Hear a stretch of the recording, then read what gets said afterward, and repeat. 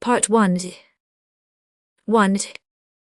Towards the end of November, during a thaw, at 9 o'clock one morning, a train on the Warsaw and Petersburg Railway was approaching the latter city at full speed.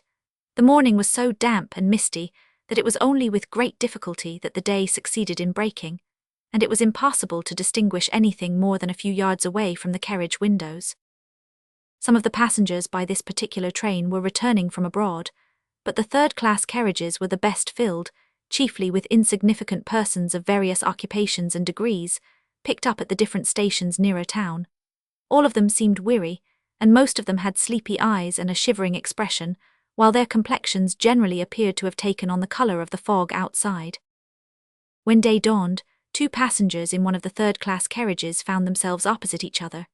Both were young fellows, both were rather poorly dressed, both had remarkable faces, and both were evidently anxious to start a conversation.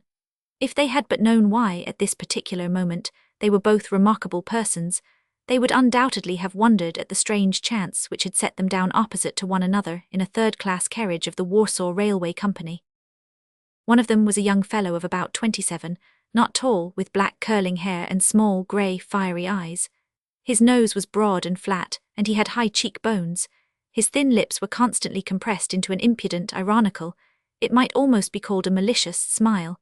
But his forehead was high and well-formed, and atoned for a good deal of the ugliness of the lower part of his face. A special feature of this physiognomy was its death-like pallor, which gave to the whole man an indescribably emaciated appearance in spite of his hard look, and at the same time a sort of passionate and suffering expression, which did not harmonize with his impudent, sarcastic smile and keen, self-satisfied bearing. He wore a large fur, or rather astrakhan, overcoat, which had kept him warm all night, while his neighbour had been obliged to bear the full severity of a Russian November night entirely unprepared. His wide sleeveless mantle with a large cape to it, the sort of cloak one sees upon travellers during the winter months in Switzerland or North Italy, was by no means adapted to the long cold journey through Russia, from Eidkunen to St. Petersburg. The wearer of this cloak was a young fellow, also of about 26 or 27 years of age, slightly above the middle height, very fair, with a thin, pointed and very light-coloured beard.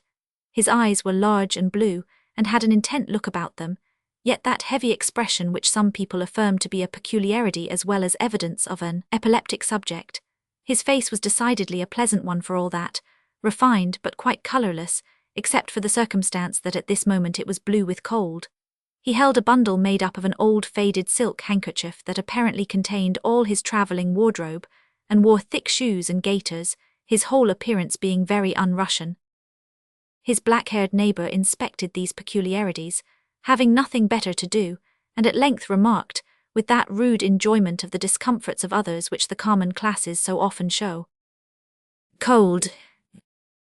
"Very," said his neighbour readily, "and this is a thaw too. Fancy if it had been a hard frost. I never thought it would be so cold in the old country. I've grown quite out of the way of it." "What, been abroad, I suppose?" "Yes, straight from Switzerland." "Whew, my goodness," the black-haired young fellow whistled and then laughed. The conversation proceeded. The readiness of the fair-haired young man in the cloak to answer all his opposite neighbour's questions was surprising. He seemed to have no suspicion of any impertinence or inappropriateness in the fact of such questions being put to him. Replying to them, he made known to the inquirer that he certainly had been long absent from Russia, more than 4 years, that he had been sent abroad for his health, that he had suffered from some strange nervous malady, a kind of epilepsy with convulsive spasms. His interlocutor burst out laughing several times at his answers, and more than ever when to the question whether he had been cured, the patient replied, "No, they did not cure me." "Hey, that's it, you stumped up your money for nothing, and we believe in those fellows here," remarked the black-haired individual sarcastically. "Gospel truth, sir, gospel truth," exclaimed another passenger, a shabbily dressed man of about 40 who looked like a clerk, and possessed a red nose and a very blotchy face. "Gospel truth, all they do is to get hold of our good Russian money free, gratis and for nothing." "Oh, but you're quite wrong in my particular instance," said the Swiss patient quietly. "Of course I can't argue the matter because I know only my own case, but my doctor gave me money, and he had very little to pay my journey back, besides having kept me at his own expense while there for nearly 2 years." "Why, was there no one else to pay for you, asked the black-haired one. No, Mr. Pavlishev, who had been supporting me there, died a couple of years ago.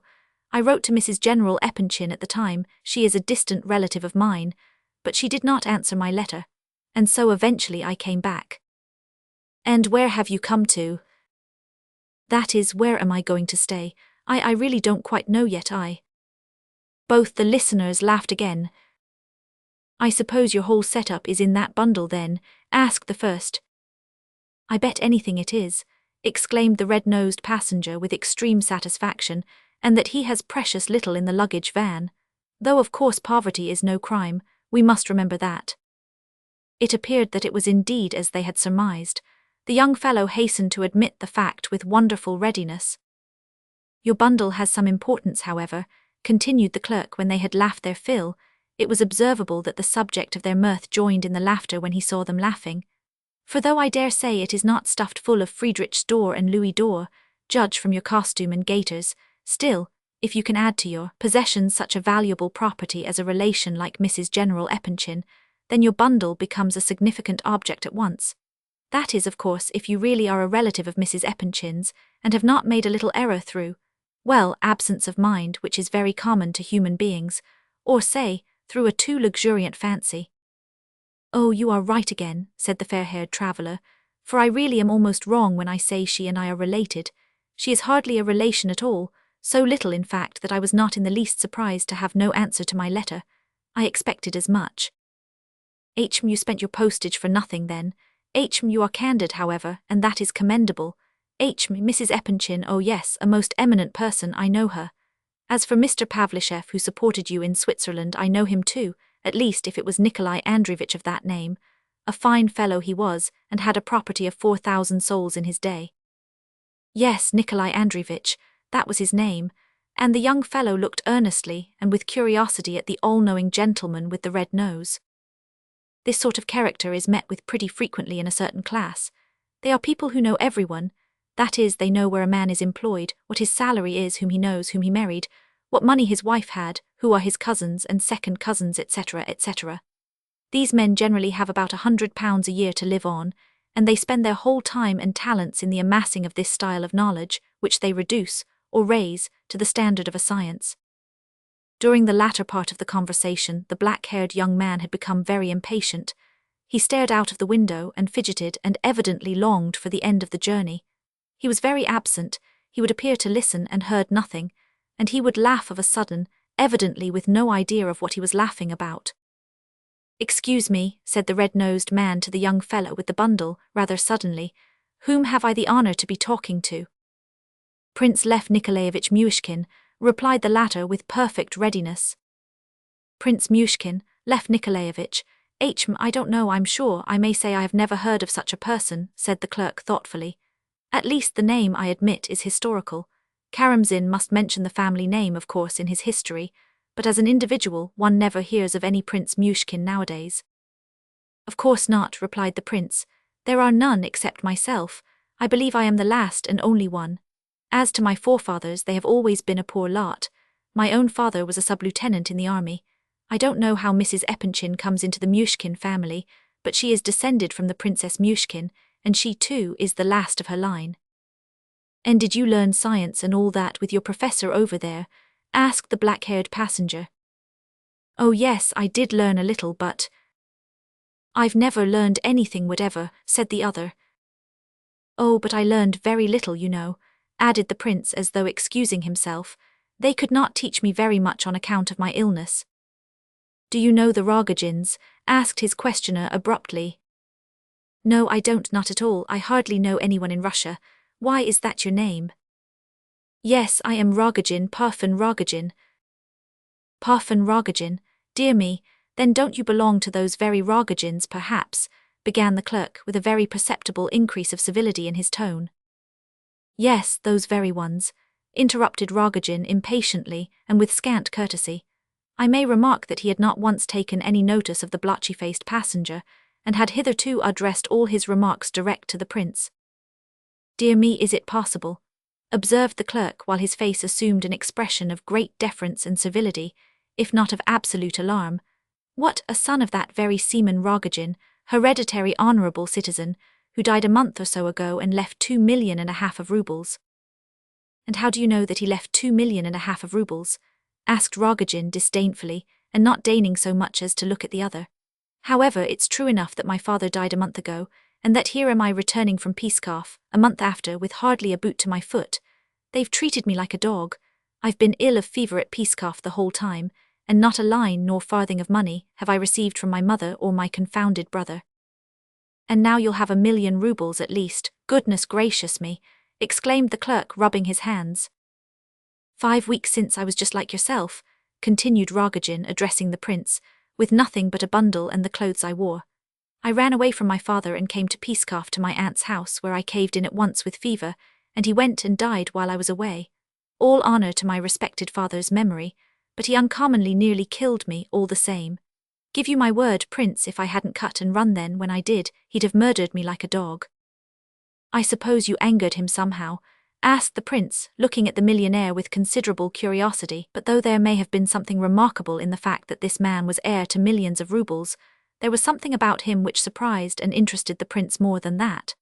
Rogozhin, too, seemed to have taken up the conversation with unusual alacrity. It appeared that he was still in a considerable state of excitement, if not absolutely feverish, and was in real need of someone to talk to for the mere sake of talking, as safety valve to his agitation. As for his red-nosed neighbor, the latter, since the information as to the identity of Rogozhin hung over him, seemed to be living on the honey of his words and in the breath of his nostrils, catching at every syllable as though it were a pearl of great price. Oh yes, I angered him, I certainly did anger him, replied Rogozhin. But what puts me out so is my brother. Of course my mother couldn't do anything, she's too old, and whatever brother Senka says is law for her. But why couldn't he let me know? He sent a telegram, they say. What's the good of a telegram? It frightened my aunt so that she sent it back to the office unopened, and there it's been ever since. It's only thanks to Konif that I heard at all. He wrote me all about it. He says my brother cut off the gold tassels from my father's coffin at night, because they're worth a lot of money, says he. Why, I can get him sent off to Siberia for that alone if I like. It's sacrilege. Here, you scarecrow, he added, addressing the clerk at his side, is it sacrilege or not by law? Sacrilege, certainly sacrilege, said the latter. And it's Siberia for sacrilege, isn't it? Undoubtedly so, Siberia of course. They will think that I'm still ill, continued Rogozhin to the prince, but I sloped off quietly, seedy as I was, took the train and came away. Aha, brother Senka, you'll have to open your gates and let me in, my boy. I know he told tales about me to my father. I know that well enough, but I certainly did rile my father about Nastasya Filippovna, that's very sure, and that was my own doing. Nastasya Filippovna, said the clerk as though trying to think out something. Come, you know nothing about her, said Rogozhin impatiently. And supposing I do know something, observed the other triumphantly. Bosh, there are plenty of Nastasya Filippovnas, and what an impertinent beast you are, he added angrily. I thought some creature like you would hang on to me as soon as I got hold of my money. Oh, but I do know, as it happens, said the clerk in an aggravating manner. Lebedev knows all about her. You are pleased to reproach me, your excellency, but what if I prove that I am right after all?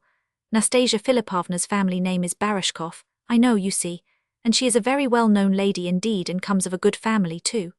She is connected with one Totsky, Afanasy Ivanovitch, a man of considerable property, a director of companies, and so on, and a great friend of General Epanchin, who is interested in the same matters as he is. My eyes, said Rogozhin, really surprised at last. The devil take the fellow, how does he know that? Why, he knows everything, Lebedev knows everything. I was a month or two with Lihachev after his father died, your excellency, and while he was knocking about, he's in the debtor's prison now, I was with him, and he couldn't do a thing without Lebedev. And I got to know Nastasya Filippovna and several people at that time. Nastasya Filippovna, why, you don't mean to say that she and Lihachev, cried Rogozhin, turning quite pale. No, nothing of the sort, I assure you, said Lebedev hastily. Oh dear no, not for the world, Totsky's the only man with any chance there.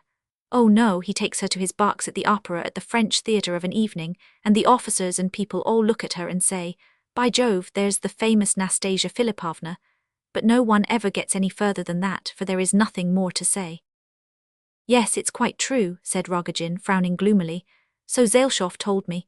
I was walking about the Nevsky one fine day, Prince, in my father's old coat, when she suddenly came out of a shop and stepped into her carriage. I swear I was all of a blaze at once. Then I met Zaleshoff, looking like a hairdresser's assistant, got up as fine as I don't know who, while I looked like a tinker. Don't flatter yourself, my boy, said he. She's not for such as you. She's a princess, she is, and her name is Nastasya Filippovna Barashkov, and she lives with Tatsky, who wishes to get rid of her because he's growing rather old, 55 or so, and wants to marry a certain beauty, the loveliest woman in all Petersburg.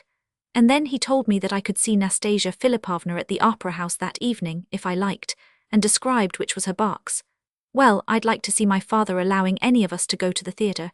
He'd sooner have killed us any day. However, I went for an hour or so and saw Nastasya Filippovna, and I never slept a wink all night after. Next morning my father happened to give me 2 government loan bonds to sell, worth nearly 5,000 rubles each.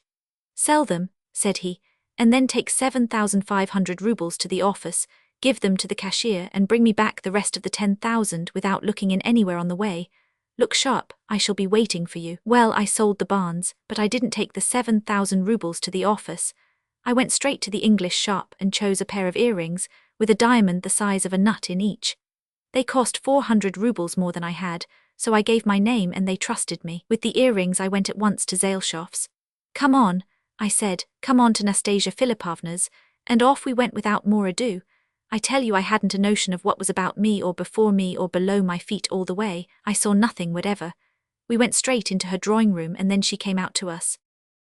I didn't say right out who I was, but Zaleshoff said, "From Parfen Rogozhin, in memory of his first meeting with you yesterday, be so kind as to accept these." She opened the parcel, looked at the earrings and laughed. "Thank your friend Mr. Rogozhin for his kind attention," says she, and bowed and went off. Why didn't I die there on the spot? The worst of it all was, though, that the beast Zaleshoff got all the credit of it. I was short and abominably dressed, and stood and stared in her face and never said a word because I was shy like an ass. And there was he all in the fashion, pomaded and dressed out with a smart tie on, bowing and scraping, and I bet anything she took him for me all the while. "Look here now," I said when we came out, "none of your interference here after this, do you understand?" He laughed. "And how are you going to settle up with your father?" says he. I thought I might as well jump into the Neva at once without going home first, but it struck me that I wouldn't after all, and I went home feeling like one of the damned. "My goodness," shivered the clerk. "And his father," he added for the prince's instruction, "and his father would have given a man a ticket to the other world for 10 rubles any day, not to speak of 10,000. The prince observed Rogozhin with great curiosity. He seemed paler than ever at this moment. "What do you know about it?" cried the latter. Well, my father learned the whole story at once, and Zaleshoff blabbed it all over the town besides. So he took me upstairs and locked me up and swore at me for an hour. "This is only a foretaste," says he. "Wait a bit till night comes and I'll come back and talk to you again." Well, what do you think? The old fellow went straight off to Nastasya Filippovna, touched the floor with his forehead, and began blubbering and beseeching her on his knees to give him back the diamonds. So after a while she brought the box and flew out at him. "There," she says, "take your earrings, you wretched old miser, although they are 10 times dearer than their value to me now that I know what it must have cost Parfen to get them. Give Parfen my compliments," she says, "and thank him very much." Well, I meanwhile had borrowed 25 rubles from a friend, and off I went to Pskov to my aunt's. The old woman there lectured me so that I left the house and went on a drinking tour round the public houses of the place. I was in a high fever when I got to Pskov, and by nightfall I was lying delirious in the street somewhere or other. "Oh-ho, we'll make Nastasya Filippovna sing another song now," giggled Lebedev, rubbing his hands with glee. "Hey, my boy, we'll get her some proper earrings now. We'll get her such earrings that—" "Look here," cried Rogozhin, seizing him fiercely by the arm. "Look here, if you so much as name Nastasya Filippovna again, I'll tan your hide as sure as you sit there." "Aha, do by all means. If you tan my hide you won't turn me away from your society. You'll bind me to you with your lash forever. Ha ha, here we are at the station though." Sure enough, the train was just steaming in as he spoke. Though Rogozhin had declared that he left Pskov secretly, a large collection of friends had assembled to greet him, and did so with profuse waving of hats and shouting. "Why, there's Zaleshoff here too," he muttered, gazing at the scene with a sort of triumphant but unpleasant smile. Then he suddenly turned to the prince. "Prince, I don't know why I have taken a fancy to you, perhaps because I met you just when I did, but no, it can't be that, for I met this fellow," nodding at Lebedev, too, and I have not taken a fancy to him by any means. Come to see me, Prince. We'll take off those gaiters of yours and dress you up in a smart fur coat, the best we can buy. You shall have a dress coat, best quality white waistcoat, anything you like, and your pocket shall be full of money. Come, and you shall go with me to Nastasya Filippovna's. Now then, will you come or no?" "Accept, Prince Lev Nikolaevich," said Lebedev solemnly. "Don't let it slip, accept quick." Prince Myshkin rose and stretched out his hand courteously, while he replied with some cordiality, "I will come with the greatest pleasure, and thank you very much for taking a fancy to me. I dare say I may even come today if I have time, for I tell you frankly that I like you very much too. I liked you especially when you told us about the diamond earrings, but I liked you before that as well, though you have such a dark clouded sort of face. Thanks very much for the offer of clothes and a fur coat. I certainly shall require both clothes and coat very soon. As for money, I have hardly a kopeck about me at this moment." "You shall have lots of money. By the evening I shall have plenty, so come along." "That's true enough, he'll have lots before evening," put in Lebedev. "But look here, are you a great hand with the ladies? Let's know that first," asked Rogozhin. Oh no, said the prince. "I couldn't, you know my illness, I hardly ever saw a soul." Well, here, you fellow, you can come along with me now if you like," cried Rogozhin to Lebedev, and so they all left the carriage. Lebedev had his desire. He went off with the noisy group of Rogozhin's friends towards the Voznesensky, while the prince's route lay towards the Litinaya. It was damp and wet. The prince asked his way of passers-by, and finding that he was a couple of miles or so from his destination, he determined to take a droshky. Chapter 2. General Epanchin lived in his own house near the Litinaya. Besides this large residence, 5/6 of which was let in flats and lodgings, the general was owner of another enormous house in the Sadovaya, bringing in even more rent than the first. Besides these houses, he had a delightful little estate just out of town, and some sort of factory in another part of the city. General Epanchin, as everyone knew, had a good deal to do with certain government monopolies. He was also a voice, and an important one, in many rich public companies of various descriptions. In fact, he enjoyed the reputation of being a well-to-do man of busy habits, many ties, and affluent means. He had made himself indispensable in several quarters, amongst others in his department of the government. And yet it was a known fact that Fyodor Ivanovich Epanchin was a man of no education whatever, and had absolutely risen from the ranks. This last fact could, of course, reflect nothing but credit upon the general, and yet, though unquestionably a sagacious man, he had his own little weaknesses, very excusable ones, one of which was a dislike to any allusion to the above circumstance. He was undoubtedly clever. For instance, he made a point of never asserting himself when he would gain more by keeping in the background, and in consequence many exalted personages valued him principally for his humility and simplicity, and because he knew his place. And yet if these good people could only have had a peep into the mind of this excellent fellow who knew his place so well. The fact is that, in spite of his knowledge of the world and his really remarkable abilities, he always liked to appear to be carrying out other people's ideas rather than his own. And also, his luck seldom failed him even at cards, for which he had a passion that he did not attempt to conceal. He played for high stakes, and moved altogether in very varied society.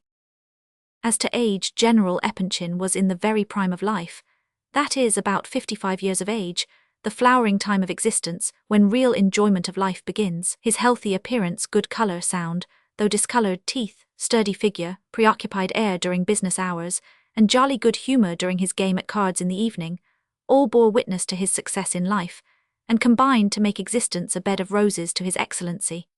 The general was lord of a flourishing family, consisting of his wife and 3 grown-up daughters. He had married young, while still a lieutenant, his wife being a girl of about his own age, who possessed neither beauty nor education, and who brought him no more than 50 souls of landed property, which little estate served, however, as a nest egg for far more important accumulations. The general never regretted his early marriage, or regarded it as a foolish youthful escapade, and he so respected and feared his wife that he was very near loving her. Mrs. Epanchin came of the princely stock of Myshkin, which if not a brilliant was, at all events, a decidedly ancient family, and she was extremely proud of her descent. With a few exceptions, the worthy couple had lived through their long union very happily. While still young, the wife had been able to make important friends among the aristocracy, partly by virtue of her family descent, and partly by her own exertions. while in after life, thanks to their wealth and to the position of her husband in the service, she took her place among the higher circles as by right. During these last few years, all three of the general's daughters, Alexandra, Adelaida and Aglaya, had grown up and matured. Of course they were only Epanchins, but their mother's family was noble. They might expect considerable fortunes. Their father had hopes of attaining to very high rank indeed in his country's service, all of which was satisfactory. All three of the girls were decidedly pretty, even the eldest, Alexandra, who was just 25 years old. The middle daughter was now 23, while the youngest, Aglaya, was 20. This youngest girl was absolutely a beauty, and had begun of late to attract considerable attention in society. But this was not all, for every one of the three was clever, well-educated, and accomplished. It was a matter of general knowledge that the three girls were very fond of one another, and supported each other in every way. It was even said that the two elder ones had made certain sacrifices for the sake of the idol of the household, Aglaya. In society, they not only disliked asserting themselves, but were actually retiring. Certainly no one could blame them for being too arrogant or haughty, and yet everybody was well aware that they were proud and quite understood their own value. The eldest was musical, while the second was a clever artist, which fact she had concealed until lately. In a word, the world spoke well of the girls, but they were not without their enemies, and occasionally people talked with horror of the number of books they had read. They were in no hurry to marry. They liked good society but were not too keen about it. All this was the more remarkable because everyone was well aware of the hopes and aims of their parents. It was about 11 o'clock in the forenoon when the prince rang the bell at General Epanchin's door. The general lived on the first floor or flat of the house, as modest a lodging as his position permitted. A liveried servant opened the door, and the prince was obliged to enter into long explanations with this gentleman, who, from the first glance, looked at him and his bundle with grave suspicion. At last, however, on the repeated positive assurance that he really was Prince Myshkin, and must absolutely see the general on business, the bewildered domestic showed him into a little antechamber, leading to a waiting room that adjoined the general's study, there handing him over to another servant, whose duty it was to be in this antechamber all the morning, and announce visitors to the general. This second individual wore a dress coat, and was some 40 years of age. He was the general's special study servant, and well aware of his own importance. "Wait in the next room, please, and leave your bundle here," said the doorkeeper, as he sat down comfortably in his own easy chair in the antechamber. He looked at the prince in severe surprise as the latter settled himself in another chair alongside, with his bundle on his knees.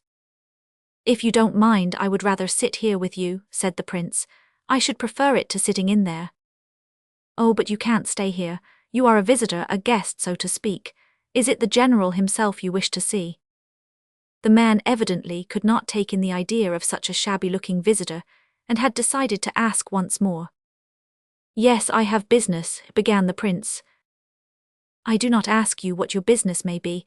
All I have to do is to announce you, and unless the secretary comes in here I cannot do that." The man's suspicions seemed to increase more and more. The prince was too unlike the usual run of daily visitors, and although the general certainly did receive on business all sorts and conditions of men, yet in spite of this fact the servant felt great doubts on the subject of this particular visitor. The presence of the secretary as an intermediary was, he judged, essential in this case. "Surely you are from abroad?" he inquired at last in a confused sort of way. He had begun his sentence intending to say, "Surely you are not Prince Myshkin, are you?" "Yes, straight from the train. Did not you intend to say, 'Surely you are not Prince Myshkin,' just now, but refrained out of politeness?" Grunted the astonished servant. "I assure you I am not deceiving you. You shall not have to answer for me. As to my being dressed like this and carrying a bundle, there's nothing surprising in that. The fact is, my circumstances are not particularly rosy at this moment." No, I'm not afraid of that, you see. I have to announce you, that's all. The secretary will be out directly. That is, unless you— yes, that's the rub, unless you— come, you must allow me to ask you. You've not come to beg, have you?" "Oh dear no, you can be perfectly easy on that score. I have quite another matter on hand." "You must excuse my asking, you know. Your appearance led me to think, but just wait for the secretary. The general is busy now, but the secretary is sure to come out." "Oh well, look here, if I have some time to wait, would you mind telling me, is there any place about where I could have a smoke? I have my pipe and tobacco with me." Smoke, said the man in shocked but disdainful surprise, blinking his eyes at the prince as though he could not believe his senses. No, sir, you cannot smoke here, and I wonder you are not ashamed of the very suggestion. Ha ha, a cool idea that, I declare. Oh, I didn't mean in this room. I know I can't smoke here, of course. I'd adjourn to some other room wherever you like to show me to. You see, I'm used to smoking a good deal, and now I haven't had a puff for 3 hours, however, just as you like. Now how on earth am I to announce a man like that? Muttered the servant. In the first place, you've no right in here at all. You ought to be in the waiting room because you're a sort of visitor, a guest in fact, and I shall catch it for this. Look here, do you intend to take up your abode with us? He added, glancing once more at the prince's bundle, which evidently gave him no peace. No, I don't think so. I don't think I should stay even if they were to invite me. I've simply come to make their acquaintance and nothing more. Make their acquaintance? Asked the man in amazement and with redoubled suspicion. Then why did you say you had business with the general? Oh well, very little business. There is one little matter, some advice I am going to ask him for, but my principal object is simply to introduce myself, because I am Prince Myshkin, and Madame Epanchin is the last of her branch of the house, and besides herself and me, there are no other Myshkins left. What, you're a relation then, are you? Asked the servant, so bewildered that he began to feel quite alarmed. Well, hardly so. If you stretch a point, we are relations, of course, but so distant that one cannot really take cognizance of it. I once wrote to your mistress from abroad, but she did not reply. However, I have thought it right to make acquaintance with her on my arrival. I am telling you all this in order to ease your mind, for I see you are still far from comfortable on my account. All you have to do is to announce me as Prince Myshkin, and the object of my visit will be plain enough. If I am received, very good, if not, well, very good again. But they are sure to receive me, I should think. Madame Epanchin will naturally be curious to see the only remaining representative of her family. She values her Myshkin descent very highly, if I am rightly informed. The prince's conversation was artless and confiding to a degree, and the servant could not help feeling that, as from visitor to common serving man, this state of things was highly improper. His conclusion was that one of two things must be the explanation, either that this was a begging impostor, or that the prince, if prince he were, was simply a fool without the slightest ambition, for a sensible prince with any ambition would certainly not wait about in ante-rooms with servants and talk of his own private affairs like this. In either case, how was he to announce this singular visitor? I really think I must request you to step into the next room, he said, with all the insistence he could muster. Why, if I had been sitting there now, I should not have had the opportunity of making these personal explanations. I see you are still uneasy about me and keep eyeing my cloak and bundle. Don't you think you might go in yourself now, without waiting for the secretary to come out? No, I can't announce a visitor like yourself without the secretary. Besides, the general said he was not to be disturbed. He is with the Colonel 100. Gavrila Ardalionovitch goes in without announcing. Who may that be? A clerk. What, Gavrila Ardalionovitch? Oh no, he belongs to one of the companies. Look here, at all events put your bundle down here. Yes, I will if I may, and can I take off my cloak? Of course, you can't go in there with it on anyhow. The prince rose and took off his mantle, revealing a neat enough morning costume, a little worn but well made. He wore a steel watch chain, and from this chain there hung a silver Geneva watch. Fool the prince might be still, the general's servant felt that it was not correct for him to continue to converse thus with a visitor, in spite of the fact that the prince pleased him somehow. And what time of day does the lady receive? The latter asked, reseating himself in his old place. Oh, that's not in my province. I believe she receives at any time, it depends upon the visitors. The dressmaker goes in at 11. Gavrila Ardalionovitch is allowed much earlier than other people too. He is even admitted to early lunch now and then. It is much warmer in the rooms here than it is abroad at this season, observed the prince, but it is much warmer there out of doors. As for the houses, a Russian can't live in them in the winter until he gets accustomed to them. Don't they heat them at all? Well, they do heat them a little, but the houses and stoves are so different to ours. Were you long away? 4 years, and I was in the same place nearly all the time, in one village. You must have forgotten Russia, hadn't you? Yes, indeed I had, a good deal, and would you believe it, I often wonder at myself for not having forgotten how to speak Russian.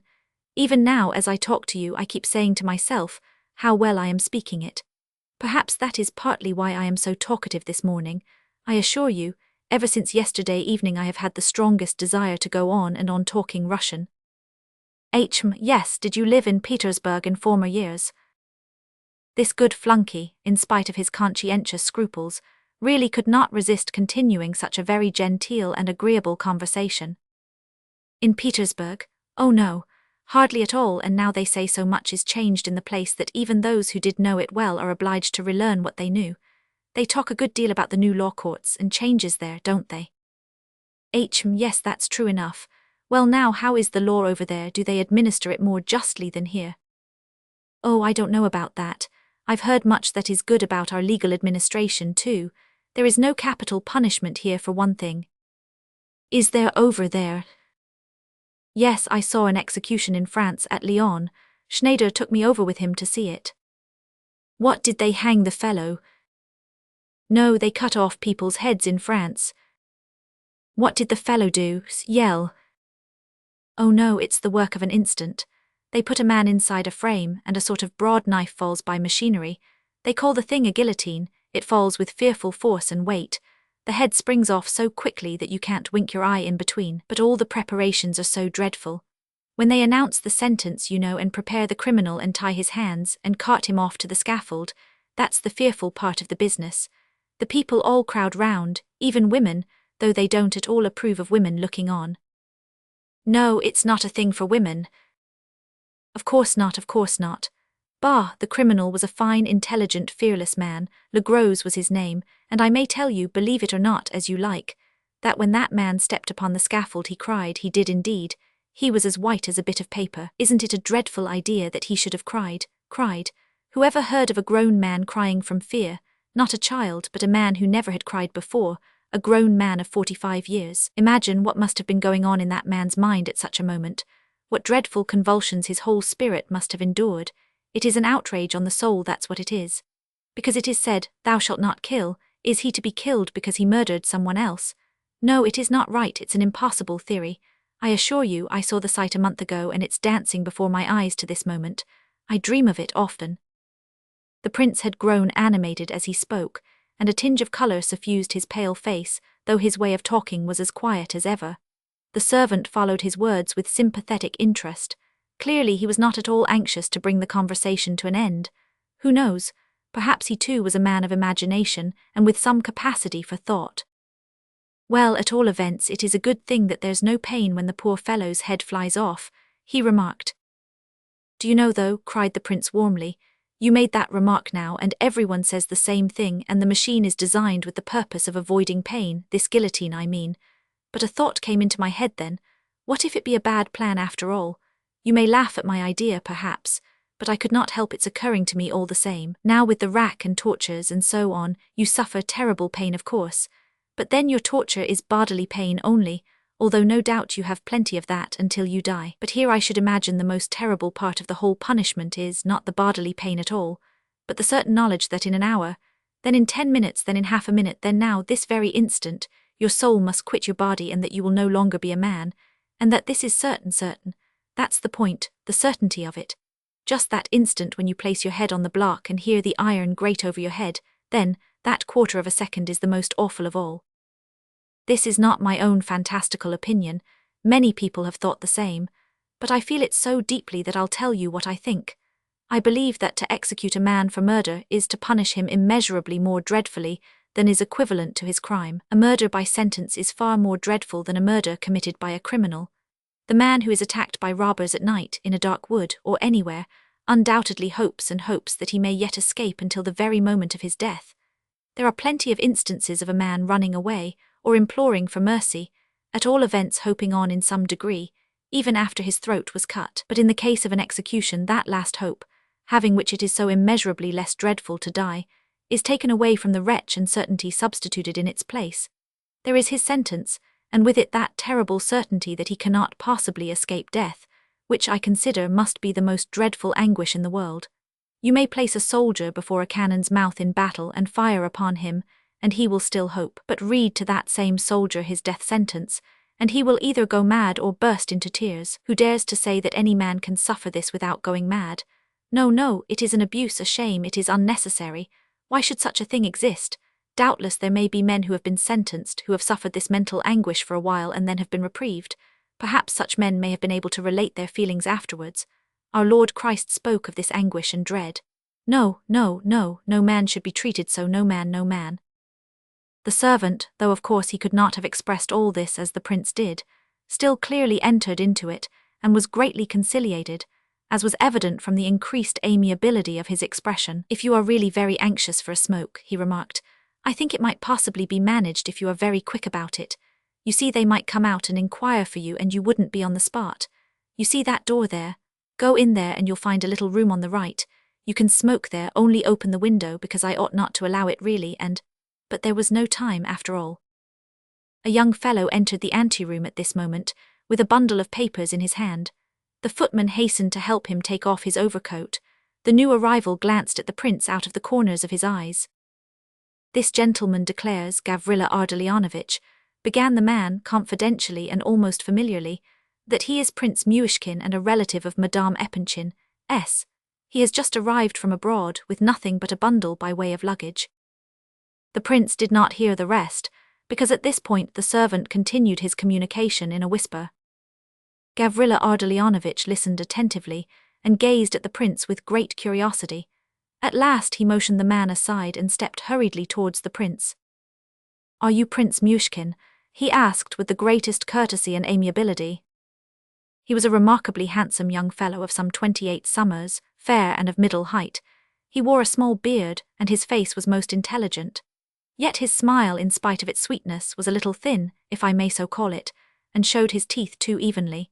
His gaze, though decidedly good-humoured and ingenuous, was a trifle too inquisitive and intent to be altogether agreeable. Probably when he is alone he looks quite different and hardly smiles at all, thought the prince. He explained about himself in a few words, very much the same as he had told the footman and Rogozhin beforehand. Gavrila Ardalionovitch, meanwhile, seemed to be trying to recall something. Was it not you, then, who sent a letter a year or less ago, from Switzerland, I think it was, to Elizabetha Prokofievna, Mrs. Epanchin? It was. Oh, then of course they will remember who you are. You wish to see the general. I'll tell him at once, he will be free in a minute. But you had better wait in the antechamber, hadn't you? Why is he here? He added severely to the man. I tell you, sir, he wished it himself. At this moment the study door opened, and a military man with a portfolio under his arm came out talking loudly, and after bidding goodbye to someone inside, took his departure. You there, Gania, cried a voice from the study, come in here, will you? Gavrila Ardalionovitch nodded to the prince and entered the room hastily. A couple of minutes later the door opened again, and the affable voice of Gania cried, Come in, please, prince. Chapter 3. General Ivan Fedorovitch Epanchin was standing in the middle of the room, and gazed with great curiosity at the prince as he entered. He even advanced a couple of steps to meet him. The prince came forward and introduced himself. Quite so, replied the general, and what can I do for you? Oh, I have no special business. My principal object was to make your acquaintance. I should not like to disturb you. I do not know your times and arrangements here, you see, but I have only just arrived. I came straight from the station. I am come direct from Switzerland. The general very nearly smiled, but thought better of it and kept his smile back. Then he reflected, blinked his eyes, stared at his guest once more from head to foot, then abruptly motioned him to a chair, sat down himself, and waited with some impatience for the prince to speak. Gania stood at his table in the far corner of the room, turning over papers.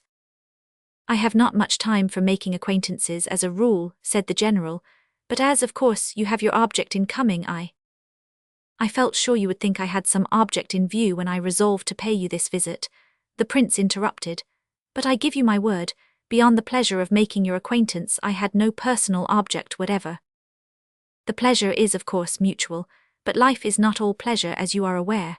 There is such a thing as business, and I really do not see what possible reason there can be, or what we have in common too. Oh, there is no reason, of course, and I suppose there is nothing in common between us, or very little, for if I am Prince Myshkin, and your wife happens to be a member of my house, that can hardly be called a reason. I quite understand that.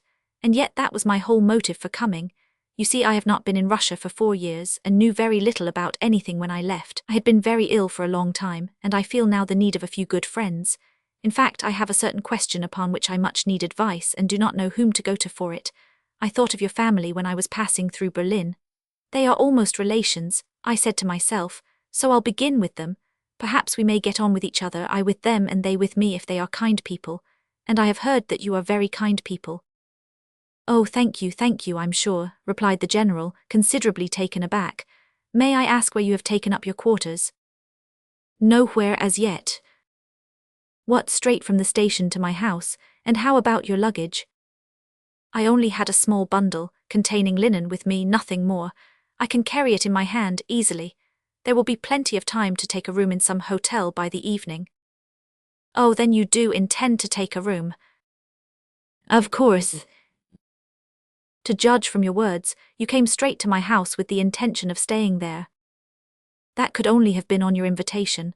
I confess, however, that I should not have stayed here even if you had invited me, not for any particular reason, but because it is, well, contrary to my practice and nature somehow. Oh, indeed, then it is perhaps as well that I neither did invite you, nor do invite you now. Excuse me, Prince, but we had better make this matter clear once for all. We have just agreed that with regard to our relationship, there is not much to be said, though of course it would have been very delightful to us to feel that such relationship did actually exist. Therefore, perhaps I had better get up and go away, said the prince, laughing merrily as he rose from his place, just as merrily as though the circumstances were by no means strained or difficult. And I give you my word, General, that though I know nothing whatever of manners and customs of society, and how people live and all that, yet I felt quite sure that this visit of mine would end exactly as it has ended now. Oh, well, I suppose it's all right, especially as my letter was not answered. Well, goodbye, and forgive me for having disturbed you. The prince's expression was so good-natured at this moment, and so entirely free from even a suspicion of unpleasant feeling, was the smile with which he looked at the general as he spoke, that the latter suddenly paused, and appeared to gaze at his guest from quite a new point of view, all in an instant.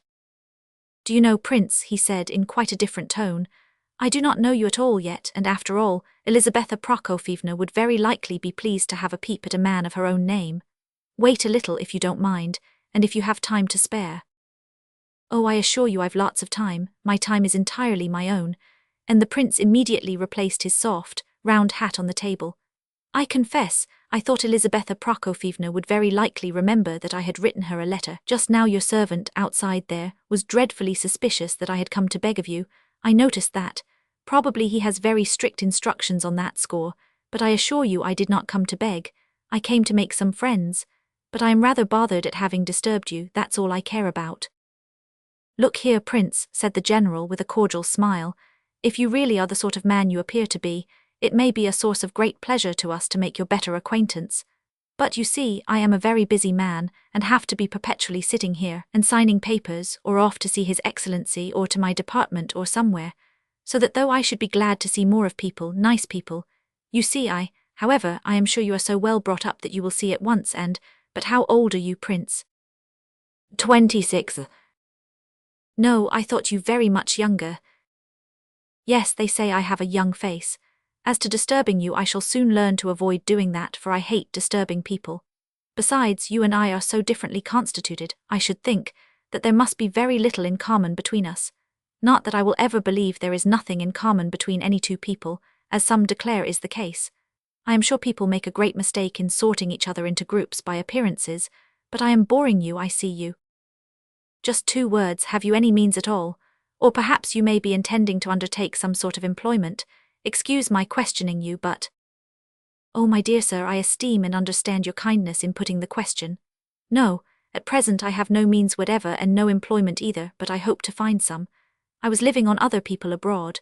Schneider, the professor who treated me and taught me, too, in Switzerland, gave me just enough money for my journey, so that now I have but a few kopecks left. There certainly is one question upon which I am anxious to have advice, but— Tell me, how do you intend to live now, and what are your plans? Interrupted the general. I wish to work somehow or other. Oh yes, but then, you see, you are a philosopher. Have you any talents or ability in any direction? that is, any that would bring in money and bread. Excuse me again. Oh, don't apologize. No, I don't think I have either talents or special abilities of any kind. On the contrary, I have always been an invalid and unable to learn much. As for bread, I should think. The general interrupted once more with questions, while the prince again replied with the narrative we have heard before. It appeared that the general had known Pavlishev, but why the latter had taken an interest in the prince, that young gentleman could not explain, probably by virtue of the old friendship with his father, he thought. The prince had been left an orphan when quite a little child, and Pavlishev had entrusted him to an old lady, a relative of his own, living in the country, the child needing the fresh air and exercise of country life. He was educated first by a governess and afterwards by a tutor, but could not remember much about this time of his life.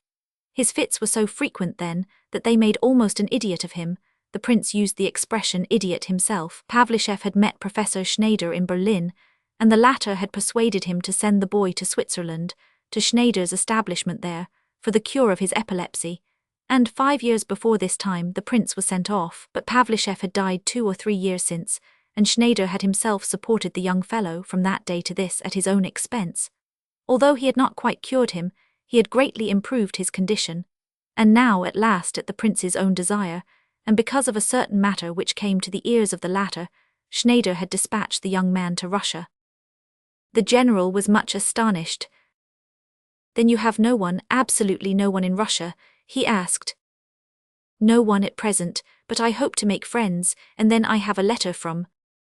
At all events, put in the general, not listening to the news about the letter, at all events you must have learned something, and your malady would not prevent your undertaking some easy work, in one of the departments for instance. Oh dear no, oh no. As for a situation, I should much like to find one, for I am anxious to discover what I really am fit for. I have learned a good deal in the last 4 years, and besides I read a great many Russian books. Russian books indeed, then of course you can read and write quite correctly. Oh dear, yes.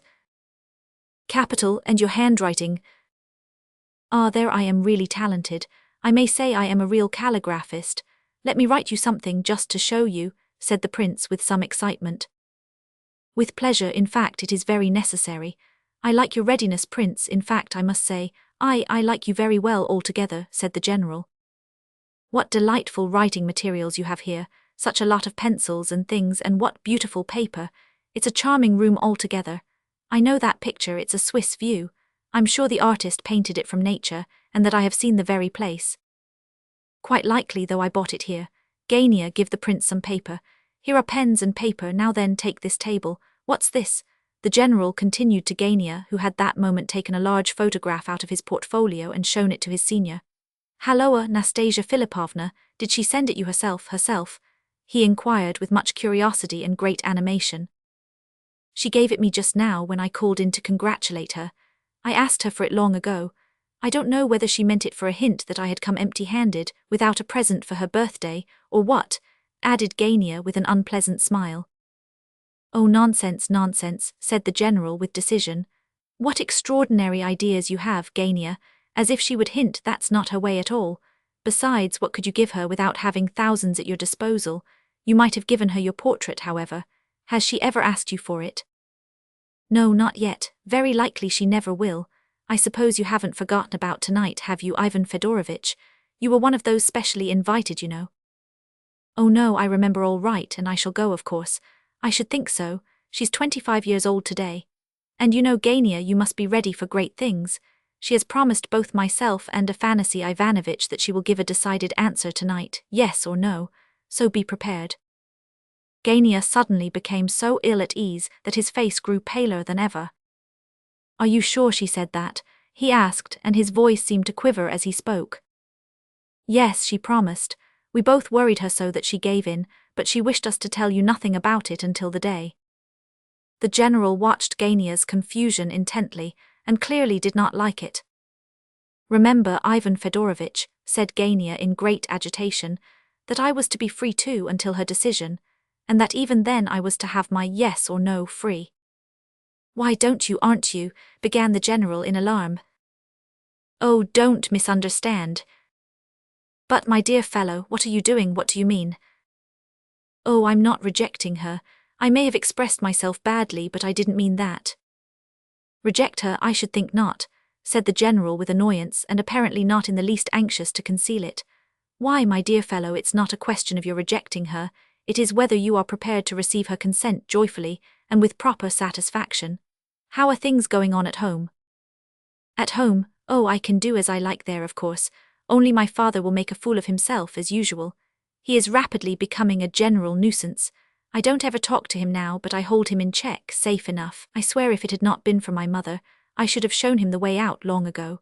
My mother is always crying, of course, and my sister sulks.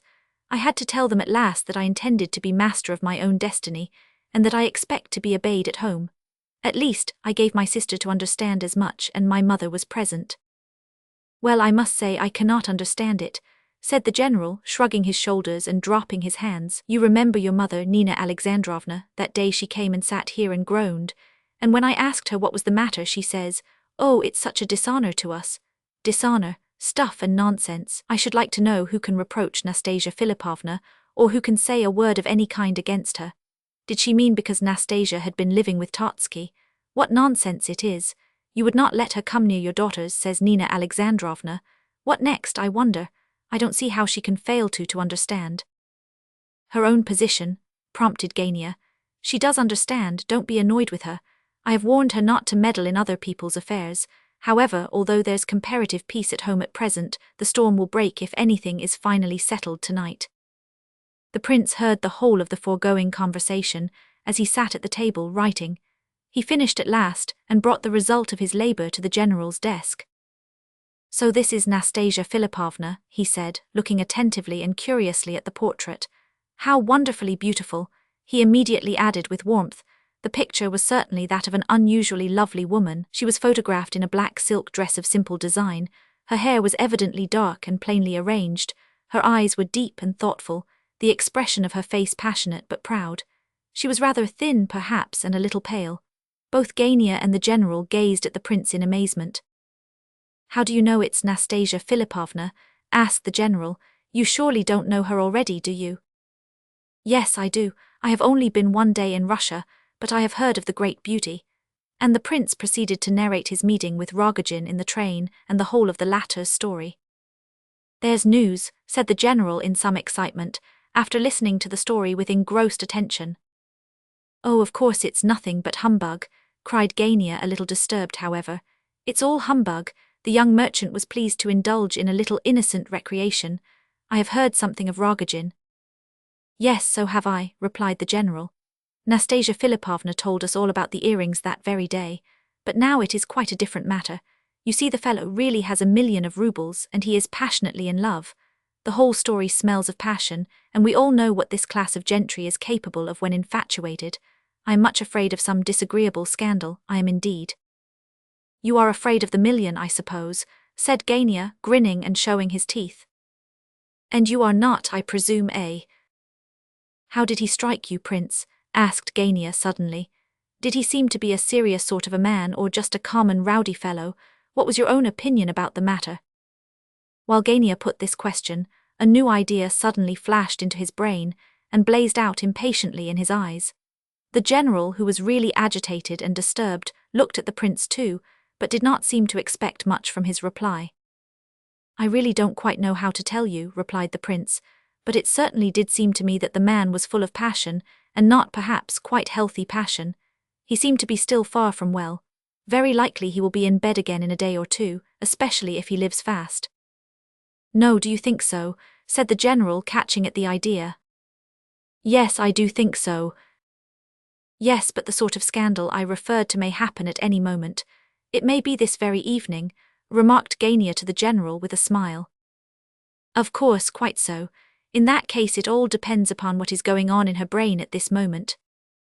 You know the kind of person she is at times. How, what kind of person is she? Cried the general, arrived at the limits of his patience. Look here, Gania, don't you go annoying her tonight. What you are to do is to be as agreeable towards her as ever you can. Well, what are you smiling at? You must understand, Gania, that I have no interest whatever in speaking like this. Whichever way the question is settled, it will be to my advantage. Nothing will move Trotsky from his resolution, so I run no risk. If there is anything I desire, you must know that it is your benefit only. Can't you trust me? You are a sensible fellow, and I have been counting on you, for in this matter that. Yes, that's the chief thing, said Gania, helping the general out of his difficulties again, and curling his lips in an envenomed smile, which he did not attempt to conceal. He gazed with his fevered eyes straight into those of the general, as though he were anxious that the latter might read his thoughts. The general grew purple with anger.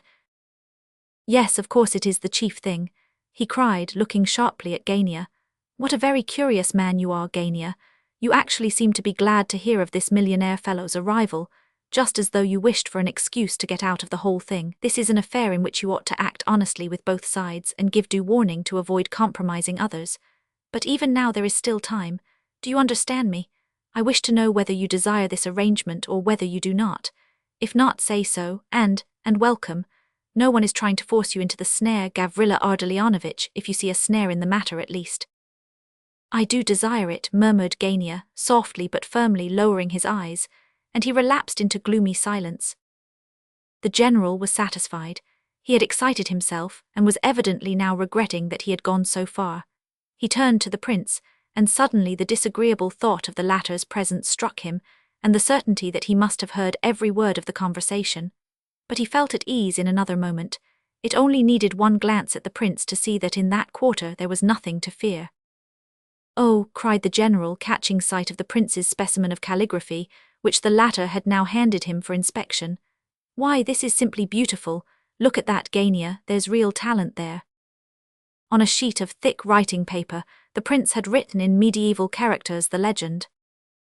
The gentle Abbot Pafnut signed this.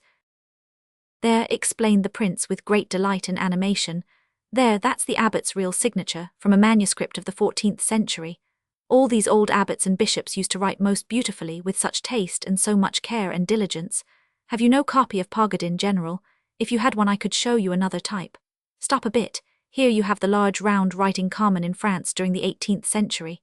Some of the letters are shaped quite differently from those now in use. It was the writing current then, and employed by public writers generally. I copied this from one of them, and you can see how good it is. Look at the well-rounded R&D. I have tried to translate the French character into the Russian letters. A difficult thing to do, but I think I have succeeded fairly. Here is a fine sentence, written in a good original hand. Zeal triumphs over all. That is the script of the Russian War Office. That is how official documents addressed to important personages should be written. The letters are round, the type black, and the style somewhat remarkable. A stylist would not allow these ornaments or attempts at flourishes. Just look at these unfinished tales.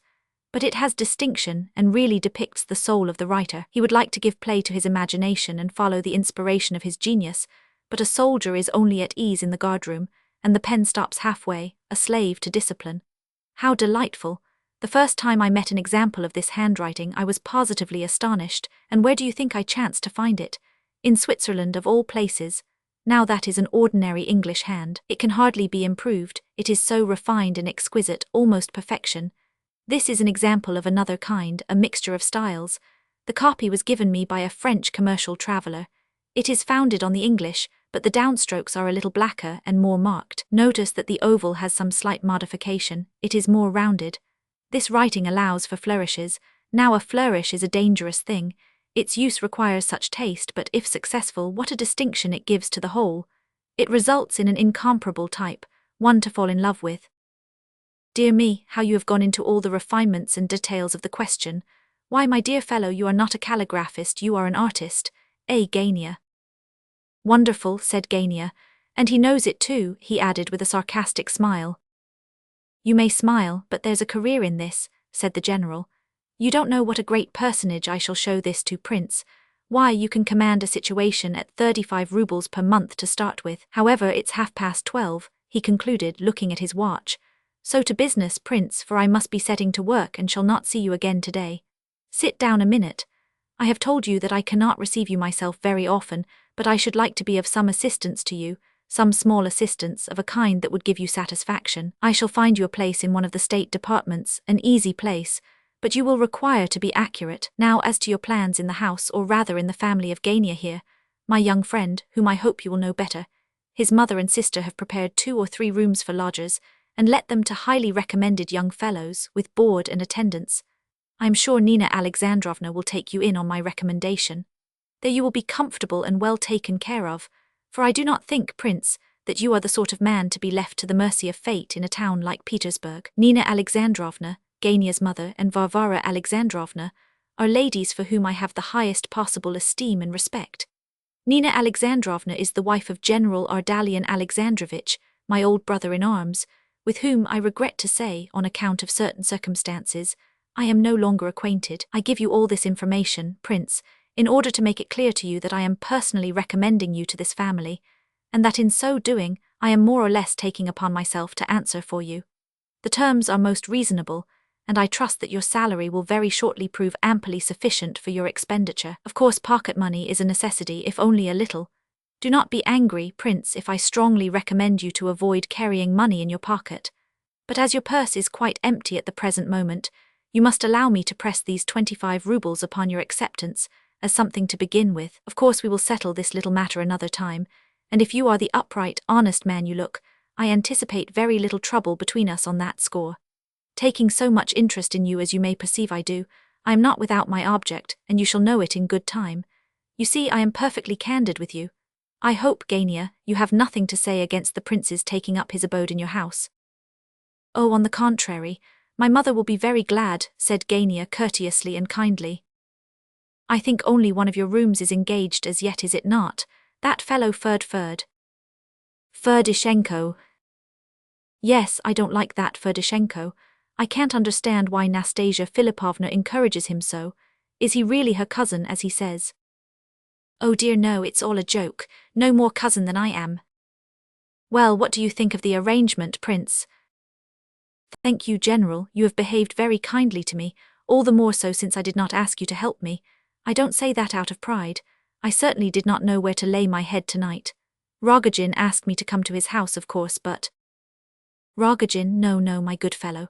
I should strongly recommend you paternally, or, if you prefer it as a friend, to forget all about Rogozhin, and in fact to stick to the family into which you are about to enter. Thank you, began the prince, and since you are so very kind there is just one matter which I… You must really excuse me, interrupted the general, but I positively haven't another moment now. I shall just tell Elizabetha Prokofievna about you, and if she wishes to receive you at once, as I shall advise her, I strongly recommend you to ingratiate yourself with her at the first opportunity, for my wife may be of the greatest service to you in many ways. If she cannot receive you now, you must be content to wait till another time. Meanwhile, you, Gania, just look over these accounts, will you? We mustn't forget to finish off that matter.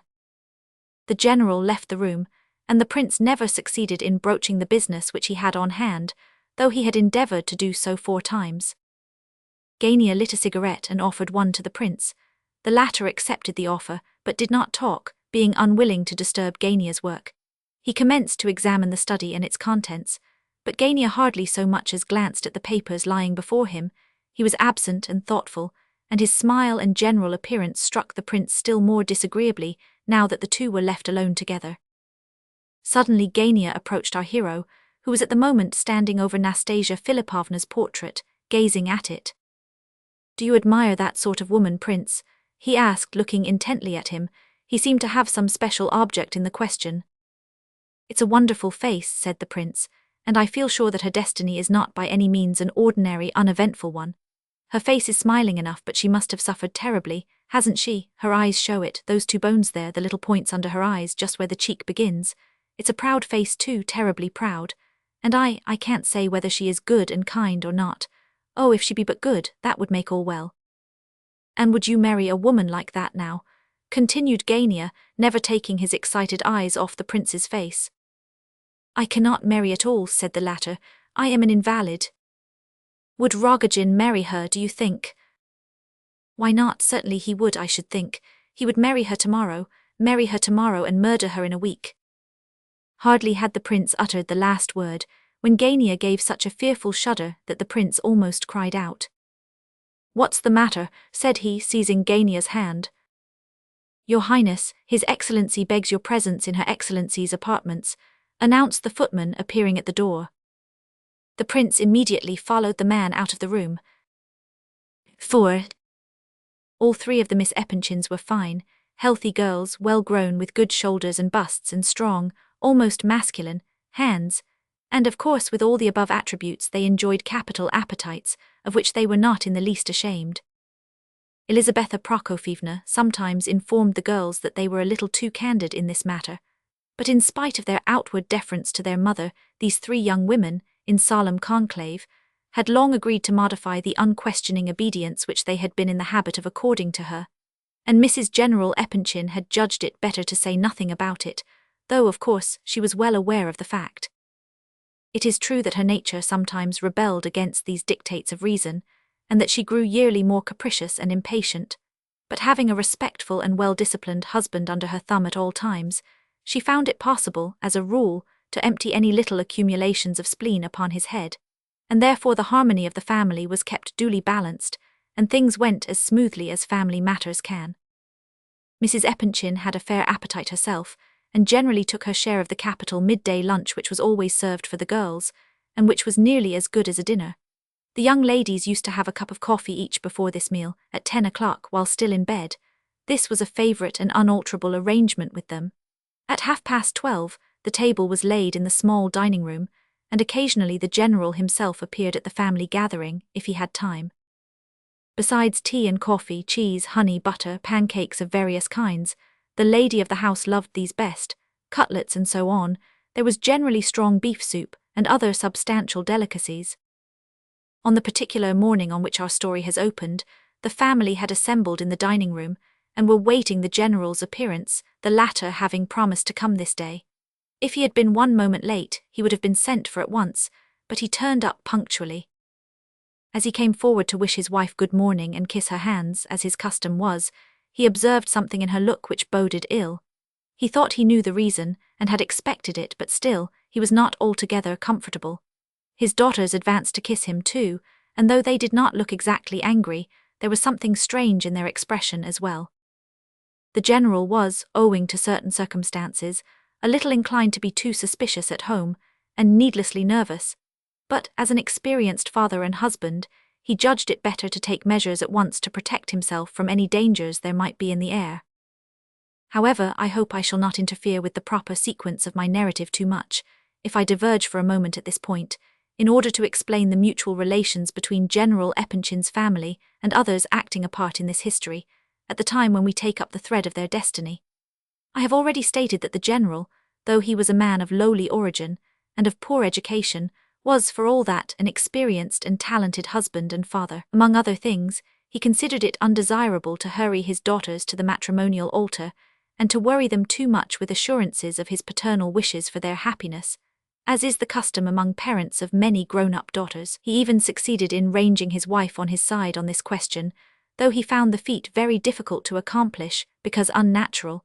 But the general's arguments were conclusive, and founded upon obvious facts. The general considered that the girls' taste and good sense should be allowed to develop and mature deliberately, and that the parents' duty should merely be to keep watch, in order that no strange or undesirable choice be made, but that the selection once effected, both father and mother were bound from that moment to enter heart and soul into the cause, and to see that the matter progressed without hindrance until the altar should be happily reached. Besides this, it was clear that the Epanchins' position gained each year, with geometrical accuracy, both as to financial solidity and social weight, and therefore the longer the girls waited, the better was their chance of making a brilliant match. But again, amidst the incontrovertible facts just recorded, one more, equally significant, rose up to confront the family, and this was that the eldest daughter, Alexandra, had imperceptibly arrived at her 25th birthday. Almost at the same moment, Afanasy Ivanovich Totsky, a man of immense wealth, high connections and good standing, announced his intention of marrying. Afanasy Ivanovich was a gentleman of 55 years of age, artistically gifted, and of most refined tastes. He wished to marry well, and moreover he was a keen admirer and judge of beauty. Now, since Totsky had of late been upon terms of great cordiality with Epanchin, which excellent relations were intensified by the fact that they were, so to speak, partners in several financial enterprises, it so happened that the former now put in a friendly request to the general for counsel with regard to the important step he meditated. Might he suggest, for instance, such a thing as a marriage between himself and one of the general's daughters?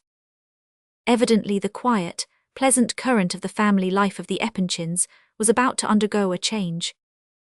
The undoubted beauty of the family, par excellence, was the youngest Aglaya as aforesaid, but Totsky himself, though an egotist of the extremist type, realized that he had no chance there. Aglaya was clearly not for such as he. Perhaps the sisterly love and friendship of the three girls had more or less exaggerated Aglaya's chances of happiness. In their opinion, the latter's destiny was not merely to be very happy, she was to live in a heaven on earth. Aglaya's husband was to be a compendium of all the virtues, and of all success, not to speak of fabulous wealth. The two elder sisters had agreed that all was to be sacrificed by them, if need be, for Aglaya's sake. Her dowry was to be colossal and unprecedented. The general and his wife were aware of this agreement, and therefore, when Totsky suggested himself for one of the sisters, the parents made no doubt that one of the two elder girls would probably accept the offer, since Totsky would certainly make no difficulty as to dowry. The general valued the proposal very highly. He knew life, and realized what such an offer was worth. The answer of the sisters to the communication was, if not conclusive, at least consoling and hopeful. It made known that the eldest, Alexandra, would very likely be disposed to listen to a proposal. Alexandra was a good-natured girl, though she had a will of her own. She was intelligent and kind-hearted, and if she were to marry Totsky, she would make him a good wife. She did not care for a brilliant marriage. She was eminently a woman calculated to soothe and sweeten the life of any man, decidedly pretty if not absolutely handsome. What better could Totsky wish? So the matter crept slowly forward. The general and Totsky had agreed to avoid any hasty and irrevocable step. Alexandra's parents had not even begun to talk to their daughters freely upon the subject, when suddenly, as it were, a dissonant chord was struck amid the harmony of the proceedings. Mrs. Epanchin began to show signs of discontent, and that was a serious matter.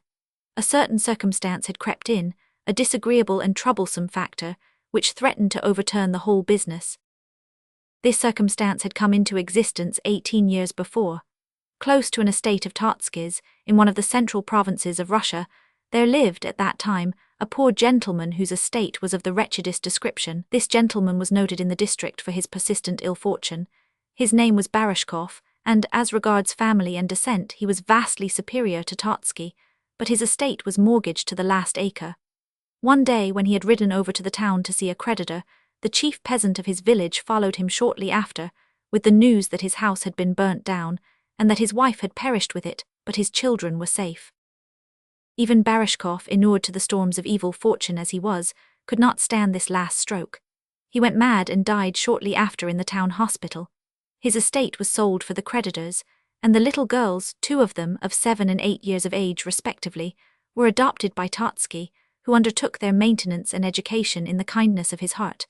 They were brought up together with the children of his German bailiff. Very soon, however, there was only one of them left, Nastasya Filippovna, for the other little one died of whooping cough. Totsky, who was living abroad at this time, very soon forgot all about the child.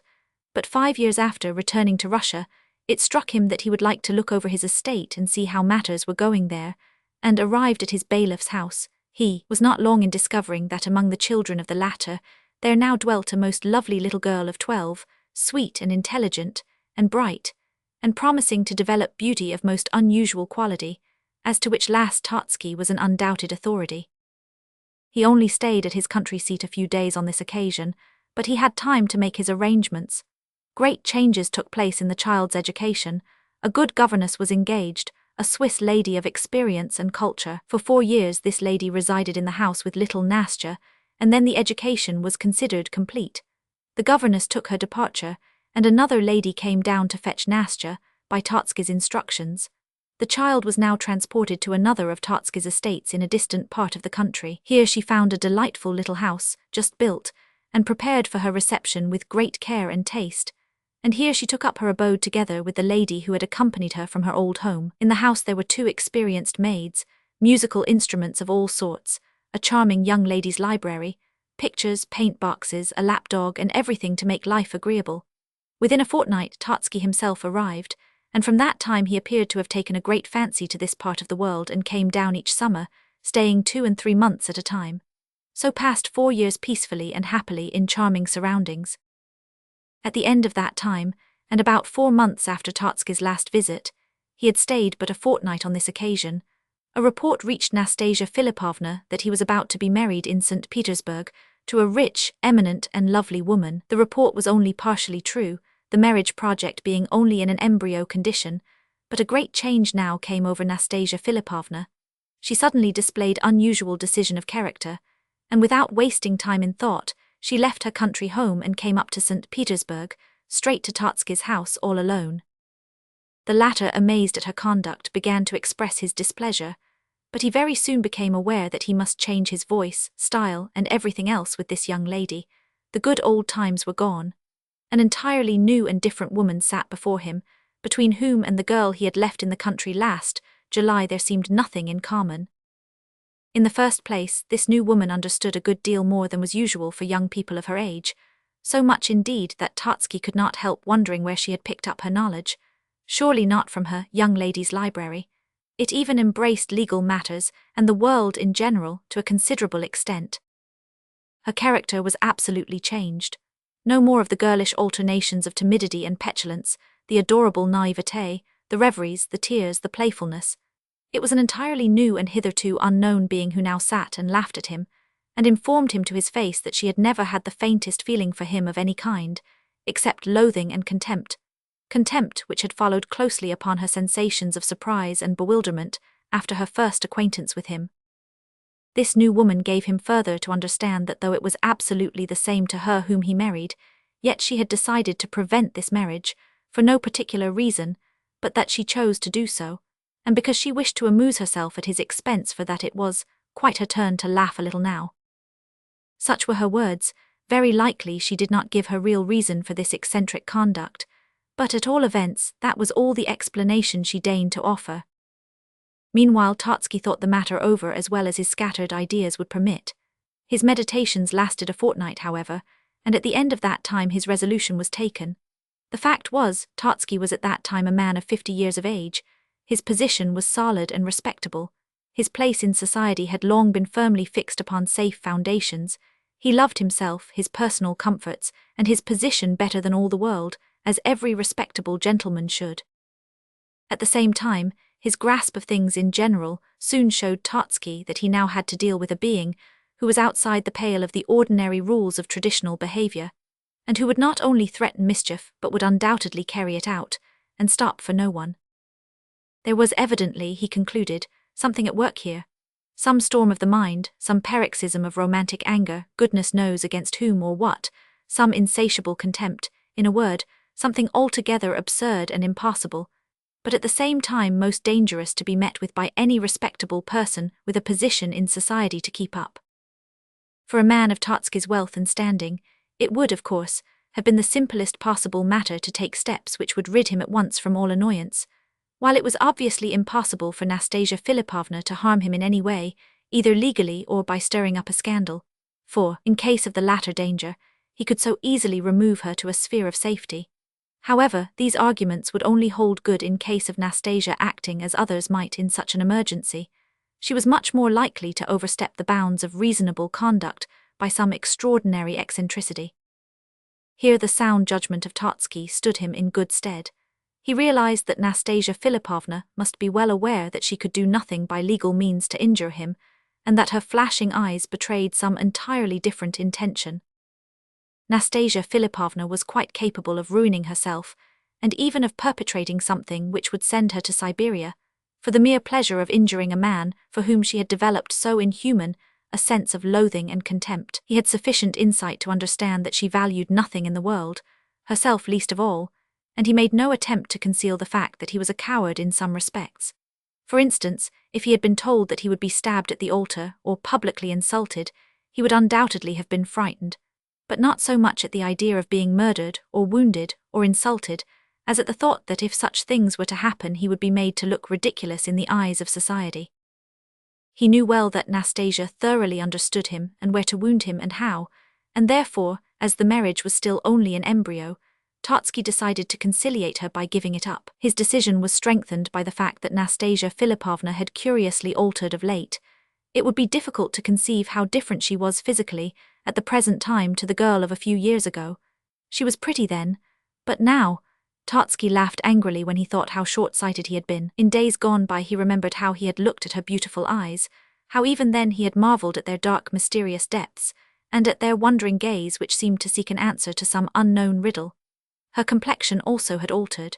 She was now exceedingly pale, but curiously this change only made her more beautiful. Like most men of the world, Tartsky had rather despised such a cheaply bought conquest, but of late years he had begun to think differently about it. It had struck him as long ago as last spring that he ought to be finding a good match for Nastasya. For instance, some respectable and reasonable young fellow serving in a government office in another part of the country. How maliciously Nastasya laughed at the idea of such a thing now. However, it appeared to Tartsky that he might make use of her in another way, and he determined to establish her in St. Petersburg, surrounding her with all the comforts and luxuries that his wealth could command. In this way he might gain glory in certain circles. 5 years of this Petersburg life went by, and of course during that time a great deal happened. Tartsky's position was very uncomfortable. Having funked once, he could not totally regain his ease. He was afraid, he did not know why, but he was simply afraid of Nastasya Filippovna. For the first 2 years or so he had suspected that she wished to marry him herself, and that only her vanity prevented her telling him so. He thought that she wanted him to approach her with a humble proposal from his own side, but to his great, and not entirely pleasurable amazement, he discovered that this was by no means the case, and that were he to offer himself he would be refused. He could not understand such a state of things, and was obliged to conclude that it was pride, the pride of an injured and imaginative woman, which had gone to such lengths that it preferred to sit and nurse its contempt and hatred in solitude rather than mount to heights of hitherto unattainable splendor. To make matters worse, she was quite impervious to mercenary considerations, and could not be bribed in any way. Finally, Tartsky took cunning means to try to break his chains and be free. He tried to tempt her in various ways to lose her heart. He invited princes, hussars, secretaries of embassies, poets, novelists, even socialists to see her, but not one of them all made the faintest impression upon Nastasya. It was as though she had a pebble in place of a heart, as though her feelings and affections were dried up and withered forever. She lived almost entirely alone. She read, she studied, she loved music. Her principal acquaintances were poor women of various grades, a couple of actresses, and the family of a poor schoolteacher. Among these people she was much beloved. She received 4 or 5 friends sometimes of an evening. Tartsky often came. Lately, too, General Epanchin had been enabled with great difficulty to introduce himself into her circle. Gania made her acquaintance also, and others were Ferdishenko, an ill-bred and would-be witty young clerk, and Titsin, a money-lender of modest and polished manners, who had risen from poverty. In fact, Nastasya Filippovna's beauty became a thing known to all the town, but not a single man could boast of anything more than his own admiration for her, and this reputation of hers, and her wit and culture and grace, all confirmed Tartsky in the plan he had now prepared. And it was at this moment that General Epanchin began to play so large and important a part in the story. When Tartsky had approached the general with his request for friendly counsel as to a marriage with one of his daughters, he had made a full and candid confession. He had said that he intended to stop at no means to obtain his freedom. Even if Nastasya were to promise to leave him entirely alone in future, he would not, he said, believe and trust her. Words were not enough for him. He must have solid guarantees of some sort. So he and the general determined to try what an attempt to appeal to her heart would effect. Having arrived at Nastasya's house one day, with Epanchin, Tartsky immediately began to speak of the intolerable torment of his position. He admitted that he was to blame for all, but candidly confessed that he could not bring himself to feel any remorse for his original guilt towards herself, because he was a man of sensual passions which were inborn and ineradicable, and that he had no power over himself in this respect, but that he wished seriously to marry at last, and that the whole fate of the most desirable social union which he contemplated was in her hands. In a word, he confided his all to her generosity of heart. General Epanchin took up his part and spoke in the character of father of a family. He spoke sensibly, and without wasting words over any attempt at sentimentality. He merely recorded his full admission of her right to be the arbiter of Tartsky's destiny at this moment. He then pointed out that the fate of his daughter, and very likely of both his other daughters, now hung upon her reply. To Nastasya's question as to what they wished her to do, Tartsky confessed that he had been so frightened by her 5 years ago that he could never now be entirely comfortable until she herself married.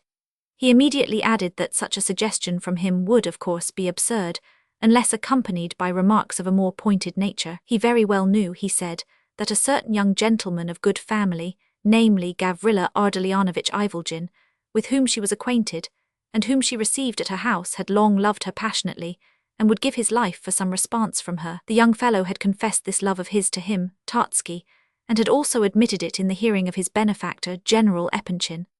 Lastly, he could not help being of opinion that Nastasya must be aware of Gania's love for her, and if he, Tartsky, mistook not, she had looked with some favour upon it, being often lonely, and rather tired of her present life. Having remarked how difficult it was for him, of all people, to speak to her of these matters, Tartsky concluded by saying that he trusted Nastasya Filippovna would not look with contempt upon him if he now expressed his sincere desire to guarantee her future by a gift of 75,000 rubles. He added that the sum would have been left her all the same in his will, and that therefore she must not consider the gift as in any way an indemnification to her for anything, but that there was no reason, after all, why a man should not be allowed to entertain a natural desire to light his conscience, etc., etc. In fact, all that would naturally be said under the circumstances. Tartsky was very eloquent all through, and in conclusion just touched on the fact that not a soul in the world, not even General Epanchin, had ever heard a word about the above 75,000 rubles, and that this was the first time he had ever given expression to his intentions in respect to them. Nastasya Filippovna's reply to this long rigmarole astonished both the friends considerably.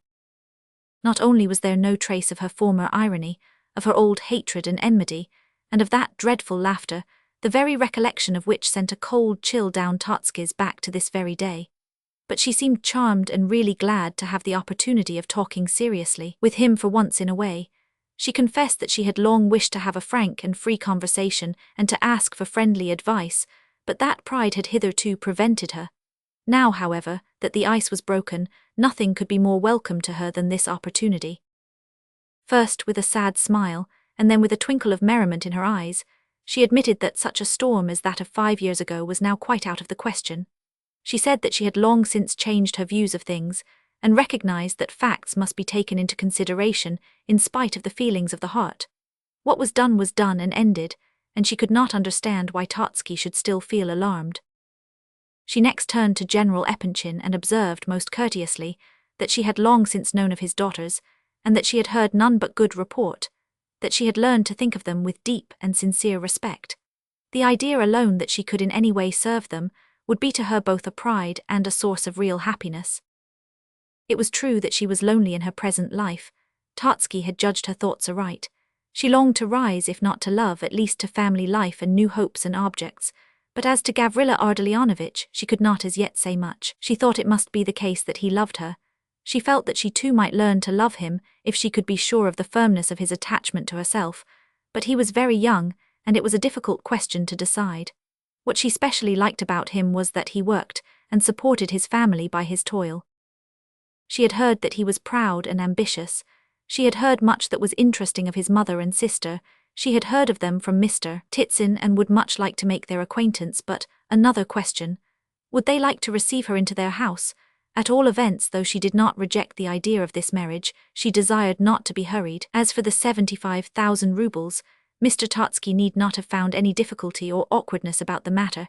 She quite understood the value of money, and would, of course, accept the gift.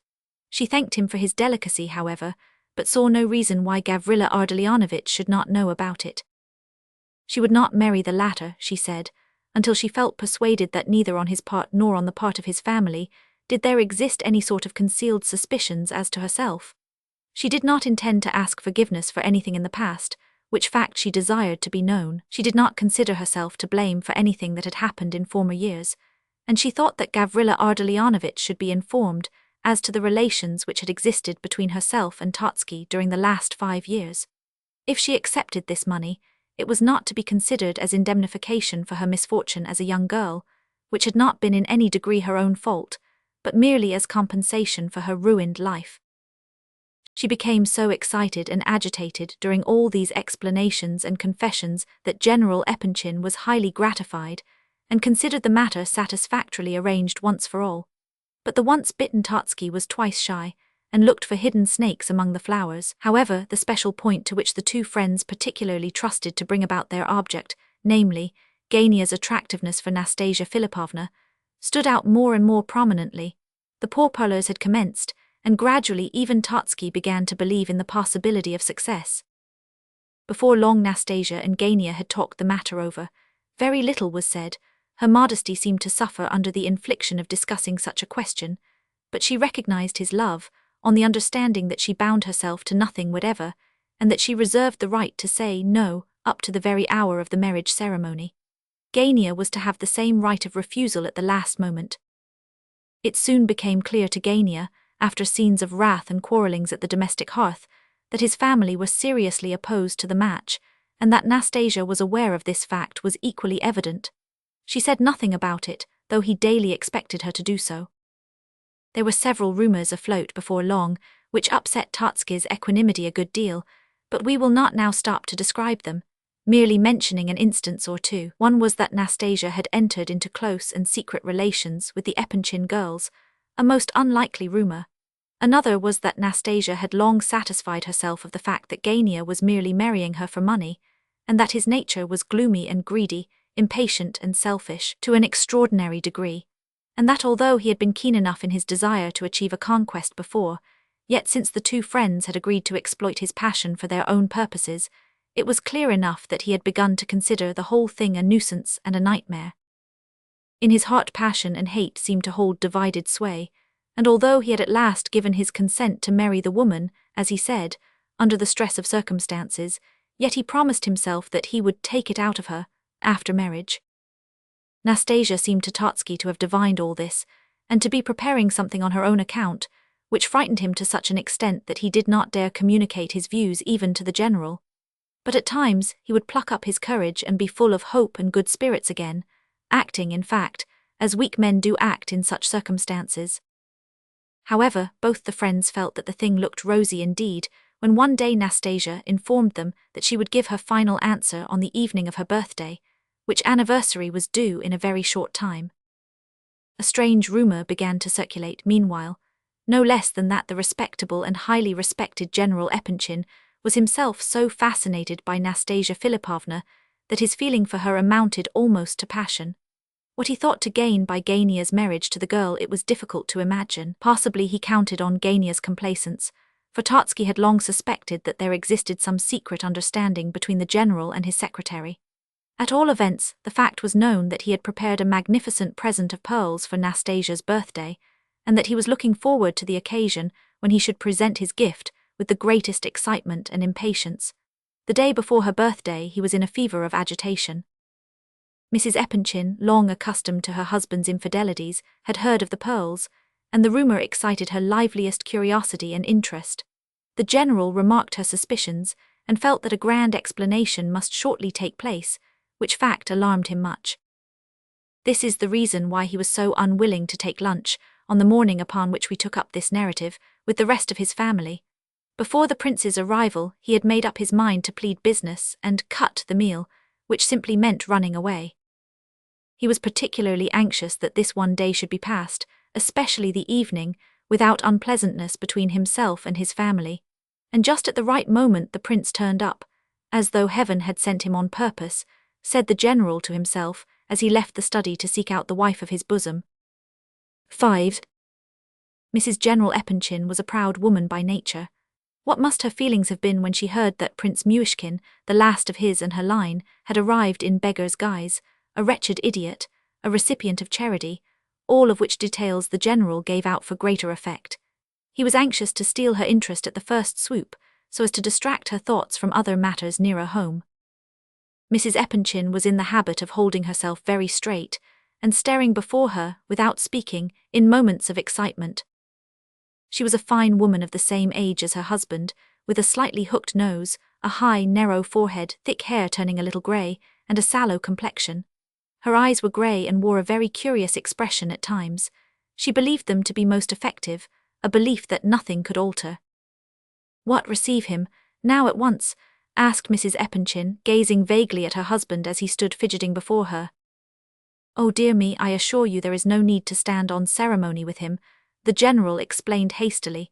He is quite a child, not to say a pathetic-looking creature. He has fits of some sort, and has just arrived from Switzerland, straight from the station, dressed like a German and without a farthing in his pocket.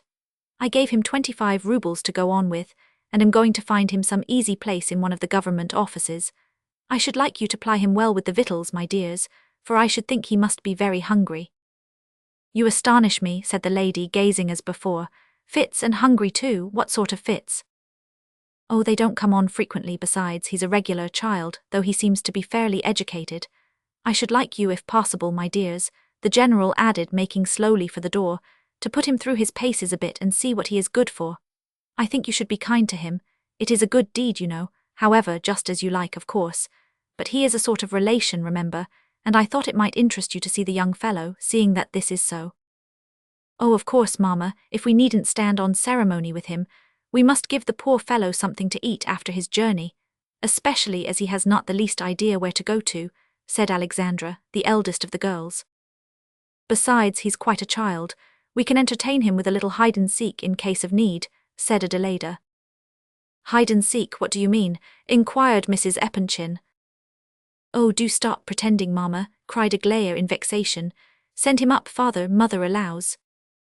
The general rang the bell and gave orders that the prince should be shown in. "Only on condition that he has a napkin under his chin at lunch then," said Mrs. Epanchin, "and let Fedor or Mavra stand behind him while he eats. Is he quiet when he has these fits? He doesn't show violence, does he?" "On the contrary, he seems to be very well brought up. His manners are excellent, but here he is himself. Here you are, Prince, let me introduce you, the last of the Myshkins, a relative of your own, my dear, or at least of the same name. Receive him kindly, please. They'll bring in lunch directly, Prince. You must stop and have some, but you must excuse me. I'm in a hurry, I must be off." "We all know where you must be off to," said Mrs. Epanchin in a meaning voice. Yes, I must hurry away, I'm late. Look here, dears, let him write you something in your albums. You've no idea what a wonderful calligraphist he is, wonderful talent. He has just written out Abbot Pafnut signed this for me. Well, au revoir." "Stop a minute, where are you off to? Who is this abbot?" cried Mrs. Epanchin to her retreating husband in a tone of excited annoyance. "Yes, my dear, it was an old abbot of that name. I must be off to see the count, he's waiting for me, I'm late. Goodbye, au revoir, Prince." And the general bolted at full speed. "Oh yes, I know what count you're going to see," remarked his wife in a cutting manner as she turned her angry eyes on the prince. "Now then, what's all this about? What abbot, who's Pafnut?" she added brusquely. "Mamma," said Alexandra, shocked at her rudeness. Aglaya stamped her foot. "Nonsense, let me alone," said the angry mother. "Now then, Prince, sit down here, no nearer, come nearer the light. I want to have a good look at you. So now then, who is this abbot?" "Abbot Pafnut," said our friend, seriously and with deference. "Pafnut, yes, and who was he?" Mrs. Epanchin put these questions hastily and brusquely, and when the prince answered, she nodded her head sagely at each word he said. "The Abbot Pafnut lived in the 14th century, it began the prince. He was in charge of one of the monasteries on the Volga, about where our present Kostromar government lies. He went to Oryol and helped in the great matters then going on in the religious world. He signed an edict there, and I have seen a print of his signature. It struck me, so I copied it. When the general asked me in his study to write something for him to show my handwriting, I wrote the Abbot Pafnut signed this, in the exact handwriting of the abbot. The general liked it very much, and that's why he recalled it just now. Aglaya, make a note of Pafnut, or we shall forget him. And where is this signature?" "I think it was left on the general's table." "Let it be sent for at once." "Oh, I'll write you a new one in half a minute," said the prince, "if you like." "Of course, mamma," said Alexandra, "but let's have lunch now, we are all hungry." "Yes, come along, Prince," said the mother. "Are you very hungry?" "Yes, I must say that I am pretty hungry, thanks very much." I like to see that you know your manners, and you are by no means such a person as the general thought fit to describe you. Come along, you sit here opposite to me," she continued. "I wish to be able to see your face. Alexandra, Adelaida, look after the prince. He doesn't seem so very ill, does he? I don't think he requires a napkin under his chin, after all. Are you accustomed to having one on, Prince?" "Formerly, when I was 7 years old or so, I believe I wore one, but now I usually hold my napkin on my knee when I eat." Of course, and about your fits? Fits? Asked the prince, slightly surprised. I very seldom have fits nowadays. I don't know how it may be here, though. They say the climate may be bad for me. He talks very well, you know, said Mrs. Epanchin, who still continued to nod at each word the prince spoke. I really did not expect it at all. In fact, I suppose it was all stuff and nonsense on the general's part, as usual. Eat away, prince, and tell me where you were born and where you were brought up. I wish to know all about you. You interest me very much. The prince expressed his thanks once more, and eating heartily the while, recommenced the narrative of his life in Switzerland, all of which we have heard before. Mrs. Epanchin became more and more pleased with her guest. The girls, too, listened with considerable attention. In talking over the question of relationship, it turned out that the prince was very well up in the matter, and knew his pedigree off by heart. It was found that scarcely any connection existed between himself and Mrs. Epanchin, but the talk, and the opportunity of conversing about her family tree, gratified the latter exceedingly, and she rose from the table in great good humour. Let's all go to my boudoir, she said, and they shall bring some coffee in there. That's the room where we all assemble and busy ourselves as we like best, she explained. Alexandra, my eldest here, plays the piano or reads or sews. Adelaida paints landscapes and portraits but never finishes any, and Aglaya sits and does nothing. I don't work too much either. Here we are now, sit down, prince, near the fire and talk to us. I want to hear you relate something. I wish to make sure of you first and then tell my old friend Princess Bilokansky about you. I wish you to know all the good people and to interest them. Now then, begin. Mamma, it's rather a strange order, that, said Adelaida, who was fussing among her paints and paint brushes at the easel. Aglaya and Alexandra had settled themselves with folded hands on a sofa, evidently meaning to be listeners. The prince felt that the general attention was concentrated upon himself. I should refuse to say a word if I were ordered to tell a story like that, observed Aglaya. Why, what's there strange about it? He has a tongue, why shouldn't he tell us something? I want to judge whether he is a good storyteller. Anything you like, prince. How you liked Switzerland, what was your first impression, anything. You'll see he'll begin directly and tell us all about it beautifully. The impression was forcible. The prince began. There, you see, girls, said the impatient lady. He has begun, you see. Well then, let him talk, mamma, said Alexandra. This prince is a great humbug and by no means an idiot, she whispered to Aglaya. Oh, I saw that at once, replied the latter. I don't think it at all nice of him to play a part. What does he wish to gain by it, I wonder? My first impression was a very strong one, repeated the prince. When they took me away from Russia, I remember I passed through many German towns and looked out of the windows, but did not trouble so much as to ask questions about them. This was after a long series of fits. I always used to fall into a sort of torpid condition after such a series, and lost my memory almost entirely. And though I was not altogether without reason at such times, yet I had no logical power of thought. This would continue for 3 or 4 days, and then I would recover myself again. I remember my melancholy was intolerable. I felt inclined to cry. I sat and wondered uncomfortably. The consciousness that everything was strange weighed terribly upon me. I could understand that it was all foreign and strange. I recollect I awoke from this state for the first time at Bâle one evening. The bray of a donkey aroused me, a donkey in the town market. I saw the donkey and was extremely pleased with it, and from that moment my head seemed to clear. A donkey, how strange, yet it is not strange. Any one of us might fall in love with a donkey. It happened in mythological times, said Madame Epanchin, looking wrathfully at her daughters who had begun to laugh. Go on, prince. Since that evening I have been specially fond of donkeys.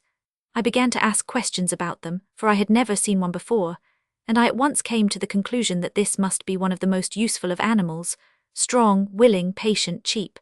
And thanks to this donkey, I began to like the whole country I was travelling through, and my melancholy passed away. All this is very strange and interesting, said Mrs. Epanchin. Now let's leave the donkey and go on to other matters. What are you laughing at, Aglaya, and you too, Adelaida? The prince told us his experiences very cleverly. He saw the donkey himself, and what have you ever seen? You have never been abroad. I have seen a donkey though, mamma, said Aglaya. And I've heard one, said Adelaida. All 3 of the girls laughed out loud and the prince laughed with them. Well, it's too bad of you, said mamma. You must forgive them, prince, they are good girls. I am very fond of them, though I often have to be scolding them. They are all as silly and mad as March hares. Oh, why shouldn't they laugh, said the prince. I shouldn't have let the chance go by in their place, I know, but I stick up for the donkey all the same. He's a patient, good-natured fellow." "Are you a patient man, Prince? I ask out of curiosity," said Mrs. Epanchin. All laughed again. "Oh, that wretched donkey again, I see," cried the lady. "I assure you, Prince, I was not guilty of the least insinuation. Oh, I assure you I take your word for it," and the prince continued laughing merrily. "I must say it's very nice of you to laugh. I see you really are a kind-hearted fellow," said Mrs. Epanchin. "I'm not always kind, though." "I'm kind myself and always kind too, if you please," she retorted unexpectedly. "And that is my chief fault, for one ought not to be always kind. I am often angry with these girls and their father, but the worst of it is I am always kindest when I am cross. I was very angry just before you came, and Aglaya there read me a lesson. Thanks, Aglaya dear, come and kiss me. There, that's enough," she added, as Aglaya came forward and kissed her lips and then her hand. "Now then, go on, Prince. Perhaps you can think of something more exciting than about the donkey, eh?" "I must say again, I can't understand how you can expect anyone to tell you stories straight away, so," said Adelaida. "I know I never could." "Yes, but the prince can because he is clever, cleverer than you are by 10 or 20 times if you like. There, that's so, Prince, and seriously, let's drop the donkey now. What else did you see abroad besides the donkey?" "Yes, but the prince told us about the donkey very cleverly, all the same," said Alexandra. "I have always been most interested to hear how people go mad and get well again, and that sort of thing, especially when it happens suddenly." Quite so, cried Mrs. Epanchin, delighted. "I see you can be sensible now and then, Alexandra. You were speaking of Switzerland, Prince." "Yes, we came to Lucerne and I was taken out in a boat. I felt how lovely it was, but the loveliness weighed upon me somehow or other, and made me feel melancholy." "Why?" asked Alexandra. "I don't know, I always feel like that when I look at the beauties of nature for the first time. But then, I was ill at that time, of course." "Oh, but I should like to see it," said Adelaida. "And I don't know when we shall ever go abroad. I've been 2 years looking out for a good subject for a picture. I've done all I know. The north and south I know by heart, as our poet observes. Do help me to a subject, Prince." "Oh, but I know nothing about painting. It seems to me one only has to look and paint what one sees." "But I don't know how to see." "Nonsense, what rubbish you talk," the mother struck in. "Not know how to see, open your eyes and look. If you can't see here you won't see abroad either. Tell us what you saw yourself, Prince." "Yes, that's better," said Adelaida. "The prince learned to see abroad." "Oh, I hardly know, you see I only went to restore my health. I don't know whether I learned to see exactly. I was very happy, however, nearly all the time." "Happy, you can be happy," cried Aglaya. "Then how can you say you did not learn to see? I should think you could teach us to see." "Oh, do teach us," laughed Adelaida.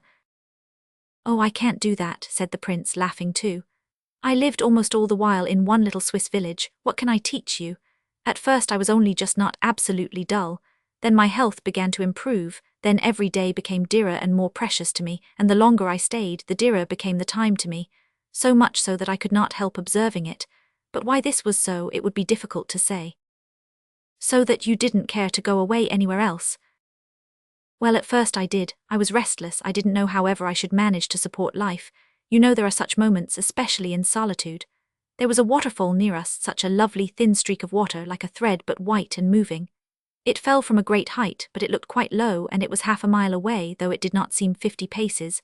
I loved to listen to it at night, but it was then that I became so restless. Sometimes I went and climbed the mountain and stood there in the midst of the tall pines, all alone in the terrible silence, with our little village in the distance, and the sky so blue, and the sun so bright, and an old ruined castle on the mountainside, far away. I used to watch the line where earth and sky met, and longed to go and seek there the key of all mysteries, thinking that I might find there a new life, perhaps some great city where life should be grander and richer. And then it struck me that life may be grand enough even in a prison. I read that last most praiseworthy thought in my manual when I was 12 years old, said Aglaya. All this is pure philosophy, said Adelaida. You are a philosopher, Prince, and have come here to instruct us in your views. Perhaps you are right, said the Prince, smiling. I think I am a philosopher, perhaps, and who knows, perhaps I do wish to teach my views of things to those I meet with.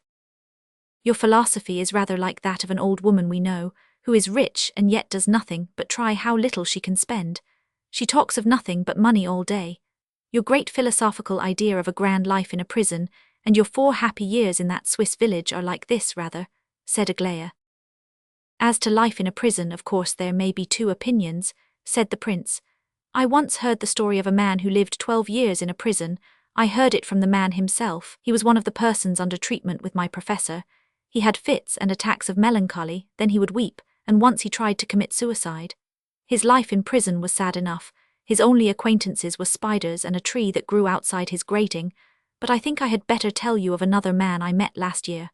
There was a very strange feature in this case, strange because of its extremely rare occurrence. This man had once been brought to the scaffold in company with several others, and had had the sentence of death by shooting passed upon him for some political crime. 20 minutes later he had been reprieved, and some other punishment substituted. But the interval between the 2 sentences, 20 minutes or at least a quarter of an hour, had been passed in the certainty that within a few minutes he must die. I was very anxious to hear him speak of his impressions during that dreadful time, and I several times inquired of him as to what he thought and felt. He remembered everything with the most accurate and extraordinary distinctness, and declared that he would never forget a single iota of the experience.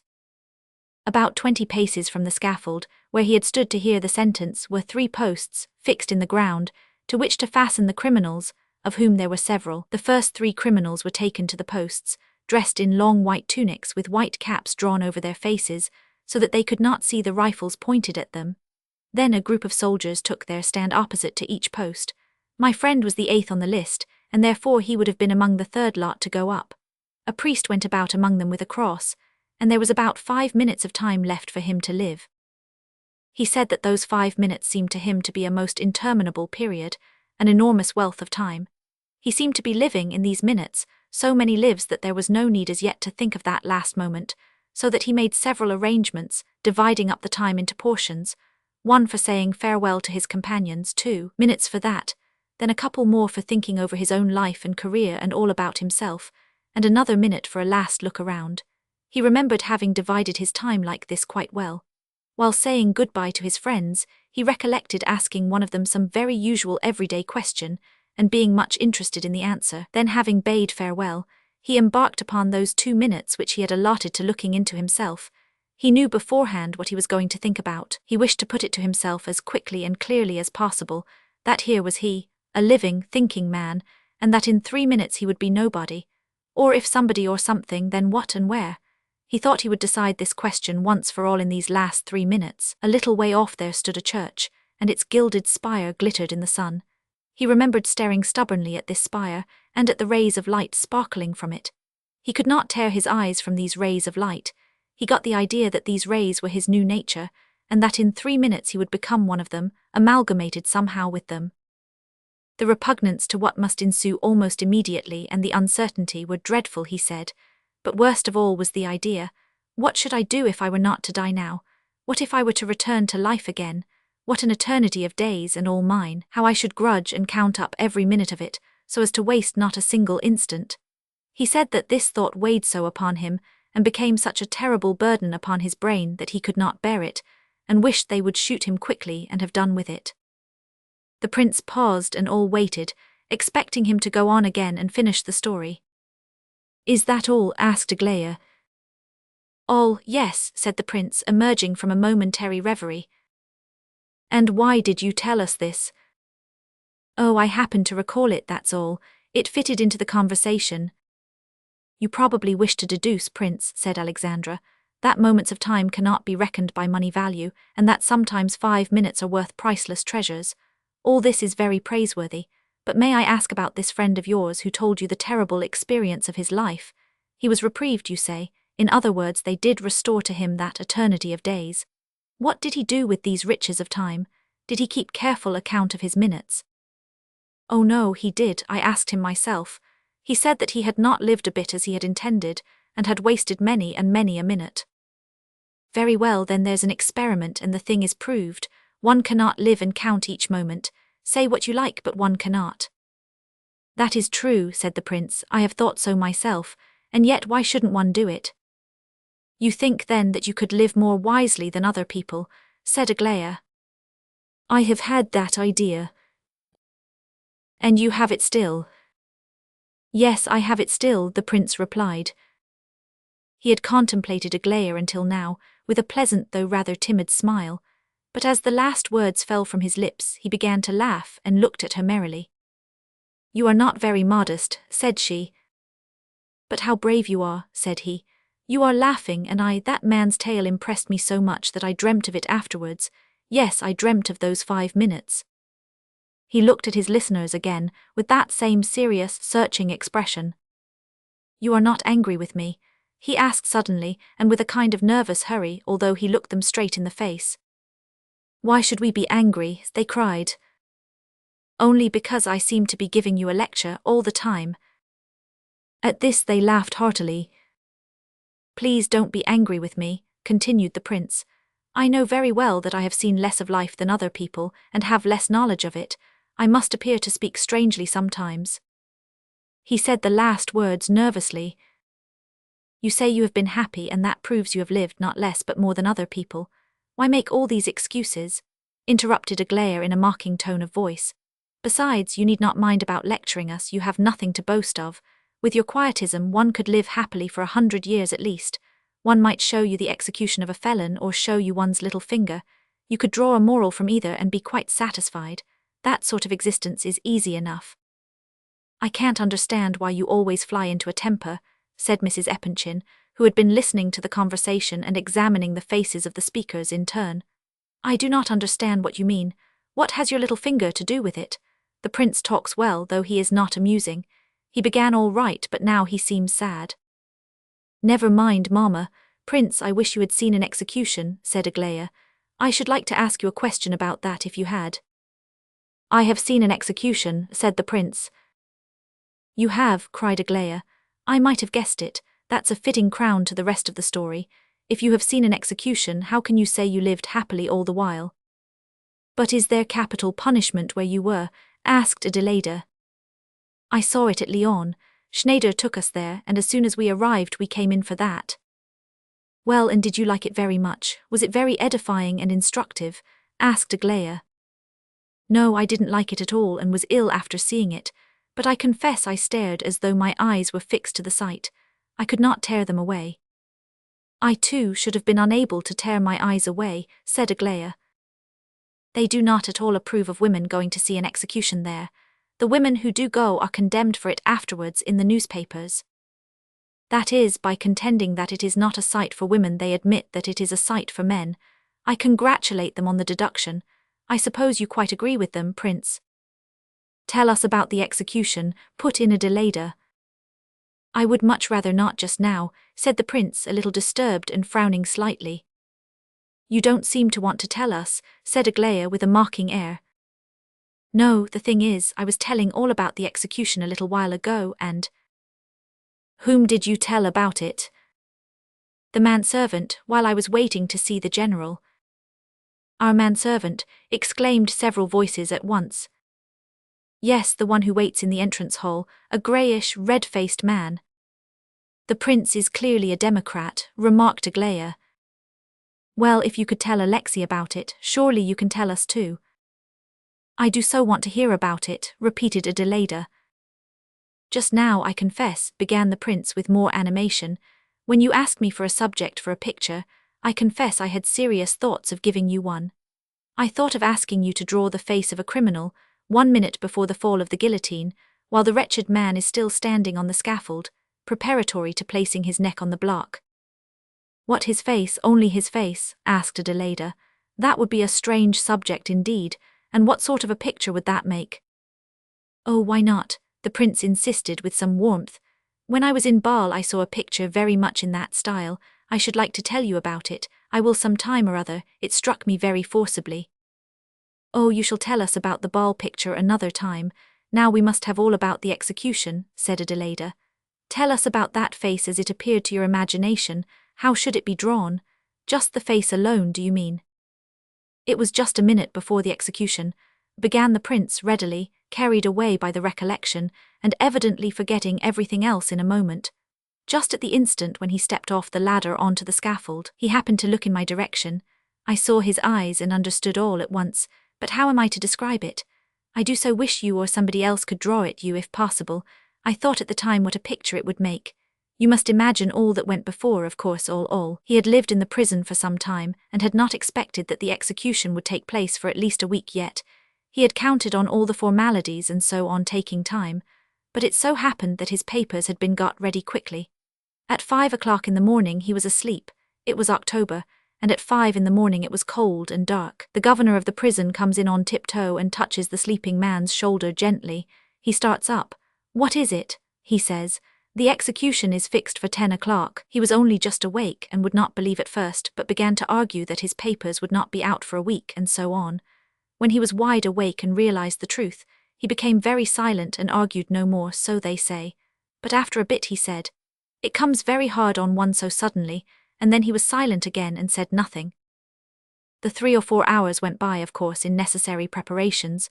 The priest, breakfast, coffee, meat, and some wine they gave him. Doesn't it seem ridiculous? And yet I believe these people give them a good breakfast out of pure kindness of heart, and believe that they are doing a good action. Then he is dressed, and then begins the procession through the town to the scaffold. I think he, too, must feel that he has an age to live still while they cart him along. Probably he thought on the way, 'Oh, I have a long, long time yet, 3 streets of life yet. When we've passed this street there'll be that other one, and then that one where the baker's shop is on the right, and when shall we get there? It's ages, ages.' Around him are crowds shouting, yelling, 10,000 faces, 20,000 eyes. All this has to be endured, and especially the thought, here are 10,000 men and not one of them is going to be executed, and yet I am to die. Well, all that is preparatory. At the scaffold there is a ladder, and just there he burst into tears, and this was a strong man and a terribly wicked one, they say. There was a priest with him the whole time, talking. Even in the cart as they drove along he talked and talked. Probably the other heard nothing. He would begin to listen now and then, and at the 3rd word or so he had forgotten all about it. At last he began to mount the steps.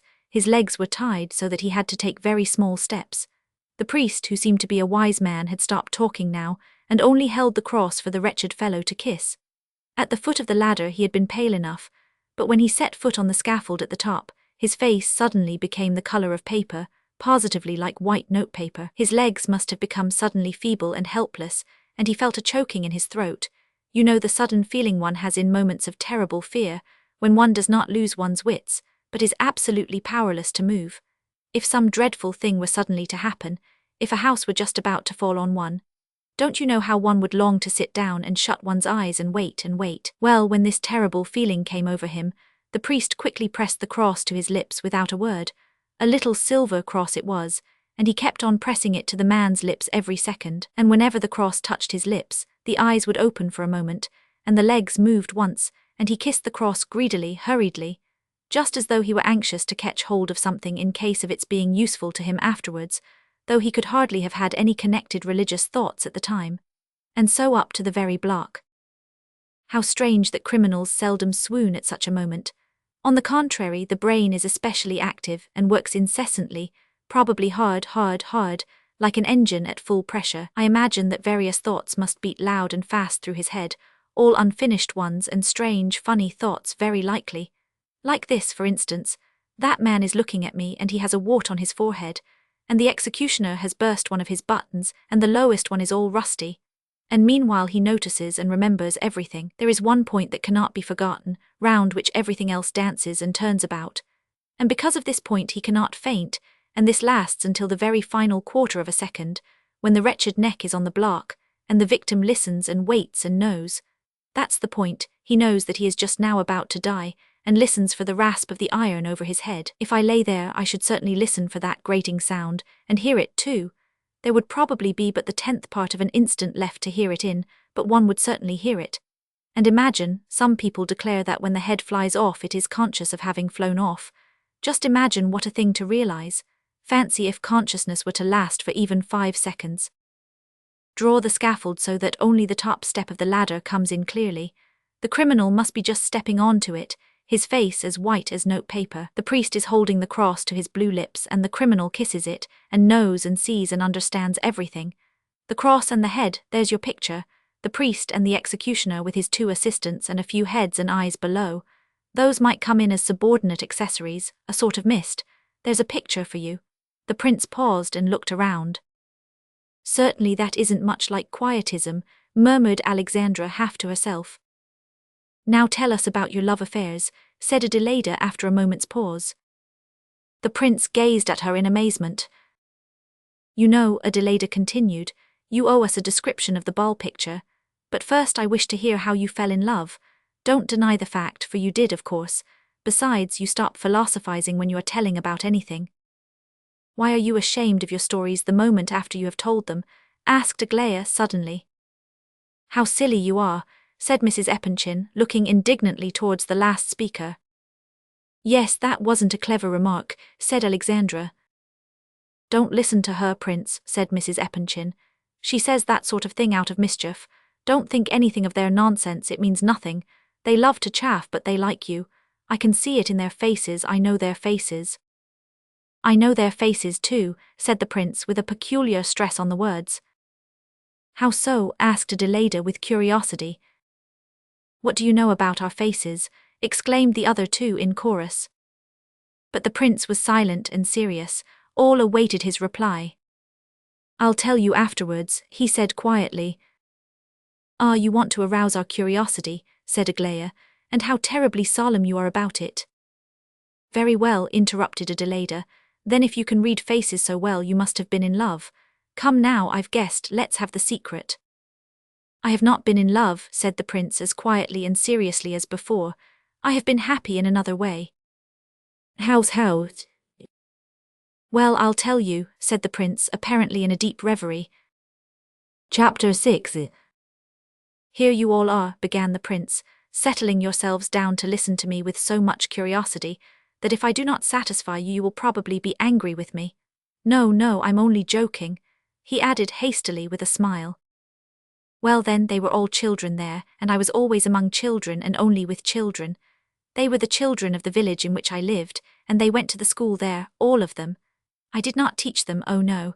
There was a master for that, one Jules Thibaut. I may have taught them some things, but I was among them just as an outsider, and I passed all 4 years of my life there among them. I wished for nothing better. I used to tell them everything and hid nothing from them. Their fathers and relations were very angry with me, because the children could do nothing without me at last, and used to throng after me at all times. The schoolmaster was my greatest enemy in the end. I had many enemies, and all because of the children. Even Schneider reproached me. What were they afraid of? One can tell a child everything, anything. I have often been struck by the fact that parents know their children so little. They should not conceal so much from them. How well even little children understand that their parents conceal things from them, because they consider them too young to understand. Children are capable of giving advice in the most important matters. How can one deceive these dear little birds, when they look at one so sweetly and confidingly? I call them birds because there is nothing in the world better than birds. However, most of the people were angry with me about one and the same thing, but Thibaut simply was jealous of me. At first he had wagged his head and wondered how it was that the children understood what I told them so well, and could not learn from him, and he laughed like anything when I replied that neither he nor I could teach them very much, but that they might teach us a good deal. How he could hate me and tell scandalous stories about me, living among children as he did, is what I cannot understand. Children soothe and heal the wounded heart. I remember there was one poor fellow at our Professor S who was being treated for madness, and you have no idea what those children did for him eventually. I don't think he was mad, but only terribly unhappy, but I'll tell you all about him another day. Now I must get on with this story. The children did not love me at first. I was such a sickly, awkward kind of a fellow then, and I know I am ugly. Besides, I was a foreigner. The children used to laugh at me at first, and they even went so far as to throw stones at me when they saw me kiss Marie. I only kissed her once in my life. No, don't laugh. The prince hastened to suppress the smiles of his audience at this point. It was not a matter of love at all. If only you knew what a miserable creature she was, you would have pitied her, just as I did. She belonged to our village. Her mother was an old woman, and they used to sell string and thread and soap and tobacco out of the window of their little house, and lived on the pittance they gained by this trade. The old woman was ill and very old and could hardly move. Marie was her daughter, a girl of 20, weak and thin and consumptive, but still she did heavy work at the houses around day by day. Well, one fine day a commercial traveller betrayed her and carried her off, and a week later he deserted her. She came home dirty, draggled and shoeless. She had walked for a whole week without shoes. She had slept in the fields and caught a terrible cold. Her feet were swollen and sore and her hands torn and scratched all over. She never had been pretty even before, but her eyes were quiet, innocent, kind eyes. She was very quiet always, and I remember once when she had suddenly begun singing at her work, everyone said, "Marie tried to sing today," and she got so chaffed that she was silent forever after. She had been treated kindly in the place before, but when she came back now, ill and shunned and miserable, not one of them all had the slightest sympathy for her. Cruel people, oh, what hazy understandings they have on such matters. Her mother was the first to show the way. She received her wrathfully, unkindly, and with contempt. "You have disgraced me," she said. She was the first to cast her into ignominy. But when they all heard that Marie had returned to the village, they ran out to see her and crowded into the little cottage. Old men, children, women, girls, such a hurrying, stamping, greedy crowd. Marie was lying on the floor at the old woman's feet, hungry, torn, draggled, crying, miserable. When everyone crowded into the room, she hid her face in her dishevelled hair and lay cowering on the floor. Everyone looked at her as though she were a piece of dirt off the road. The old men scolded and condemned, and the young ones laughed at her. The women condemned her too, and looked at her contemptuously, just as though she were some loathsome insect. Her mother allowed all this to go on and nodded her head and encouraged them. The old woman was very ill at that time, and knew she was dying. She really did die a couple of months later, and though she felt the end approaching, she never thought of forgiving her daughter to the very day of her death. She would not even speak to her. She made her sleep on straw in a shed, and hardly gave her food enough to support life. Marie was very gentle to her mother and nursed her, and did everything for her. But the old woman accepted all her services without a word, and never showed her the slightest kindness. Marie bore all this, and I could see when I got to know her that she thought it quite right and fitting, considering herself the lowest and meanest of creatures. When the old woman took to her bed finally, the other old women in the village sat with her by turns, as the custom is there, and then Marie was quite driven out of the house. They gave her no food at all, and she could not get any work in the village. None would employ her. The men seemed to consider her no longer a woman. They said such dreadful things to her. Sometimes on Sundays, if they were drunk enough, they used to throw her a penny or two into the mud, and Marie would silently pick up the money. She had began to spit blood at that time. At last her rags became so tattered and torn that she was ashamed of appearing in the village any longer. The children used to pelt her with mud, so she begged to be taken on as assistant cowherd, but the cowherd would not have her. Then she took to helping him without leave, and he saw how valuable her assistance was to him, and did not drive her away again. On the contrary, he occasionally gave her the remnants of his dinner, bread and cheese. He considered that he was being very kind. When the mother died, the village parson was not ashamed to hold Marie up to public derision and shame. Marie was standing at the coffin's head in all her rags, crying. A crowd of people had collected to see how she would cry. The parson, a young fellow ambitious of becoming a great preacher, began his sermon and pointed to Marie. "There," he said, "there is the cause of the death of this venerable woman," which was a lie because she had been ill for at least 2 years. "There she stands before you and dares not lift her eyes from the ground because she knows that the finger of God is upon her. Look at her tatters and rags, the badge of those who lose their virtue. Who is she, her daughter?" And so on to the end. And just fancy, this infamy pleased them, all of them nearly. Only the children had altered, for then they were all on my side and had learned to love Marie. This is how it was. I had wished to do something for Marie. I longed to give her some money, but I never had a farthing while I was there. But I had a little diamond pin, and this I sold to a travelling peddler. He gave me 8 francs for it. It was worth at least 40. I long sought to meet Marie alone, and at last I did meet her, on the hillside beyond the village. I gave her the 8 francs, and asked her to take care of the money because I could get no more.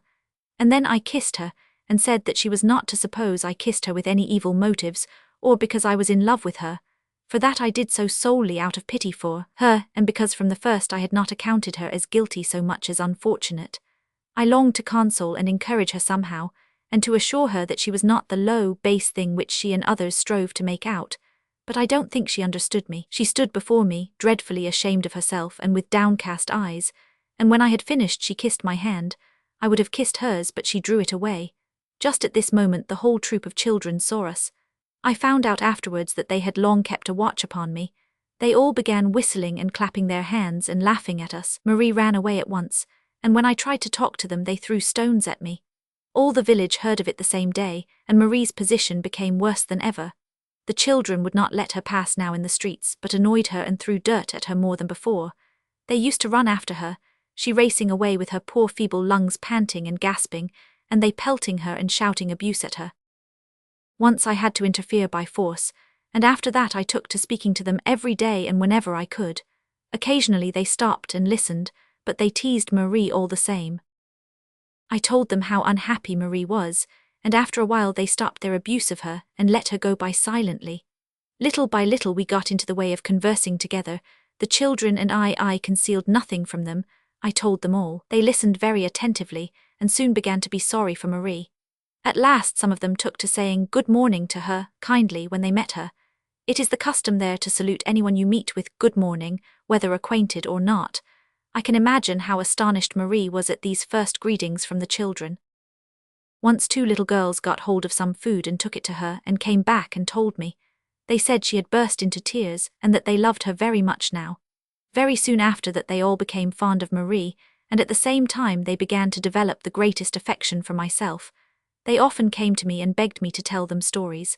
I think I must have told stories well, for they did so love to hear them. At last I took to reading up interesting things on purpose to pass them on to the little ones, and this went on for all the rest of my time there, 3 years. Later, when everyone, even Schneider, was angry with me for hiding nothing from the children, I pointed out how foolish it was, for they always knew things, only they learnt them in a way that soiled their minds, but not so from me.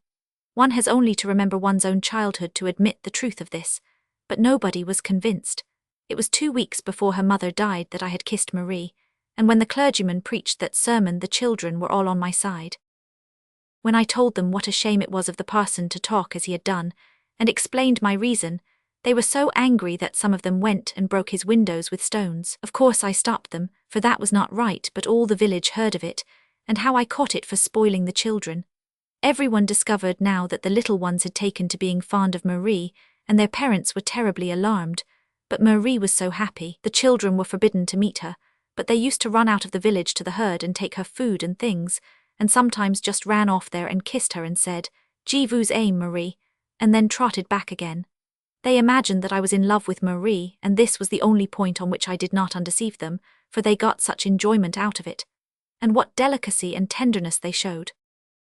In the evening I used to walk to the waterfall. There was a spot there which was quite closed in and hidden from view by large trees, and to this spot the children used to come to me. They could not bear that their dear Leon should love a poor girl without shoes to her feet and dressed all in rags and tatters. So, would you believe it, they actually clubbed together somehow and bought her shoes and stockings and some linen and even a dress. I can't understand how they managed it, but they did it all together. When I asked them about it they only laughed and shouted, and the little girls clapped their hands and kissed me. I sometimes went to see Marie secretly too. She had become very ill and could hardly walk. She still went with the herd but could not help the herdsman any longer. She used to sit on a stone near and wait there almost motionless all day till the herd went home. Her consumption was so advanced and she was so weak that she used to sit with closed eyes, breathing heavily. Her face was as thin as a skeleton, and sweat used to stand on her white brow in large drops. I always found her sitting just like that. I used to come up quietly to look at her, but Marie would hear me, open her eyes and tremble violently as she kissed my hands. I did not take my hand away because it made her happy to have it, and so she would sit and cry quietly. Sometimes she tried to speak, but it was very difficult to understand her.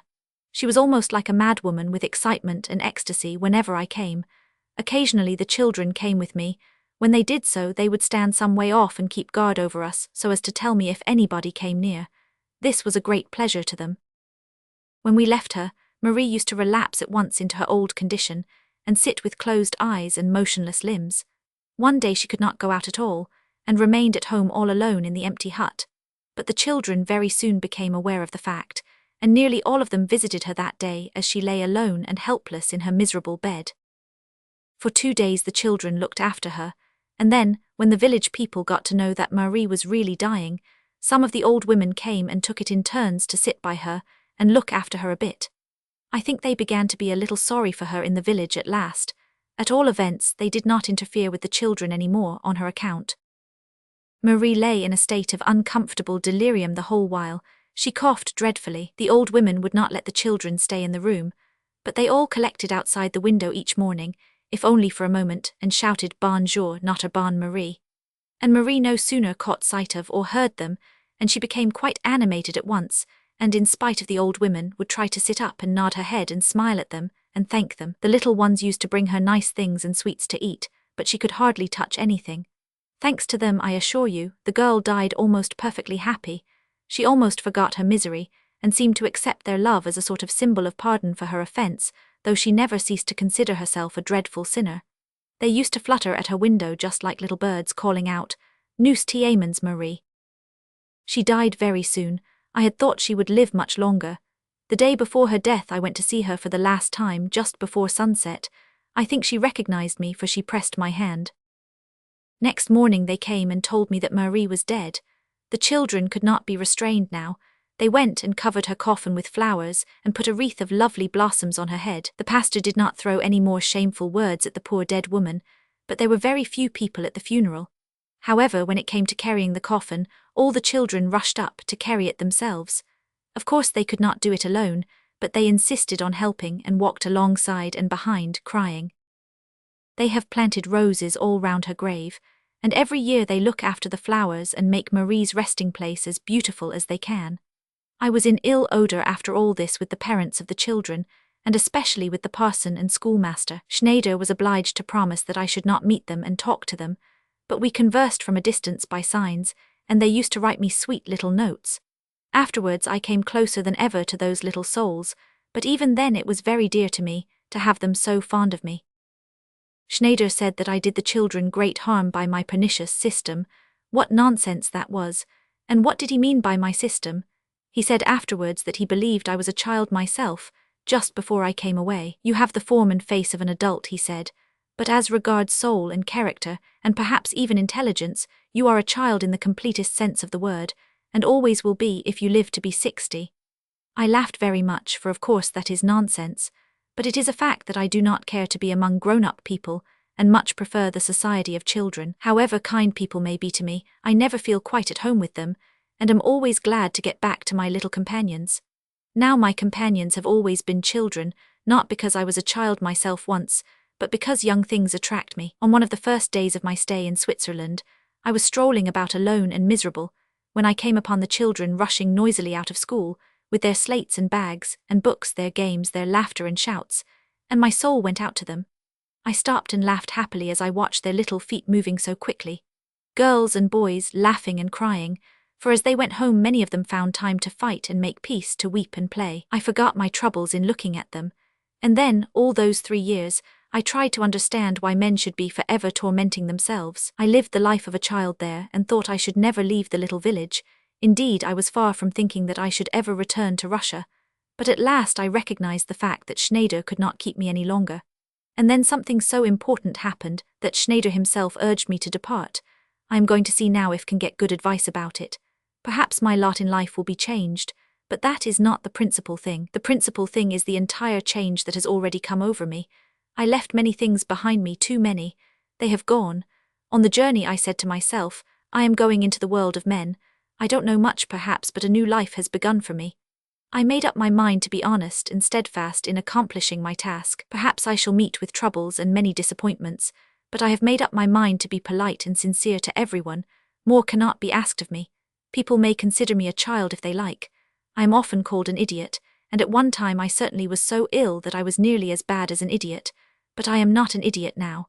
How can I possibly be so when I know myself that I am considered one? When I received a letter from those dear little souls while passing through Berlin, I only then realized how much I loved them. It was very, very painful, getting that first little letter. How melancholy they had been when they saw me off. For a month before they had been talking of my departure and sorrowing over it, and at the waterfall of an evening when we parted for the night, they would hug me so tight and kiss me so warmly, far more so than before, and every now and then they would turn up one by one when I was alone, just to give me a kiss and a hug, to show their love for me. The whole flock went with me to the station, which was about a mile from the village, and every now and then one of them would stop to throw his arms round me, and all the little girls had tears in their voices, though they tried hard not to cry. As the train steamed out of the station, I saw them all standing on the platform waving to me and crying hurrah, till they were lost in the distance. I assure you, when I came in here just now and saw your kind faces, I can read faces well. My heart felt light for the first time since that moment of parting. I think I must be one of those who are born to be in luck, for one does not often meet with people whom one feels he can love from the first sight of their faces, and yet no sooner do I step out of the railway carriage than I happen upon you. I know it is more or less a shamefaced thing to speak of one's feelings before others, and yet here am I talking like this to you, and am not a bit ashamed or shy. I am an unsociable sort of fellow, and shall very likely not come to see you again for some time, but don't think the worse of me for that. It is not that I do not value your society, and you must never suppose that I have taken offence at anything. You ask me about your faces and what I could read in them. I will tell you with the greatest pleasure. You, Aglaya Ivanovna, have a very happy face. It is the most sympathetic of the three. Not to speak of your natural beauty, one can look at your face and say to oneself, she has the face of a kind sister. You are simple and merry, but you can see into another's heart very quickly. That's what I read in your face. You too, Alexandra Ivanovna, have a very lovely face, but I think you may have some secret sorrow. Your heart is undoubtedly a kind, good one, but you are not merry.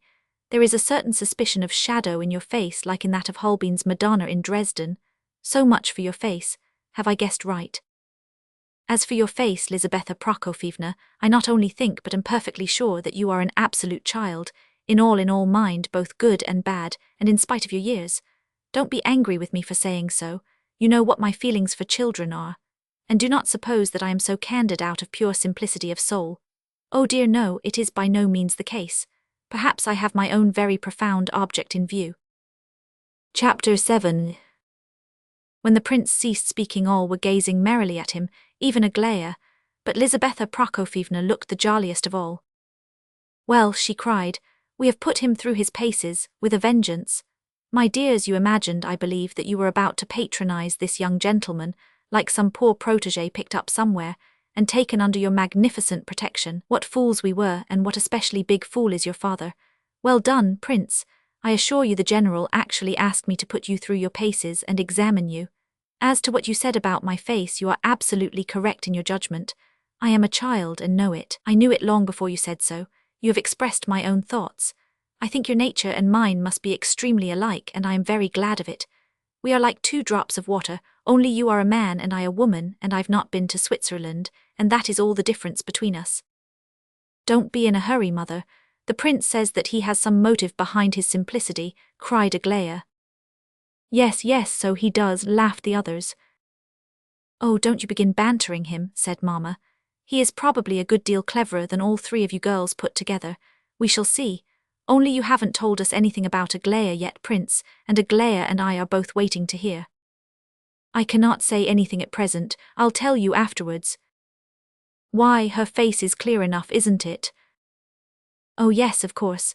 You are very beautiful, Aglaya Ivanovna, so beautiful that one is afraid to look at you.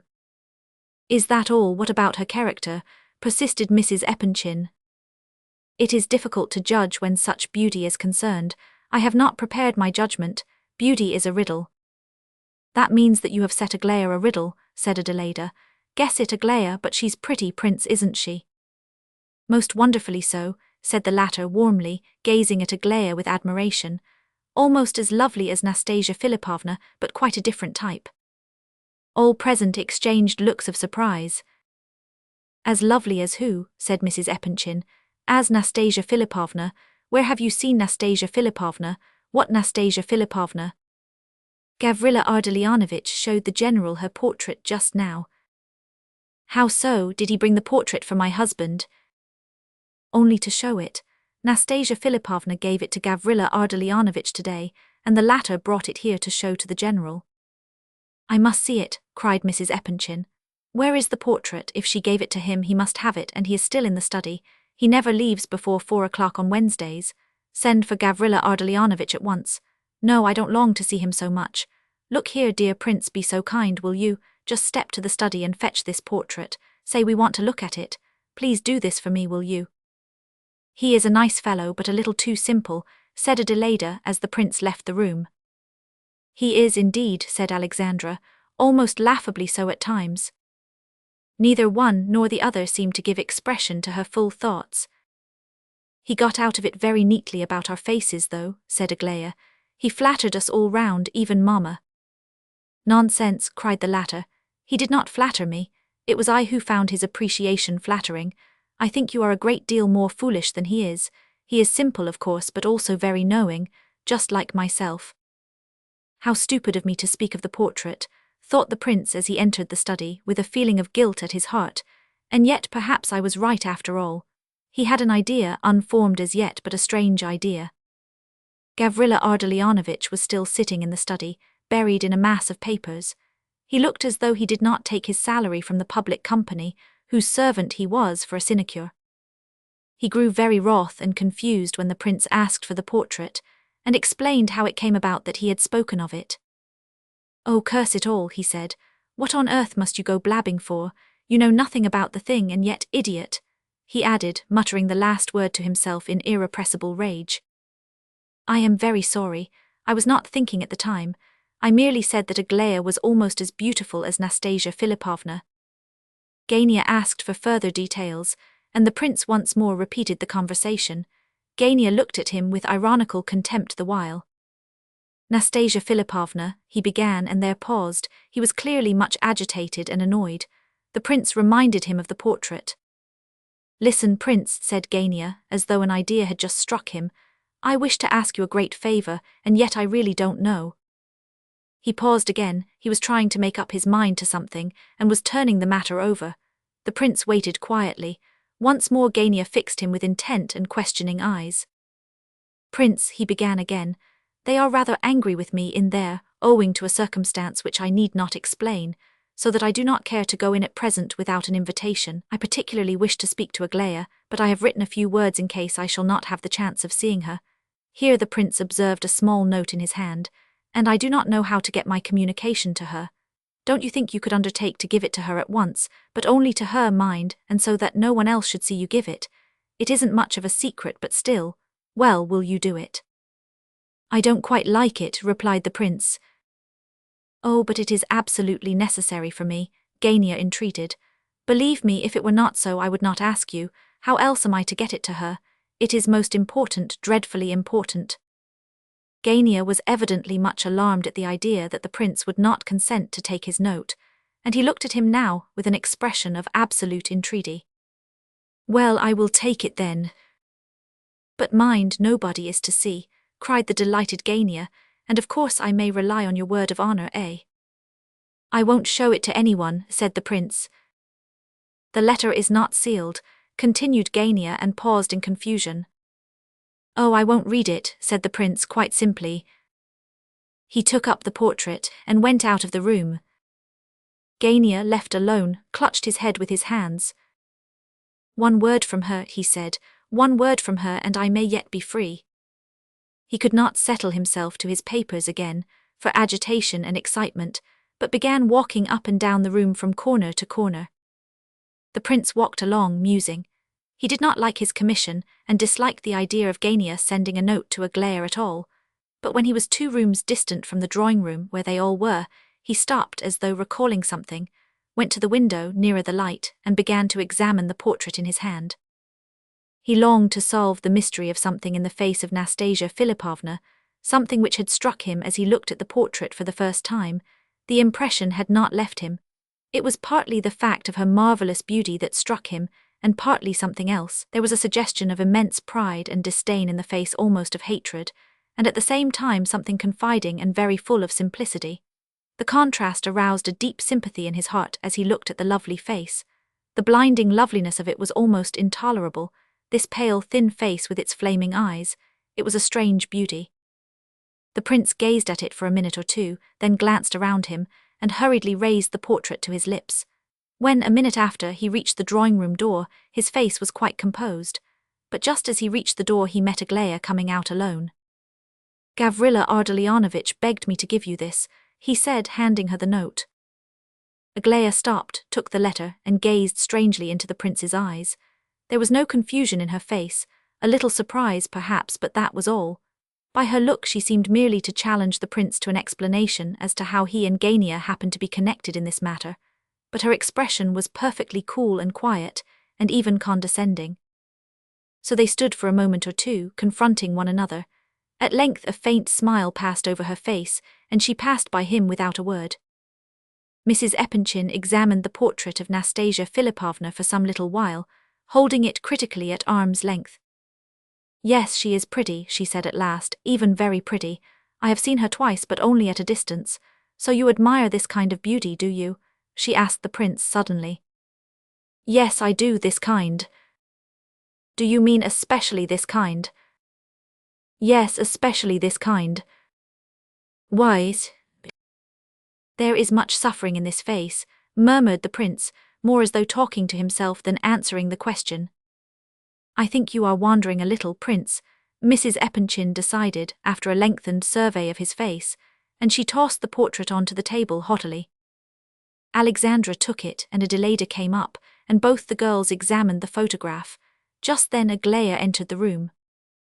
What a power, cried Adelaida suddenly, as she earnestly examined the portrait over her sister's shoulder.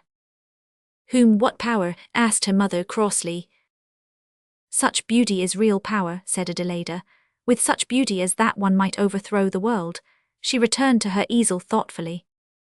Aglaya merely glanced at the portrait, frowned and put out her underlip, then went and sat down on the sofa with folded hands. Mrs. Epanchin rang the bell.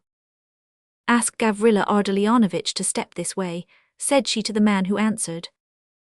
Mamma, cried Alexandra significantly.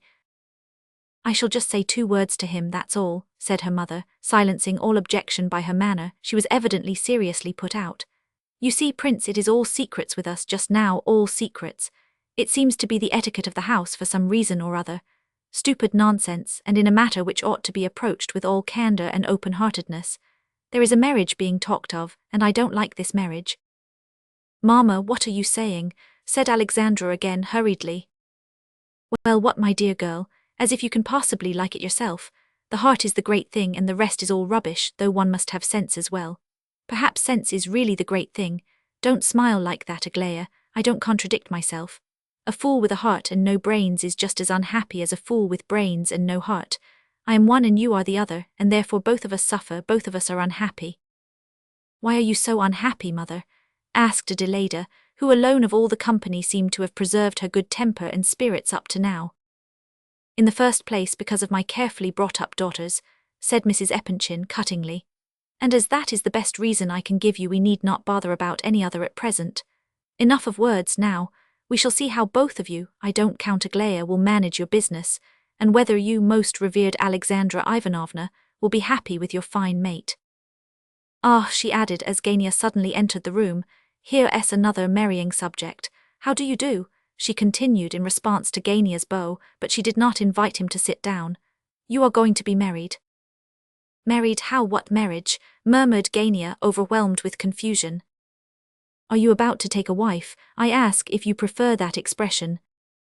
No, I know, said Gania, bringing out his lie with a telltale blush of shame. He glanced keenly at Aglaya, who was sitting some way off, and dropped his eyes immediately. Aglaya gazed coldly, intently, and composedly at him, without taking her eyes off his face, and watched his confusion. No, you say no, do you? Continued the pitiless Mrs. General. Very well, I shall remember that you told me this Wednesday morning in answer to my question that you are not going to be married. What day is it? Wednesday, isn't it? Yes, I think so, said Adelaida. You never know the day of the week. What's the day of the month? 27th, said Gania. 27th, very well. Goodbye now, you have a good deal to do, I'm sure, and I must dress and go out. Take your portrait. Give my respects to your unfortunate mother, Nina Alexandrovna. Au revoir, dear Prince, come in and see us often, do, and I shall tell old Princess Bilokansky about you. I shall go and see her on purpose. And listen, my dear boy, I feel sure that God has sent you to Petersburg from Switzerland on purpose for me. Maybe you will have other things to do besides, but you are sent chiefly for my sake, I feel sure of it. God sent you to me. Au revoir. Alexandra, come with me, my dear. Mrs. Epanchin left the room. Gania, confused, annoyed, furious, took up his portrait and turned to the prince with a nasty smile on his face. Prince, he said, I am just going home. If you have not changed your mind as to living with us, perhaps you would like to come with me. You don't know the address, I believe. Wait a minute, Prince, said Aglaya, suddenly rising from her seat. Do write something in my album first, will you? Father says you are a most talented calligraphist. I'll bring you my book in a minute. She left the room. Well, au revoir, Prince, said Adelaida. I must be going too. She pressed the prince's hand warmly and gave him a friendly smile as she left the room. She did not so much as look at Gania. This is your doing, Prince, said Gania, turning on the latter so soon as the others were all out of the room. This is your doing, sir. You have been telling them that I am going to be married. He said this in a hurried whisper, his eyes flashing with rage and his face ablaze. You shameless tattler. I assure you, you are under a delusion, said the prince calmly and politely. I did not even know that you were to be married. You heard me talking about it, the general and me. You heard me say that everything was to be settled today at Nastasya Filippovna's, and you went and blurted it out here. You lie if you deny it. Who else could have told them? Devil take it, sir, who could have told them except yourself? Didn't the old woman as good as hint as much to me? If she hinted to you, who told her you must know best, of course, but I never said a word about it. Did you give my note? Is there an answer? Interrupted Gania impatiently. But at this moment Aglaya came back, and the prince had no time to reply. There, Prince, said she, there's my album. Now choose a page and write me something, will you? There's a pen, a new one, do you mind a steel one? I have heard that you calligraphists don't like steel pens. Conversing with the prince, Aglaya did not even seem to notice that Gania was in the room. But while the prince was getting his pen ready, finding a page, and making his preparations to write, Gania came up to the fireplace where Aglaya was standing to the right of the prince, and in trembling, broken accents said, almost in her ear, "One word, just one word from you, and I'm saved." The prince turned sharply round and looked at both of them. Gania's face was full of real despair. He seemed to have said the words almost unconsciously, and on the impulse of the moment. Aglaya gazed at him for some seconds with precisely the same composure and calm astonishment as she had shown a little while before, when the prince handed her the note, and it appeared that this calm surprise and seemingly absolute incomprehension of what was said to her were more terribly overwhelming to Gania than even the most plainly expressed disdain would have been. "What shall I write?" asked the prince. "I'll dictate to you," said Aglaya, coming up to the table. "Now then, are you ready? Right, I never condescend to bargain. Now put your name and the date, let me see it." The prince handed her the album. "Capital, how beautifully you have written it. Thanks so much. Au revoir, Prince. Wait a minute," she added. "I want to give you something for a keepsake. Come with me this way, will you?" The prince followed her. Arrived at the dining room, she stopped. "Read this," she said, handing him Gania's note. The prince took it from her hand, but gazed at her in bewilderment. "Oh, I know you haven't read it, and that you could never be that man's accomplice. Read it, I wish you to read it." The letter had evidently been written in a hurry. "My fate is to be decided today," it ran. "You know how, this day I must give my word irrevocably. I have no right to ask your help, and I dare not allow myself to indulge in any hopes. But once you said just one word, and that word lighted up the night of my life and became the beacon of my days. Say one more such word and save me from utter ruin. Only tell me, break off the whole thing, and I will do so this very day. Oh, what can it cost you to say just this one word? In doing so you will but be giving me a sign of your sympathy for me, and of your pity. Only this, nothing more, nothing. I dare not indulge in any hope because I am unworthy of it.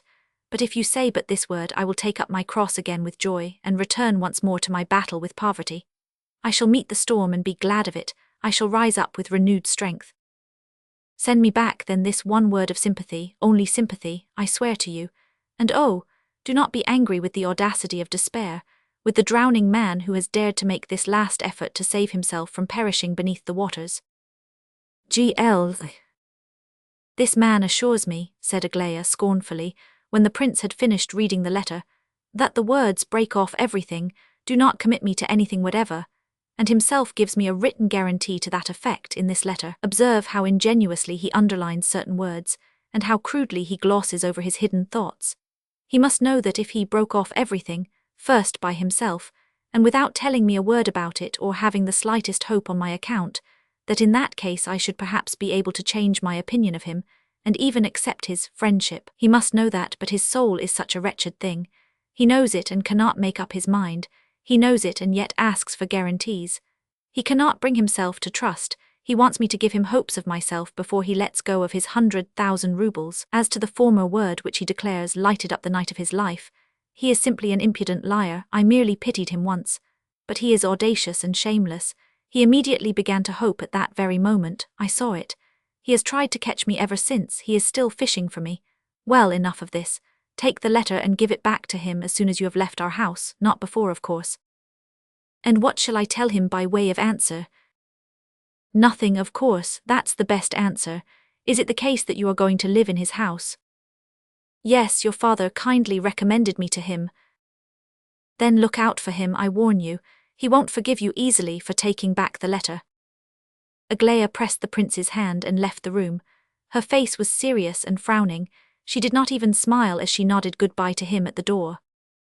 I'll just get my parcel and we'll go, said the prince to Gania as he re-entered the drawing room. Gania stamped his foot with impatience. His face looked dark and gloomy with rage. At last they left the house behind them, the prince carrying his bundle. The answer, quick, the answer, said Gania the instant they were outside. What did she say? Did you give the letter? The prince silently held out the note. Gania was struck motionless with amazement. How, what, my letter? He cried. He never delivered it, I might have guessed it, oh, curse him. Of course she did not understand what I meant naturally. Why didn't you give her the note, you? Excuse me, I was able to deliver it almost immediately after receiving your commission, and I gave it too, just as you asked me to. It has come into my hands now, because Aglaya Ivanovna has just returned it to me. How, when? As soon as I finished writing in her album for her, and when she asked me to come out of the room with her, you heard. We went into the dining room, and she gave me your letter to read, and then told me to return it. To read, cried Gania almost at the top of his voice. To read, and you read it. And again he stood like a log in the middle of the pavement, so amazed that his mouth remained open after the last word had left it. Yes, I have just read it. And she gave it you to read herself? Yes, herself, and you may believe me when I tell you that I would not have read it for anything without her permission. Gania was silent for a minute or two, as though thinking out some problem. Suddenly he cried, It's impossible, she cannot have given it to you to read. You are lying, you read it yourself. I am telling you the truth, said the prince in his former composed tone of voice, and believe me, I am extremely sorry that the circumstance should have made such an unpleasant impression upon you. But you wretched man, at least she must have said something. There must be some answer from her. Yes, of course she did say something. Out with it then, damn it, out with it at once, and Gania stamped his foot twice on the pavement.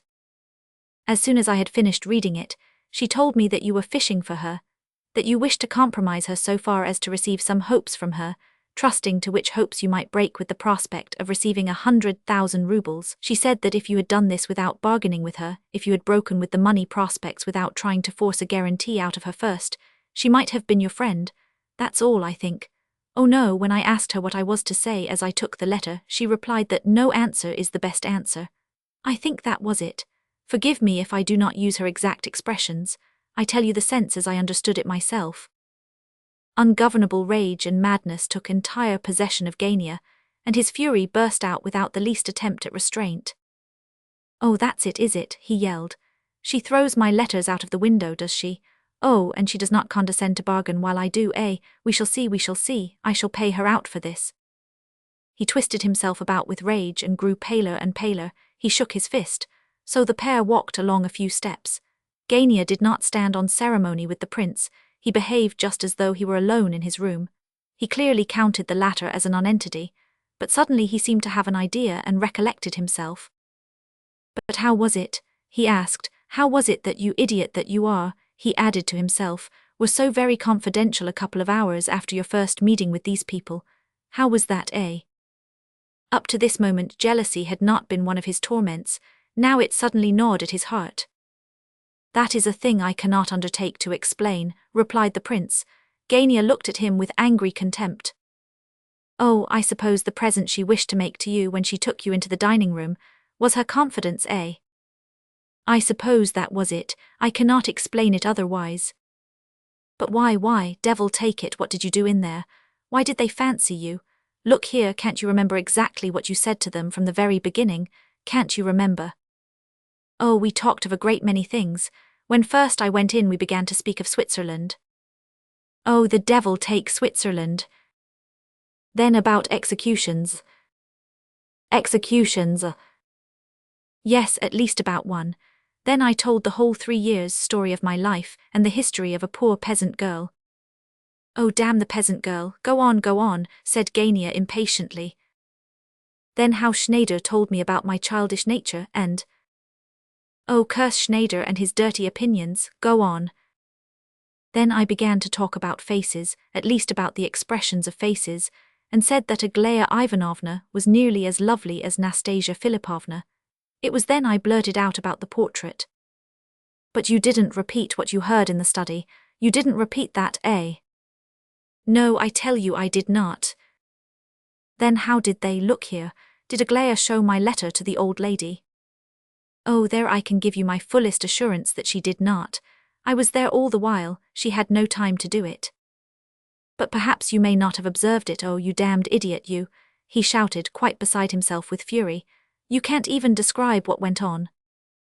Gania, having once descended to abuse and receiving no check, very soon knew no bounds or limit to his license, as is often the way in such cases. His rage so blinded him that he had not even been able to detect that this idiot, whom he was abusing to such an extent, was very far from being slow of comprehension, and had a way of taking in an impression and afterwards giving it out again, which was very unidiotic indeed. But something a little unforeseen now occurred.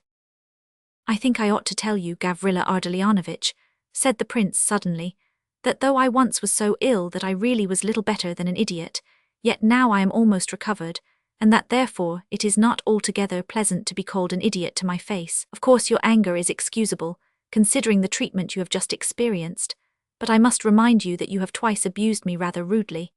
I do not like this sort of thing, and especially so at the first time of meeting a man, and therefore, as we happen to be at this moment standing at a crossroad, don't you think we had better part, you to the left, homewards, and I to the right here? I have 25 roubles, and I shall easily find a lodging. Gania was much confused and blushed for shame. Do forgive me, prince, he cried, suddenly changing his abusive tone for one of great courtesy. For heaven's sake, forgive me. You see what a miserable plight I am in, but you hardly know anything of the facts of the case as yet. If you did, I am sure you would forgive me, at least partially. Of course it was inexcusable of me, I know, but… Oh dear me, I really do not require such profuse apologies, replied the prince hastily. I quite understand how unpleasant your position is, and that is what made you abuse me. So come along to your house after all. I shall be delighted. I am not going to let him go like this, thought Gania, glancing angrily at the prince as they walked along. The fellow has sucked everything out of me, and now he takes off his mask. There's something more than appears here, we shall see. It shall all be as clear as water by tonight, everything. But by this time they had reached Gania's house. Chapter 8. The flat occupied by Gania and his family was on the 3rd floor of the house. It was reached by a clean light staircase, and consisted of 7 rooms, a nice enough lodging, and one would have thought a little too good for a clerk on 2,000 roubles a year, but it was designed to accommodate a few lodgers on board terms, and had been taken a few months since, much to the disgust of Gania, at the urgent request of his mother and his sister, Varvara Ardalionovna, who longed to do something to increase the family income a little, and fixed their hopes upon letting lodgings. Gania frowned upon the idea. He thought it infra-dig, and did not quite like appearing in society afterwards, that society in which he had been accustomed to pose up to now as a young man of rather brilliant prospects. All these concessions and rebuffs of fortune of late had wounded his spirit severely, and his temper had become extremely irritable, his wrath being generally quite out of proportion to the cause. But if he had made up his mind to put up with this sort of life for a while, it was only on the plain understanding with his inner self that he would very soon change it all, and have things as he chose again. Yet the very means by which he hoped to make this change threatened to involve him in even greater difficulties than he had had before. The flat was divided by a passage which led straight out of the entrance hall. Along one side of this corridor lay the 3 rooms which were designed for the accommodation of the highly recommended lodgers. Besides these 3 rooms there was another small one at the end of the passage, close to the kitchen, which was allotted to General Ivolgin, the nominal master of the house, who slept on a wide sofa, and was obliged to pass into and out of his room through the kitchen, and up or down the back stairs. Kolya, Gania's young brother, a schoolboy of 13, shared this room with his father. He, too, had to sleep on an old sofa, a narrow, uncomfortable thing with a torn rug over it. his chief duty being to look after his father, who needed to be watched more and more every day. The prince was given the middle room of the three, the first being occupied by one Ferdishenko, while the third was empty. But Gania first conducted the prince to the family apartments. These consisted of a salon, which became the dining room when required, a drawing room which was only a drawing room in the morning and became Gania's study in the evening, and his bedroom at night, and lastly Nina Alexandrovna's and Varvara's bedroom, a small, close chamber which they shared together. In a word, the whole place was confined, and a tight fit for the party. Gania used to grind his teeth with rage over the state of affairs, though he was anxious to be dutiful and polite to his mother. However, it was very soon apparent to anyone coming into the house that Gania was the tyrant of the family. Nina Alexandrovna and her daughter were both seated in the drawing-room, engaged in knitting, and talking to a visitor, Ivan Petrovich Titsin. The lady of the house appeared to be a woman of about 50 years of age, thin-faced and with black lines under the eyes. She looked ill and rather sad, but her face was a pleasant one for all that, and from the first word that fell from her lips, any stranger would at once conclude that she was of a serious and particularly sincere nature. In spite of her sorrowful expression, she gave the idea of possessing considerable firmness and decision. Her dress was modest and simple to a degree, dark and elderly in style, but both her face and appearance gave evidence that she had seen better days. Varvara was a girl of some 23 summers, of middle height, thin, but possessing a face which, without being actually beautiful, had the rare quality of charm, and might fascinate even to the extent of passionate regard. She was very like her mother. She even dressed like her, which proved that she had no taste for smart clothes. The expression of her grey eyes was merry and gentle when it was not, as lately, too full of thought and anxiety. The same decision and firmness was to be observed in her face as in her mother's, but her strength seemed to be more vigorous than that of Nina Alexandrovna. She was subject to outbursts of temper, of which even her brother was a little afraid. The present visitor, Titsin, was also afraid of her. This was a young fellow of something under 30, dressed plainly but neatly. His manners were good, but rather ponderously so. His dark beard bore evidence to the fact that he was not in any government employ. He could speak well but preferred silence. On the whole, he made a decidedly agreeable impression. He was clearly attracted by Varvara and made no secret of his feelings. She trusted him in a friendly way, but had not shown him any decided encouragement as yet, which fact did not quell his ardor in the least. Nina Alexandrovna was very fond of him, and had grown quite confidential with him of late. Titsin, as was well known, was engaged in the business of lending out money on good security, and at a good rate of interest. He was a great friend of Gania's. After a formal introduction by Gania, who greeted his mother very shortly, took no notice of his sister, and immediately marched Titsin out of the room, Nina Alexandrovna addressed a few kind words to the prince and forthwith requested Kolya, who had just appeared at the door, to show him to the middle room. Kolya was a nice-looking boy. His expression was simple and confiding, and his manners were very polite and engaging. "Where's your luggage?" he asked as he led the prince away to his room. "I had a bundle, it's in the entrance hall." "I'll bring it you directly. We only have a cook and one maid, so I have to help as much as I can. Veria looks after things generally and loses her temper over it. Gania says you have only just arrived from Switzerland." "Yes." "Is it jolly there?" "Very." "Mountains?" "Yes." "I'll go and get your bundle." Here Varvara joined them. "The maid shall bring your bed linen directly. Have your portmanteau." "No, a bundle. Your brother has just gone to the hall for it." "There's nothing there except this," said Kolya, returning at this moment. "Where did you put it?" "Oh, but that's all I have," said the prince, taking it. "Ah, I thought perhaps Ferdishenko had taken it." "Don't talk nonsense," said Veria severely. She seemed put out and was only just polite with the prince. "Oh ho," laughed the boy, "you can be nicer than that to me, you know. I'm not Titsin." "You ought to be whipped, Kolya, you silly boy. If you want anything to the prince, please apply to the servant. We dine at 4:30. You can take your dinner with us or have it in your room just as you please. Come along, Kolya, don't disturb the prince." At the door they met Gania coming in. "Is father in?" he asked. Kolya whispered something in his ear and went out. Just a couple of words, Prince, if you'll excuse me. Don't blab over there about what you may see here or in this house as to all that about Aglaya and me, you know. Things are not altogether pleasant in this establishment. Devil take it all, you'll see. At all events, keep your tongue to yourself for today. I assure you I blabbed a great deal less than you seem to suppose, said the prince with some annoyance. Clearly the relations between Gania and himself were by no means improving. Oh well, I caught it quite hot enough today, thanks to you. However, I forgive you.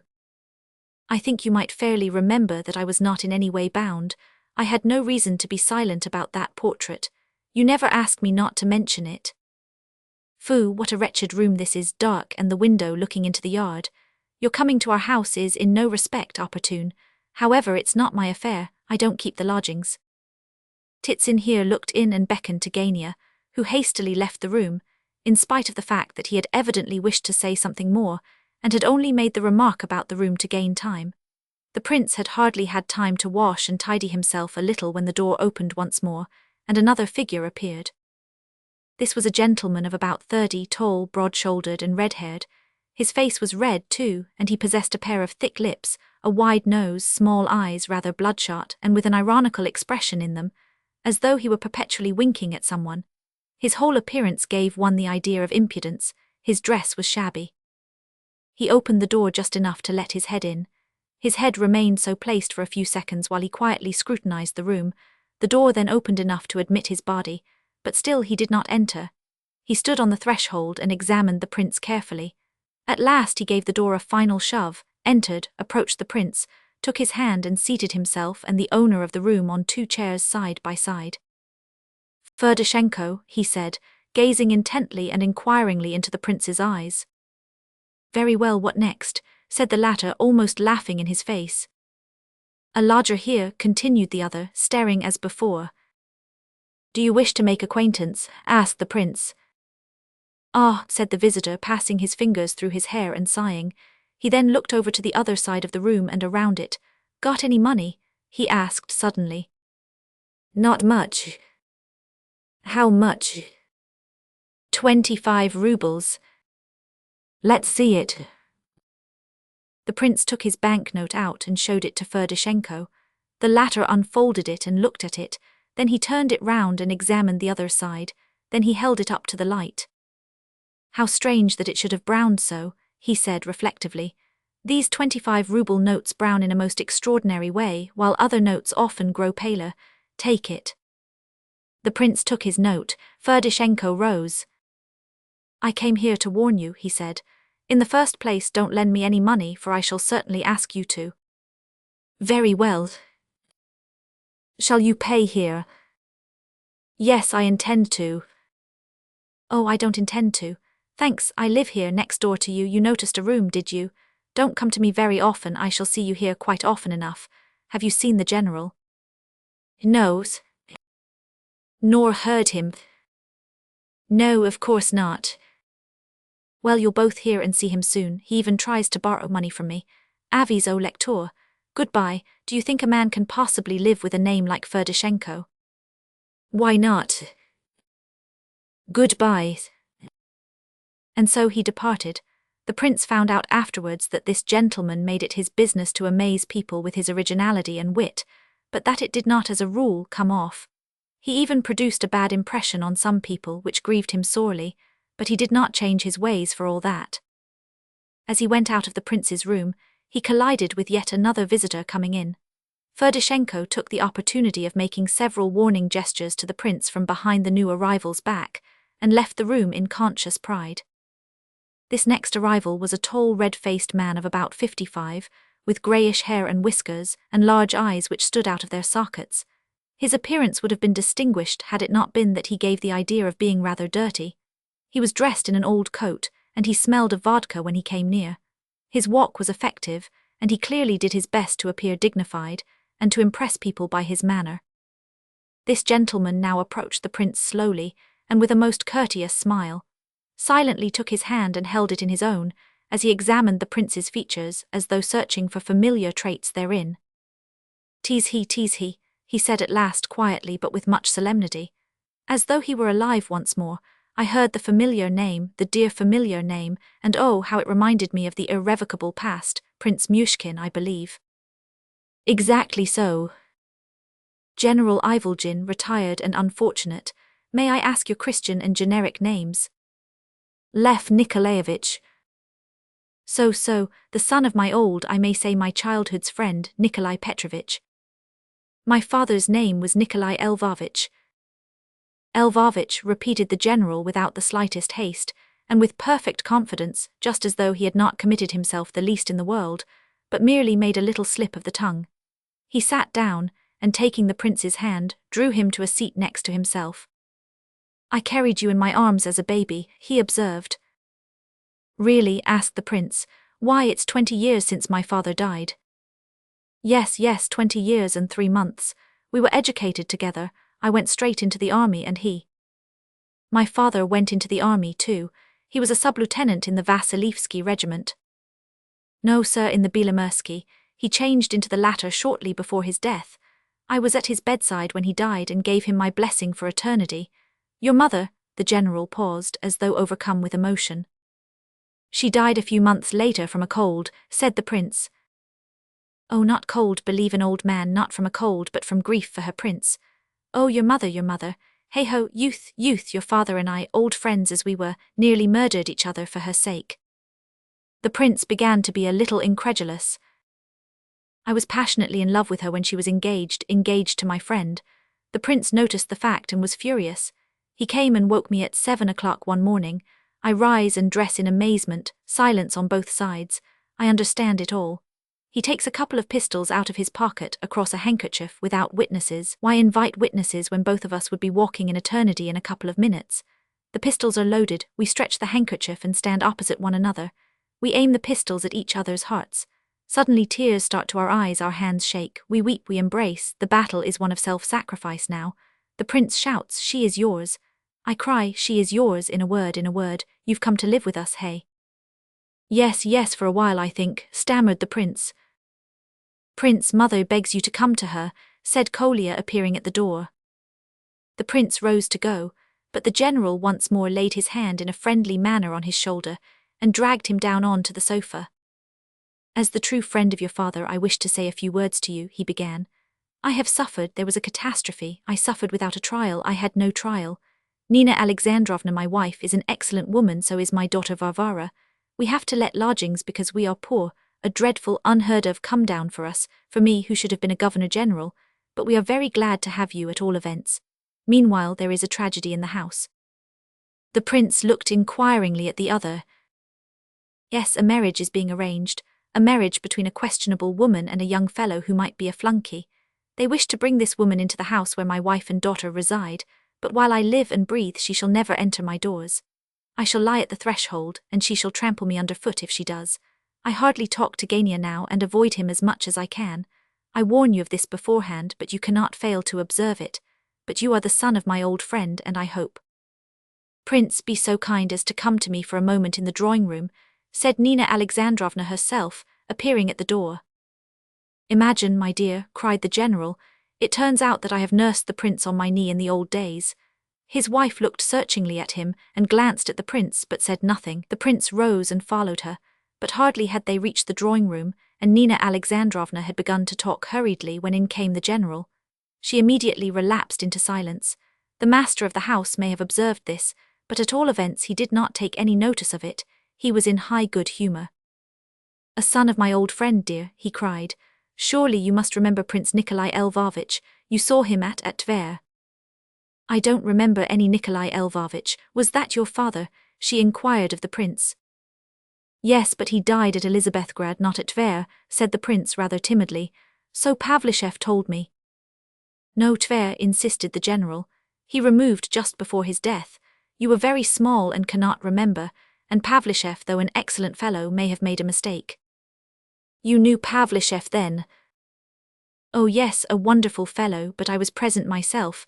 I gave him my blessing. My father was just about to be tried when he died, said the prince, although I never knew of what he was accused. He died in hospital. Oh, it was the Kolpakov business, and of course he would have been acquitted. Yes, do you know that for a fact? asked the prince, whose curiosity was aroused by the general's words.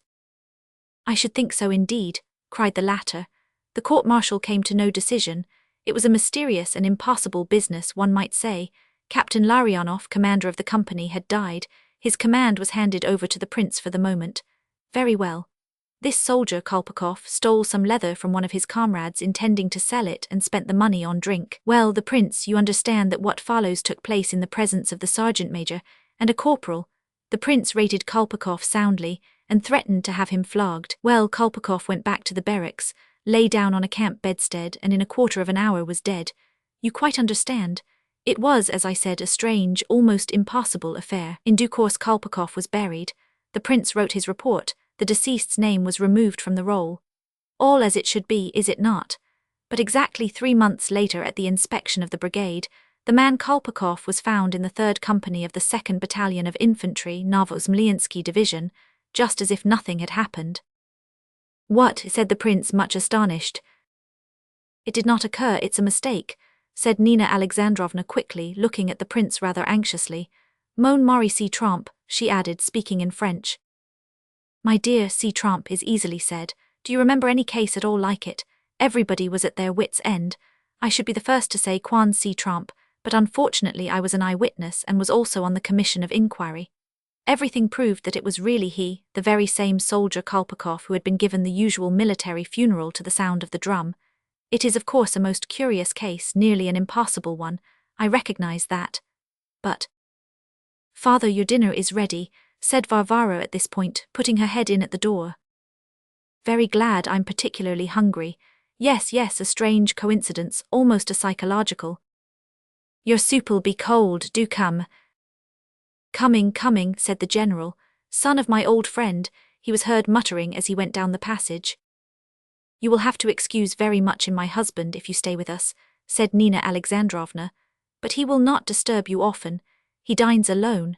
Everyone has his little peculiarities, you know, and some people perhaps have more than those who are most pointed at and laughed at. One thing I must beg of you, if my husband applies to you for payment for board and lodging, tell him that you have already paid me. Of course anything paid by you to the general would be as fully settled as if paid to me so far as you are concerned, but I wish it to be so, if you please, for convenience' sake. What is it, Veria? Veria had quietly entered the room and was holding out the portrait of Nastasya Filippovna to her mother. Nina Alexandrovna started and examined the photograph intently, gazing at it long and sadly. At last she looked up inquiringly at Veria. It's a present from herself to him, said Veria. The question is to be finally decided this evening. This evening, repeated her mother in a tone of despair, but softly as though to herself. Then it's all settled, of course, and there's no hope left to us. She has anticipated her answer by the present of her portrait. Did he show it you himself? She added in some surprise. You know we have hardly spoken to each other for a whole month. Titsin told me all about it, and the photo was lying under the table, and I picked it up. Prince, asked Nina Alexandrovna, I wanted to inquire whether you have known my son long. I think he said that you had only arrived today from somewhere. The prince gave a short narrative of what we have heard before, leaving out the greater part. The 2 ladies listened intently.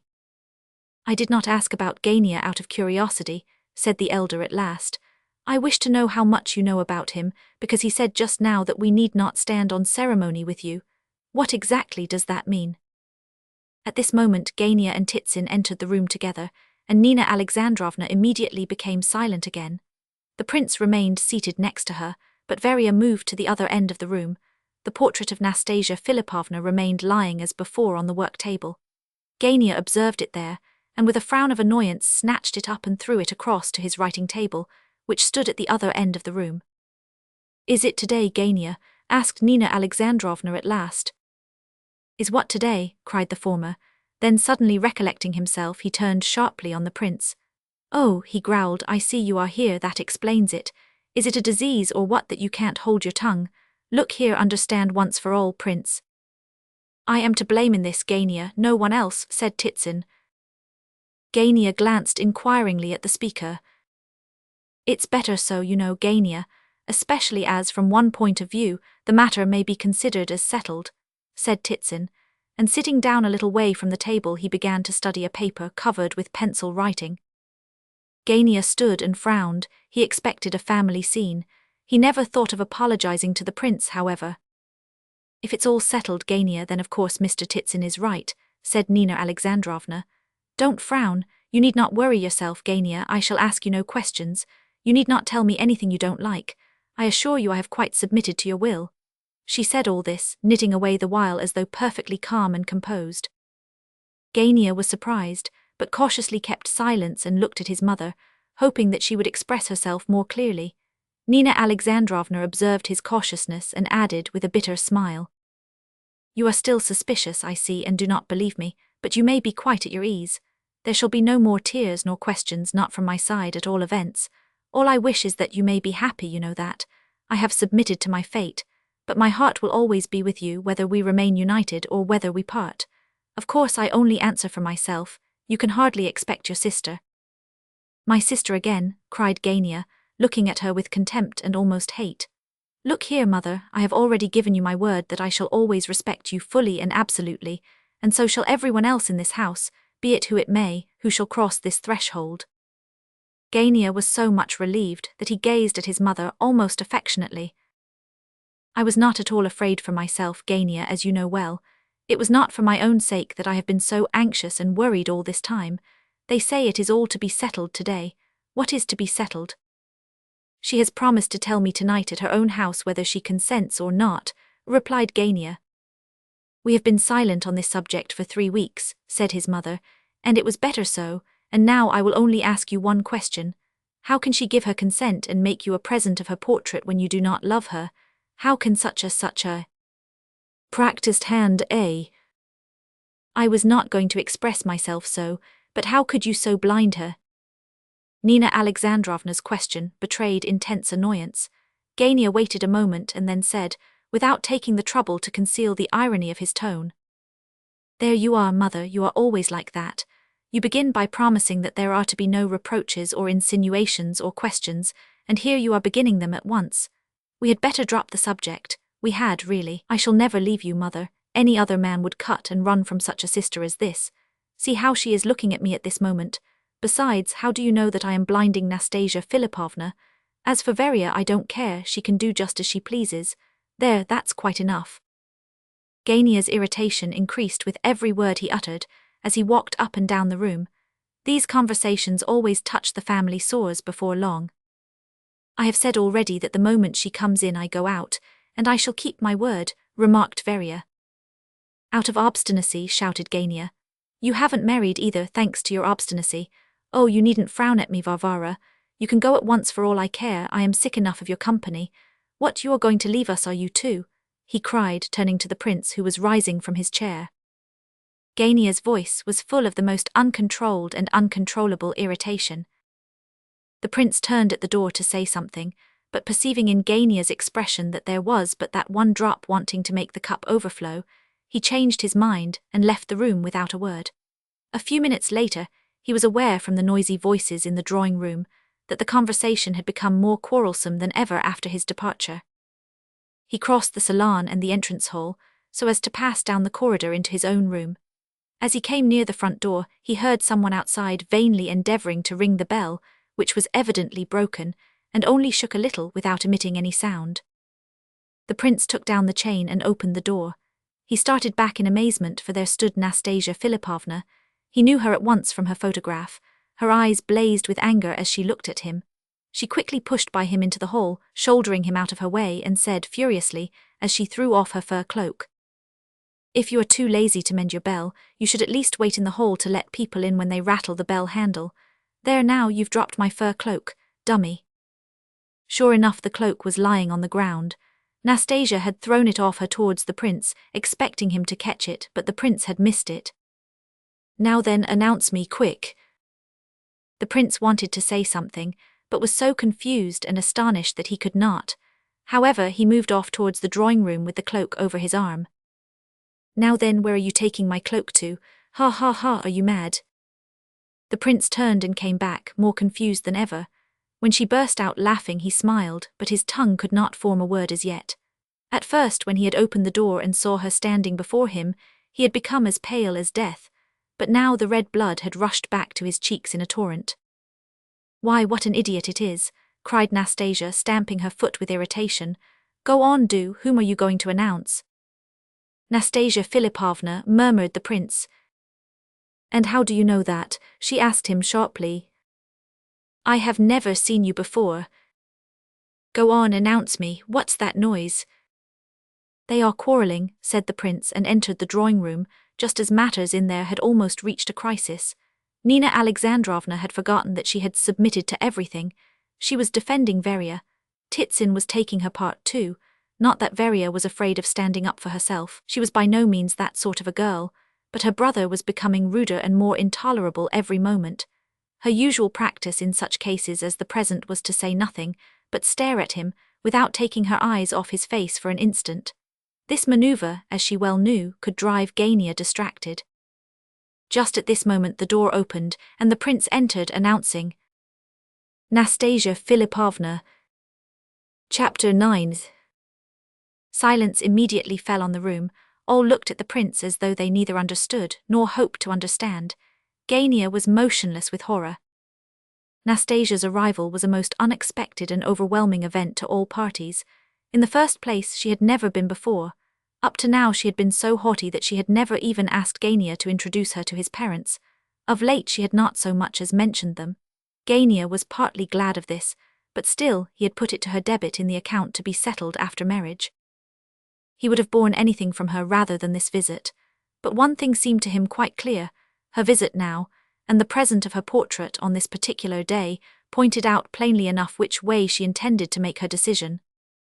The incredulous amazement with which all regarded the prince did not last long, for Nastasya herself appeared at the door and passed in, pushing by the prince again. At last I've stormed the citadel. Why do you tie up your bell? She said merrily as she pressed Gania's hand, the latter having rushed up to her as soon as she made her appearance. What are you looking so upset about? Introduce me, please. The bewildered Gania introduced her first to Veria, and both women, before shaking hands, exchanged looks of strange import. Nastasya, however, smiled amiably, but Veria did not try to look amiable and kept her gloomy expression. She did not even vouchsafe the usual courteous smile of etiquette. Gania darted a terrible glance of wrath at her for this, but Nina Alexandrovna mended matters a little when Gania introduced her at last. Hardly, however, had the old lady begun about her highly gratified feelings, and so on when Nastasya left her, and flounced into a chair by Gania's side in the corner by the window and cried, Where's your study? And where are the lodgers? You do take in lodgers, don't you? Gania looked dreadfully put out, and tried to say something in reply, but Nastasya interrupted him. Why, where are you going to squeeze lodgers in here? Don't you use a study? Does this sort of thing pay? She added, turning to Nina Alexandrovna. Well, it is troublesome rather, said the latter, but I suppose it will pay pretty well. We have only just begun, however. Again Nastasya Filippovna did not hear the sentence out. She glanced at Gania and cried, laughing, What a face! My goodness, what a face you have on at this moment. Indeed, Gania did not look in the least like himself. His bewilderment and his alarmed perplexity passed off, however, and his lips now twitched with rage as he continued to stare evilly at his laughing guest, while his countenance became absolutely livid.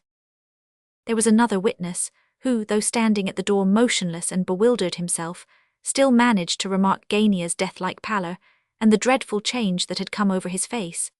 This witness was the prince, who now advanced in alarm and muttered to Gania, Drink some water and don't look like that. It was clear that he came out with these words quite spontaneously, on the spur of the moment. But his speech was productive of much, for it appeared that all Gania's rage now overflowed upon the prince. He seized him by the shoulder and gazed with an intensity of loathing and revenge at him, but said nothing, as though his feelings were too strong to permit of words. General agitation prevailed. Nina Alexandrovna gave a little cry of anxiety. Titsin took a step forward in alarm. Kolya and Ferdishenko stood stark still at the door in amazement. Only Veria remained coolly watching the scene from under her eyelashes. She did not sit down but stood by her mother with folded hands. However, Gania recollected himself almost immediately. He let go of the prince and burst out laughing. Why, are you a doctor, prince, or what? He asked as naturally as possible. I declare you quite frightened me. Nastasya Filippovna, let me introduce this interesting character to you, though I have only known him myself since the morning. Nastasya gazed at the prince in bewilderment. Prince, here prince, why I took him for the footman just now and sent him in to announce me. Ha ha ha, isn't that good? Not bad that, not bad at all, put in Ferdishenko, si non e vero. I rather think I pitched into you too, didn't I? Forgive me, do. Who is he, did you say? What prince? Myshkin, she added, addressing Gania. He is a lodger of ours, explained the latter. An idiot, the prince distinctly heard the word half-whispered from behind him. This was Ferdishenko's voluntary information for Nastasya's benefit. Tell me, why didn't you put me right when I made such a dreadful mistake just now? Continued the latter, examining the prince from head to foot without the slightest ceremony. She awaited the answer as though convinced that it would be so foolish that she must inevitably fail to restrain her laughter over it. I was astonished, seeing you so suddenly, murmured the prince. How did you know who I was? Where had you seen me before? And why were you so struck dumb at the sight of me? What was there so overwhelming about me? Oh ho ho ho ho, cried Ferdishenko. Now then, prince, my word, what things I would say if I had such a chance as that. My goodness, prince, go on. So should I in your place, I've no doubt, laughed the prince to Ferdishenko, then continued, addressing Nastasya. Your portrait struck me very forcibly this morning. Then I was talking about you to the Epanchins. And then in the train, before I reached Petersburg, Parfen Rogozhin told me a good deal about you. And at the very moment that I opened the door to you, I happened to be thinking of you when, there you stood before me.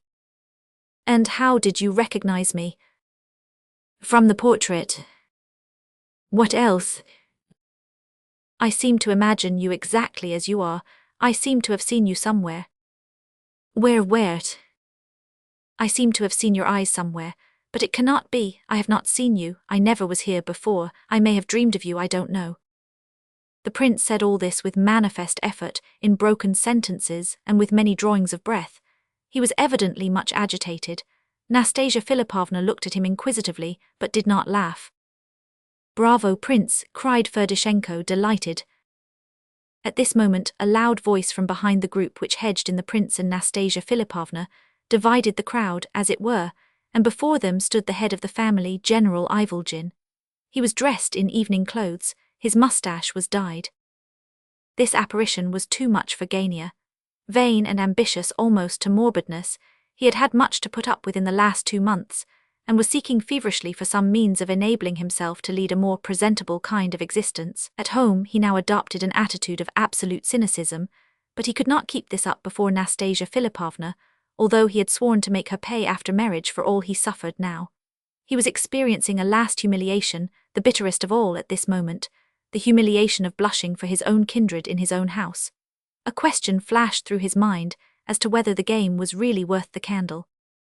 For that had happened at this moment which for 2 months had been his nightmare, which had filled his soul with dread and shame, the meeting between his father and Nastasya Filippovna. He had often tried to imagine such an event, but had found the picture too mortifying and exasperating, and had quietly dropped it. Very likely he anticipated far worse things than was at all necessary. It is often so with vain persons. He had long since determined, therefore, to get his father out of the way anywhere, before his marriage, in order to avoid such a meeting. But when Nastasya entered the room just now, he had been so overwhelmed with astonishment that he had not thought of his father, and had made no arrangements to keep him out of the way. And now it was too late. There he was, and got up too in a dress coat and white tie, and Nastasya in the very humour to heap ridicule on him and his family circle. Of this last fact he felt quite persuaded. What else had she come for? There were his mother and his sister sitting before her, and she seemed to have forgotten their very existence already, and if she behaved like that, he thought, she must have some object in view. Ferdishenko led the general up to Nastasya Filippovna. Ardalion Alexandrovich Ivolgin, said the smiling general with a low bow of great dignity, an old soldier, unfortunate and the father of this family, but happy in the hope of including in that family so exquisite. He did not finish his sentence, for at this moment Ferdishenko pushed a chair up from behind, and the general, not very firm on his legs at this post-prandial hour, flopped into it backwards. It was always a difficult thing to put this warrior to confusion, and his sudden descent left him as composed as before. He had sat down just opposite to Nastasya, whose fingers he now took, and raised to his lips with great elegance and much courtesy.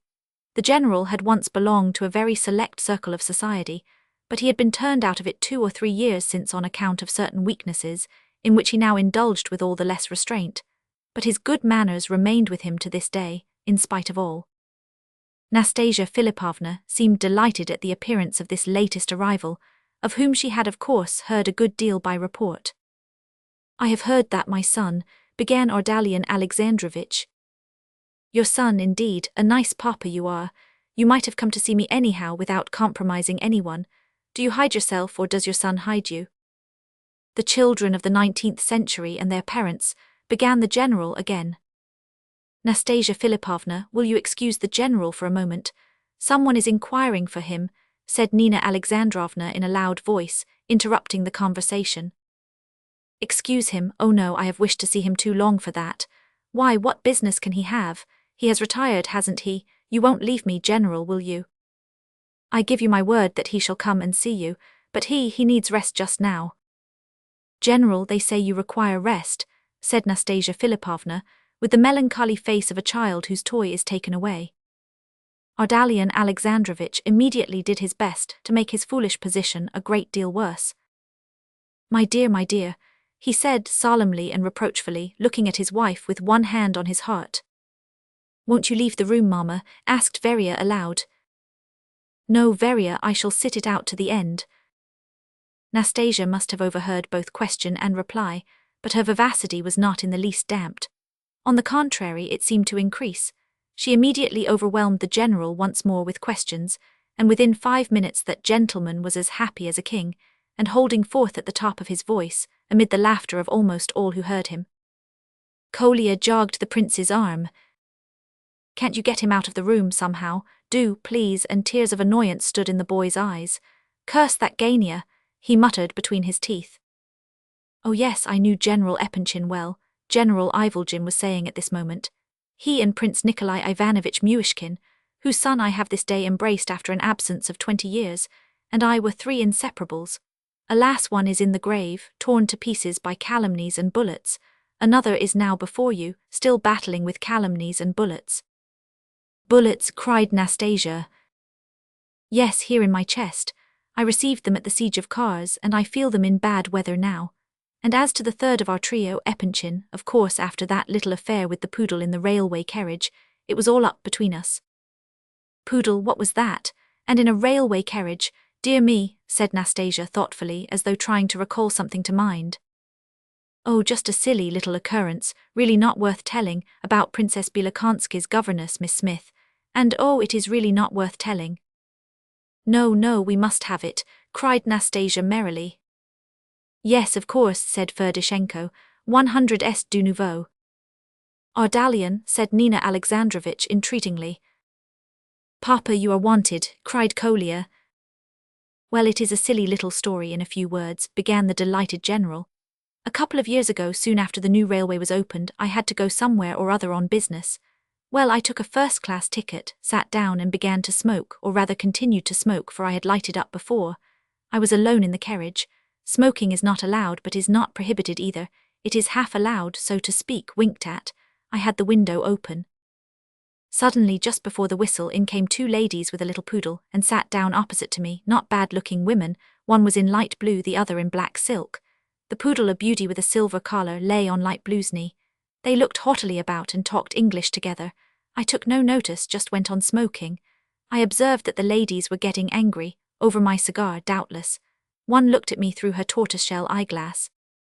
I took no notice because they never said a word. If they didn't like the cigar, why couldn't they say so? Not a word, not a hint. Suddenly, and without the very slightest suspicion of warning, light blue seizes my cigar from between my fingers and whew, out of the window with it. Well, on flew the train, and I sat bewildered, and the young woman, tall and fair and rather red in the face, too red, glared at me with flashing eyes. I didn't say a word, but with extreme courtesy, I may say with most refined courtesy, I reached my finger and thumb over towards the poodle, took it up delicately by the nape of the neck, and chucked it out of the window after the cigar.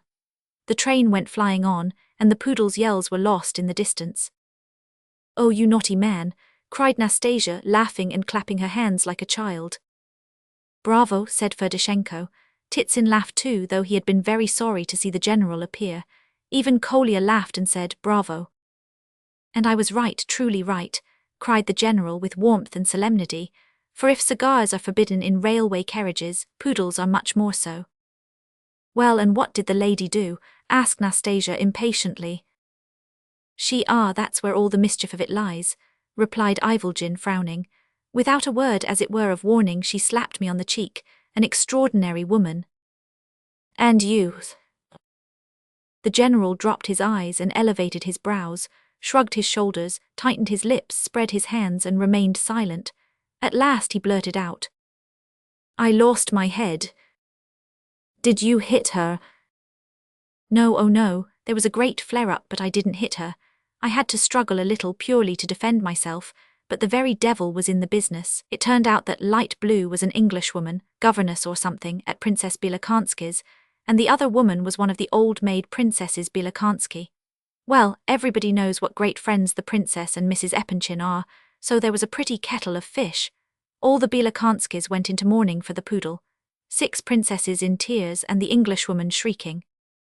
Of course I wrote an apology and called, but they would not receive either me or my apology, and the Epanchins cut me too. But wait, said Nastasya. How is it that 5 or 6 days since I read exactly the same story in the paper as happening between a Frenchman and an English girl? The cigar was snatched away exactly as you describe, and the poodle was chucked out of the window after it. The slapping came off too, as in your case, and the girl's dress was light blue. The general blushed dreadfully, Kolya blushed too, and Titsin turned hastily away. Ferdishenko was the only one who laughed as gaily as before. As to Gania, I need not say that he was miserable. He stood dumb and wretched and took no notice of anybody.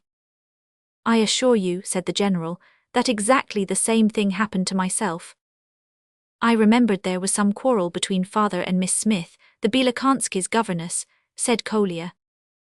How very curious, point for point the same anecdote, and happening at different ends of Europe. Even the light blue dress the same, continued the pitiless Nastasya. I must really send you the paper. You must observe, insisted the general, that my experience was 2 years earlier. Oh, that's it, no doubt. Nastasya Filippovna laughed hysterically. Father, will you hear a word from me outside? Said Gania, his voice shaking with agitation as he seized his father by the shoulder. His eyes shone with a blaze of hatred. At this moment there was a terrific bang at the front door, almost enough to break it down. Some most unusual visitor must have arrived. Kolya ran to open. 10. The entrance hall suddenly became full of noise and people. To judge from the sounds which penetrated to the drawing room, a number of people had already come in, and the stampede continued. Several voices were talking and shouting at once, others were talking and shouting on the stairs outside. It was evidently a most extraordinary visit that was about to take place. Everyone exchanged startled glances. Gania rushed out towards the dining room, but a number of men had already made their way in and met him. Ah, here he is, the Judas, cried a voice which the prince recognized at once. How d'ye do, Gania, you old blackguard? Yes, that's the man, said another voice. There was no room for doubt in the prince's mind. One of the voices was Rogozhin, S, and the other Lebedev, S. Gania stood at the door like a block and looked on in silence, putting no obstacle in the way of their entrance, and 10 or a dozen men marched in behind Parfen Rogozhin. They were a decidedly mixed-looking collection, and some of them came in their furs and caps. None of them were quite drunk, but all appeared to be considerably excited. They seemed to need each other's support morally before they dared come in. Not one of them would have entered alone, but with the rest each one was brave enough. Even Rogozhin entered rather cautiously at the head of his troop, but he was evidently preoccupied. He appeared to be gloomy and morose, and had clearly come with some end in view. All the rest were merely chorus, brought in to support the chief character. Besides Lebedev there was the dandy Zailshev, who came in without his coat and hat. 2 or 3 others followed his example. The rest were more uncouth. They included a couple of young merchants, a man in a greatcoat, a medical student, a little Pole, a small fat man who laughed continuously, and an enormously tall stout one who apparently put great faith in the strength of his fists. A couple of ladies of some sort put their heads in at the front door, but did not dare come any farther. Kolya promptly banged the door in their faces and locked it. Hallo, Gania, you blackguard, you didn't expect Rogozhin, eh? Said the latter, entering the drawing room and stopping before Gania. But at this moment he saw, seated before him, Nastasya Filippovna. He had not dreamed of meeting her here, evidently, for her appearance produced a marvelous effect upon him. He grew pale, and his lips became actually blue. "I suppose it is true, then," he muttered to himself, and his face took on an expression of despair. "So that's the end of it. Now you, sir, will you answer me or not?" he went on suddenly, gazing at Gania with ineffable malice. "Now then, you." He panted and could hardly speak for agitation. He advanced into the room mechanically, but perceiving Nina Alexandrovna and Veria, he became more or less embarrassed in spite of his excitement. His followers entered after him, and all paused a moment at sight of the ladies. Of course their modesty was not fated to be long-lived, but for a moment they were abashed. Once let them begin to shout, however, and nothing on earth should disconcert them. "What you hear too, Prince," said Rogozhin absently, but a little surprised all the same, "still in your gaiters, eh?" He sighed, and forgot the prince next moment, and his wild eyes wandered over to Nastasya again, as though attracted in that direction by some magnetic force. Nastasya looked at the new arrivals with great curiosity. Gania recollected himself at last. "Excuse me, sirs," he said loudly, "but what does all this mean?" He glared at the advancing crowd generally, but addressed his remarks especially to their captain Rogozhin. "You are not in a stable, gentlemen, though you may think it. My mother and sister are present." "Yes, I see your mother and sister," muttered Rogozhin through his teeth, and Lebedev seemed to feel himself called upon to second the statement. "At all events, I must request you to step into the salon," said Gania, his rage rising quite out of proportion to his words, "and then I shall inquire." "What, he doesn't know me?" said Rogozhin, showing his teeth disagreeably. He doesn't recognize Rogozhin. He did not move an inch, however. "I have met you somewhere, I believe, but—" "Met me somewhere, foo? Why, it's only 3 months since I lost 200 rubles of my father's money to you at cards. The old fellow died before he found out. Titsin knows all about it. Why, I've only to pull out a 3-ruble note and show it to you, and you'd crawl on your hands and knees to the other end of the town for it. That's the sort of man you are. Why, I've come now at this moment to buy you up. Oh, you needn't think that because I wear these boots I have no money. I have lots of money, my beauty, enough to buy up you and all yours together. So I shall, if I like to. I'll buy you up, I will," he yelled, apparently growing more and more intoxicated and excited. "Oh, Nastasya Filippovna, don't turn me out. Say one word, do. Are you going to marry this man or not?" Rogozhin asked his question like a lost soul appealing to some divinity, with the reckless daring of one appointed to die, who has nothing to lose. He awaited the reply in deadly anxiety. Nastasya Filippovna gazed at him with a haughty, ironical expression of face, but when she glanced at Nina Alexandrovna and Veria, and from them to Gania, she changed her tone all of a sudden. "Certainly not. What are you thinking of? What could have induced you to ask such a question?" she replied quietly and seriously, and even apparently with some astonishment. "No, no," shouted Rogozhin, almost out of his mind with joy. "You are not going to, after all. And they told me, oh, Nastasya Filippovna, they said you had promised to marry him, as if you could do it. Him, pooh, I don't mind saying it to everyone. I'd buy him off for 100 rubles any day, foo. Give him 1,000 or 3 if he likes, poor devil, and he'd cut and run the day before his wedding and leave his bride to me. Wouldn't you, Gania, you blackguard? You'd take 3,000, wouldn't you? Here's the money. Look, I've come on purpose to pay you off and get your receipt formally. I said I'd buy you up, and so I will." "Get out of this, you drunken beast," cried Gania, who was red and white by turns. Rogozhin's troop, who were only waiting for an excuse, set up a howl at this. Lebedev stepped forward and whispered something in Parfan's ear. "You're right, clerk," said the latter. "You're right, tipsy spirit, you're right. Nastasya Filippovna," he added, looking at her like some lunatic, harmless generally, but suddenly wound up to a pitch of audacity, "here are 18,000 rubles, and you shall have more." Here he threw a packet of banknotes tied up in white paper on the table before her, not daring to say all he wished to say. "No, no, no," muttered Lebedev, clutching at his arm. He was clearly aghast at the largeness of the sum, and thought a far smaller amount should have been tried first. "No, you fool, you don't know whom you are dealing with, and it appears I am a fool, too," said Parfan, trembling beneath the flashing glance of Nastasya. "Oh, curse it all, what a fool I was to listen to you," he added with profound melancholy. Nastasya Filippovna, observing his woebegone expression, suddenly burst out laughing. 18,000 rubles for me. Why, you declare yourself a fool at once. she said with impudent familiarity as she rose from the sofa and prepared to go. Gania watched the whole scene with a sinking of the heart. 40,000 then, 40,000 rubles instead of 18. Titsin and another have promised to find me 40,000 rubles by 7 o'clock tonight. 40,000 rubles, paid down on the nail. The scene was growing more and more disgraceful, but Nastasya Filippovna continued to laugh and did not go away. Nina Alexandrovna and Veria had both risen from their places and were waiting in silent horror to see what would happen. Veria's eyes were all ablaze with anger, but the scene had a different effect on Nina Alexandrovna.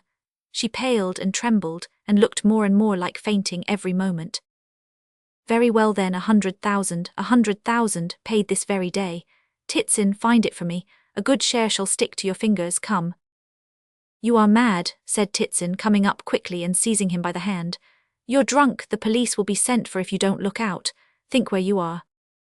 Yes, he's boasting like a drunkard, added Nastasya, as though with the sole intention of goading him. I do not boast, you shall have 100,000 this very day. Titsin, get the money, you gay usurer. Take what you like for it, but get it by the evening. I'll show that I'm in earnest, cried Rogozhin, working himself up into a frenzy of excitement. Come, what's all this? Cried General Ivolgin, suddenly and angrily, coming close up to Rogozhin. The unexpectedness of this sally on the part of the hitherto silent old man caused some laughter among the intruders. Halloa, what's this now? Laughed Rogozhin. You come along with me, old fellow, you shall have as much to drink as you like.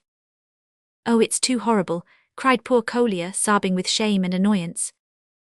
Surely there must be someone among all of you here who will turn this shameless creature out of the room, cried Veria suddenly. She was shaking and trembling with rage. That's me, I suppose, I'm the shameless creature, cried Nastasya Filippovna with amused indifference. Dear me, and I came, like a fool as I am, to invite them over to my house for the evening. Look how your sister treats me, Gavrila Ardalionovitch. For some moments Gania stood as if stunned or struck by lightning after his sister's speech, but seeing that Nastasya Filippovna was really about to leave the room this time, he sprang at Veria and seized her by the arm like a madman. What have you done? He hissed, glaring at her as though he would like to annihilate her on the spot. He was quite beside himself and could hardly articulate his words for rage. What have I done? Where are you dragging me to? Do you wish me to beg pardon of this creature, because she has come here to insult our mother and disgrace the whole household, you low, base wretch? Cried Veria, looking back at her brother with proud defiance. A few moments passed as they stood there face to face, Gania still holding her wrist tightly. Veria struggled once, twice to get free, then could restrain herself no longer and spat in his face. There's a girl for you, cried Nastasya Filippovna. Mr. Titsin, I congratulate you on your choice. Gania lost his head. Forgetful of everything, he aimed a blow at Veria, which would inevitably have laid her low, but suddenly another hand caught his. Between him and Veria stood the prince. Enough, said the latter with insistence but all of a tremble with excitement. Are you going to cross my path forever, damn you? Cried Gania, and loosening his hold on Veria he slapped the prince's face with all his force. Exclamations of horror arose on all sides. The prince grew pale as death. He gazed into Gania's eyes with a strange, wild, reproachful look. His lips trembled and vainly endeavored to form some words. Then his mouth twisted into an incongruous smile. Very well, never mind about me, but I shall not allow you to strike her, he said at last quietly. Then suddenly he could bear it no longer and covering his face with his hands, turned to the wall and murmured in broken accents. Oh, how ashamed you will be of this afterwards. Gania certainly did look dreadfully abashed. Kolya rushed up to comfort the prince, and after him crowded Veria, Rogozhin and all, even the general. It's nothing, said the prince, and again he wore the smile which was so inconsistent with the circumstances. Yes, he will be ashamed, cried Rogozhin. You will be properly ashamed of yourself for having injured such a sheep. He could not find a better word. Prince, my dear fellow, leave this and come away with me. I'll show you how Rogozhin shows his affection for his friends. Nastasya Filippovna was also much impressed, both with Gania's action and with the prince's reply. Her usually thoughtful, pale face, which all this while had been so little in harmony with the jests and laughter which she had seemed to put on for the occasion, was now evidently agitated by new feelings, though she tried to conceal the fact, and to look as though she were as ready as ever for jesting and irony. "I really think I must have seen him somewhere," she murmured seriously enough. "Oh, aren't you ashamed of yourself, aren't you ashamed? Are you really the sort of woman you are trying to represent yourself to be? Is it possible?" The prince was now addressing Nastasya in a tone of reproach which evidently came from his very heart.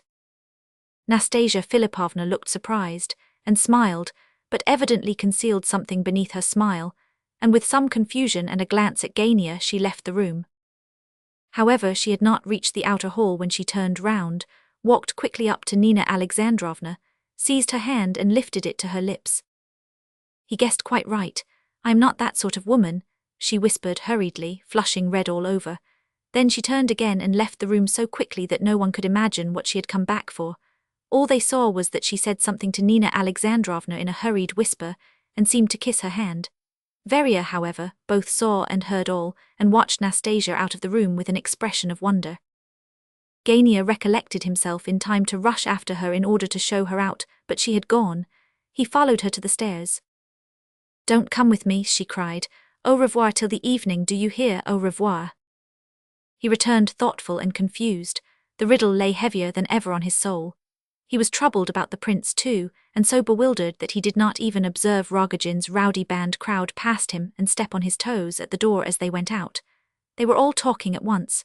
Rogozhin went ahead of the others, talking to Titsin, and apparently insisting vehemently upon something very important. "You've lost the game, Gania," he cried as he passed the latter. Gania gazed after him uneasily but said nothing. Chapter 11. The prince now left the room and shut himself up in his own chamber. Kolya followed him almost at once, anxious to do what he could to console him. The poor boy seemed to be already so attached to him that he could hardly leave him. "You were quite right to go away," he said. "The row will rage there worse than ever now, and it's like this every day with us and all through that Nastasya Filippovna." "You have so many sources of trouble here, Kolya," said the prince. "Yes, indeed, and it is all our own fault. But I have a great friend who is much worse off even than we are. Would you like to know him?" "Yes, very much. Is he one of your school fellows?" "Well, not exactly. I will tell you all about him some day. What do you think of Nastasya Filippovna? She is beautiful, isn't she? I had never seen her before, though I had a great wish to do so. She fascinated me. I could forgive Gania if he were to marry her for love, but for money, oh dear, that is horrible." "Yes, your brother does not attract me much." "I am not surprised at that, after what you... But I do hate that way of looking at things, because some fool or a rogue pretending to be a fool strikes a man. That man is to be dishonored for his whole life unless he wipes out the disgrace with blood, or makes his assailant beg forgiveness on his knees. I think that so very absurd and tyrannical. Lermontov's Bal Masque is based on that idea, a stupid and unnatural one in my opinion, but he was hardly more than a child when he wrote it. I like your sister very much. Did you see how she spat in Gania's face? Veria is afraid of no one, but you did not follow her example, and yet I am sure it was not through cowardice. Here she comes. Speak of a wolf and you see his tail. I felt sure that she would come. She is very generous, though of course she has her faults." Veria pounced upon her brother. "This is not the place for you," said she. "Go to father. Is he plaguing you, prince?" "Not in the least. On the contrary, he interests me." Scolding as usual, Veria. "It is the worst thing about her. After all, I believe father may have started off with Rogozhin. No doubt he is sorry now. Perhaps I had better go and see what he is doing," added Kolya, running off. "Thank God I have got mother away and put her to bed without another scene. Gania is worried and ashamed, not without reason. What a spectacle! I have come to thank you once more, prince, and to ask you if you knew Nastasya Filippovna before." "No, I have never known her." "Then what did you mean when you said straight out to her that she was not really like that? You guessed right, I fancy. It is quite possible she was not herself at the moment, though I cannot fathom her meaning. Evidently she meant to hurt and insult us. I have heard curious tales about her before now, but if she came to invite us to her house, why did she behave so to my mother? Titsin knows her very well. He says he could not understand her today. With Rogozhin, too, no one with a spark of self-respect could have talked like that in the house of her. Mother is extremely vexed on your account, too." "That is nothing," said the prince, waving his hand. "But how meek she was when you spoke to her." Meek, what do you mean? You told her it was a shame for her to behave so, and her manner changed at once. She was like another person. You have some influence over her, Prince, added Veria, smiling a little. The door opened at this point, and in came Gania most unexpectedly. He was not in the least disconcerted to see Veria there, but he stood a moment at the door, and then approached the prince quietly. Prince, he said with feeling, I was a blackguard, forgive me. His face gave evidence of suffering. The prince was considerably amazed and did not reply at once. Oh, come, forgive me, Gania insisted rather impatiently. If you like, I'll kiss your hand, there. The prince was touched. He took Gania's hands and embraced him heartily, while each kissed the other. I never thought you were like that, said Myshkin, drawing a deep breath. I thought you weren't capable of. Of what? Apologizing, eh? And where on earth did I get the idea that you were an idiot? You always observe what other people pass by unnoticed. One could talk sense to you, but… Here is another to whom you should apologize, said the prince, pointing to Veria. No, they are all enemies. I've tried them often enough, believe me, and Gania turned his back on Veria with these words. But if I beg you to make it up, said Veria, and you'll go to Nastasya Filippovna's this evening. If you insist, but judge for yourself, can I go, ought I to go? But she is not that sort of woman, I tell you, said Gania angrily. She was only acting. I know that, but what a part to play, and think what she must take you for, Gania. I know she kissed mother's hand and all that, but she laughed at you all the same. All this is not good enough for 75,000 rubles, my dear boy. You are capable of honorable feelings still, and that's why I'm talking to you so. Oh, do take care what you are doing. Don't you know yourself that it will end badly, Gania? So saying, and in a state of violent agitation, Veria left the room. There, they are all like that, said Gania, laughing, just as if I do not know all about it much better than they do. He sat down with these words, evidently intending to prolong his visit. If you know it so well, said the prince a little timidly, why do you choose all this worry for the sake of the 75,000, which you confess does not cover it? I didn't mean that, said Gania, but while we are upon the subject, let me hear your opinion. Is all this worry worth 75,000 or not? Certainly not. Of course, and it would be a disgrace to marry so, eh? A great disgrace. Oh well, then you may know that I shall certainly do it now. I shall certainly marry her. I was not quite sure of myself before, but now I am. Don't say a word, I know what you want to tell me. No, I was only going to say that what surprises me most of all is your extraordinary confidence. How so? What in? That Nastasya Filippovna will accept you, and that the question is as good as settled. And secondly, that even if she did, you would be able to pocket the money. Of course, I know very little about it, but that's my view. When a man marries for money, it often happens that the wife keeps the money in her own hands. Of course you don't know all, but I assure you, you needn't be afraid it won't be like that in our case. There are circumstances, said Gania rather excitedly. And as to her answer to me, there's no doubt about that. Why should you suppose she will refuse me? Oh, I only judge by what I see, Varvara Ardalionovna said just now. Oh, they don't know anything about it. Nastasya was only chaffing Rogozhin. I was alarmed at first, but I have thought better of it now. She was simply laughing at him. She looks on me as a fool because I show that I meant her money, and doesn't realize that there are other men who would deceive her in far worse fashion. I'm not going to pretend anything, and you'll see she'll marry me all right. If she likes to live quietly, so she shall, but if she gives me any of her nonsense, I shall leave her at once, but I shall keep the money. I'm not going to look a fool. That's the first thing, not to look a fool.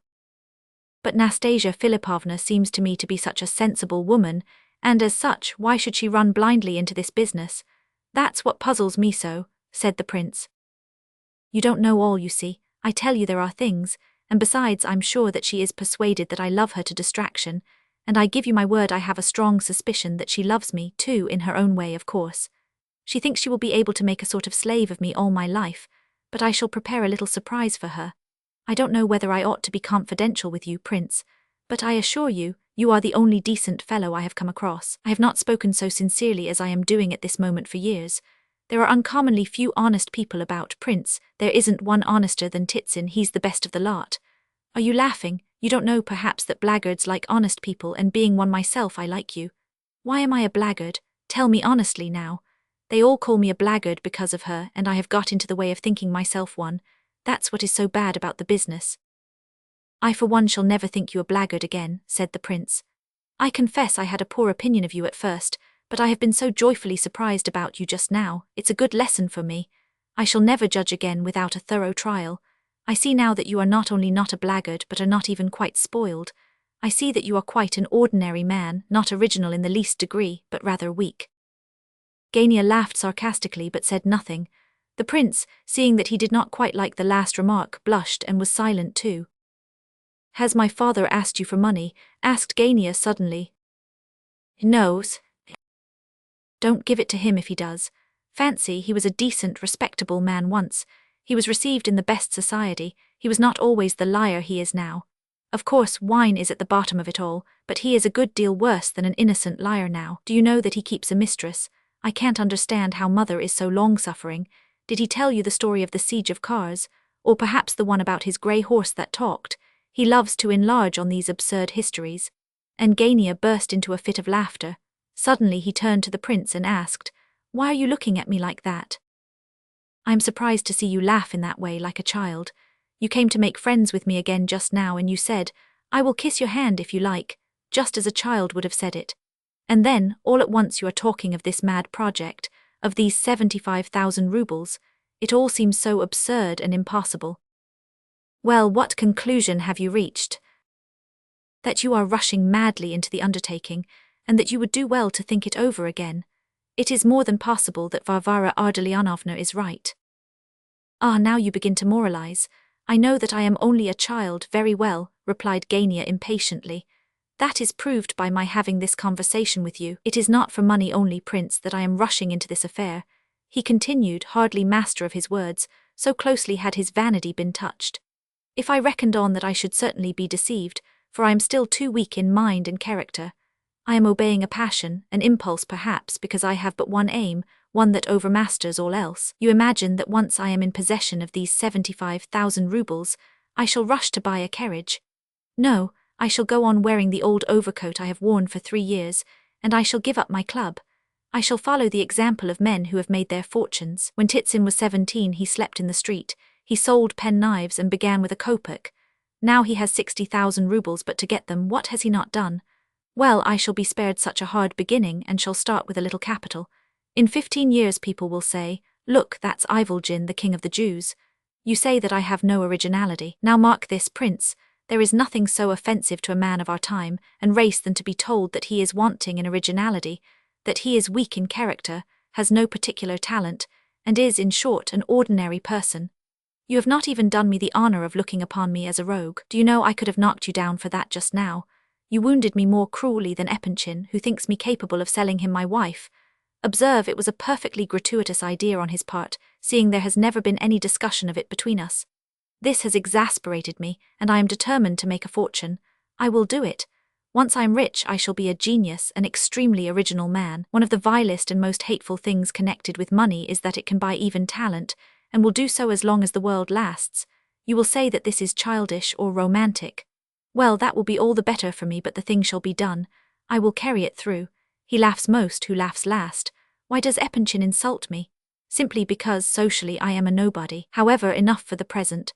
Kolya has put his nose in to tell us dinner is ready twice. I'm dining out. I shall come and talk to you now and then. You shall be comfortable enough with us. They are sure to make you one of the family. I think you and I will either be great friends or enemies. Look here now, supposing I had kissed your hand just now, as I offered to do in all sincerity, should I have hated you for it afterwards? Certainly, but not always. You would not have been able to keep it up and would have ended by forgiving me, said the prince after a pause for reflection and with a pleasant smile. Oh ho, how careful one has to be with you, Prince. Haven't you put a drop of poison in that remark now, eh?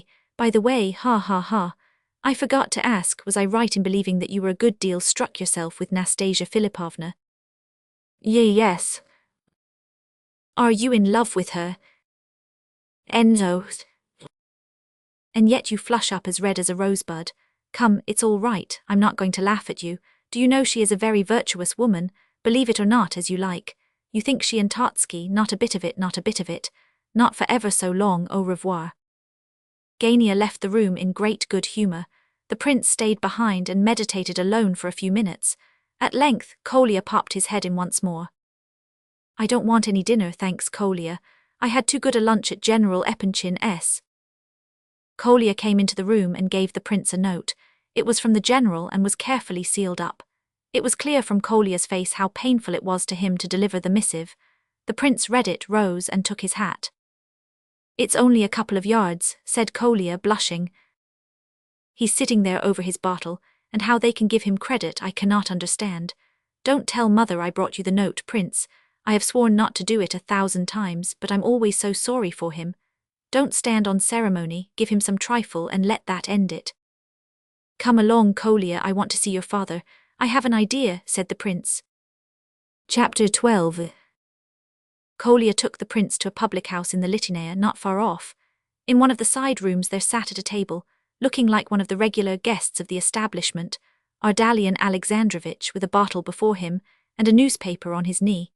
He was waiting for the prince, and no sooner did the latter appear than he began a long harangue about something or other, but so far gone was he that the prince could hardly understand a word. "I have not got a 10-ruble note," said the prince, "but here is a 25. Change it and give me back the 15, or I shall be left without a farthing myself." "Oh, of course, and you quite understand that I—" "Yes, and I have another request to make, General. Have you ever been at Nastasya Filippovna's?" Do you mean me?" "Often, my friend, often. I only pretended I had not in order to avoid a painful subject. You saw today, you were a witness, that I did all that a kind and indulgent father could do.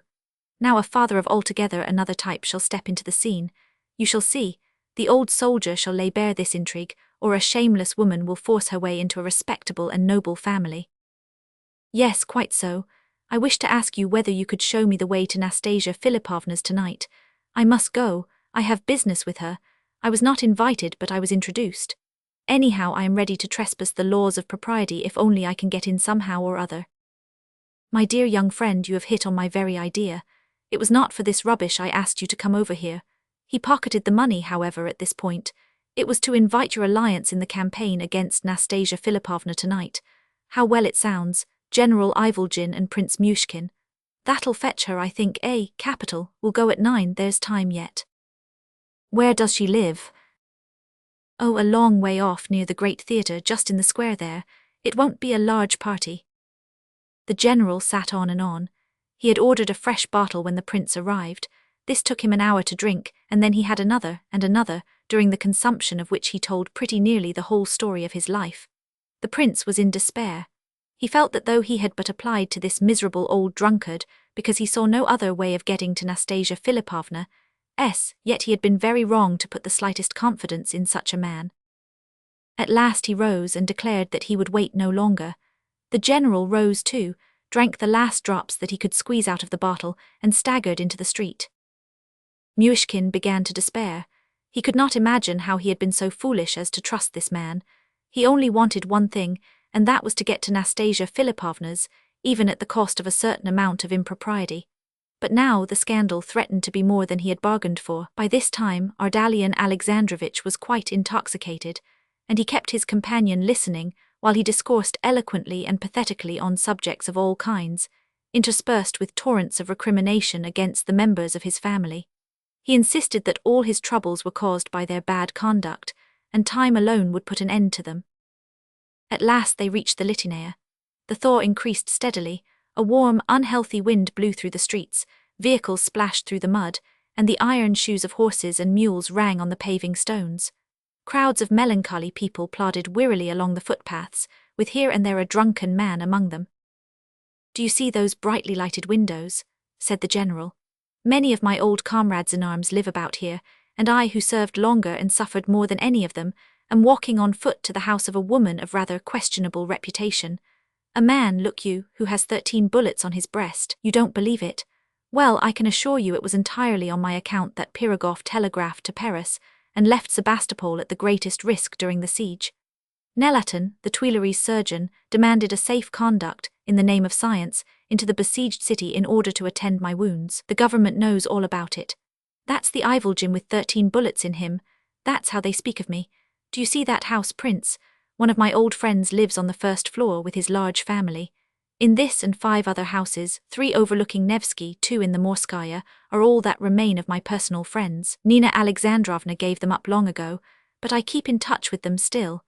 I may say I find refreshment in this little coterie, in thus meeting my old acquaintances and subordinates, who worship me still, in spite of all. General Sokolovitch, by the way, I have not called on him lately or seen Anna Fedorovna. You know, my dear prince, when a person does not receive company himself, he gives up going to other people's houses involuntarily. And yet, well, you look as if you didn't believe me. Well now, why should I not present the son of my old friend and companion to this delightful family, General Ivolgin and Prince Myshkin? You will see a lovely girl. What am I saying, a lovely girl? No, indeed, 2, 3 ornaments of this city and of society, beauty, education, culture, the woman question, poetry, everything, added to which is the fact that each one will have a dot of at least 80,000 rubles. No bad thing, eh? In a word, I absolutely must introduce you to them. It is a duty and obligation. General Ivolgin and Prince Myshkin. Tableau. At once now you must have forgotten, began the prince. No, I have forgotten nothing. Come, this is the house up this magnificent staircase. I am surprised not to see the porter, but it is a holiday, and the man has gone off, drunken fool. Why have they not got rid of him? Sokolovitch owes all the happiness he has had in the service and in his private life to me and me alone, but here we are. The prince followed quietly, making no further objection for fear of irritating the old man. At the same time, he fervently hoped that General Sokolovitch and his family would fade away like a mirage in the desert, so that the visitors could escape by merely returning downstairs. But to his horror, he saw that General Ivolgin was quite familiar with the house, and really seemed to have friends there. At every step he named some topographical or biographical detail that left nothing to be desired on the score of accuracy. When they arrived at last on the first floor, and the general turned to ring the bell to the right, the prince decided to run away, but a curious incident stopped him momentarily. "You have made a mistake, General," said he. "The name on the door is Kulikov, and you were going to see General Sokolovitch." Kulikov means nothing. This is Sokolovitch's flat, and I am ringing at his door. What do I care for Kulikov? Here comes someone to open. In fact, the door opened directly, and the footman informed the visitors that the family were all away. What a pity, it's just my luck," repeated Ardalian Alexandrovitch over and over again, in regretful tones. "When your master and mistress return, my man, tell them that General Ivolgin and Prince Myshkin desired to present themselves, and that they were extremely sorry, excessively grieved." Just then another person belonging to the household was seen at the back of the hall. It was a woman of some 40 years, dressed in sombre colours, probably a housekeeper or a governess. Hearing the name, she came forward with a look of suspicion on her face. "Marie Alexandrovna is not at home," said she, staring hard at the general. "She has gone to her mother S with Alexandra Mikhailovna." "Alexandra Mikhailovna out too, how disappointing. Would you believe it, I am always so unfortunate. May I most respectfully ask you to present my compliments to Alexandra Mikhailovna and remind her. Tell her that with my whole heart I wish for her what she wished for herself on Thursday evening while she was listening to Chopin's ballade. She will remember. I wish it with all sincerity. General Ivolgin and Prince Myshkin." The woman's face changed. She lost her suspicious expression. "I will not fail to deliver your message," she replied, and bowed them out. As they went downstairs, the general regretted repeatedly that he had failed to introduce the prince to his friends. "You know I am a bit of a poet," said he. "Have you noticed it, the poetic soul, you know?" Then he added suddenly, "But after all, I believe we made a mistake this time. I remember that the Sokolovitches live in another house, and what is more, they are just now in Moscow. Yes, I certainly was at fault, however, it is of no consequence." "Just tell me," said the prince in reply, "may I count still on your assistance, or shall I go on alone to see Nastasya Filippovna?" "Count on my assistance. Go alone. How can you ask me that question when it is a matter on which the fate of my family so largely depends? You don't know Ivolgin, my friend. To trust Ivolgin is to trust a rock. That's how the first squadron I commanded spoke of me. Depend upon Ivolgin, said they all. He is as steady as a rock. But excuse me, I must just call at a house on our way, a house where I have found consolation and help in all my trials for years." "You are going home?" "Number, I wish, to visit Madame Terentif, the widow of Captain Terentif, my old subordinate and friend. She helps me to keep up my courage and to bear the trials of my domestic life, and as I have an extra burden on my mind today. It seems to me, interrupted the prince, that I was foolish to trouble you just now. However, at present goodbye. Indeed, you must not go away like that, young man, you must not, cried the general. My friend here is a widow, the mother of a family. Her words come straight from her heart and find an echo in mine. A visit to her is merely an affair of a few minutes. I am quite at home in her house. I will have a wash and dress, and then we can drive to the Grand Theatre. Make up your mind to spend the evening with me. We are just there, that's the house. Why, Kolya, you here? Well, is Marfa Borisovna at home, or have you only just come? Oh no, I have been here a long while, replied Kolya, who was at the front door when the general met him.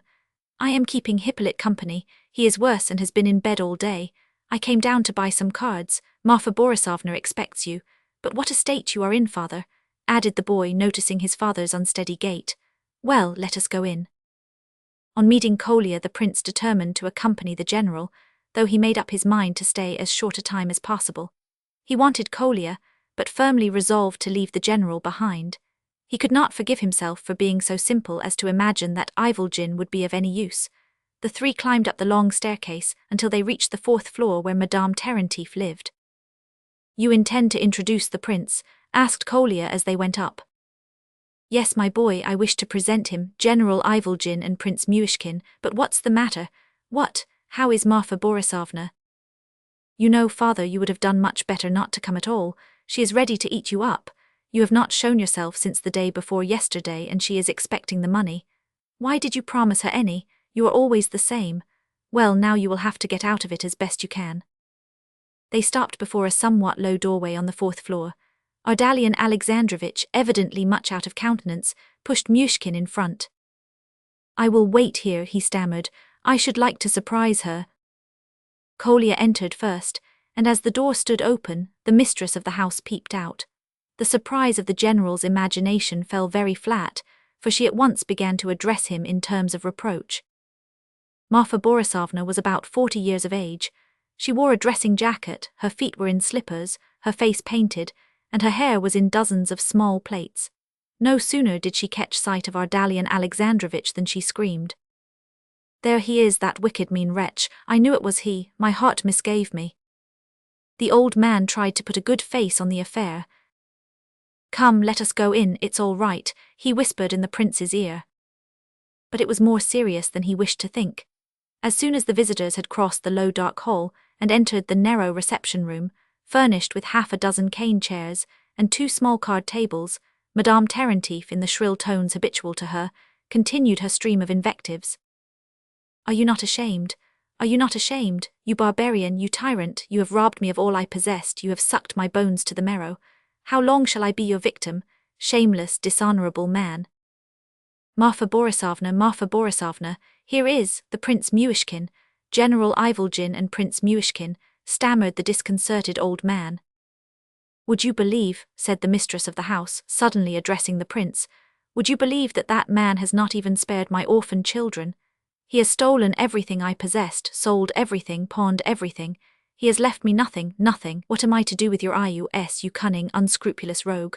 Answer, devourer, answer, heart of stone. How shall I feed my orphans? With what shall I nourish them? And now he has come, he is drunk, he can scarcely stand. How, oh how have I offended the Almighty that he should bring this curse upon me? Answer, you worthless villain, answer. But this was too much for the general. Here are 25 rubles, Marfa Borisovna. It is all that I can give, and I owe even these to the prince's generosity, my noble friend. I have been cruelly deceived. Such is life. Now, excuse me, I am very weak, he continued, standing in the center of the room and bowing to all sides. I am faint, excuse me, Lenotchka, a cushion, my dear. Lenotchka, a little girl of 8, ran to fetch the cushion at once and placed it on the rickety old sofa. The general meant to have said much more, but as soon as he had stretched himself out, he turned his face to the wall and slept the sleep of the just. With a grave and ceremonious air, Marfa Borisovna motioned the prince to a chair at one of the card tables. She seated herself opposite, leaned her right cheek on her hand, and sat in silence, her eyes fixed on Myshkin, now and again sighing deeply. The 3 children, 2 little girls and a boy, Lenotchka being the eldest, came and leant on the table and also stared steadily at him. Presently Kolya appeared from the adjoining room. I am very glad indeed to have met you here, Kolya, said the prince. Can you do something for me? I must see Nastasya Filippovna, and I asked Ardalian Alexandrovich just now to take me to her house, but he has gone to sleep, as you see. Will you show me the way, for I do not know the street? I have the address, though. It is close to the Grand Theatre.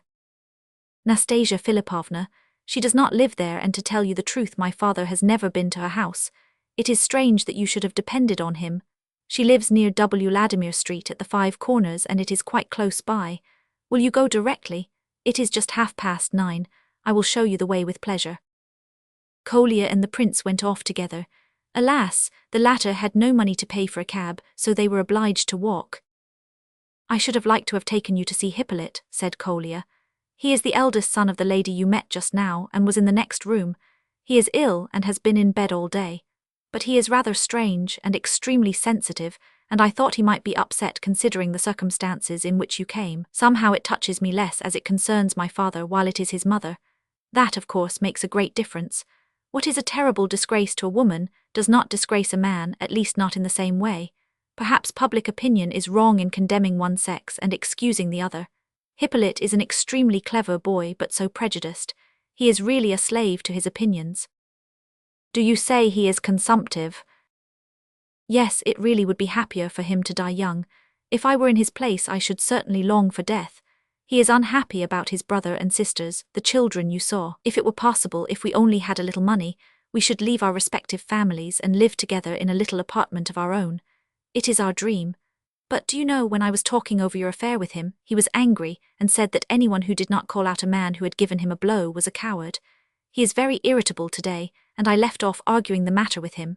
So Nastasya Filippovna has invited you to go and see her. To tell the truth, she has not. Then how do you come to be going there? Cried Kolya, so much astonished that he stopped short in the middle of the pavement. And are you going to her at home in that costume? I don't know really whether I shall be allowed in at all. If she will receive me, so much the better. If not, the matter is ended. As to my clothes, what can I do? Are you going there for some particular reason, or only as a way of getting into her society and that of her friends? No, I have really an object in going. That is, I am going on business. It is difficult to explain, but... Well, whether you go on business or not is your affair. I do not want to know.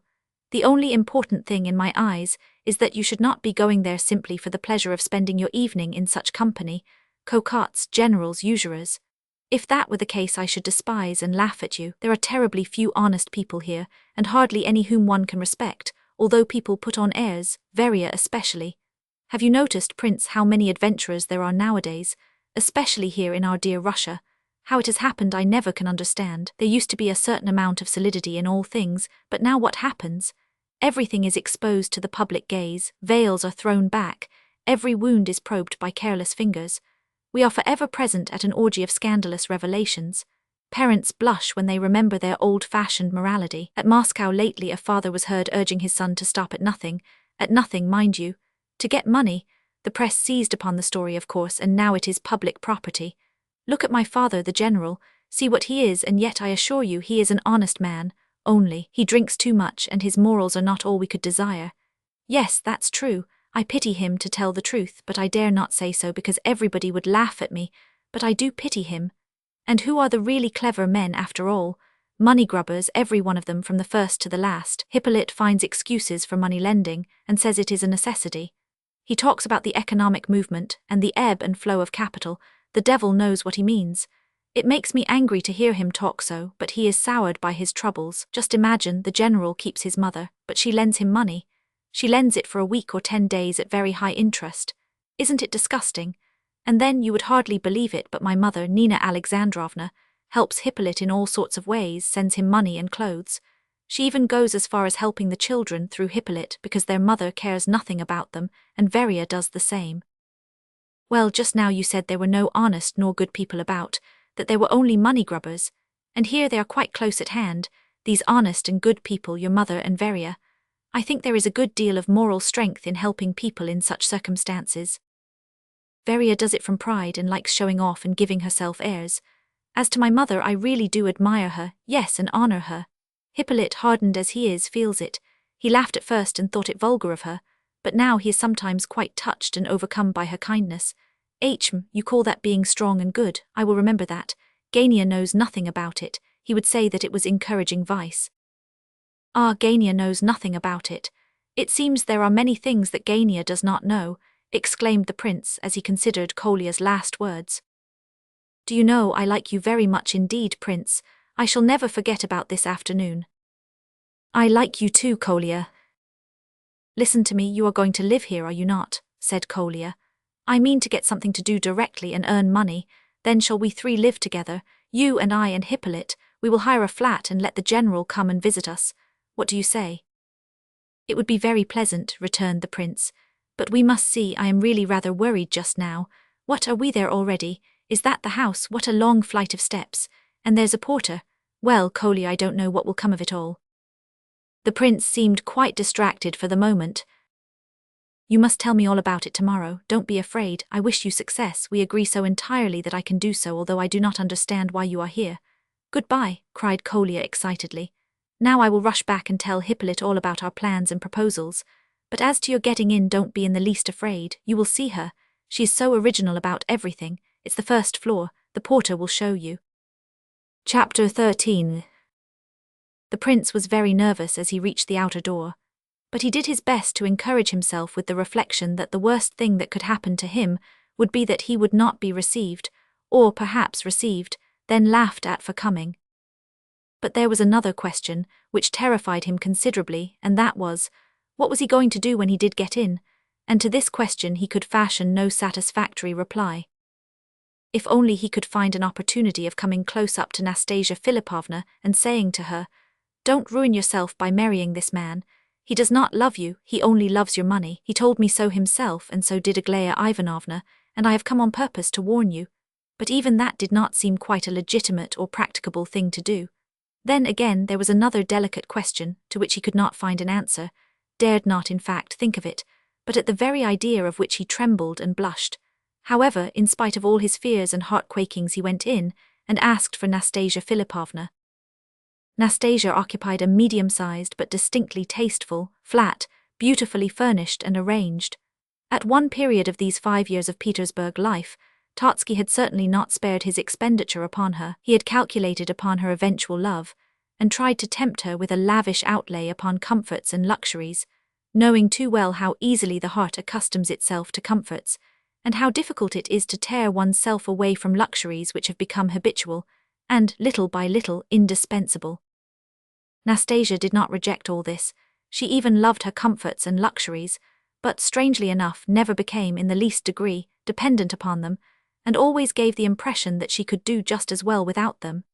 In fact, she went so far as to inform Trotsky on several occasions that such was the case, which the latter gentleman considered a very unpleasant communication indeed. But of late, Trotsky had observed many strange and original features and characteristics in Nastasya, which he had neither known nor reckoned upon in former times, and some of these fascinated him, even now, in spite of the fact that all his old calculations with regard to her were long ago cast to the winds. A maid opened the door for the prince. Nastasya's servants were all females, and to his surprise received his request to announce him to her mistress without any astonishment. Neither his dirty boots, nor his wide-brimmed hat, nor his sleeveless cloak, nor his evident confusion of manner produced the least impression upon her. She helped him off with his cloak, and begged him to wait a moment in the anteroom while she announced him. The company assembled at Nastasya Filippovna's consisted of none but her most intimate friends, and formed a very small party in comparison with her usual gatherings on this anniversary. In the first place there were present Trotsky and General Epanchin.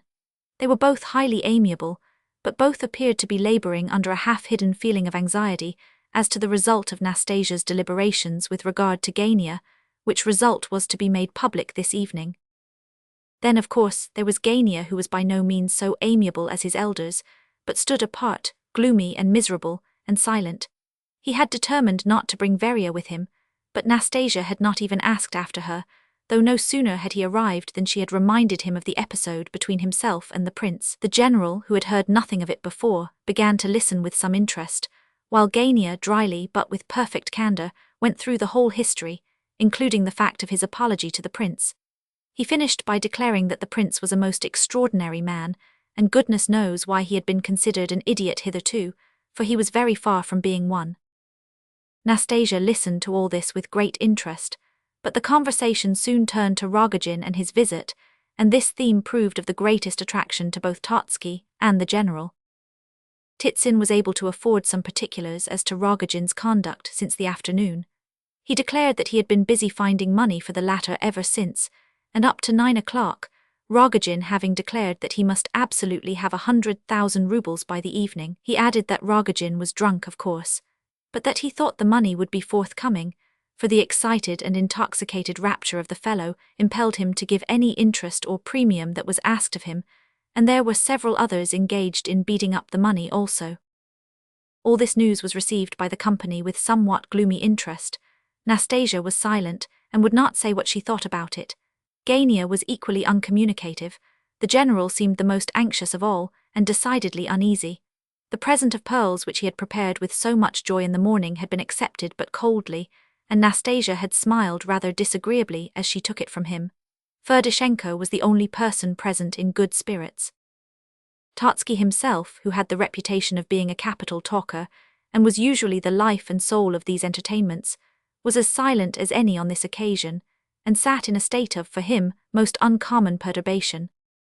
The rest of the guests, an old tutor or schoolmaster, goodness knows why invited, a young man very timid and shy and silent, a rather loud woman of about 40, apparently an actress, and a very pretty, well-dressed German lady who hardly said a word all the evening, not only had no gift for enlivening the proceedings, but hardly knew what to say for themselves when addressed. Under these circumstances, the arrival of the prince came almost as a godsend. The announcement of his name gave rise to some surprise and to some smiles, especially when it became evident, from Nastasya's astonished look, that she had not thought of inviting him. But her astonishment once over, Nastasya showed such satisfaction that all prepared to greet the prince with cordial smiles of welcome. "Of course," remarked General Epanchin, "he does this out of pure innocence. It's a little dangerous, perhaps, to encourage this sort of freedom, but it is rather a good thing that he has arrived just at this moment. He may enliven us a little with his originalities." "Especially as he asked himself," said Ferdishenko. "What's that got to do with it?" asked the general, who loathed Ferdishenko. "Why, he must pay toll for his entrance," explained the latter. "Prince Myshkin is not Ferdishenko," said the general impatiently. This worthy gentleman could never quite reconcile himself to the idea of meeting Ferdishenko in society, and on an equal footing. "Oh, General, spare Ferdishenko," replied the other, smiling.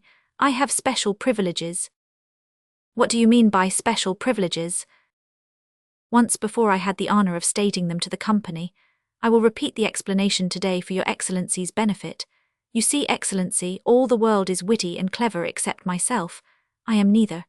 As a kind of compensation, I am allowed to tell the truth, for it is a well-known fact that only stupid people tell the truth. Added to this, I am a spiteful man just because I am not clever. If I am offended or injured, I bear it quite patiently until the man injuring me meets with some misfortune. Then I remember and take my revenge. I return the injury sevenfold, as Ivan Petrovich Titsin says. Of course he never does so himself.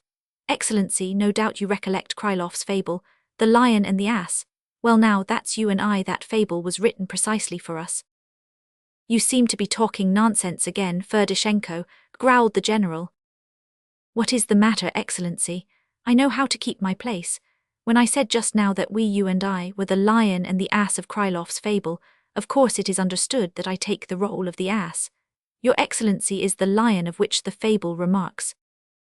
A mighty lion, terror of the woods, was shorn of his great prowess by old age. And I, your Excellency, am the ass." "I am of your opinion on that last point," said Ivan Fedorovitch, with ill-concealed irritation. All this was no doubt extremely coarse, and moreover it was premeditated, but after all Ferdishenko had persuaded everyone to accept him as a buffoon. "If I am admitted and tolerated here," he had said one day, "it is simply because I talk in this way. How can anyone possibly receive such a man as I am? I quite understand. Now could I, a Ferdishenko, be allowed to sit shoulder to shoulder with a clever man like Afanasy Ivanovitch? There is one explanation, only one. I am given the position because it is so entirely inconceivable." But these vulgarities seemed to please Nastasya Filippovna, although too often they were both rude and offensive. Those who wished to go to her house were forced to put up with Ferdishenko. Possibly the latter was not mistaken in imagining that he was received simply in order to annoy Tartsky, who disliked him extremely. Gania also was often made the butt of the jester's sarcasms, who used this method of keeping in Nastasya Filippovna's good graces. "The prince will begin by singing us a fashionable ditty," remarked Ferdishenko, and looked at the mistress of the house to see what she would say. "I don't think so, Ferdishenko, please be quiet," answered Nastasya Filippovna dryly. If he is to be under special patronage, I withdraw my clause." But Nastasya Filippovna had now risen and advanced to meet the prince. "I was so sorry to have forgotten to ask you to come when I saw you," she said, "and I am delighted to be able to thank you personally now, and to express my pleasure at your resolution." So saying, she gazed into his eyes, longing to see whether she could make any guess as to the explanation of his motive in coming to her house. The prince would very likely have made some reply to her kind words, but he was so dazzled by her appearance that he could not speak. Nastasya noticed this with satisfaction. She was in full dress this evening, and her appearance was certainly calculated to impress all beholders.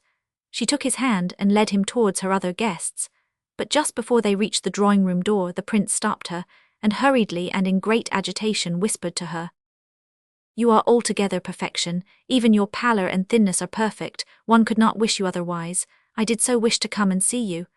Forgive me, please." "Don't apologize," said Nastasya, laughing. "You spoil the whole originality of the thing. I think what they say about you must be true, that you are so original. So you think me perfection, do you?" "Yes."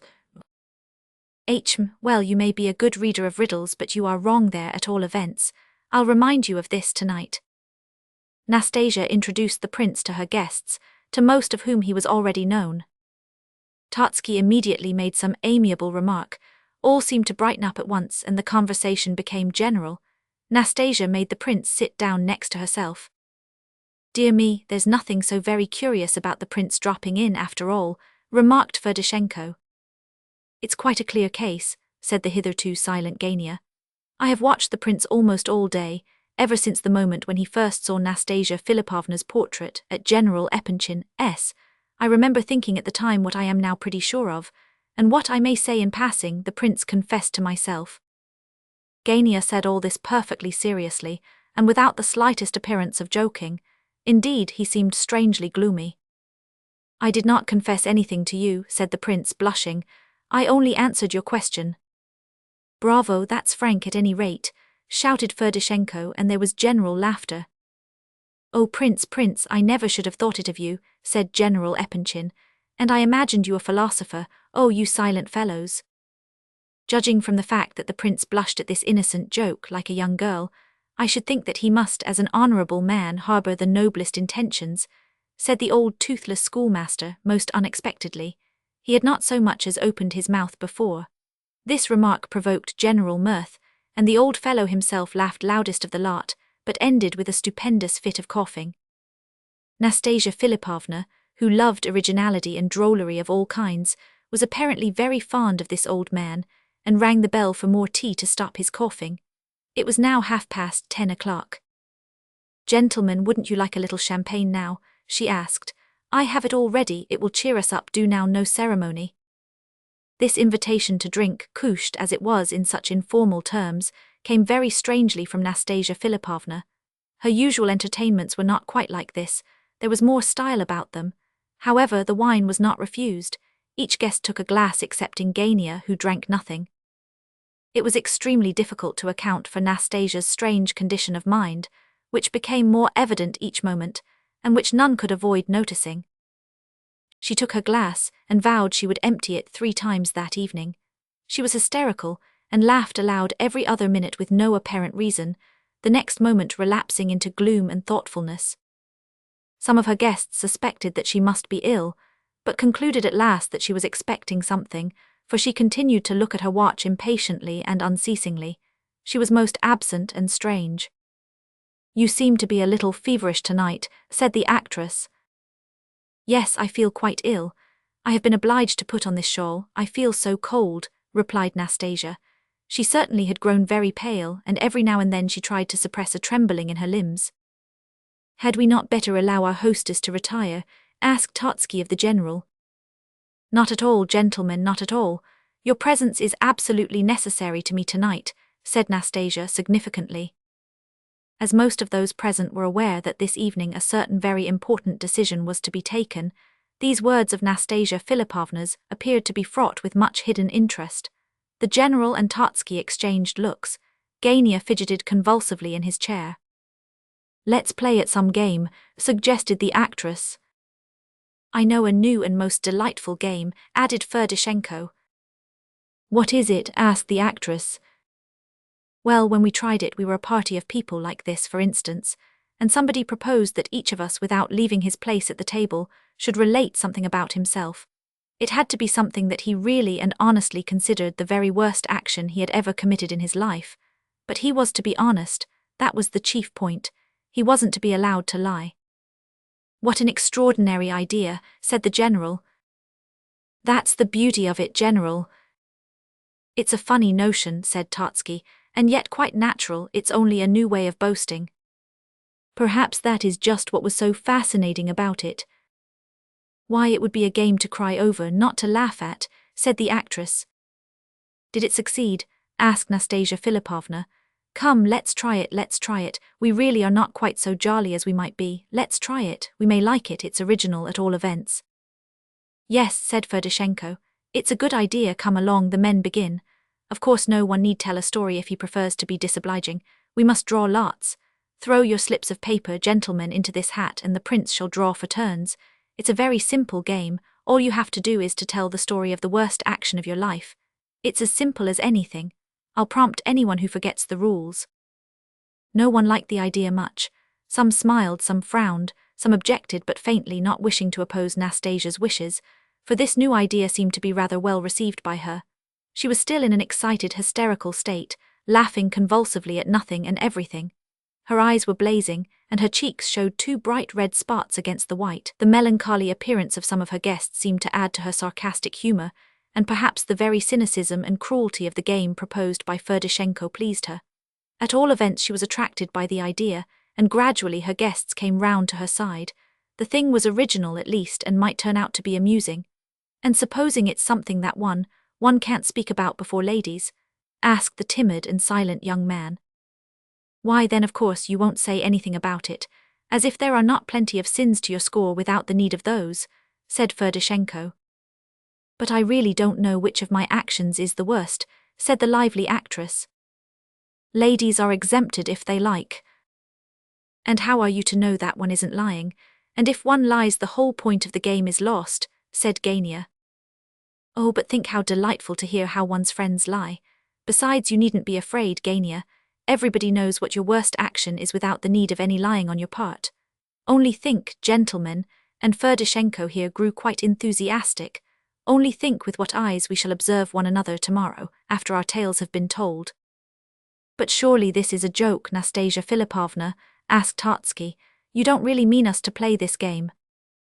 Whoever is afraid of wolves had better not go into the wood, said Nastasya, smiling. But pardon me, Mr. Ferdishenko, is it possible to make a game out of this kind of thing? Persisted Totsky, growing more and more uneasy. I assure you it can't be a success. And why not? Why, the last time I simply told straight off about how I stole 3 rubles.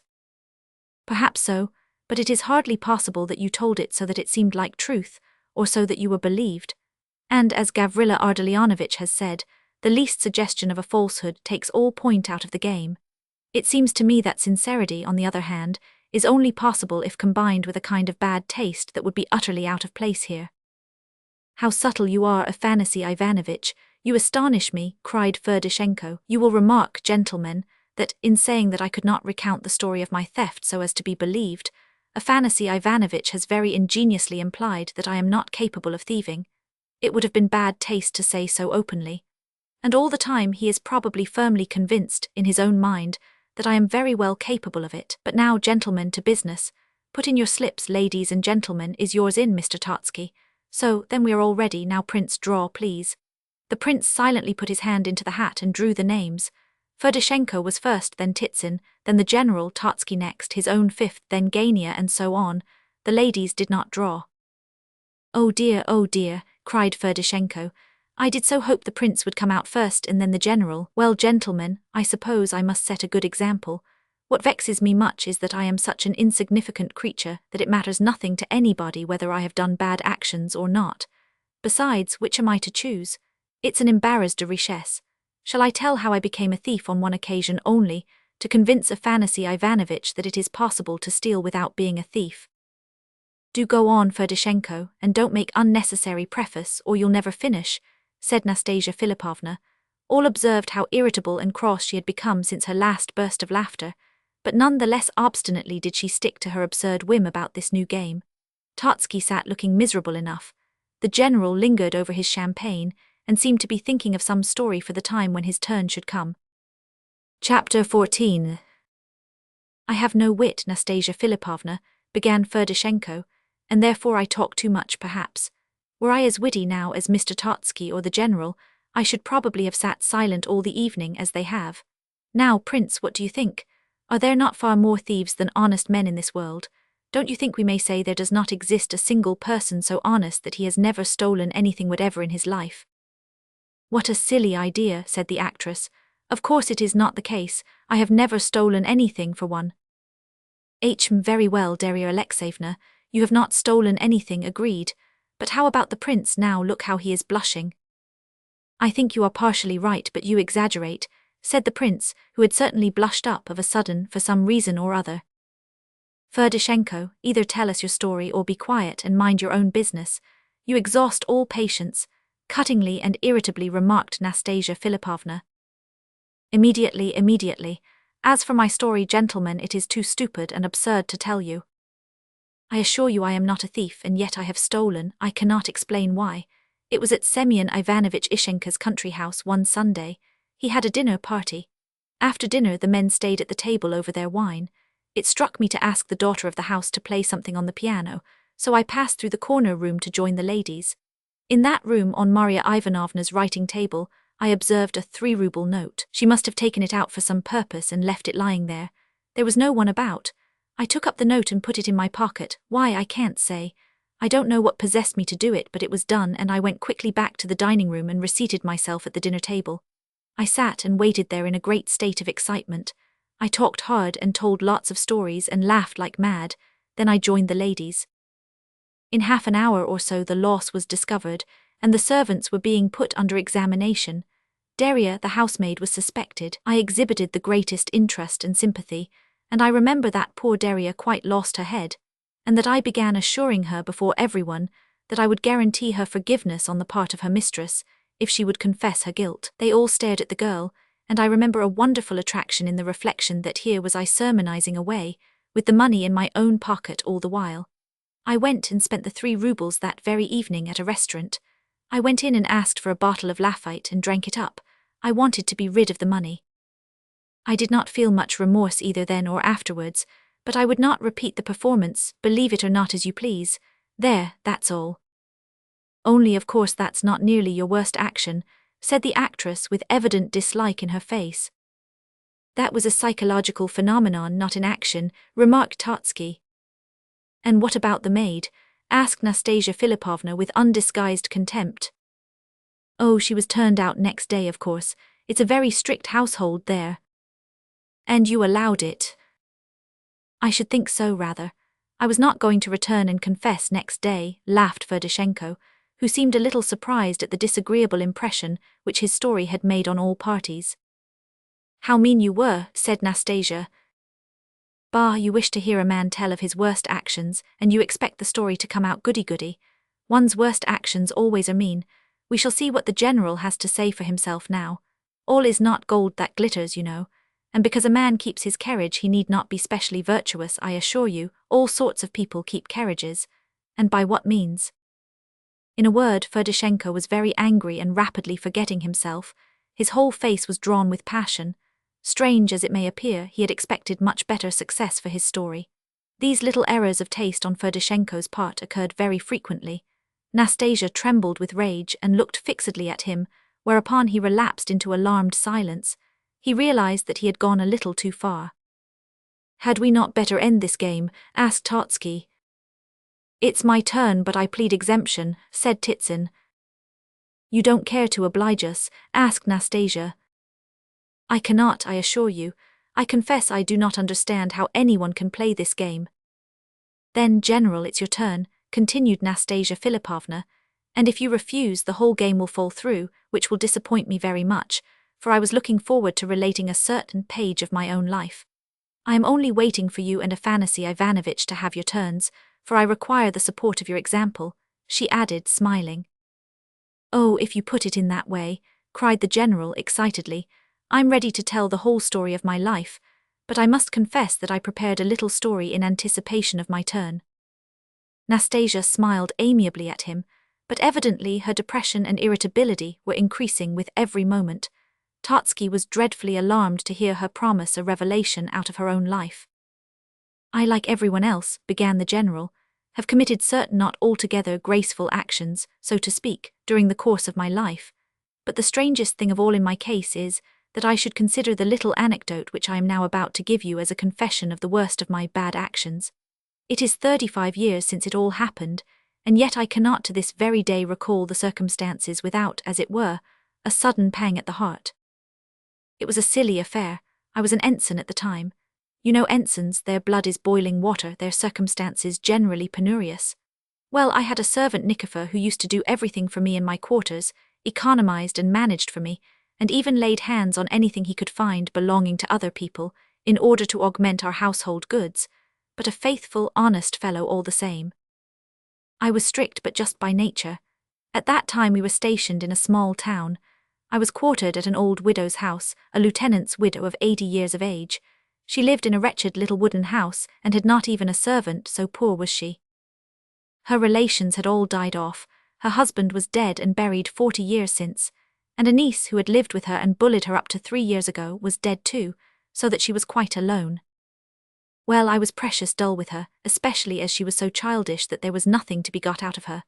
Eventually she stole a fowl of mine. The business is a mystery to this day, but it could have been no one but herself. I requested to be quartered somewhere else and was shifted to the other end of the town, to the house of a merchant with a large family and a long beard as I remember him. Nikifor and I were delighted to go, but the old lady was not pleased at our departure. Well, a day or two afterwards, when I returned from drill, Nikifor says to me, "We oughtn't to have left our tureen with the old lady. I've nothing to serve the soup in." I asked how it came about that the tureen had been left. Nikifor explained that the old lady refused to give it up, because, she said, we had broken her bowl, and she must have our tureen in place of it. She had declared that I had so arranged the matter with herself. This baseness on her part of course aroused my young blood to fever heat. I jumped up, and away I flew. I arrived at the old woman's house beside myself. She was sitting in a corner all alone, leaning her face on her hand. I fell on her like a clap of thunder. "You old wretch!" I yelled, and all that sort of thing in real Russian style. Well, when I began cursing at her, a strange thing happened. I looked at her and she stared back with her eyes starting out of her head, but she did not say a word. She seemed to sway about as she sat and looked at me in the strangest way. Well, I soon stopped swearing and looked closer at her, asked her questions, but not a word could I get out of her. The flies were buzzing about the room and only this sound broke the silence. The sun was setting outside. I didn't know what to make of it, so I went away. Before I reached home I was met and summoned to the major's, so that it was some while before I actually got there. When I came in, Nikifor met me. "Have you heard, sir, that our old lady is dead?" "Dead when?" "Oh, an hour and a half ago." That meant nothing more nor less than that she was dying at the moment when I pounced on her and began abusing her. This produced a great effect upon me. I used to dream of the poor old woman at nights. I really am not superstitious, but 2 days after I went to her funeral, and as time went on I thought more and more about her. I said to myself, this woman, this human being, lived to a great age. She had children, a husband and family, friends and relations. Her household was busy and cheerful. She was surrounded by smiling faces, and then suddenly they are gone and she is left alone like a solitary fly, like a fly, cursed with the burden of her age. At last God calls her to himself. At sunset on a lovely summer's evening my little old woman passes away. A thought, you will notice, which offers much food for reflection, and behold, instead of tears and prayers to start her on her last journey, she has insults and jeers from a young ensign who stands before her with his hands in his pockets, making a terrible row about a soup tureen. Of course I was to blame, and even now that I have time to look back at it calmly, I pity the poor old thing no less. I repeat that I wonder at myself, for after all I was not really responsible. Why did she take it into her head to die at that moment? But the more I thought of it, the more I felt the weight of it upon my mind, and I never got quite rid of the impression until I put a couple of old women into an almshouse and kept them there at my own expense. There, that's all. I repeat, I dare say I have committed many a grievous sin in my day, but I cannot help always looking back upon this as the worst action I have ever perpetrated. And instead of a bad action, Your Excellency has detailed one of your noblest deeds, said Ferdishenko. Ferdishenko is done. Dear me, General, said Nastasya Filippovna, absently, I really never imagined you had such a good heart. The general laughed with great satisfaction and applied himself once more to the champagne. It was now Totsky's turn, and his story was awaited with great curiosity, while all eyes turned on Nastasya Filippovna, as though anticipating that his revelation must be connected somehow with her. Nastasya, during the whole of his story, pulled at the lace trimming of her sleeve, and never once glanced at the speaker. Totsky was a handsome man, rather stout, with a very polite and dignified manner. He was always well dressed, and his linen was exquisite. He had plump white hands, and wore a magnificent diamond ring on one finger. What simplifies the duty before me considerably, in my opinion, he began, is that I am bound to recall and relate the very worst action of my life. In such circumstances there can, of course, be no doubt. One's conscience very soon informs one what is the proper narrative to tell. I admit that among the many silly and thoughtless actions of my life, the memory of one comes prominently forward, and reminds me that it lay long like a stone on my heart. Some 20 years since, I paid a visit to Platon Ordintsev at his country house. He had just been elected Marshal of the Nobility, and had come there with his young wife for the winter holidays.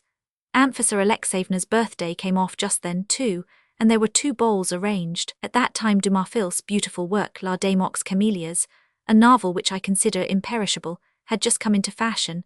In the provinces all the ladies were in raptures over it, those who had read it at least.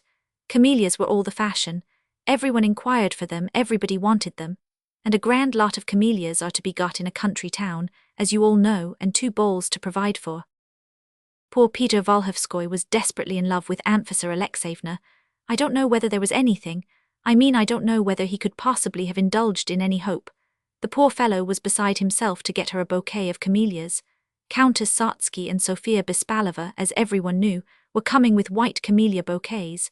Anfisa wished for red ones for effect. Well, her husband Platon was driven desperate to find some.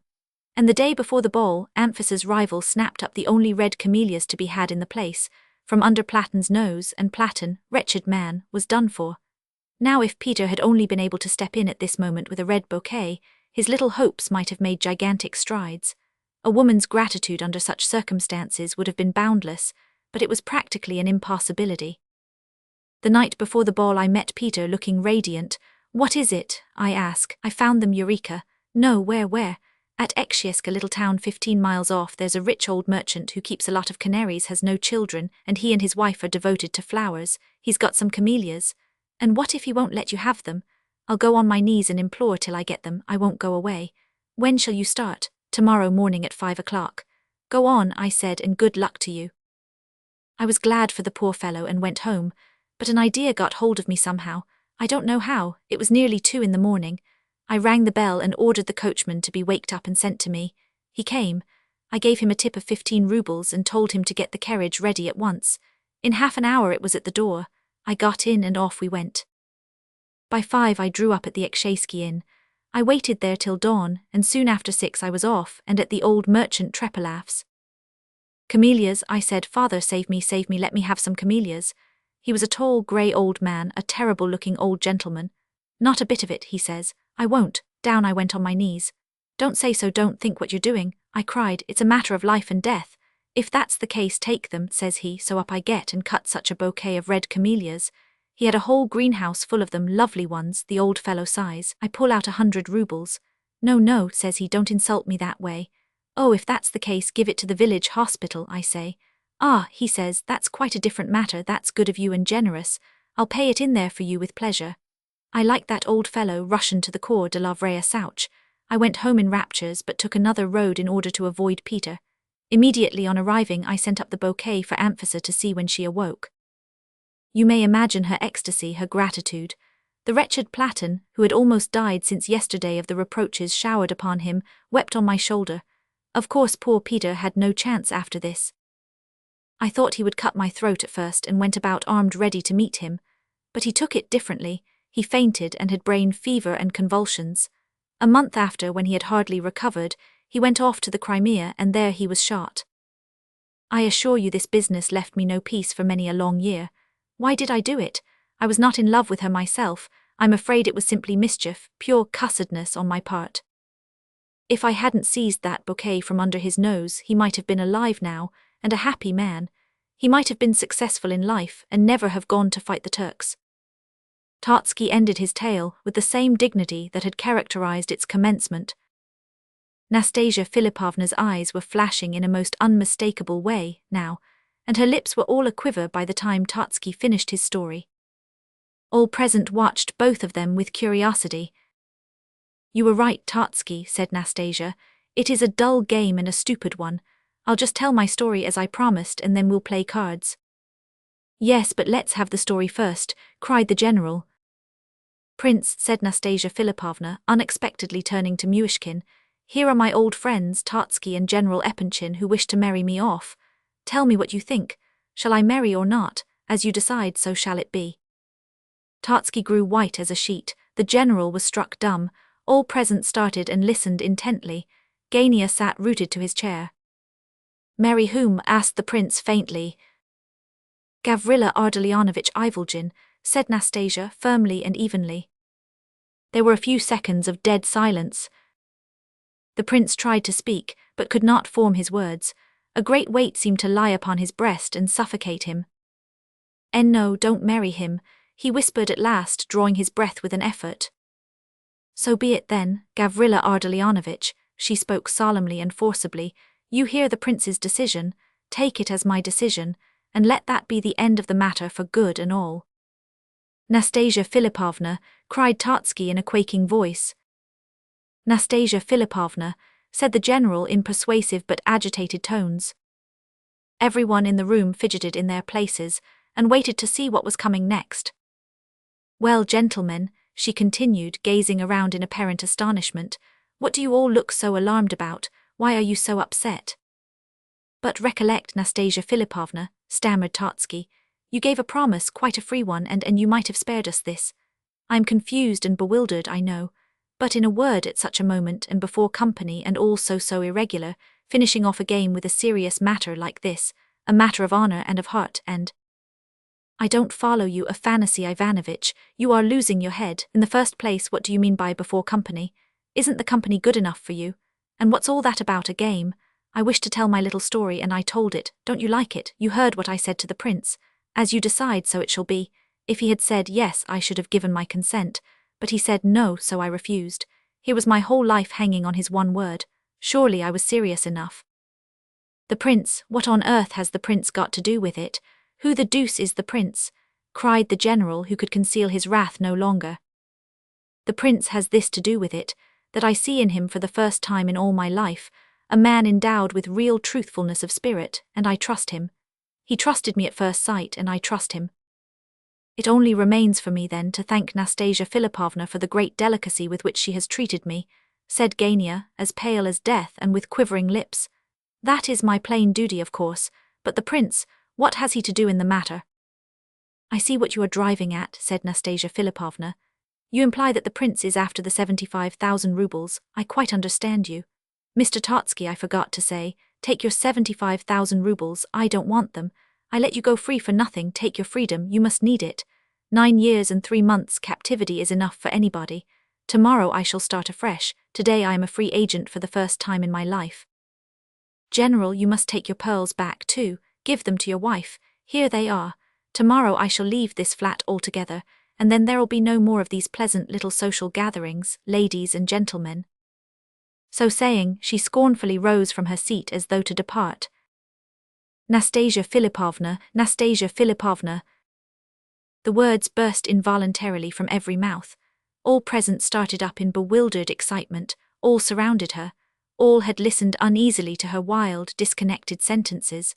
All felt that something had happened, something had gone very far wrong indeed, but no one could make head or tail of the matter.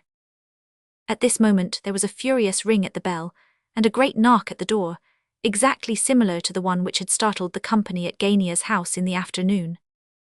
Here's the climax at last at 12:30, cried Nastasya Filippovna. Sit down, gentlemen, I beg you, something is about to happen. So saying, she reseated herself. A strange smile played on her lips. She sat quite still but watched the door in a fever of impatience.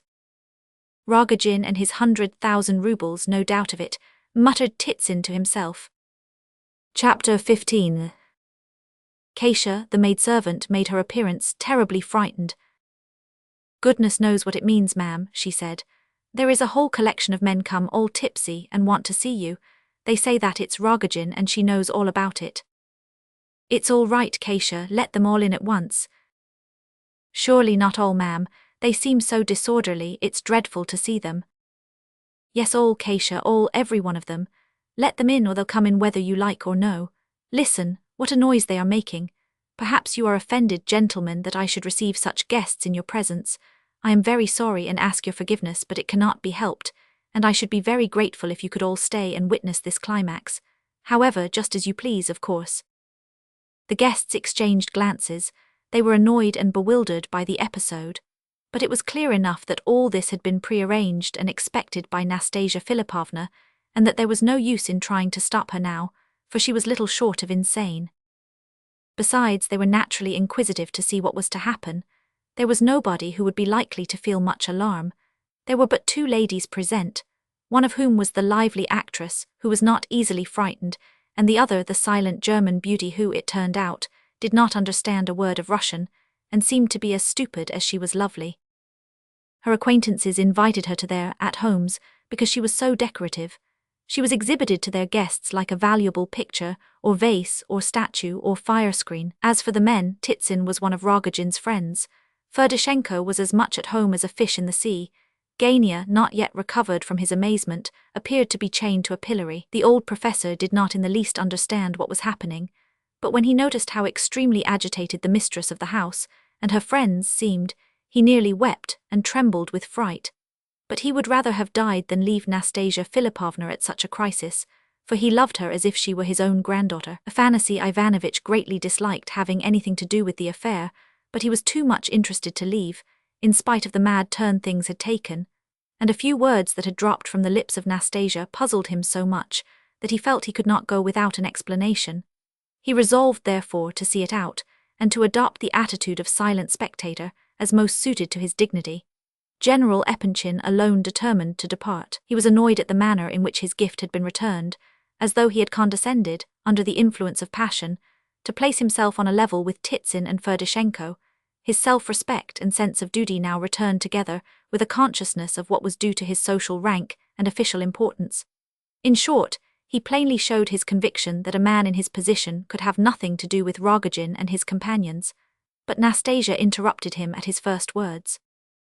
"Ah, General," she cried, "I was forgetting. If I had only foreseen this unpleasantness. I won't insist on keeping you against your will, although I should have liked you to be beside me now. In any case, I am most grateful to you for your visit and flattering attention, but if you are afraid—" "Excuse me, Nastasya Filippovna," interrupted the general with chivalric generosity. "To whom are you speaking? I have remained until now simply because of my devotion to you, and as for danger, I am only afraid that the carpets may be ruined and the furniture smashed. You should shut the door on the lot, in my opinion, but I confess that I am extremely curious to see how it ends." "Rogozhin," announced Ferdishenko. "What do you think about it?" said the general in a low voice to Totsky. "Is she mad? I mean mad in the medical sense of the word. Eh?" "I've always said she was predisposed to it," whispered Afanasy Ivanovitch slyly. "Perhaps it is a fever." Since their visit to Gania's home, Rogozhin's followers had been increased by two new recruits, a dissolute old man, the hero of some ancient scandal, and a retired sub-lieutenant. A laughable story was told of the former. He possessed, it was said, a set of false teeth, and one day when he wanted money for a drinking orgy, he pawned them and was never able to reclaim them. The officer appeared to be a rival of the gentleman who was so proud of his fists. He was known to none of Rogozhin's followers, but as they passed by the Nevsky, where he stood begging, he had joined their ranks. His claim for the charity he desired seemed based on the fact that in the days of his prosperity he had given away as much as 15 rubles at a time. The rivals seemed more than a little jealous of one another.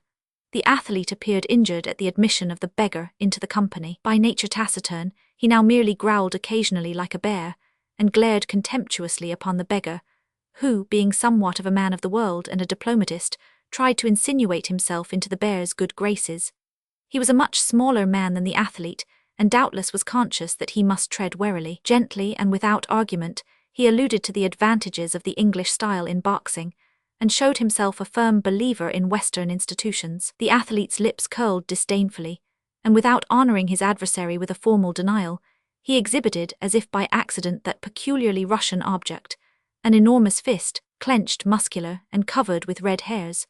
The sight of this preeminently national attribute was enough to convince anybody, without words, that it was a serious matter for those who should happen to come into contact with it. None of the band were very drunk, for the leader had kept his intended visit to Nastasya in view all day, and had done his best to prevent his followers from drinking too much. He was sober himself, but the excitement of this chaotic day, the strangest day of his life, had affected him so that he was in a dazed, wild condition which almost resembled drunkenness. He had kept but one idea before him all day, and for that he had worked in an agony of anxiety and a fever of suspense.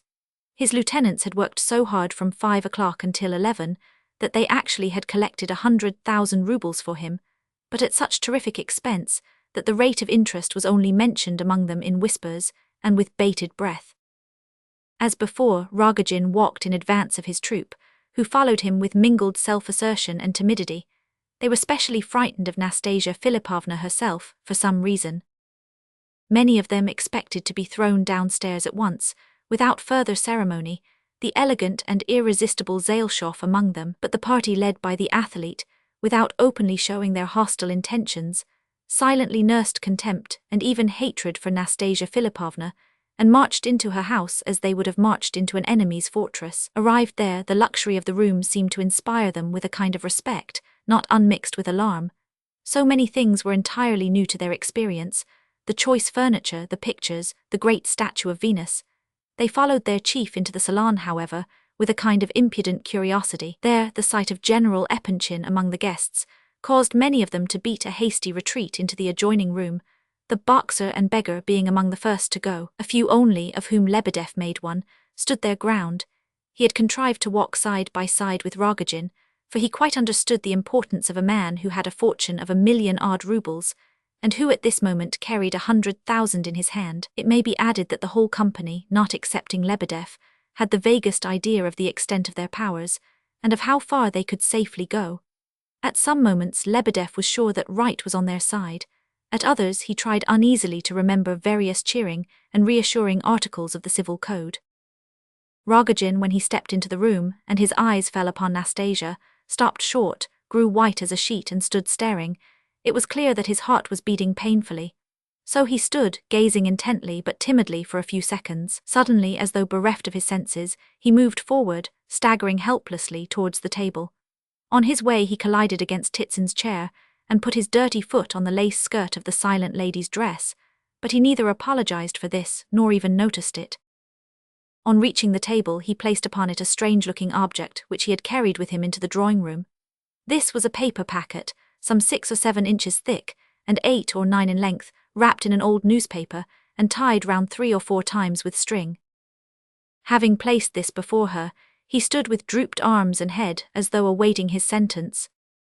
His costume was the same as it had been in the morning, except for a new silk handkerchief round his neck, bright green and red, fastened with a huge diamond pin, and an enormous diamond ring on his dirty forefinger. Lebedev stood 2 or 3 paces behind his chief, and the rest of the band waited about near the door. The 2 maidservants were both peeping in, frightened and amazed at this unusual and disorderly scene. "What is that?" asked Nastasya Filippovna, gazing intently at Rogozhin and indicating the paper packet. 100,000, replied the latter, almost in a whisper. "Oh, so he kept his word. There's a man for you. Well, sit down, please take that chair. I shall have something to say to you presently. Who are all these with you? The same party. Let them come in and sit down. There's room on that sofa, there are some chairs, and there's another sofa. Well, why don't they sit down? Sure enough, some of the brave fellows entirely lost their heads at this point and retreated into the next room. Others, however, took the hint and sat down, as far as they could from the table, however, feeling braver in proportion to their distance from Nastasya. Rogozhin took the chair offered him, but he did not sit long. He soon stood up again and did not reseat himself. Little by little he began to look around him and discern the other guests. Seeing Gania, he smiled venomously and muttered to himself, "Look at that." He gazed at Totsky and the general with no apparent confusion, and with very little curiosity. But when he observed that the prince was seated beside Nastasya Filippovna, he could not take his eyes off him for a long while, and was clearly amazed. He could not account for the prince's presence there. It was not in the least surprising that Rogozhin should be, at this time, in a more or less delirious condition, for not to speak of the excitements of the day, he had spent the night before in the train, and had not slept more than a wink for 48 hours. "This gentleman is 100,000 roubles, said Nastasya Filippovna, addressing the company in general, here in this dirty parcel. This afternoon Rogozhin yelled like a madman that he would bring me 100,000 in the evening, and I have been waiting for him all the while. He was bargaining for me, you know. First he offered me 18,000, then he rose to 40 and then to 100,000. And he has kept his word. See, my goodness, how white he is. All this happened this afternoon at Gania's. I had gone to pay his mother a visit, my future family, you know, and his sister said to my very face, surely somebody will turn this shameless creature out. After which she spat in her brother Gania's face, a girl of character that." "Nastasya Filippovna," began the general reproachfully. He was beginning to put his own interpretation on the affair. "Well, what, general? Not quite good form, eh? Oh, nonsense. Here have I been sitting in my box at the French theatre for the last 5 years like a statue of inaccessible virtue, and kept out of the way of all admirers like a silly little idiot. Now there's this man who comes and pays down his 100,000 on the table before you all in spite of my 5 years of innocence and proud virtue, and I dare be sworn he has his sledge outside waiting to carry me off. He values me at 100,000. I see you are still angry with me, Gania. Why, surely you never really wished to take me into your family, me Rogozhin's mistress. What did the prince say just now?" "I never said you were Rogozhin's mistress, you are not," said the prince in trembling accents. "Nastasya Filippovna, dear soul," cried the actress impatiently, "do be calm, dear. If it annoys you so, all this, do go away and rest. Of course you would never go with this wretched fellow in spite of his 100,000 roubles. Take his money and kick him out of the house. That's the way to treat him and the likes of him. Upon my word, if it were my business, I'd soon clear them all out." The actress was a kind-hearted woman and highly impressionable. She was very angry now. "Don't be cross, Darya Alexeyevna," laughed Nastasya. "I was not angry when I spoke. I wasn't reproaching Gania. I don't know how it was that I ever could have indulged the whim of entering an honest family like his. I saw his mother and kissed her hand too. I came and stirred up all that fuss, Gania, this afternoon on purpose to see how much you could swallow. You surprised me, my friend. You did indeed. Surely you could not marry a woman who accepts pearls like those you knew the general was going to give me, on the very eve of her marriage. And Rogozhin, why, in your own house and before your own brother and sister he bargained with me. Yet you could come here and expect to be betrothed to me before you left the house. You almost brought your sister, too. Surely what Rogozhin said about you is not really true, that you would crawl all the way to the other end of the town, on hands and knees, for 3 roubles. "Yes, he would," said Rogozhin quietly, but with an air of absolute conviction. "And he receives a good salary, I'm told. Well, what should you get but disgrace and misery if you took a wife you hated into your family, for I know very well that you do hate me. No, I believe now that a man like you would murder anyone for money, sharpen a razor and come up behind his best friend and cut his throat like a sheep.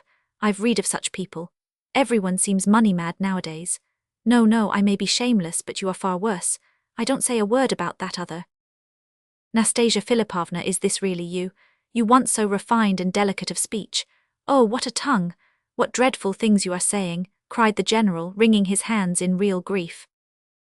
"I am intoxicated, General. I am having a day out, you know, it's my birthday. I have long looked forward to this happy occasion. Darya Alexeyevna, you see that nosegay man, that Monsieur Ox Camellias, sitting there laughing at us." "I am not laughing, Nastasya Filippovna. I am only listening with all my attention," said Totsky with dignity. "Well, why have I worried him for 5 years and never let him go free? Is he worth it? He is only just what he ought to be, nothing particular. He thinks I am to blame, too. He gave me my education, kept me like a countess. Money, my word, what a lot of money he spent over me. And he tried to find me an honest husband first and then this Gania here. And what do you think? All these 5 years I did not live with him, and yet I took his money and considered I was quite justified. You say take the 100,000 and kick that man out. It is true, it is an abominable business as you say. I might have married long ago, not Gania, oh no, but that would have been abominable too. Would you believe it, I had some thoughts of marrying Tartsky 4 years ago. I meant mischief, I confess, but I could have had him, I give you my word, he asked me himself. But I thought no, it's not worthwhile to take such advantage of him. No, I had better go on to the streets or accept Rogozhin or become a washerwoman or something, for I have nothing of my own, you know. I shall go away and leave everything behind to the last rag, he shall have it all back. And who would take me without anything? Ask Gania there whether he would. Why, even Ferdishenko wouldn't have me. No, Ferdishenko would not. He is a candid fellow, Nastasya Filippovna, said that worthy. But the prince would. You sit here making complaints, but just look at the prince. I've been observing him for a long while. Nastasya Filippovna looked keenly round at the prince. Is that true? She asked. Quite true, whispered the prince. You'll take me as I am with nothing. I will, Nastasya Filippovna. Here's a pretty business, cried the general. However, it might have been expected of him. The prince continued to regard Nastasya with a sorrowful, but intent and piercing gaze. Here's another alternative for me, said Nastasya, turning once more to the actress. And he does it out of pure kindness of heart. I know him. I've found a benefactor. Perhaps, though, what they say about him may be true, that he's an, we know what. And what shall you live on if you are really so madly in love with Rogozhin's mistress that you are ready to marry her? I take you as a good, honest woman, Nastasya Filippovna, not as Rogozhin's mistress. Who I good and honest? Yes, you've.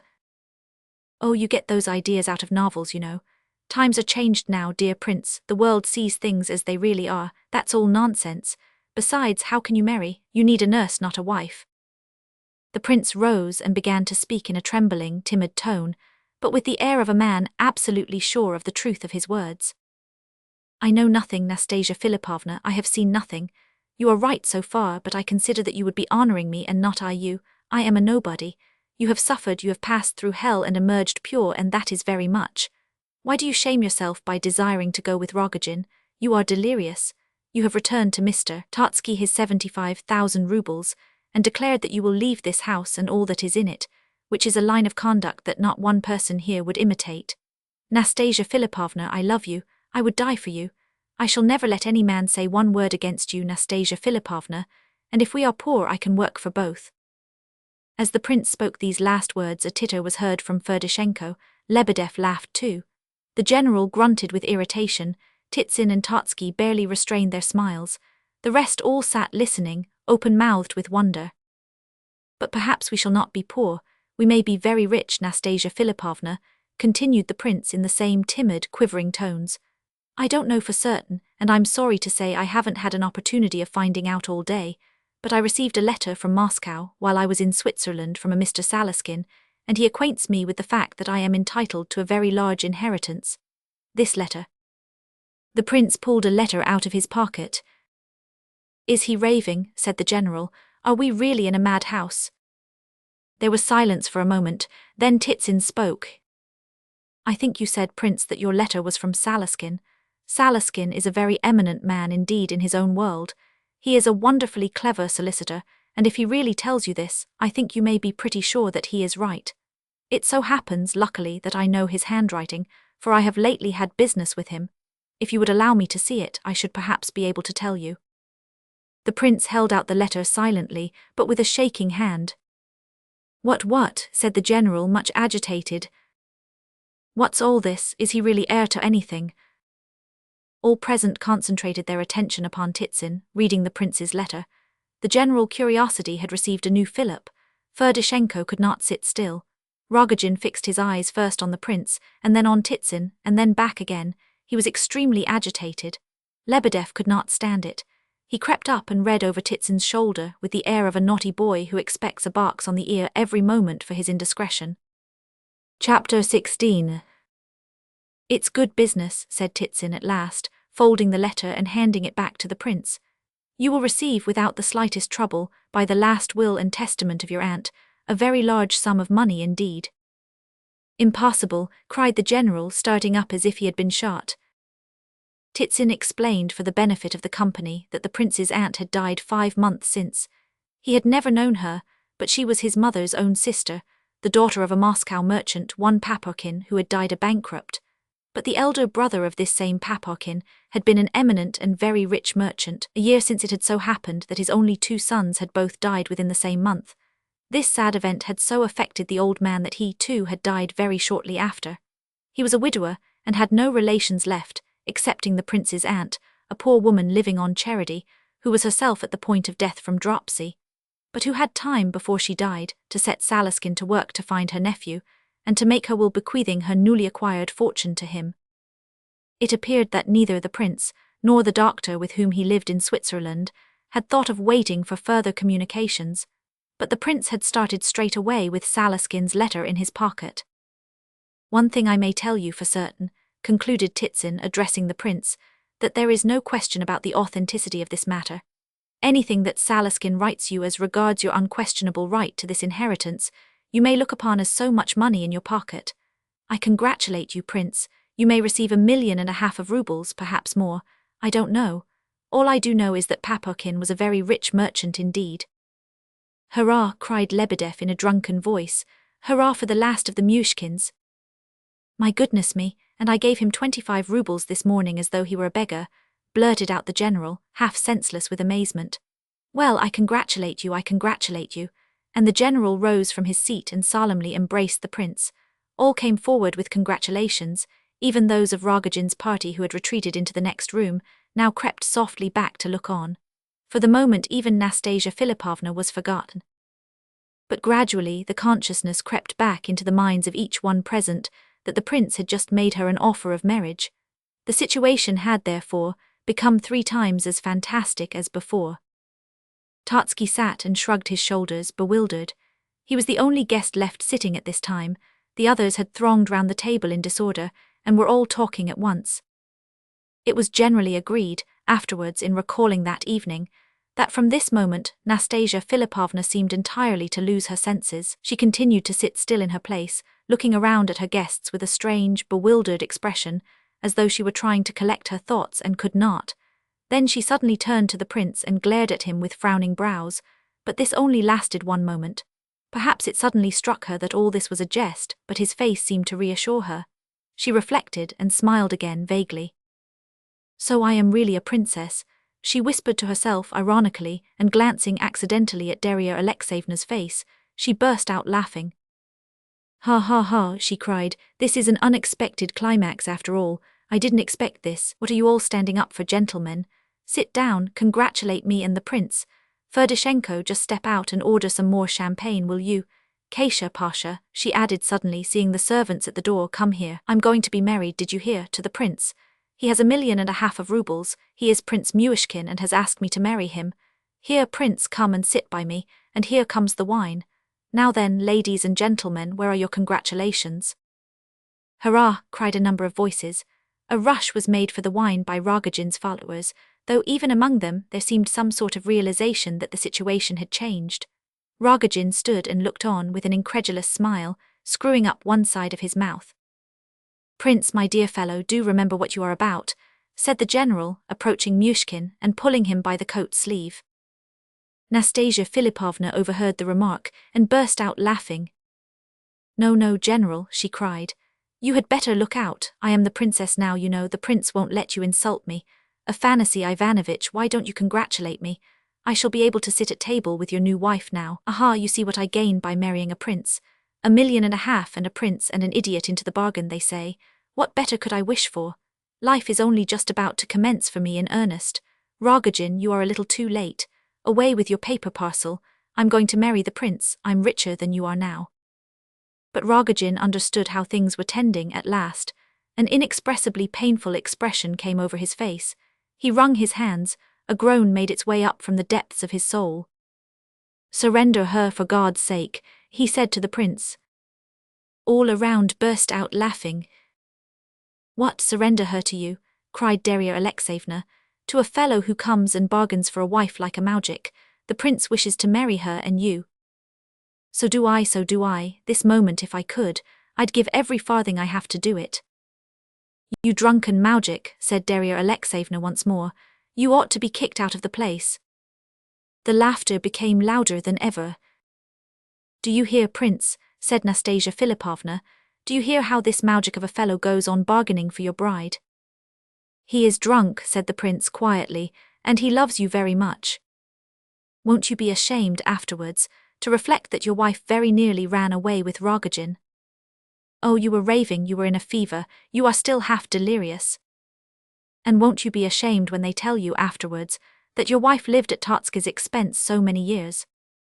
No, I shall not be ashamed of that, you did not so live by your own will.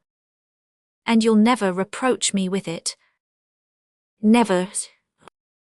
Take care, don't commit yourself for a whole lifetime. Nastasya Filippovna, said the prince quietly and with deep emotion, I said before that I shall esteem your consent to be my wife as a great honor to myself, and shall consider that it is you who will honor me, not I you, by our marriage. You laughed at these words, and others around us laughed as well. I heard them. Very likely I expressed myself funnily, and I may have looked funny, but for all that I believe I understand where honor lies, and what I said was but the literal truth. You were about to ruin yourself just now irrevocably. You would never have forgiven yourself for so doing afterwards, and yet you are absolutely blameless. It is impossible that your life should be altogether ruined at your age. What matter that Rogozhin came bargaining here, and that Gavrila Ardalionovitch would have deceived you if he could? Why do you continually remind us of these facts? I assure you once more that very few could find it in them to act as you have acted this day. As for your wish to go with Rogozhin, that was simply the idea of a delirious and suffering brain. You are still quite feverish. You ought to be in bed, not here. You know quite well that if you had gone with Rogozhin, you would have become a washerwoman next day, rather than stay with him. You are proud, Nastasya Filippovna, and perhaps you have really suffered so much that you imagine yourself to be a desperately guilty woman. You require a great deal of petting and looking after, Nastasya Filippovna, and I will do this. I saw your portrait this morning, and it seemed quite a familiar face to me. It seemed to me that the portrait face was calling to me for help. I shall respect you all my life, Nastasya Filippovna, concluded the prince, as though suddenly recollecting himself, and blushing to think of the sort of company before whom he had said all this. Titsin bowed his head and looked at the ground, overcome by a mixture of feelings. Totsky muttered to himself, he may be an idiot, but he knows that flattery is the best road to success here. The prince observed Gania's eyes flashing at him, as though they would gladly annihilate him then and there. That's a kind-hearted man, if you like, said Darya Alexeyevna, whose wrath was quickly evaporating. A refined man but lost, murmured the general. Totsky took his hat and rose to go. He and the general exchanged glances, making a private arrangement thereby to leave the house together. Thank you, Prince, no one has ever spoken to me like that before, began Nastasya Filippovna. Men have always bargained for me before this, and not a single respectable man has ever proposed to marry me. Do you hear, Afanasy Ivanovitch? What do you think of what the prince has just been saying? It was almost immodest, wasn't it? You, Rogozhin, wait a moment, don't go yet. I see you don't intend to move, however. Perhaps I may go with you yet. Where did you mean to take me to? To Ekaterinhof, replied Lebedev. Rogozhin simply stood staring with trembling lips, not daring to believe his ears. He was stunned, as though from a blow on the head. What are you thinking of, my dear Nastasya? Said Darya Alexeyevna in alarm. What are you saying? You are not going mad, are you? Nastasya Filippovna burst out laughing and jumped up from the sofa. You thought I should accept this good child's invitation to ruin him, did you? She cried. That's Totsky's way, not mine. He's fond of children. Come along, Rogozhin, get your money ready. We won't talk about marrying just at this moment, but let's see the money at all events. Come, I may not marry you either, I don't know. I suppose you thought you'd keep the money if I did. Ha ha ha, nonsense. I have no sense of shame left. I tell you I have been Totsky's concubine. Prince, you must marry Aglaya Ivanovna, not Nastasya Filippovna, or this fellow Ferdishenko will always be pointing the finger of scorn at you. You aren't afraid, I know, but I should always be afraid that I had ruined you, and that you would reproach me for it. As for what you say about my doing you honor by marrying you, well, Totsky can tell you all about that. You had your eye on Aglaya, Gania, you know you had, and you might have married her if you had not come bargaining. You're all like this. You should choose once for all between disreputable women and respectable ones, or you are sure to get mixed. Look at the general, how he's staring at me." "This is too horrible," said the general, starting to his feet. All were standing up now. Nastasya was absolutely beside herself. "I am very proud in spite of what I am," she continued. "You called me perfection just now, Prince, a nice sort of perfection to throw up a prince and 1.5 million of rubles, in order to be able to boast of the fact afterwards. What sort of a wife should I make for you after all I have said? A fantasy, Ivanovitch. Do you observe I have really and truly thrown away 1 million of rubles? And you thought that I should consider your wretched 75,000, with Gania thrown in for a husband, a paradise of bliss. Take your 75,000 back, sir. You did not reach the 100,000. Rogozhin cut a better dash than you did. I'll console Gania myself, I have an idea about that. But now I must be off. I've been in prison for 10 years, I'm free at last. Well, Rogozhin, what are you waiting for? Let's get ready and go." "Come along," shouted Rogozhin beside himself with joy. "Hey, all of you fellows, wine round with it, fill the glasses." "Get away," he shouted frantically, observing that Darya Alexeyevna was approaching to protest against Nastasya's conduct. "Get away, she's mine, everything's mine. She's a queen, get away." He was panting with ecstasy. He walked round and round Nastasya Filippovna and told everybody to keep their distance. All the Rogozhin company were now collected in the drawing-room. Some were drinking, some laughed and talked. All were in the highest and wildest spirits. Ferdishenko was doing his best to unite himself to them. The general and Totsky again made an attempt to go. Gania, too, stood hat in hand ready to go, but seemed to be unable to tear his eyes away from the scene before him. "Get out, keep your distance," shouted Rogozhin. "What are you shouting about there?" cried Nastasya. "I'm not yours yet. I may kick you out for all you know. I haven't taken your money yet. There it all is on the table. Here, give me over that packet. Is there 100,000 rubles in that one packet? Phoo, what abominable stuff it looks. Oh, nonsense, Darya Alexeyevna, you surely did not expect me to ruin him." Indicating the prince. "Fancy him nursing me. Why, he needs a nurse himself. The general there will be his nurse now, you'll see. Here, prince, look here, your bride is accepting money. What a disreputable woman she must be, and you wish to marry her. What are you crying about? Is it a bitter dose? Never mind, you shall laugh yet, trust to time." In spite of these words, there were 2 large tears rolling down Nastasya's own cheeks.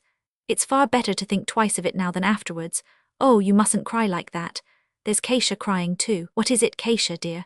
"I shall leave you and Pasha a lot of things. I've laid them out for you already. But goodbye now. I made an honest girl like you serve a low woman like myself. It's better so, Prince, it is indeed. You begin to despise me afterwards. We should never be happy." "Oh, you needn't swear, Prince. I shan't believe you, you know. How foolish it would be too. No, we'd better say goodbye and part friends. I'm a bit of a dreamer myself, and I used to dream of you once. Very often during those 5 years down at his estate I used to dream and think, and I always imagined just such a good, honest, foolish fellow as you, one who should come and say to me, 'You are an innocent woman, Nastasya Filippovna, and I adore you.' I dreamt of you often. I used to think so much down there that I nearly went mad. And then this fellow here would come down. He would stay a couple of months out of the 12, and disgrace and insult and deprave me and then go, so that I longed to drown myself in the pond 1,000 times over, but I did not dare do it. I hadn't the heart, and now, well, are you ready, Rogozhin?" "Ready, keep your distance, all of you." "We're all ready," said several of his friends. "The troika's sledges drawn by 3 horses abreast are at the door, bells and all." Nastasya Filippovna seized the packet of banknotes. "Gania, I have an idea. I wish to recompense you. Why should you lose all? Rogozhin, would he crawl for 3 rubles as far as the Vasily Ostrov? Oh, wouldn't he just? Well, look here, Gania, I wish to look into your heart once more for the last time. You've worried me for the last 3 months, now it's my turn. Do you see this packet? It contains 100,000 rubles. Now I'm going to throw it into the fire here, before all these witnesses. As soon as the fire catches hold of it, you put your hands into the fire and pick it out. Without gloves, you know. You must have bare hands and you must turn your sleeves up. Pull it out, I say, and it's all yours. You may burn your fingers a little, of course. But then it's 100,000 rubles, remember. It won't take you long to lay hold of it and snatch it out. I shall so much admire you if you put your hands into the fire for my money. All here present may be witnesses that the whole packet of money is yours if you get it out. If you don't get it out, it shall burn. I will let no one else come. Away, get away, all of you, it's my money. Rogozhin has bought me with it. Is it my money, Rogozhin? Yes, my queen, it's your own money, my joy. Get away then, all of you. I shall do as I like with my own, don't meddle. Ferdishenko, make up the fire, quick. Nastasya Filippovna, I can't. My hands won't obey me, said Ferdishenko, astounded and helpless with bewilderment. Nonsense, cried Nastasya Filippovna, seizing the poker and raking a couple of logs together. No sooner did a tongue of flame burst out than she threw the packet of notes upon it. Everyone gasped, some even crossed themselves. She's mad, was the cry. Oughtn't we to secure her? Asked the general of Titsin in a whisper, or shall we send for the authorities? Why, she's mad, isn't she, eh? No, I hardly think she is actually mad, whispered Titsin, who was as white as his handkerchief and trembling like a leaf. He could not take his eyes off the smouldering packet. She's mad surely, isn't she? The general appealed to Totsky. I told you she wasn't an ordinary woman, replied the latter, who was as pale as anyone. Oh, but positively, 100,000 rubles. Goodness gracious, good heavens, came from all quarters of the room. All now crowded round the fire and thronged to see what was going on. Everyone lamented and gave vent to exclamations of horror and woe. Some jumped up on chairs in order to get a better view. Darya Alexeyevna ran into the next room and whispered excitedly to Kasia and Pasha. The beautiful German disappeared altogether. My lady, my sovereign, lamented Lebedev, falling on his knees before Nastasya Filippovna and stretching out his hands towards the fire. It's 100,000 rubles, it is indeed. I packed it up myself, I saw the money. My queen, let me get into the fire after it. Say the word, I'll put my whole grey head into the fire for it. I have a poor lame wife and 13 children. My father died of starvation last week. Nastasya Filippovna. The wretched little man wept and groaned and crawled towards the fire. Away, out of the way, cried Nastasya. Make room, all of you. Gania, what are you standing there for? Don't stand on ceremony. Put in your hand, there's your whole happiness smouldering away, look, quick. But Gania had borne too much that day, and especially this evening, and he was not prepared for this last, quite unexpected trial. The crowd parted on each side of him, and he was left face to face with Nastasya Filippovna, 3 paces from her. She stood by the fire and waited, with her intent gaze fixed upon him. Gania stood before her in his evening clothes, holding his white gloves and hat in his hand, speechless and motionless, with arms folded and eyes fixed on the fire. A silly, meaningless smile played on his white, death-like lips. He could not take his eyes off the smouldering packet, but it appeared that something new had come to birth in his soul, as though he were vowing to himself that he would bear this trial. He did not move from his place. In a few seconds it became evident to all that he did not intend to rescue the money. Hey, look at it, it'll burn in another minute or two, cried Nastasya Filippovna. You'll hang yourself afterwards, if it does, I'm not joking. The fire, choked between a couple of smouldering pieces of wood, had died down for the first few moments after the packet was thrown upon it. But a little tongue of fire now began to lick the paper from below, and soon, gathering courage, mounted the sides of the parcel and crept around it. In another moment, the whole of it burst into flames, and the exclamations of woe and horror were redoubled. Nastasya Filippovna, lamented Lebedev again, straining towards the fireplace, but Rogozhin dragged him away and pushed him to the rear once more. The whole of Rogozhin's being was concentrated in one rapturous gaze of ecstasy. He could not take his eyes off Nastasya. He stood drinking her in, as it were. He was in the 7th heaven of delight. Oh, what a queen she is, he ejaculated every other minute, throwing out the remark for anyone who liked to catch it. That's the sort of woman for me. Which of you would think of doing a thing like that, you blackguards, eh? He yelled. He was hopelessly and wildly beside himself with ecstasy. The prince watched the whole scene, silent and dejected. I'll pull it out with my teeth for 1,000, said Ferdishenko. So would I, said another from behind, with pleasure. Devil take the thing, he added in a tempest of despair. It will all be burnt up in a minute, it's burning, it's burning. It's burning, it's burning, cried all, thronging nearer and nearer to the fire in their excitement. Gania, don't be a fool, I tell you for the last time. Get on, quick, shrieked Ferdishenko, rushing wildly up to Gania and trying to drag him to the fire by the sleeve of his coat. Get it, you dummy, it's burning away fast, oh damn the thing. Gania hurled Ferdishenko from him, then he turned sharp round and made for the door, but he had not gone a couple of steps when he tottered and fell to the ground. He's fainted, the cry went round. And the money's burning still, Lebedev lamented. Burning for nothing, shouted others. Kasia Pasha, bring him some water, cried Nastasya Filippovna. Then she took the tongs and fished out the packet. Nearly the whole of the outer covering was burned away, but it was soon evident that the contents were hardly touched.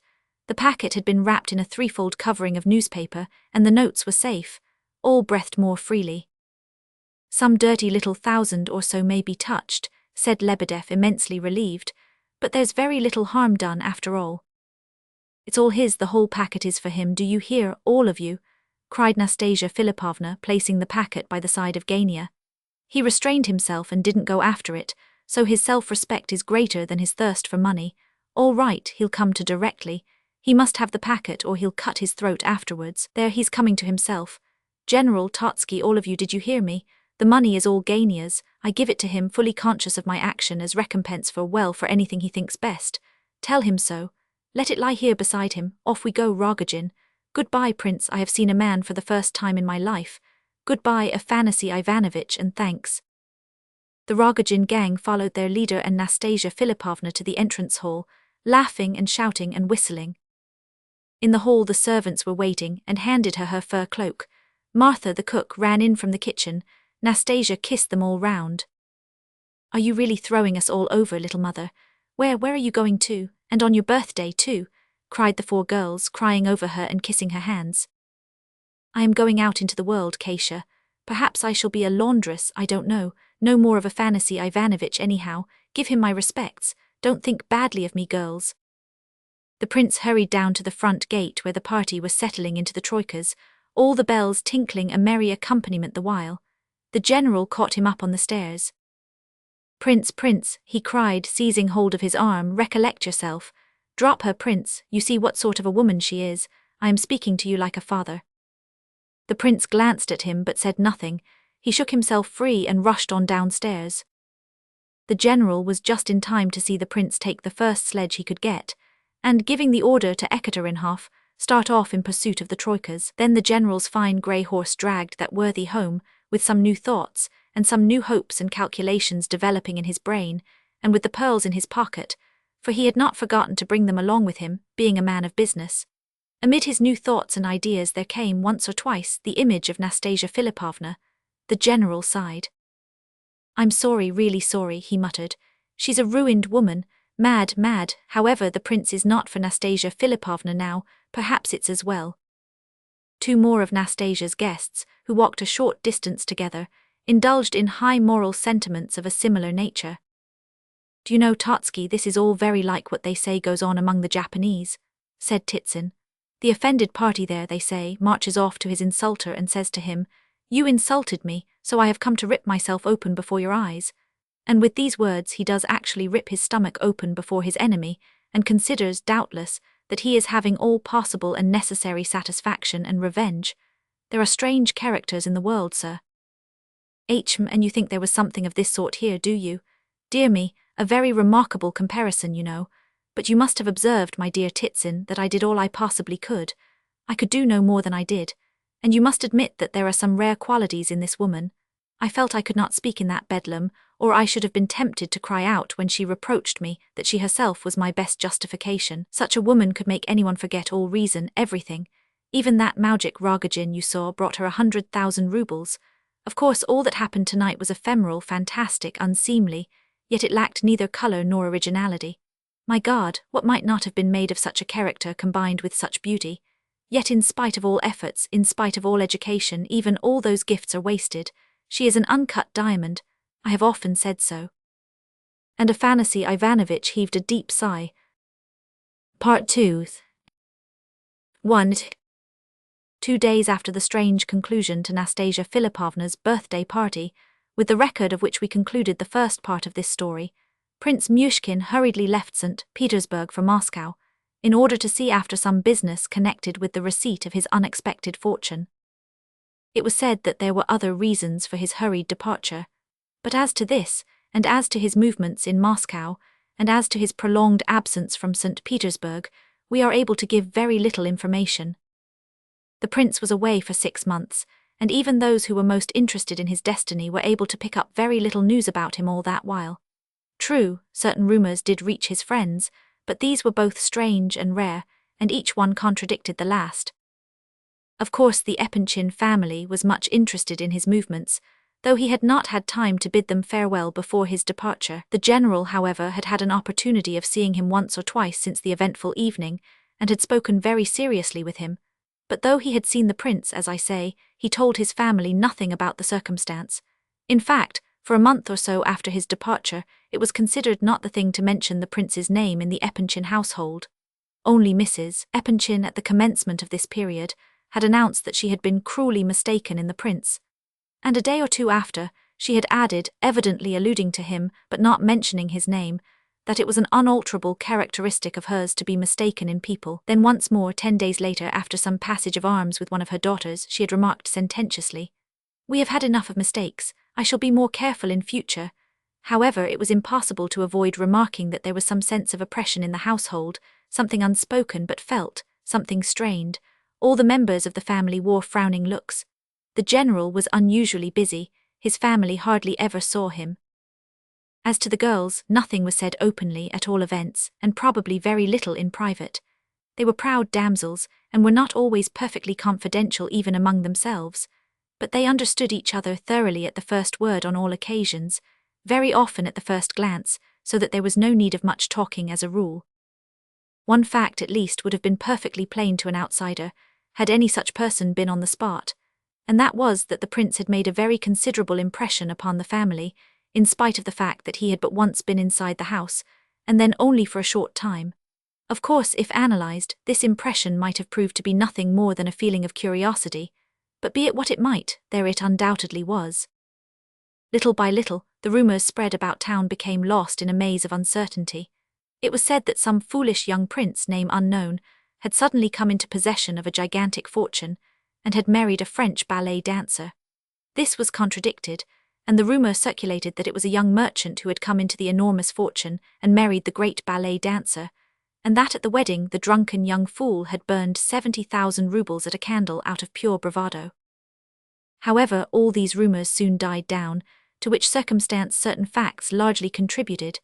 For instance, the whole of the Rogozhin troupe had departed with him at their head for Moscow. This was exactly a week after a dreadful orgy at the Ekaterinhof Gardens, where Nastasya Filippovna had been present.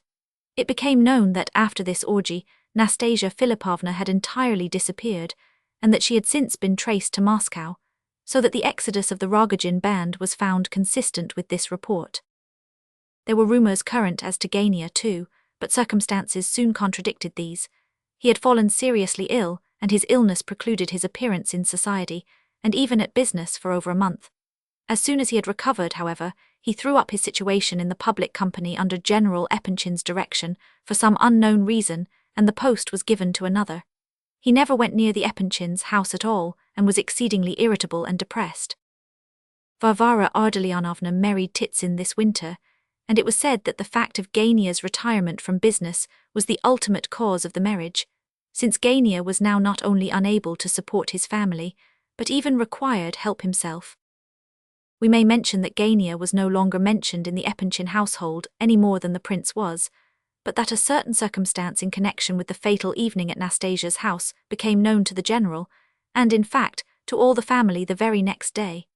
This fact was that Gania had come home that night, but had refused to go to bed. He had awaited the prince's return from Ekaterinhof with feverish impatience. On the latter's arrival, at 6 in the morning, Gania had gone to him in his room, bringing with him the singed packet of money, which he had insisted that the prince should return to Nastasya Filippovna without delay. It was said that when Gania entered the prince's room, he came with anything but friendly feelings, and in a condition of despair and misery, but that after a short conversation, he had stayed on for a couple of hours with him, sobbing continuously and bitterly the whole time. They had parted upon terms of cordial friendship. The Epanchins heard about this, as well as about the episode at Nastasya Filippovna's. It was strange, perhaps, that the facts should become so quickly and fairly accurately known. As far as Gania was concerned, it might have been supposed that the news had come through Varvara Ardalionovna, who had suddenly become a frequent visitor of the Epanchin girls, greatly to their mother's surprise. But though Varvara had seen fit, for some reason, to make friends with them, it was not likely that she would have talked to them about her brother. She had plenty of pride, in spite of the fact that in thus acting she was seeking intimacy with people who had practically shown her brother the door. She and the Epanchin girls had been acquainted in childhood, although of late they had met but rarely. Even now Varvara hardly ever appeared in the drawing-room, but would slip in by a back way.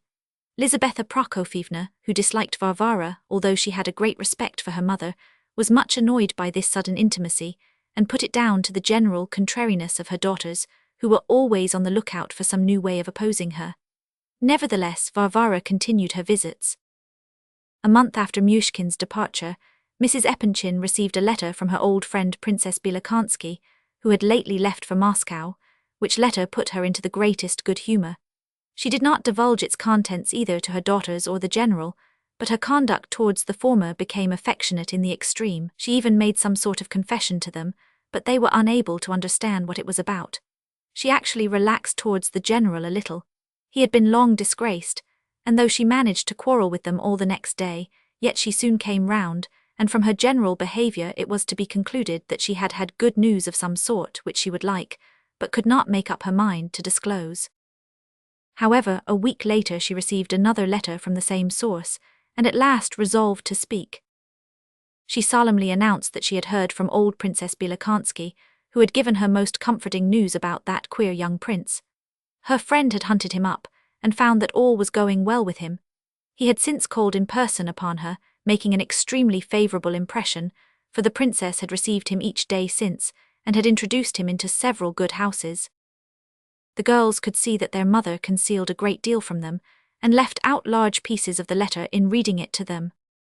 However, the ice was broken, and it suddenly became possible to mention the prince's name again, and again it became evident how very strong was the impression the young man had made in the household by his one visit there.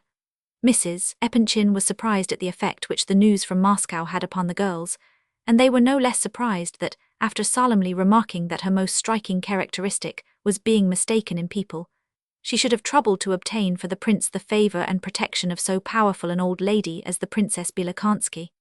As soon as the ice was thus broken, the general lost no time in showing that he, too, took the greatest interest in the subject. He admitted that he was interested, but said that it was merely in the business side of the question.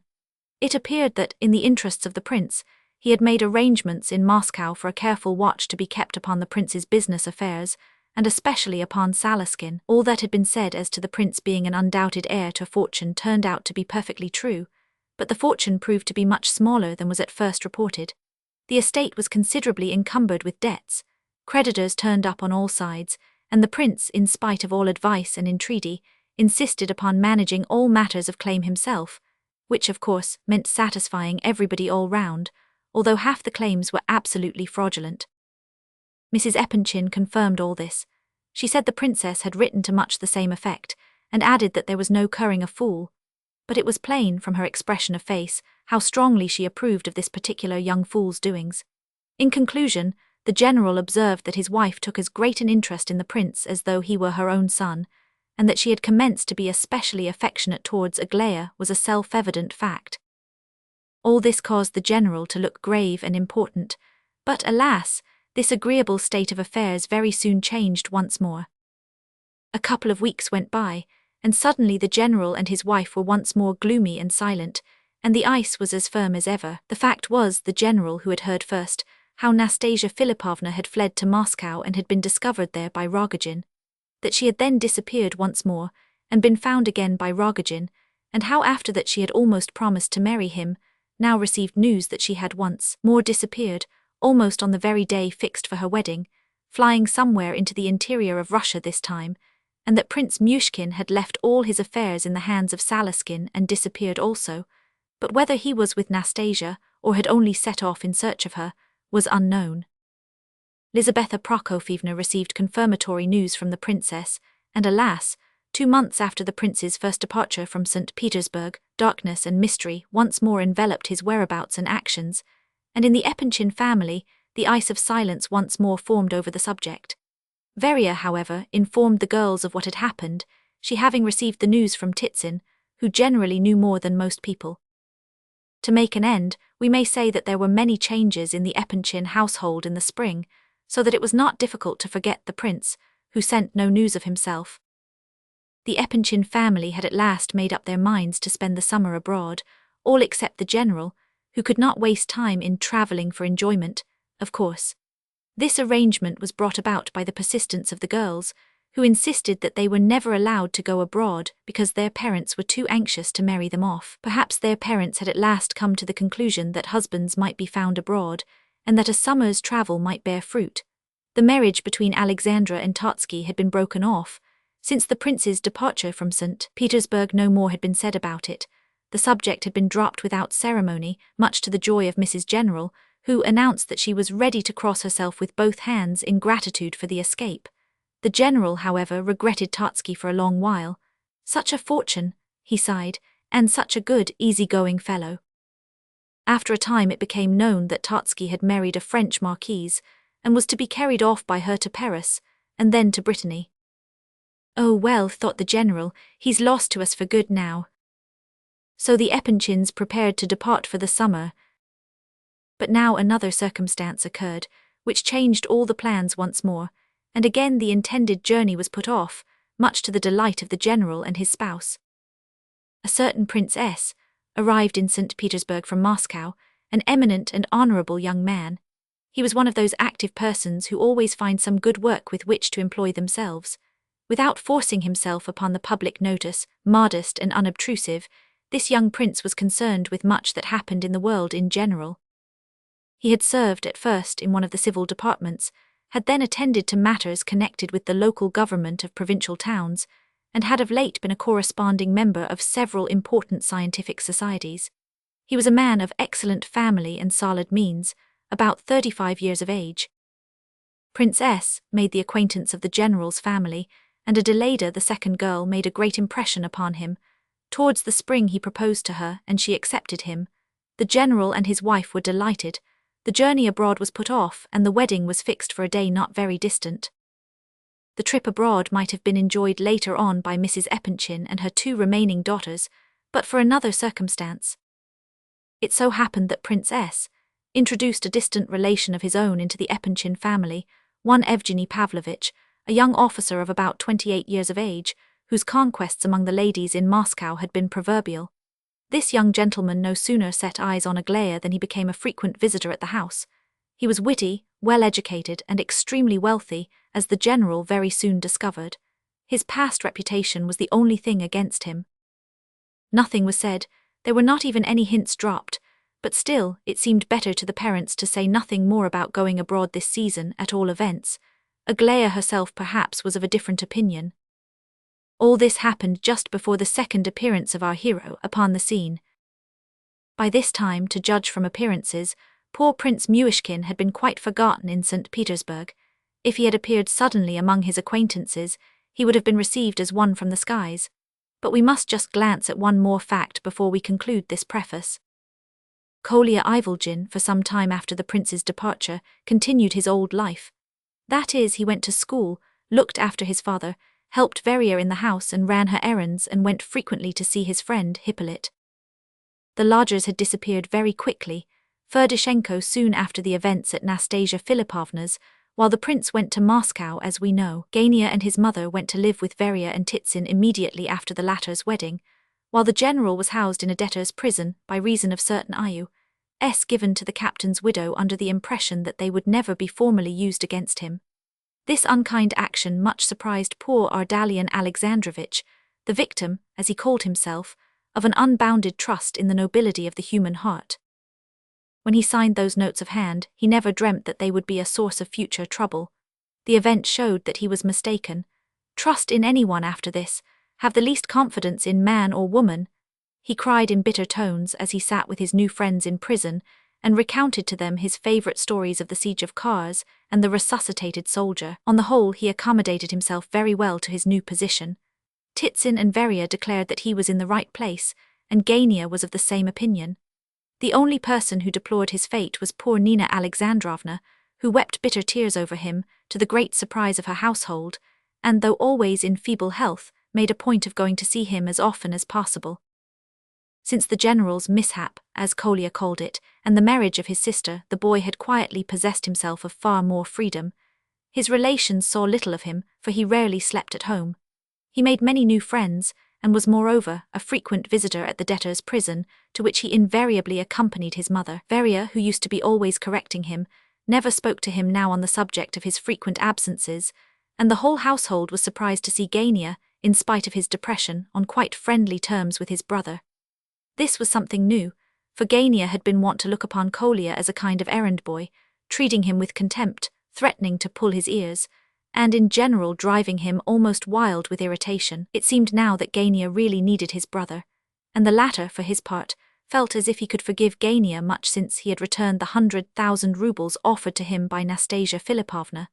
3 months after the departure of the prince, the Ivolgin family discovered that Kolya had made acquaintance with the Epanchins, and was on very friendly terms with the daughters. Varya heard of it first, though Kolya had not asked her to introduce him. Little by little the family grew quite fond of him. Madame Epanchin at first looked on him with disdain and received him coldly, but in a short time he grew to please her because, as she said, he was candid and no flatterer. A very true description. From the first he put himself on an equality with his new friends, and though he sometimes read newspapers and books to the mistress of the house, it was simply because he liked to be useful. One day, however, he and Lizaveta Prokofyevna quarrelled seriously about the woman question, in the course of a lively discussion on that burning subject. He told her that she was a tyrant, and that he would never set foot in her house again.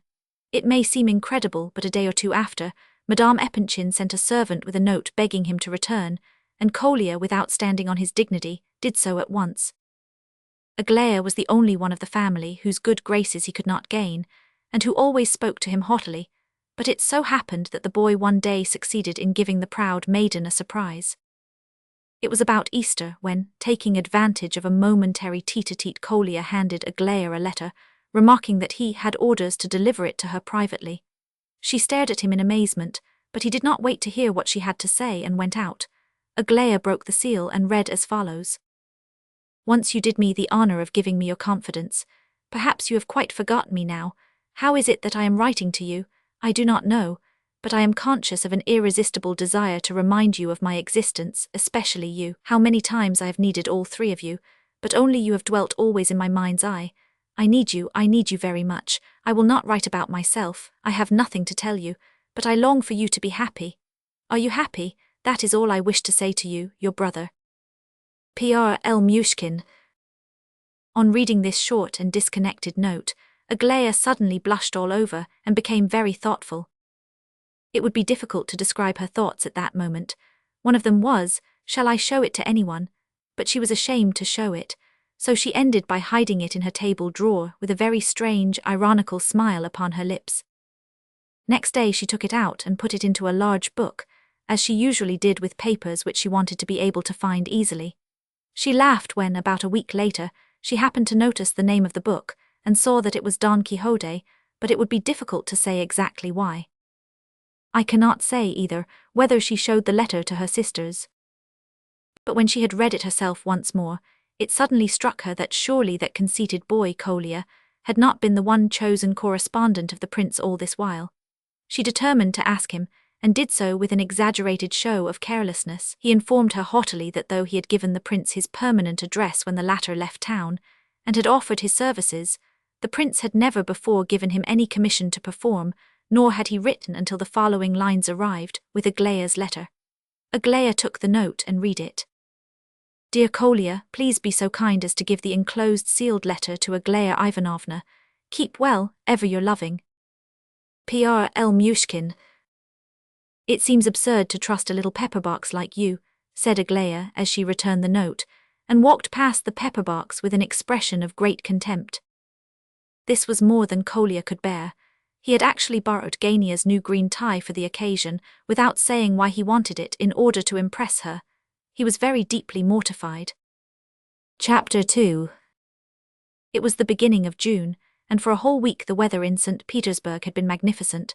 The Epanchins had a luxurious country house at Pavlovsk, one of the fashionable summer resorts near St. Petersburg, and to this spot Mrs. Epanchin determined to proceed without further delay. In a couple of days all was ready, and the family had left town. A day or two after this removal to Pavlovsk, Prince Myshkin arrived in St. Petersburg by the morning train from Moscow. No one met him, but as he stepped out of the carriage, he suddenly became aware of two strangely glowing eyes fixed upon him from among the crowd that met the train. On endeavoring to rediscover the eyes and see to whom they belonged, he could find nothing to guide him. It must have been a hallucination, but the disagreeable impression remained, and without this the prince was sad and thoughtful already, and seemed to be much preoccupied. His cab took him to a small and bad hotel near the Litinaya. Here he engaged a couple of rooms, dark and badly furnished. He washed and changed, and hurriedly left the hotel again, as though anxious to waste no time. Anyone who now saw him for the first time since he left Petersburg would judge that he had improved vastly so far as his exterior was concerned. His clothes certainly were very different. They were more fashionable, perhaps even too much so, and anyone inclined to mockery might have found something to smile at in his appearance. But what is there that people will not smile at? The prince took a cab and drove to a street near the Nativity, where he soon discovered the house he was seeking. It was a small wooden villa, and he was struck by its attractive and clean appearance. It stood in a pleasant little garden full of flowers. The windows looking on the street were open, and the sound of a voice, reading aloud or making a speech, came through them. It rose at times to a shout, and was interrupted occasionally by bursts of laughter. Prince Myshkin entered the courtyard and ascended the steps. A cook with her sleeves turned up to the elbows opened the door. The visitor asked if Mr. Lebedev were at home. "He is in there," said she, pointing to the salon. The room had a blue wallpaper, and was well, almost pretentiously furnished, with its round table, its divan, and its bronze clock under a glass shade.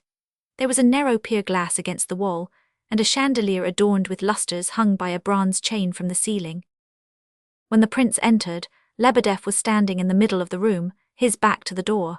He was in his shirt sleeves on account of the extreme heat, and he seemed to have just reached the peroration of his speech, and was impressively beating his breast. His audience consisted of a youth of about 15 years of age with a clever face who had a book in his hand, though he was not reading. A young lady of 20 in deep mourning stood near him with an infant in her arms. Another girl of 13, also in black, was laughing loudly, her mouth wide open. And on the sofa lay a handsome young man with black hair and eyes, and a suspicion of beard and whiskers. He frequently interrupted the speaker and argued with him, to the great delight of the others. "Lukian Timofyevitch, here's someone to see you, look here, a gentleman to speak to you. Well, it's not my fault." And the cook turned and went away red with anger. Lebedev started, and at sight of the prince stood like a statue for a moment. Then he moved up to him with an ingratiating smile, but stopped short again. "Prince Excellency," he stammered. Then suddenly he ran towards the girl with the infant, a movement so unexpected by her that she staggered and fell back, but next moment he was threatening the other child who was standing, still laughing, in the doorway. She screamed and ran towards the kitchen. Lebedev stamped his foot angrily, then seeing the prince regarding him with amazement, he murmured apologetically, "Pardon to show respect." He. "You are quite wrong," began the prince. At once, in one moment. He rushed like a whirlwind from the room, and Myshkin looked inquiringly at the others. They were all laughing, and the guest joined in the chorus. "He has gone to get his coat," said the boy. "How annoying," exclaimed the prince. "I thought, tell me, is he?" "You think he is drunk," cried the young man on the sofa. "Not in the least. He's only had 3 or 4 small glasses, perhaps 5, but what is that, the usual thing?" As the prince opened his mouth to answer, he was interrupted by the girl, whose sweet face wore an expression of absolute frankness. "He never drinks much in the morning. If you have come to talk business with him, do it now. It is the best time. He sometimes comes back drunk in the evening, but just now he passes the greater part of the evening in tears and reads passages of Holy Scripture aloud, because our mother died 5 weeks ago." "No doubt he ran off because he did not know what to say to you," said the youth on the divan. "I bet he is trying to cheat you, and is thinking how best to do it." Just then Lebedev returned, having put on his coat. "5 weeks," said he, wiping his eyes. "Only 5 weeks, poor orphans." "But why wear a coat in holes?" asked the girl. "When your new one is hanging behind the door, did you not see it?" "Hold your tongue, dragonfly," he scolded. "What a plague you are." He stamped his foot irritably, but she only laughed and answered, "Are you trying to fright me? I'm not Tania, and I don't intend to run away. Look, you are waking Lubotshka and she will have convulsions again. Why do you shout like that? Well, well, I won't again, said the master of the house, his anxiety getting the better of his temper. He went up to his daughter and looked at the child in her arms, anxiously making the sign of the cross over her 3 times. God bless her, he cried with emotion. This little creature is my daughter Lubov, addressing the prince. My wife Helena died at her birth, and this is my big daughter Vera in mourning, as you see, and this, pointing to the young man on the divan. Well, go on, never mind me, marked the other, don't be afraid. Excellency, have you read that account of the murder of the Zemurin family in the newspaper? Cried Lebedev all of a sudden. Yes, said Myshkin with some surprise. Well, that is the murderer, it is he in fact. What do you mean? Asked the visitor. I am speaking allegorically, of course, but he will be the murderer of a Zemurin family in the future. He is getting ready. They all laughed, and the thought crossed the prince's mind that perhaps Lebedev was really trifling in this way, because he foresaw inconvenient questions, and wanted to gain time. He is a traitor, a conspirator, shouted Lebedev, who seemed to have lost all control over himself. A monster, a slanderer. Ought I to treat him as a nephew, the son of my sister Anisia? Oh, do be quiet, you must be drunk. He has taken it into his head to play the lawyer prince, and he practices speechifying, and is always repeating his eloquent pleadings to his children. And who do you think was his last client? An old woman who had been robbed of 500 rubles, her all by some rogue of a usurer, besought him to take up her case, instead of which he defended the usurer himself, a Jew named Zeidler, because this Jew promised to give him 50 rubles. It was to be 50 if I won the case, only 5 if I lost, interrupted Lebedev, speaking in a low tone, a great contrast to his earlier manner. Well, naturally he came to grief. The law is not administered as it used to be, and he only got laughed at for his pains. But he was much pleased with himself in spite of that. Most learned judge, said he, picture this unhappy man, crippled by age and infirmities, who gains his living by honorable toil. Picture him, I repeat, robbed of his all, of his last mouthful. Remember, I entreat you, the words of that learned legislator, let mercy and justice alike rule the courts of law. Now, would you believe it, Excellency, every morning he recites this speech to us from beginning to end, exactly as he spoke it before the magistrate.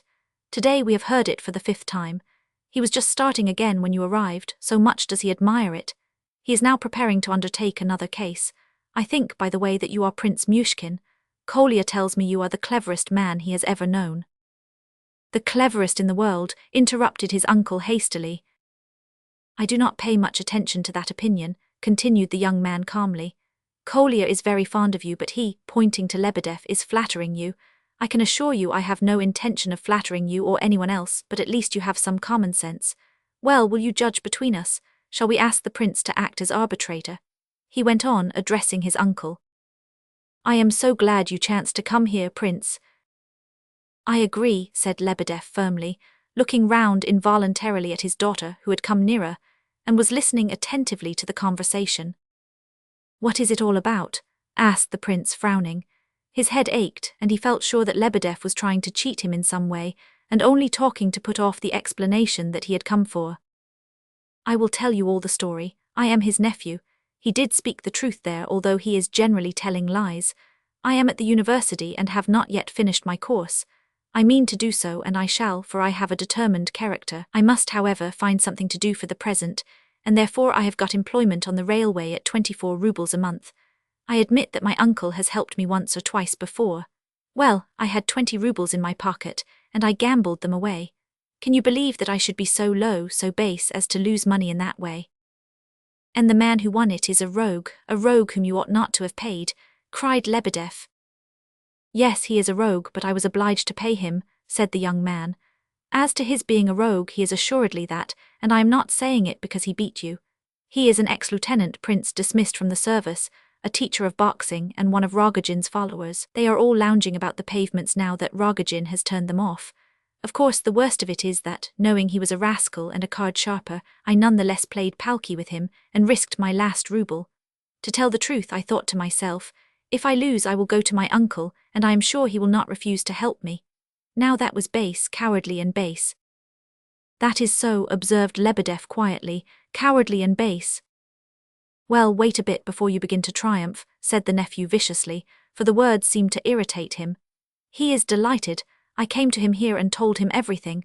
I acted honorably, for I did not excuse myself. I spoke most severely of my conduct, as everyone here can witness. But I must smarten myself up before I take up my new post, for I am really like a tramp. Just look at my boots. I cannot possibly appear like this, and if I am not at the bureau at the time appointed, the job will be given to someone else, and I shall have to try for another. Now I only beg for 15 rubles, and I give my word that I will never ask him for anything again. I am also ready to promise to repay my debt in 3 months' time, and I will keep my word, even if I have to live on bread and water. My salary will amount to 75 rubles in 3 months. The sum I now ask, added to what I have borrowed already, will make a total of about 35 rubles, so you see I shall have enough to pay him and confound him. If he wants interest, he shall have that too. Haven't I always paid back the money he lent me before? Why should he be so mean now? He grudges my having paid that lieutenant. There can be no other reason. That's the kind he is, a dog in the manger. And he won't go away, cried Lebedeff. He has installed himself here, and here he remains. I have told you already that I will not go away until I have got what I ask. Why are you smiling, Prince? You look as if you disapproved of me. I am not smiling, but I really think you are in the wrong somewhat, replied Myshkin reluctantly. Don't shuffle, say plainly that you think that I am quite wrong without any somewhat. Why somewhat? I will say you are quite wrong if you wish. If I wish, that's good, I must say. Do you think I am deceived as to the flagrant impropriety of my conduct? I am quite aware that his money is his own and that my action is much like an attempt at extortion. But you don't know what life is. If people don't learn by experience, they never understand. They must be taught. My intentions are perfectly honest. On my conscience he will lose nothing, and I will pay back the money with interest. Added to which he has had the moral satisfaction of seeing me disgraced. What does he want more? And what is he good for if he never helps anyone? Look what he does himself. Just ask him about his dealings with others, how he deceives people. How did he manage to buy this house? You may cut off my head if he has not let you in for something, and if he is not trying to cheat you again. You are smiling, you don't believe me. It seems to me that all this has nothing to do with your affairs, remarked the prince. I have lain here now for 3 days, cried the young man without noticing, and I have seen a lot. Fancy, he suspects his daughter, that angel, that orphan, my cousin, he suspects her, and every evening he searches her room to see if she has a lover hidden in it. He comes here too on tiptoe, creeping softly, oh so softly, and looks under the sofa, my bed you know. He is mad with suspicion and sees a thief in every corner. He runs about all night long. He was up at least 7 times last night, to satisfy himself that the windows and doors were barred, and to peep into the oven. That man who appears in court for scoundrels rushes in here in the night and prays, lying prostrate, banging his head on the ground by the half-hour. And for whom do you think he prays? Who are the sinners figuring in his drunken petitions? I have heard him with my own ears praying for the repose of the soul of the Countess du Barry. Kolya heard it too. He is as mad as a March hare. You hear how he slanders me, Prince, said Lebedeff, almost beside himself with rage. I may be a drunkard, an evildoer, a thief, but at least I can say one thing for myself. He does not know, how should he, mocker that he is, that when he came into the world it was I who washed him and dressed him in his swathing bands, for my sister Anisia had lost her husband and was in great poverty. I was very little better off than she, but I sat up night after night with her, and nursed both mother and child. I used to go downstairs and steal wood for them from the house porter. How often did I sing him to sleep when I was half dead with hunger? In short, I was more than a father to him, and now he jeers at me. Even if I did cross myself and pray for the repose of the soul of the Comtesse du Barry, what does it matter? 3 days ago, for the first time in my life, I read her biography in an historical dictionary. Do you know who she was, you there? Addressing his nephew. Speak, do you know? Of course no one knows anything about her but you, muttered the young man in a would-be jeering tone. She was a countess who rose from shame to reign like a queen. An empress wrote to her with her own hand as Marchir Kassain. At a lever-du-roi one morning, do you know what a lever-du-roi was? A cardinal, a papal legate, offered to put on her stockings. A high and holy person like that looked on it as an honor. Did you know this? I see by your expression that you did not. Well, how did she die? Answer. Oh, do stop, you are too absurd. This is how she died. After all this honor and glory, after having been almost a queen, she was guillotined by that butcher, Samson. She was quite innocent, but it had to be done, for the satisfaction of the fishwives of Paris. She was so terrified that she did not understand what was happening, but when Samson seized her head and pushed her under the knife with his foot, she cried out, wait a moment, monsieur. Well, because of that moment of bitter suffering, perhaps the Saviour will pardon her other faults, for one cannot imagine a greater agony. As I read the story, my heart bled for her, and what does it matter to you, little worm, if I implored the divine mercy for her, great sinner as she was, as I said my evening prayer? I might have done it because I doubted if anyone had ever crossed himself for her sake before. It may be that in the other world she will rejoice to think that a sinner like herself has cried to heaven for the salvation of her soul. Why are you laughing? You believe nothing, atheist, and your story was not even correct.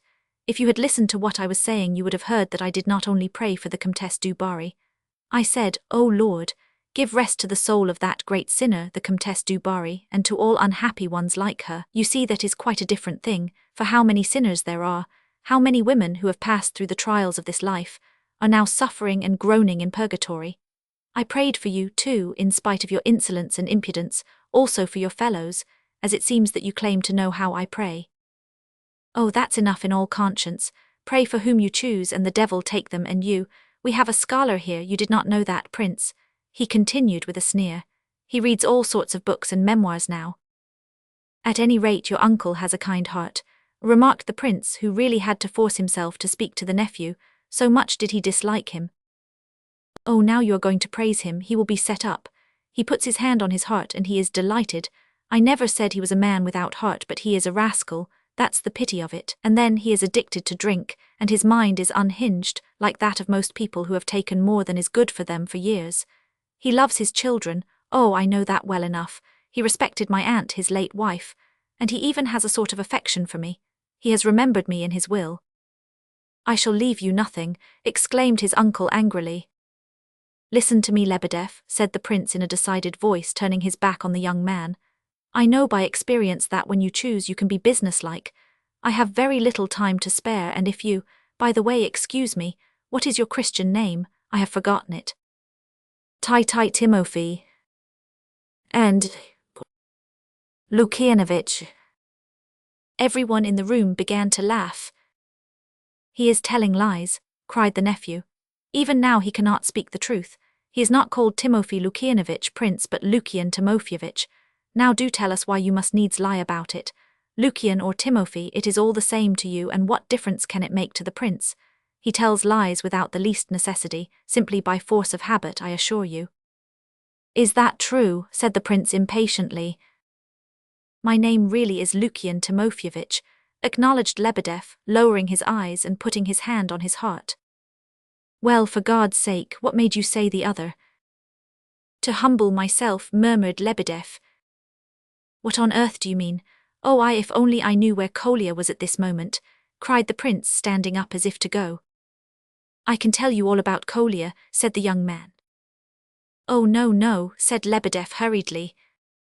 Kolya spent the night here, and this morning went after his father, whom you let out of prison by paying his debts. Heaven only knows why. Yesterday the general promised to come and lodge here, but he did not appear. Most probably he slept at the hotel close by. No doubt Kolya is there, unless he has gone to Pavlovsk to see the Epanchins. He had a little money and was intending to go there yesterday. He must be either at the hotel or at Pavlovsk. At Pavlovsk, he is at Pavlovsk undoubtedly, interrupted Lebedeff. But come, let us go into the garden, we will have coffee there. And Lebedeff seized the prince's arm and led him from the room. They went across the yard, and found themselves in a delightful little garden with the trees already in their summer dress of green, thanks to the unusually fine weather. Lebedeff invited his guest to sit down on a green seat before a table of the same color fixed in the earth, and took a seat facing him. In a few minutes the coffee appeared, and the prince did not refuse it. The host kept his eyes fixed on Myshkin, with an expression of passionate civility. I knew nothing about your home before, said the prince absently, as if he were thinking of something else. Poor orphans, began Lebedeff, his face assuming a mournful air, but he stopped short, for the other looked at him inattentively, as if he had already forgotten his own remark. They waited a few minutes in silence, while Lebedeff sat with his eyes fixed mournfully on the young man's face. Well, said the latter at last, rousing himself. Ah, yes, you know why I came, Lebedeff. Your letter brought me. Speak, tell me all about it. The clerk, rather confused, tried to say something, hesitated, began to speak, and again stopped. The prince looked at him gravely. I think I understand, Lukian Timofeyevich, you were not sure that I should come. You did not think I should start at the first word from you, and you merely wrote to relieve your conscience. However, you see now that I have come and I have had enough of trickery. Give up serving or trying to serve two masters. Rogozhin has been here these 3 weeks. Have you managed to sell her to him as you did before? Tell me the truth. He discovered everything, the monster, himself. Don't abuse him, though I dare say you have something to complain of. He beat me, he thrashed me unmercifully, replied Lebedev vehemently. He set a dog on me in Moscow, a bloodhound, a terrible beast that chased me all down the street. You seem to take me for a child, Lebedev. Tell me, is it a fact that she left him while they were in Moscow? Yes, it is a fact, and this time let me tell you, on the very eve of their marriage. It was a question of minutes when she slipped off to Petersburg. She came to me directly she arrived. Save me, Lukian, find me some refuge and say nothing to the prince. She is afraid of you, even more than she is of him, and in that she shows her wisdom. And Lebedev slyly put his finger to his brow as he said the last words. And now it is you who have brought them together again. Excellency, how could I prevent it? That will do, I can find out for myself. Only tell me, where is she now? At his house, with him? Oh no, certainly not. I am free, she says. You know how she insists on that point. I am entirely free. She repeats it over and over again. She is living in Petersburgskaya with my sister-in-law, as I told you in my letter. She is there at this moment. Yes, unless she has gone to Pavlovsk. The fine weather may have tempted her perhaps into the country with Darya Alexeyevna. I am quite free, she says. Only yesterday she boasted of her freedom to Nikolai Ardalionovitch, a bad sign, added Lebedev, smiling. Kolya goes to see her often, does he not? He is a strange boy, thoughtless, and inclined to be indiscreet. Is it long since you saw her? I go to see her every day, every day. Then you were there yesterday? No, I have not been these 3 last days. It is a pity you have taken too much wine, Lebedev. I want to ask you something, but... All right, I am not drunk, replied the clerk, preparing to listen. Tell me, how was she when you left her? She is a woman who is seeking. She seems always to be searching about, as if she had lost something. The mere idea of her coming marriage disgusts her. She looks on it as an insult. She cares as much for him as for a piece of orange peel, not more. Yet I am much mistaken if she does not look on him with fear and trembling. She forbids his name to be mentioned before her, and they only meet when unavoidable. He understands well enough, but it must be gone through. She is restless, mocking, deceitful, violent. Deceitful and violent. Yes, violent. I can give you a proof of it. A few days ago she tried to pull my hair because I said something that annoyed her. I tried to soothe her by reading the Apocalypse aloud. What? Exclaimed the prince, thinking he had not heard aright. By reading the Apocalypse. The lady has a restless imagination. She has a liking for conversation on serious subjects of any kind. In fact, they please her so much that it flatters her to discuss them.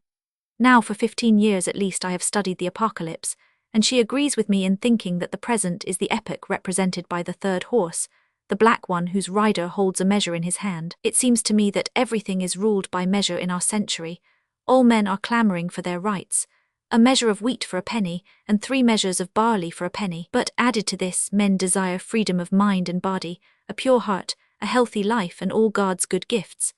Now by pleading their rights alone, they will never attain all this, so the white horse with his rider Death comes next and is followed by Hell. We talked about this matter when we met, and it impressed her very much. Do you believe all this? Asked Myshkin, looking curiously at his companion. I both believe it and explain it. I am but a poor creature, a beggar, an atom in the scale of humanity, who has the least respect for Lebedev. He is a target for all the world, the butt of any fool who chooses to kick him. But in interpreting revelation I am the equal of anyone, great as he may be. Such is the power of the mind and the spirit. I have made a lordly personage tremble as he sat in his armchair, only by talking to him of things concerning the spirit. 2 years ago, on Easter Eve, His Excellency Nil Alexeyevich, whose subordinate I was then, wished to hear what I had to say, and sent a message by Peter Zakharich to ask me to go to his private room. They tell me you expound the prophecies relating to Antichrist, said he, when we were alone. Is that so? Yes, I answered unhesitatingly, and I began to give some comments on the apostle's allegorical vision. At first he smiled, but when we reached the numerical computations and correspondences, he trembled and turned pale. Then he begged me to close the book and sent me away, promising to put my name on the reward list. That took place, as I said, on the eve of Easter, and 8 days later his soul returned to God. What? It is the truth. One evening after dinner he stumbled as he stepped out of his carriage. He fell and struck his head on the curb and died immediately. He was 73 years of age and had a red face and white hair. He deluged himself with scent and was always smiling like a child. Peter Zakharich recalled my interview with him and said, "You foretold his death." The prince rose from his seat, and Lebedev, surprised to see his guest preparing to go so soon, remarked, "You are not interested," in a respectful tone. "I am not very well and my head aches. Doubtless the effect of the journey," replied the prince, frowning. "You should go into the country," said Lebedev timidly. The prince seemed to be considering the suggestion. "You see, I am going into the country myself in 3 days with my children and belongings. The little one is delicate, she needs change of air, and during our absence this house will be done up. I am going to Pavlovsk." "You are going to Pavlovsk too?" asked the prince sharply. "Everybody seems to be going there. Have you a house in that neighborhood?" "I don't know of many people going to Pavlovsk, and as for the house, Ivan Titsin has let me one of his villas rather cheaply. It is a pleasant place, lying on a hill surrounded by trees, and one can live there for a mere song. There is good music to be heard, so no wonder it is popular. I shall stay in the lodge. As to the villa itself—" "Have you let it?" No, not exactly." "Let it to me," said the prince. Now this was precisely what Lebedev had made up his mind to do in the last 3 minutes. Not that he had any difficulty in finding a tenant. In fact, the house was occupied at present by a chance visitor, who had told Lebedev that he would perhaps take it for the summer months. The clerk knew very well that this perhaps meant certainly, but as he thought he could make more out of a tenant like the prince, he felt justified in speaking vaguely about the present inhabitant's intentions.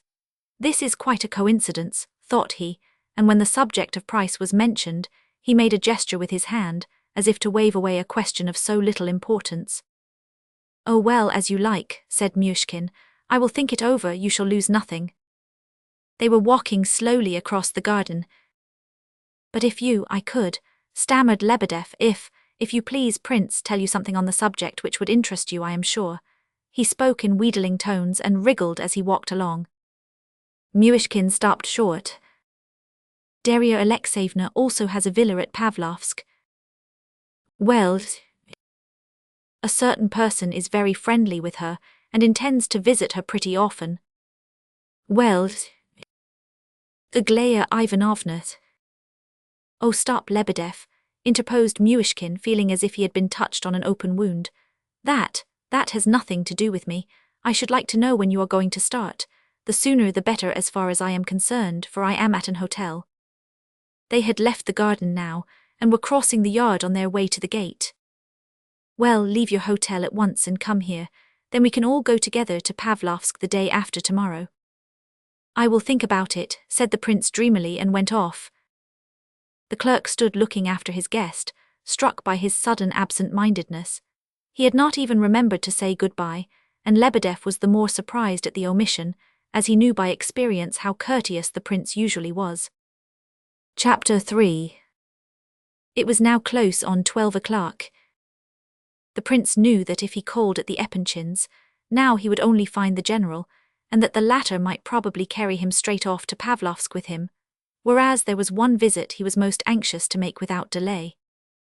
So at the risk of missing General Epanchin altogether, and thus postponing his visit to Pavlovsk for a day, at least, the prince decided to go and look for the house he desired to find. The visit he was about to pay was, in some respects, a risky one. He was in 2 minds about it, but knowing that the house was in the Gorohovia, not far from the Sadovaya, he determined to go in that direction, and to try to make up his mind on the way.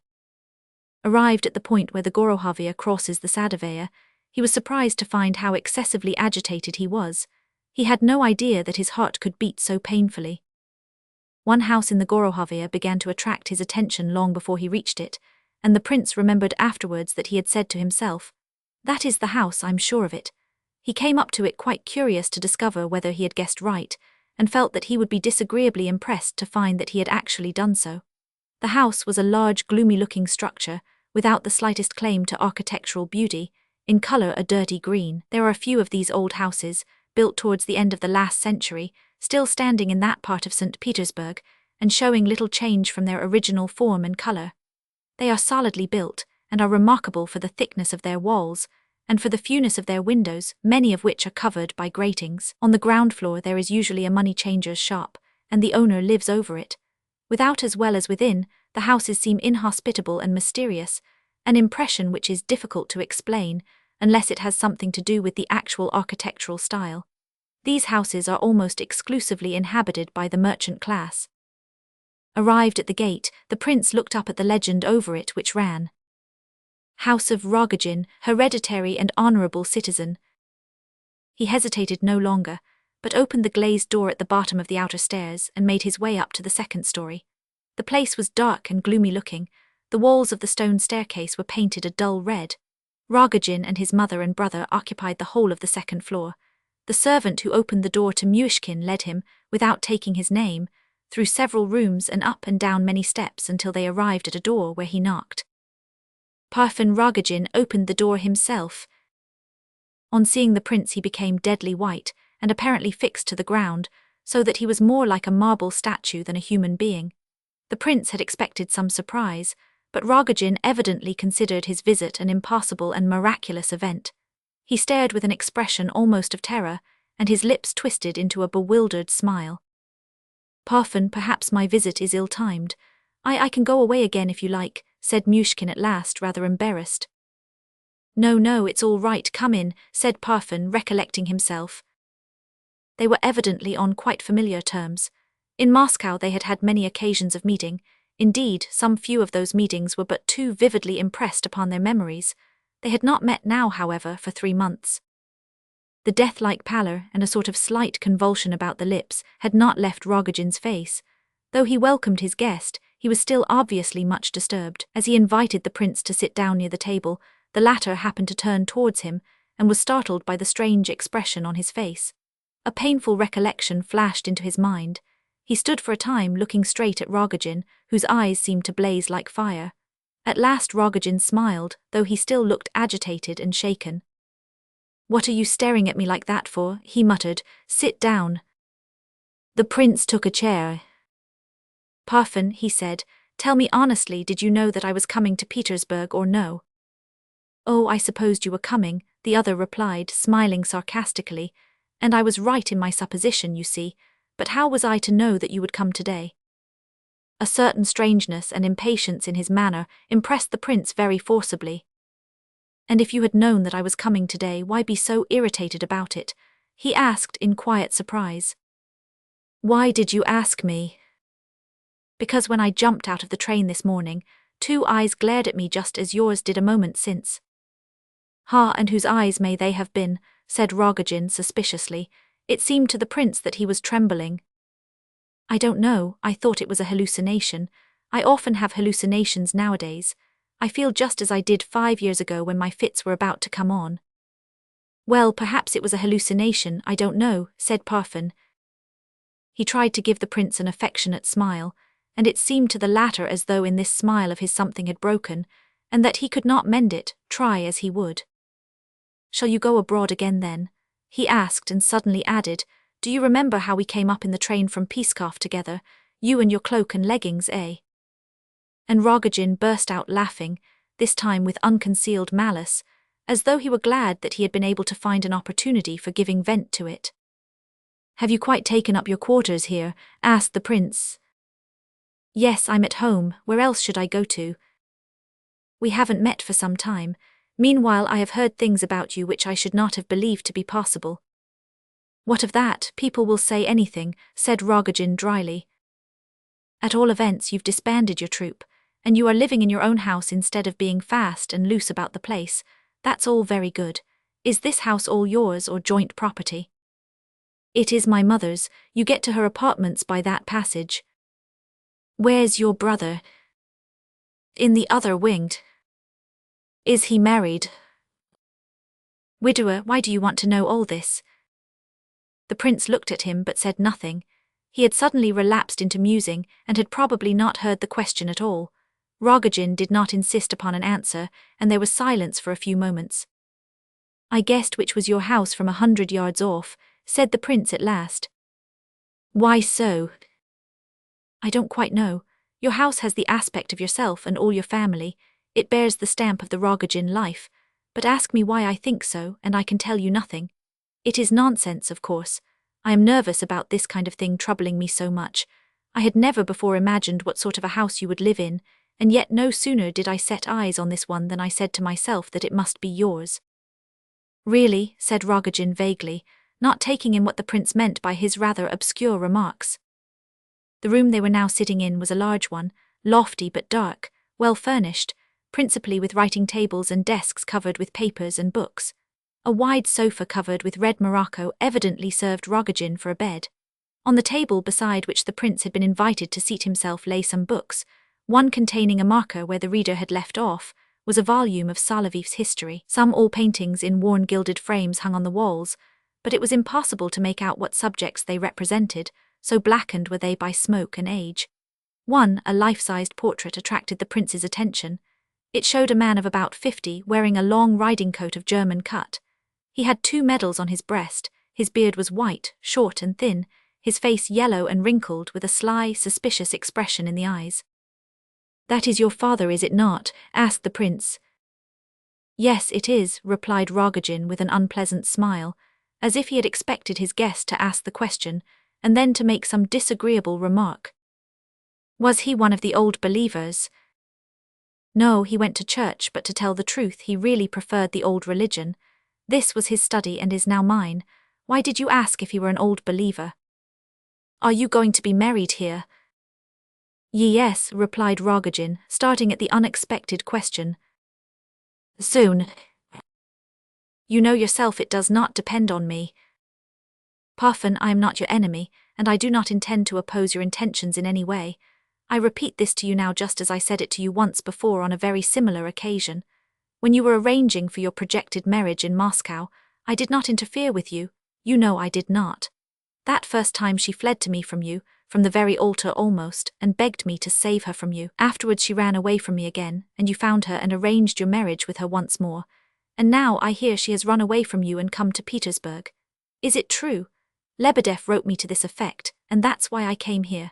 That you had once more arranged matters with Nastasya Filippovna, I only learned last night in the train from a friend of yours, Zaleshov, if you wish to know. I confess I came here with an object. I wish to persuade Nastasya to go abroad for her health. She requires it. Both mind and body need a change badly. I did not intend to take her abroad myself. I was going to arrange for her to go without me. Now I tell you honestly, Parfen, if it is true that all is made up between you, I will not so much as set eyes upon her, and I will never even come to see you again. You know quite well that I am telling the truth, because I have always been frank with you. I have never concealed my own opinion from you. I have always told you that I consider a marriage between you and her would be ruin to her. You would also be ruined, and perhaps even more hopelessly. If this marriage were to be broken off again, I admit I should be greatly pleased. But at the same time I have not the slightest intention of trying to part you. You may be quite easy in your mind, and you need not suspect me. You know yourself whether I was ever really your rival or not, even when she ran away and came to me. There, you are laughing at me, I know why you laugh. It is perfectly true that we lived apart from one another all the time in different towns.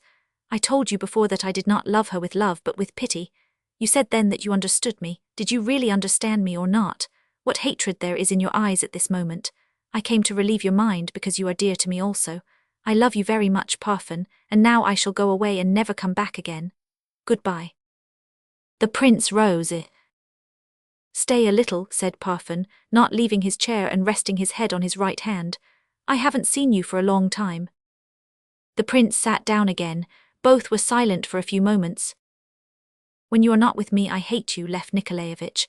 I have loathed you every day of these 3 months since I last saw you. By heaven I have, said Rogozhin. I could have poisoned you at any minute. Now you have been with me but a quarter of an hour and all my malice seems to have melted away and you are as dear to me as ever. Stay here a little longer. When I am with you you trust me, but as soon as my back is turned you suspect me. said the prince, smiling and trying to hide his emotion. I trust your voice when I hear you speak. I quite understand that you and I cannot be put on a level, of course. Why did you add that? There, now you are cross again, said the prince, wondering. We were not asked, you see. We were made different with different tastes and feelings without being consulted. You say you love her with pity. I have no pity for her. She hates me, that's the plain truth of the matter. I dream of her every night and always that she is laughing at me with another man. And so she does laugh at me. She thinks no more of marrying me than if she were changing her shoe. Would you believe it, I haven't seen her for 5 days, and I daren't go near her. She asks me what I come for, as if she were not content with having disgraced me. Disgraced you, how? Just as though you didn't know. Why, she ran away from me and went to you. You admitted it yourself just now. But surely you do not believe that she did not disgrace me at Moscow with that officer Zemtuznikov. I know for certain she did, after having fixed our marriage day herself. Impossible, cried the prince. I know it for a fact, replied Rogozhin with conviction. It is not like her, you say, my friend, that's absurd. Perhaps such an act would horrify her if she were with you, but it is quite different where I am concerned. She looks on me as vermin. Her affair with Keller was simply to make a laughingstock of me. You don't know what a fool she made of me in Moscow, and the money I spent over her. The money. And you can marry her now, Parfen. What will come of it all? Said the prince with dread in his voice. Rogozhin gazed back gloomily, and with a terrible expression in his eyes, but said nothing. I haven't been to see her for 5 days, he repeated after a slight pause. I'm afraid of being turned out. She says she's still her own mistress and may turn me off altogether and go abroad. She told me this herself, he said with a peculiar glance at Myshkin. I think she often does it merely to frighten me. She is always laughing at me for some reason or other. But at other times she's angry and won't say a word, and that's what I'm afraid of. I took her a shawl one day, the like of which she might never have seen, although she did live in luxury, and she gave it away to her maid, Kasia. Sometimes when I can keep away no longer, I steal past the house on the sly, and once I watched at the gate till dawn. I thought something was going on, and she saw me from the window. She asked me what I should do if I found she had deceived me. I said, you know well enough. What did she know? Cried the prince. How was I to tell? Replied Rogozhin with an angry laugh. I did my best to catch her tripping in Moscow, but did not succeed.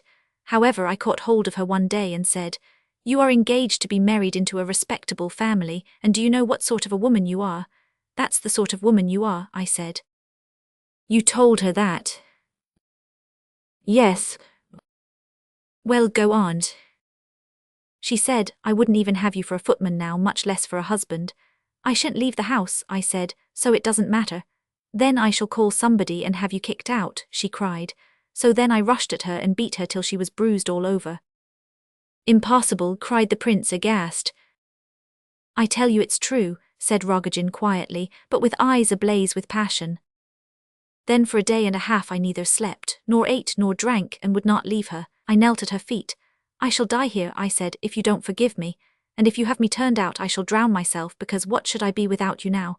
She was like a madwoman all that day. Now she would cry, now she would threaten me with a knife, now she would abuse me. She called in Zaleshoff and Keller and showed me to them, shamed me in their presence. Let's all go to the theatre, she says, and leave him here if he won't go, it's not my business. They'll give you some tea, Parfen Semyonovitch, while I am away, for you must be hungry. She came back from the theatre alone. Those cowards wouldn't come, she said. They are afraid of you and tried to frighten me too. He won't go away as he came, they said. He'll cut your throat, see if he doesn't. Now I shall go to my bedroom, and I shall not even lock my door just to show you how much I am afraid of you. You must be shown that once for all. Did you have tea? No, I said, and I don't intend to. Ha ha, you are playing off your pride against your stomach. That sort of heroism doesn't sit well on you, she said. With that she did as she had said she would. She went to bed and did not lock her door. In the morning she came out. Are you quite mad? She said sharply. Why, you'll die of hunger like this. Forgive me, I said. No, I won't, and I won't marry you, I've said it. Surely you haven't sat in this chair all night without sleeping. I didn't sleep, I said. How sensible of you, and are you going to have no breakfast or dinner today? I told you I wouldn't. Forgive me, you've no idea how unbecoming this sort of thing is to you, she said. It's like putting a saddle on a cow's back. Do you think you are frightening me? My word, what a dreadful thing that you should sit here and eat no food. How terribly frightened I am. She wasn't angry long and didn't seem to remember my offense at all. I was surprised, for she is a vindictive, resentful woman, but then I thought that perhaps she despised me too much to feel any resentment against me. And that's the truth. She came up to me and said, "Do you know who the Pope of Rome is?" "I've heard of him," I said. "I suppose you've read the Universal History, Parfen Semyonovich, haven't you?" she asked. "I've learned nothing at all," I said. "Then I'll lend it to you to read. You must know there was a Roman Pope once, and he was very angry with a certain emperor. So the emperor came and neither ate nor drank, but knelt before the Pope's palace till he should be forgiven. And what sort of vows do you think that emperor was making during all those days on his knees? Stop, I'll read it to you." Then she read me a lot of verses, where it said that the emperor spent all the time vowing vengeance against the Pope. "You don't mean to say you don't approve of the poem, Parfen Semyonovich," she says. "All you have read out is perfectly true." Say, "Aha," says she, "you admit it's true, do you? And you are making vows to yourself that if I marry you, you will remind me of all this and take it out of me." "I don't know," I say. "Perhaps I was thinking like that, and perhaps I was not. I'm not thinking of anything just now." "What are your thoughts then?" "I'm thinking that when you rise from your chair and go past me, I watch you and follow you with my eyes. If your dress does but rustle, my heart sinks. If you leave the room, I remember every little word and action, and what your voice sounded like, and what you said. I thought of nothing all last night, but sat here listening to your sleeping breath, and heard you move a little twice. And as for your attack upon me," she says, "I suppose you never once thought of that." "Perhaps I did think of it, and perhaps not," I say. "And what if I don't either forgive you or marry you? I tell you I shall go and drown myself." She said, and then relapsed into silence. Then she got angry and went out. "I suppose you'd murder me before you drowned yourself, though," she cried as she left the room. An hour later she came to me again, looking melancholy. "I will marry you, Parfen Semyonovich," she says, "not because I'm frightened of you, but because it's all the same to me how I ruin myself. And how can I do it better? Sit down, they'll bring you some dinner directly, and if I do marry you, I'll be a faithful wife to you, you need not doubt that." Then she thought a bit and said, "At all events, you are not a flunky. At first I thought you were no better than a flunky." And she arranged the wedding and fixed the day straight away on the spot. Then in another week she had run away again and came here to Lebedev's, and when I found her here she said to me, "I'm not going to renounce you altogether, but I wish to put off the wedding a bit longer yet, just as long as I like, for I am still my own mistress, so you may wait if you like." That's how the matter stands between us now. What do you think of all this, Lev Nikolaevich? "What do you think of it yourself?" replied the prince, looking sadly at Rogozhin. "As if I can think anything about it." He was about to say more but stopped in despair. The prince rose again, as if he would leave. "At all events, I shall not interfere with you," he murmured, as though making answer to some secret thought of his own. "I'll tell you what," cried Rogozhin, and his eyes flashed fire. "I can't understand your yielding her to me like this. I don't understand it. Have you given up loving her altogether? At first you suffered badly, I know it, I saw it. Besides, why did you come post-haste after us? Out of pity, eh? He. His mouth curved in a mocking smile. "Do you think I am deceiving you?" asked the prince. "No, I trust you, but I can't understand. It seems to me that your pity is greater than my love." A hungry longing to speak his mind out seemed to flash in the man's eyes, combined with an intense anger. "Your love is mingled with hatred, and therefore when your love passes there will be the greater misery," said the prince. "I tell you this, Parfen." "What, that I'll cut her throat, you mean?" The prince shuddered. "You'll hate her afterwards for all your present love, and for all the torment you are suffering on her account now. What seems to me the most extraordinary thing is, that she can again consent to marry you, after all that has passed between you. When I heard the news yesterday, I could hardly bring myself to believe it. Why, she has run twice from you, from the very altar rails, as it were. She must have some presentiment of evil. What can she want with you now? Your money? Nonsense. Besides, I should think you must have made a fairly large hole in your fortune already. Surely it is not because she is so very anxious to find a husband. She could find many a one besides yourself. Anyone would be better than you because you will murder her, and I feel sure she must know that but too well by now. Is it because you love her so passionately? Indeed, that may be it. I have heard that there are women who want just that kind of love, but still." The prince paused reflectively. "What are you grinning at my father's portrait again for?" asked Rogozhin suddenly. He was carefully observing every change in the expression of the prince's face. "I smiled because the idea came into my head that if it were not for this unhappy passion of yours you might have, and would have, become just such a man as your father, and that very quickly too." You'd have settled down in this house of yours with some silent and obedient wife. You would have spoken rarely, trusted no one, heeded no one, and thought of nothing but making money. Laugh away, she said exactly the same, almost word for word, when she saw my father's portrait. It's remarkable how entirely you and she are at one nowadays. What has she been here? Asked the prince with curiosity. Yes, she looked long at the portrait and asked all about my father. You be just such another, she said at last and laughed. You have such strong passions, Parfen, she said, that they'd have taken you to Siberia in no time if you had not, luckily, intelligence as well, for you have a good deal of intelligence. She said this, believe it or not, the first time I ever heard anything of that sort from her. You'd soon have thrown up all this rowdyism that you indulge in now, and you'd have settled down to quiet, steady money-making, because you have little education, and here you'd have stayed just like your father before you, and you'd have loved your money so that you, amass not 2 million like him, but 10 million, and you'd have died of hunger on your money bags to finish up with, for you carry everything to extremes. There, that's exactly word for word as she said it to me. She never talked to me like that before. She always talks nonsense and laughs when she's with me. We went all over this old house together. I shall change all this, I said, or else I'll buy a new house for the wedding. No, no, she said, don't touch anything, leave it all as it is. I shall live with your mother when I marry you.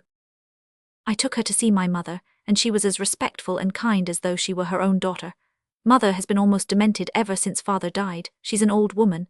She sits and bows from her chair to everyone she sees. If you left her alone and didn't feed her for 3 days, I don't believe she would notice it. Well, I took her hand and I said, give your blessing to this lady, mother, she's going to be my wife. So Nastasya kissed mother's hand with great feeling. She must have suffered terribly, hasn't she? She said. She saw this book here lying before me. What, have you begun to read Russian history? She asked. She told me once in Moscow, you know, that I had better get Solovyev's Russian history and read it because I knew nothing. That's good, she said. You go on like that, reading books. I'll make you a list myself of the books you ought to read first, shall I? She had never once spoken to me like this before. It was the first time I felt I could breathe before her like a living creature. I'm very, very glad to hear of this, Parfen, said the prince with real feeling. Who knows? Maybe God will yet bring you near to one another. Never, never, cried Rogozhin excitedly. Look here, Parfen, if you love her so much, surely you must be anxious to earn her respect. And if you do so wish, surely you may hope to. I said just now that I considered it extraordinary that she could still be ready to marry you. Well, though I cannot yet understand it, I feel sure she must have some good reason or she wouldn't do it. She is sure of your love, but besides that she must attribute something else to you, some good qualities, otherwise the thing would not be. What you have just said confirms my words. You say yourself that she found it possible to speak to you quite differently from her usual manner. You are suspicious, you know, and jealous, therefore when anything annoying happens to you, you exaggerate its significance. Of course, she does not think so ill of you as you say. Why, if she did, she would simply be walking to death by drowning or by the knife, with her eyes wide open when she married you.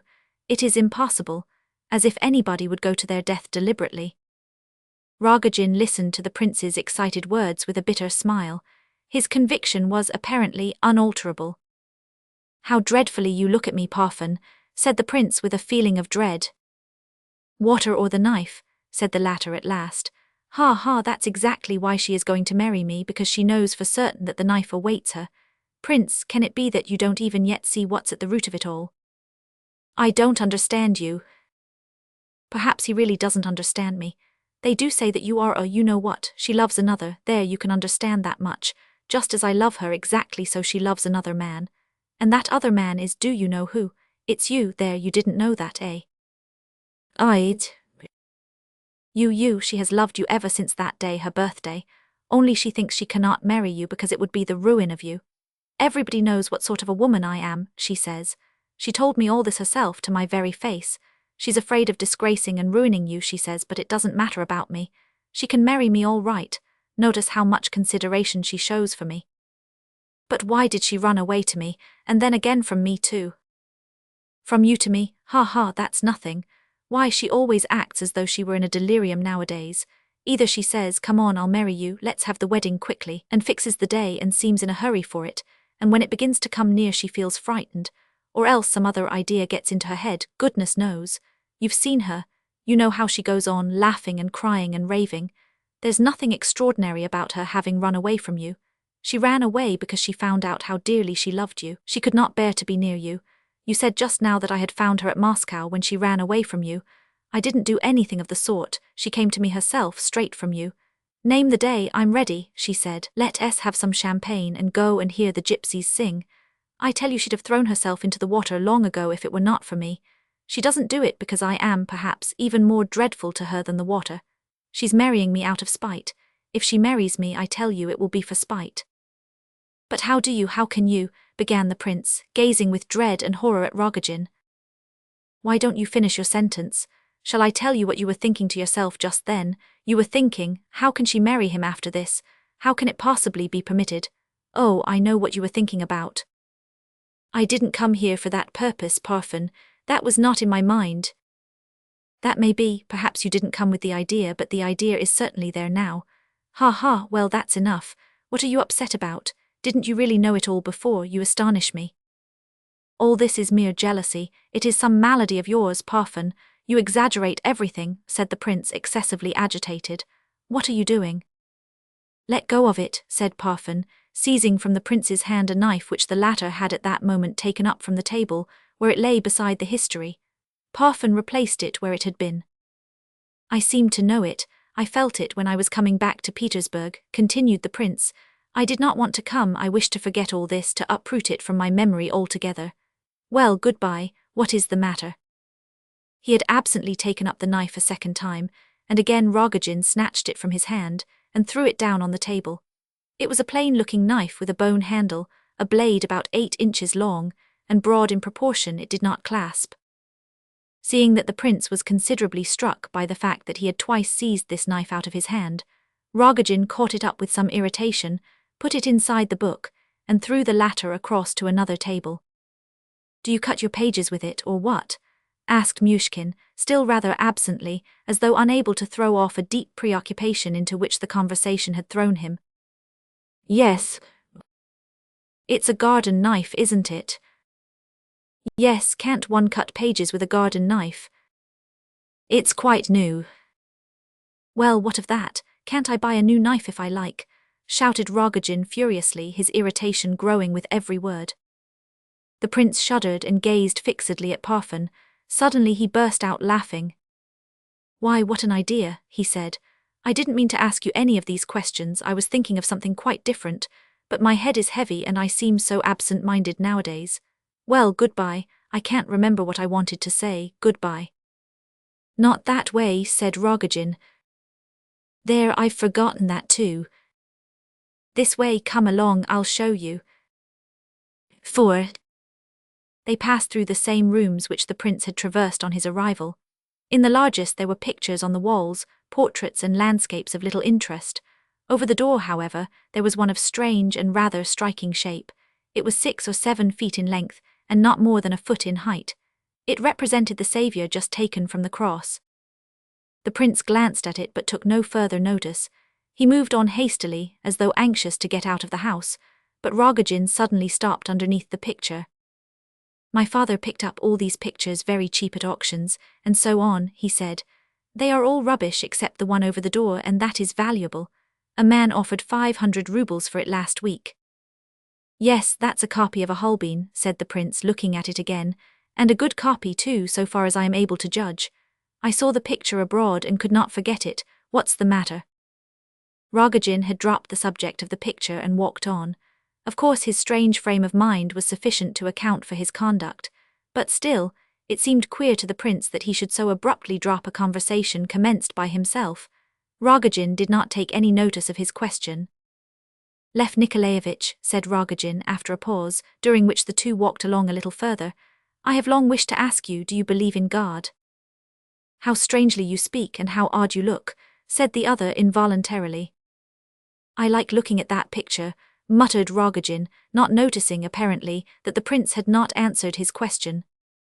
That picture, cried Myshkin, struck by a sudden idea. Why, a man's faith might be ruined by looking at that picture. So it is, said Rogozhin unexpectedly. They had now reached the front door. The prince stopped. How, he said, what do you mean? I was half joking and you took me up quite seriously.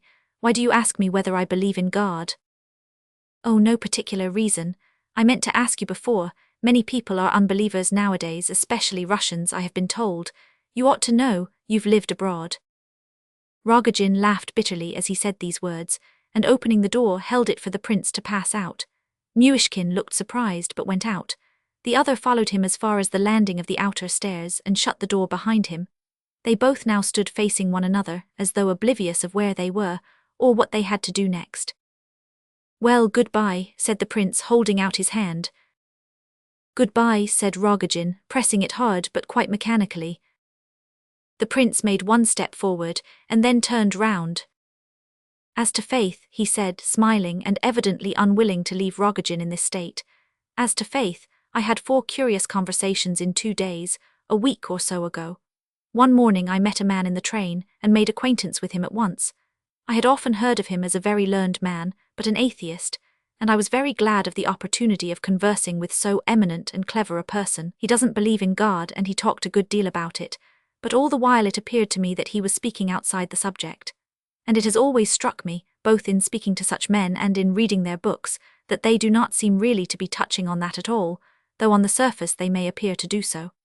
I told him this, but I dare say I did not clearly express what I meant, for he could not understand me. That same evening I stopped at a small provincial hotel, and it so happened that a dreadful murder had been committed there the night before, and everybody was talking about it. 2 peasants, elderly men and old friends, had had tea together there the night before, and were to occupy the same bedroom. They were not drunk, but one of them had noticed for the first time that his friend possessed a silver watch which he was wearing on a chain. He was by no means a thief and was, as peasants go, a rich man, but this watch so fascinated him that he could not restrain himself. He took a knife, and when his friend turned his back he came up softly behind, raised his eyes to heaven, crossed himself, and saying earnestly, "God forgive me for Christ's sake," he cut his friend's throat like a sheep and took the watch. Rogozhin roared with laughter. He laughed as though he were in a sort of fit. It was strange to see him laughing so after the sombre mood he had been in just before. "Oh, I like that beats anything," he cried convulsively, panting for breath. "One is an absolute unbeliever, the other is such a thoroughgoing believer that he murders his friend to the tune of a prayer. Oh, Prince, that's too good for anything. You can't have invented it. It's the best thing I've heard." Next morning I went out for a stroll through the town, continued the prince so soon as Rogozhin was a little quieter, though his laughter still burst out at intervals, and soon observed a drunken-looking soldier staggering about the pavement. He came up to me and said, "Buy my silver cross, sir. You shall have it for 4pence, it's real silver." I looked, and there he held a cross just taken off his own neck, evidently, a large tin one made after the Byzantine pattern. I fished out 4pence, and put his cross on my own neck, and I could see by his face that he was as pleased as he could be at the thought that he had succeeded in cheating a foolish gentleman, and away he went to drink the value of his cross. At that time everything that I saw made a tremendous impression upon me. I had understood nothing about Russia before, and had only vague and fantastic memories of it, so I thought, I will wait a while before I condemn this Judas. Only God knows what may be hidden in the hearts of drunkards. Well, I went homewards, and near the hotel I came across a poor woman carrying a child, a baby of some 6 weeks old. The mother was quite a girl herself. The baby was smiling up at her for the first time in its life just at that moment, and while I watched the woman she suddenly crossed herself, oh so devoutly. "What is it, my good woman?" I asked her. I was never but asking questions then. Exactly as is a mother's joy when her baby smiles for the first time into her eyes, so is God's joy when one of his children turns and prays to him for the first time with all his heart. This is what that poor woman said to me, almost word for word. And such a deep, refined, truly religious thought it was, a thought in which the whole essence of Christianity was expressed in one flash, that is, the recognition of God as our Father, and of God's joy in men as his own children, which is the chief idea of Christ. She was a simple countrywoman, a mother, it's true, and perhaps, who knows, she may have been the wife of the drunken soldier. Listen, Parfen, you put a question to me just now. This is my reply. The essence of religious feeling has nothing to do with reason or atheism or crime or acts of any kind. It has nothing to do with these things, and never had.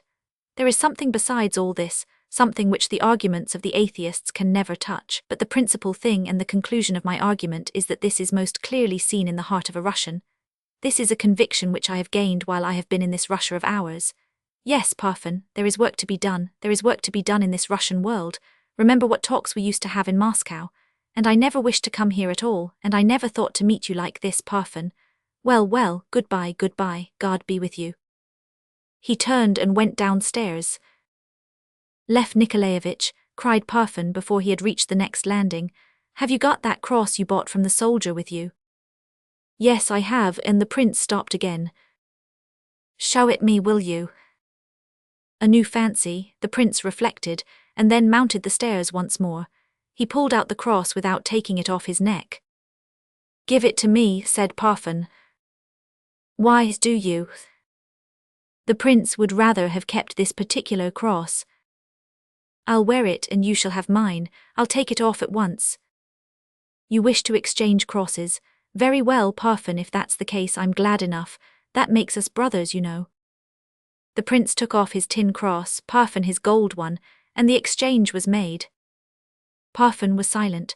With sad surprise the prince observed that the look of distrust, the bitter, ironical smile, had still not altogether left his newly adopted brother's face. At moments, at all events, it showed itself but too plainly. At last Rogozhin took the prince's hand, and stood so for some moments, as though he could not make up his mind. Then he drew him along, murmuring almost inaudibly, "Come." They stopped on the landing, and rang the bell at a door opposite to Parfen's own lodging. An old woman opened to them and bowed low to Parfen, who asked her some questions hurriedly, but did not wait to hear her answer. He led the prince on through several dark, cold-looking rooms, spotlessly clean, with white covers over all the furniture. Without the ceremony of knocking, Parfen entered a small apartment, furnished like a drawing-room, but with a polished mahogany partition dividing one half of it from what was probably a bedroom. In one corner of this room sat an old woman in an armchair, close to the stove. She did not look very old, and her face was a pleasant, round one, but she was white-haired, and as one could detect at the first glance, quite in her second childhood. She wore a black woolen dress with a black handkerchief round her neck and shoulders, and a white cap with black ribbons. Her feet were raised on a footstool. Beside her sat another old woman, also dressed in mourning and silently knitting a stocking. This was evidently a companion. They both looked as though they never broke the silence. The first old woman, so soon as she saw Rogozhin and the prince, smiled and bowed courteously several times, in token of her gratification at their visit. "Mother," said Rogozhin, kissing her hand, "here is my great friend, Prince Myshkin. We have exchanged crosses. He was like a real brother to me at Moscow at one time and did a great deal for me. Bless him, mother, as you would bless your own son. Wait a moment, let me arrange your hands for you." But the old lady, before Parfen had time to touch her, raised her right hand, and with 3 fingers held up, devoutly made the sign of the cross 3 times over the prince. She then nodded her head kindly at him once more. "There, come along, Lev Nikolaevich. That's all I brought you here for," said Rogozhin. When they reached the stairs again, he added, "She understood nothing of what I said to her, and did not know what I wanted her to do, and yet she blessed you. That shows she wished to do so herself. Well, goodbye, it's time you went, and I must go too." He opened his own door. "Well, let me at least embrace you and say goodbye, you strange fellow," cried the prince, looking with gentle reproach at Rogozhin and advancing towards him. But the latter had hardly raised his arms when he dropped them again. He could not make up his mind to it. He turned away from the prince in order to avoid looking at him. He could not embrace him. "Don't be afraid," he muttered indistinctly. "Though I have taken your cross, I shall not murder you for your watch." So saying, he laughed suddenly and strangely. Then in a moment his face became transfigured. He grew deadly white, his lips trembled, his eyes burned like fire. He stretched out his arms and held the prince tightly to him, and said in a strangled voice, "Well, take her, it's fate, she's yours, I surrender her. Remember, Rogozhin." And pushing the prince from him without looking back at him, he hurriedly entered his own flat and banged the door. 5. It was late now, nearly 2:30, and the prince did not find General Epanchin at home. He left a card and determined to look up Kolya, who had a room at a small hotel near. Kolya was not in, but he was informed that he might be back shortly, and had left word that if he were not in by 3:30, it was to be understood that he had gone to Pavlovsk to General Epanchin's and would dine there. The prince decided to wait till 3:30 and ordered some dinner. At 3:30 there was no sign of Kolya. The prince waited until 4 o'clock, and then strolled off mechanically wherever his feet should carry him. In early summer there are often magnificent days in St. Petersburg, bright, hot and still. This happened to be such a day. For some time the prince wandered about without aim or object. He did not know the town well. He stopped to look about him on bridges, at street corners. He entered a confectioner's shop to rest once. He was in a state of nervous excitement and perturbation. He noticed nothing and no one, and he felt a craving for solitude, to be alone with his thoughts and his emotions, and to give himself up to them passively. He loathed the idea of trying to answer the questions that would rise up in his heart and mind. I am not to blame for all this, he thought to himself, half unconsciously. Towards 6 o'clock, he found himself at the station of the Tsarsko-Selsky railway. He was tired of solitude now. A new rush of feeling took hold of him, and a flood of light chased away the gloom for a moment from his soul.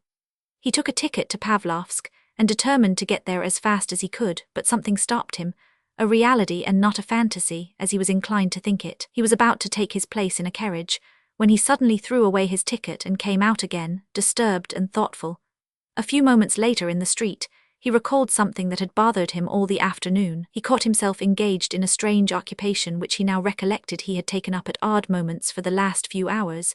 It was looking about all around him for something. He did not know what. He had forgotten it for a while, half an hour or so, and now, suddenly, the uneasy search had recommenced.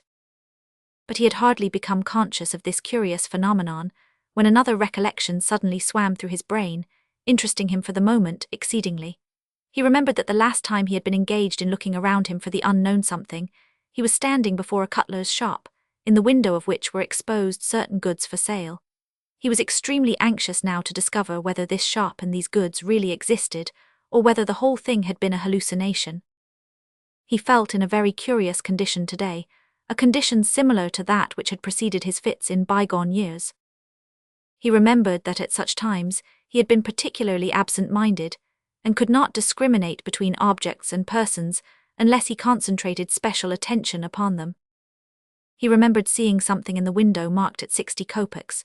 Therefore, if the shop existed, and if this object were really in the window, it would prove that he had been able to concentrate his attention on this article at a moment when, as a general rule, his absence of mind would have been too great to admit of any such concentration. In fact, very shortly after he had left the railway station in such a state of agitation. So he walked back looking about him for the shop, and his heart beat with intolerable impatience. Ah, here was the very shop, and there was the article marked 60 kop. Of course it's 60 kopecks, he thought, and certainly worth no more. This idea amused him and he laughed. But it was a hysterical laugh. He was feeling terribly oppressed.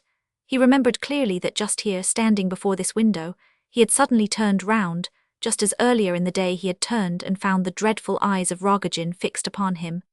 Convinced, therefore, that in this respect at all events he had been under no delusion, he left the shop and went on.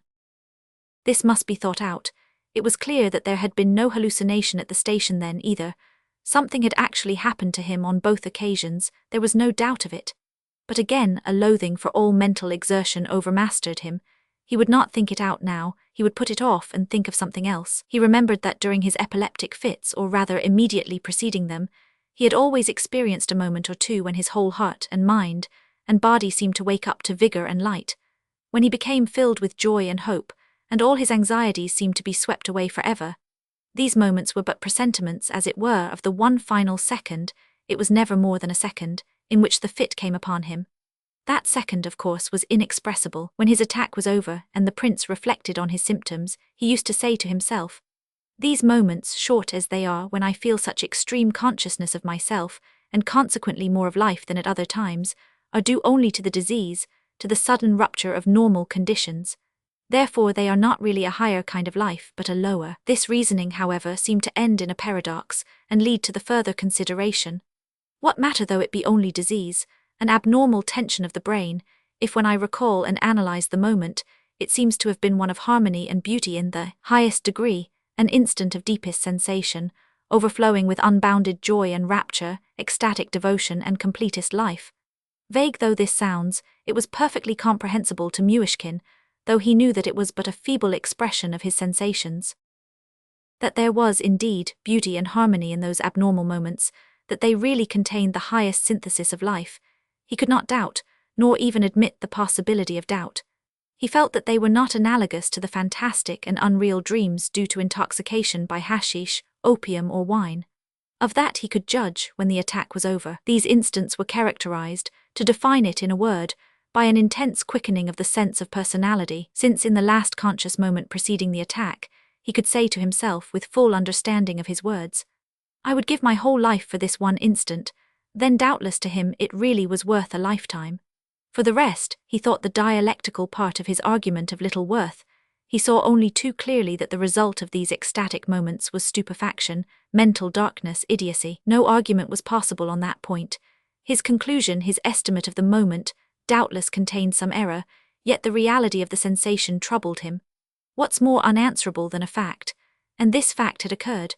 The prince had confessed unreservedly to himself that the feeling of intense beatitude in that crowded moment made the moment worth a lifetime. "I feel then," he said one day to Rogozhin in Moscow, "I feel then as if I understood those amazing words, 'There shall be no more time.'" And he added with a smile, "No doubt the epileptic Mahomet refers to that same moment when he says that he visited all the dwellings of Allah in less time than was needed to empty his pitcher of water." Yes, he had often met Rogozhin in Moscow, and many were the subjects they discussed. "He told me I had been a brother to him," thought the prince. He said so today for the first time. He was sitting in the summer garden on a seat under a tree, and his mind dwelt on the matter. It was about 7 o'clock, and the place was empty. The stifling atmosphere foretold a storm, and the prince felt a certain charm in the contemplative mood which possessed him. He found pleasure, too, in gazing at the exterior objects around him. All the time he was trying to forget something, to escape from some idea that haunted him, but melancholy thoughts came back, though he would so willingly have escaped from them. He remembered suddenly how he had been talking to the waiter, while he dined, about a recently committed murder which the whole town was discussing, and as he thought of it something strange came over him. He was seized all at once by a violent desire, almost a temptation, against which he strove in vain. He jumped up and walked off as fast as he could towards the Petersburg side. One of the quarters of St. Petersburg. He had asked someone a little while before to show him which was the Petersburg side, on the banks of the Neva. He had not gone there, however, and he knew very well that it was of no use to go now, for he would certainly not find Lebedeff's relation at home. He had the address, but she must certainly have gone to Pavlovsk, or Kolya would have let him know. If he were to go now, it would merely be out of curiosity, but a sudden, new idea had come into his head. However, it was something to move on and know where he was going. A minute later he was still moving on but without knowing anything. He could no longer think out his new idea. He tried to take an interest in all he saw in the sky in the Neva. He spoke to some children he met. He felt his epileptic condition becoming more and more developed. The evening was very close. Thunder was heard some way off. The prince was haunted all that day by the face of Lebedeff's nephew whom he had seen for the first time that morning, just as one is haunted at times by some persistent musical refrain. By a curious association of ideas, the young man always appeared as the murderer of whom Lebedeff had spoken when introducing him to Myshkin. Yes, he had read something about the murder, and that quite recently. Since he came to Russia, he had heard many stories of this kind and was interested in them. His conversation with the waiter an hour ago chanced to be on the subject of this murder of the Zemerins, and the latter had agreed with him about it.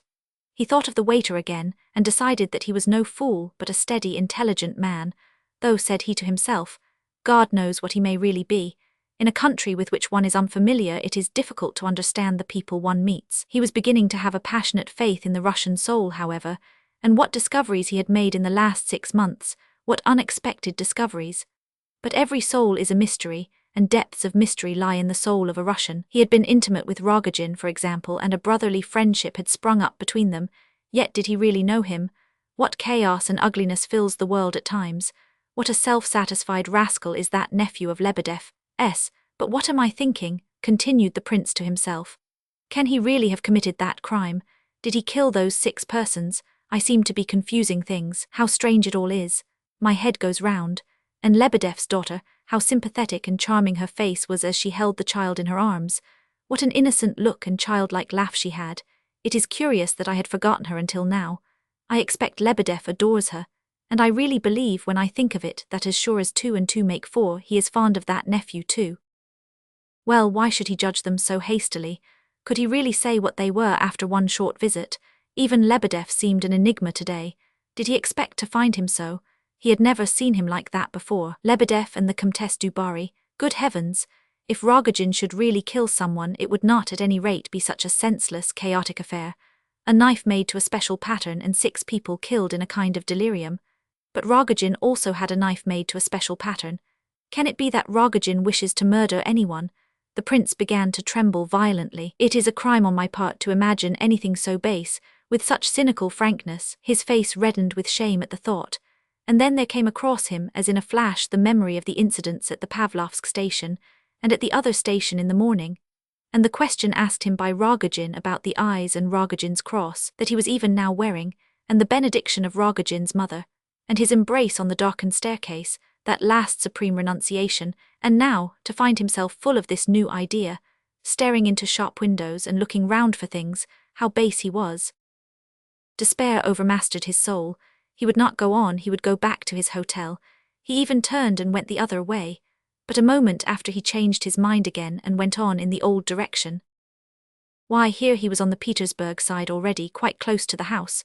Where was his idea? He was marching along without it now. Yes, his malady was coming back, it was clear enough. All this gloom and heaviness, all these ideas, were nothing more nor less than a fit coming on. Perhaps he would have a fit this very day.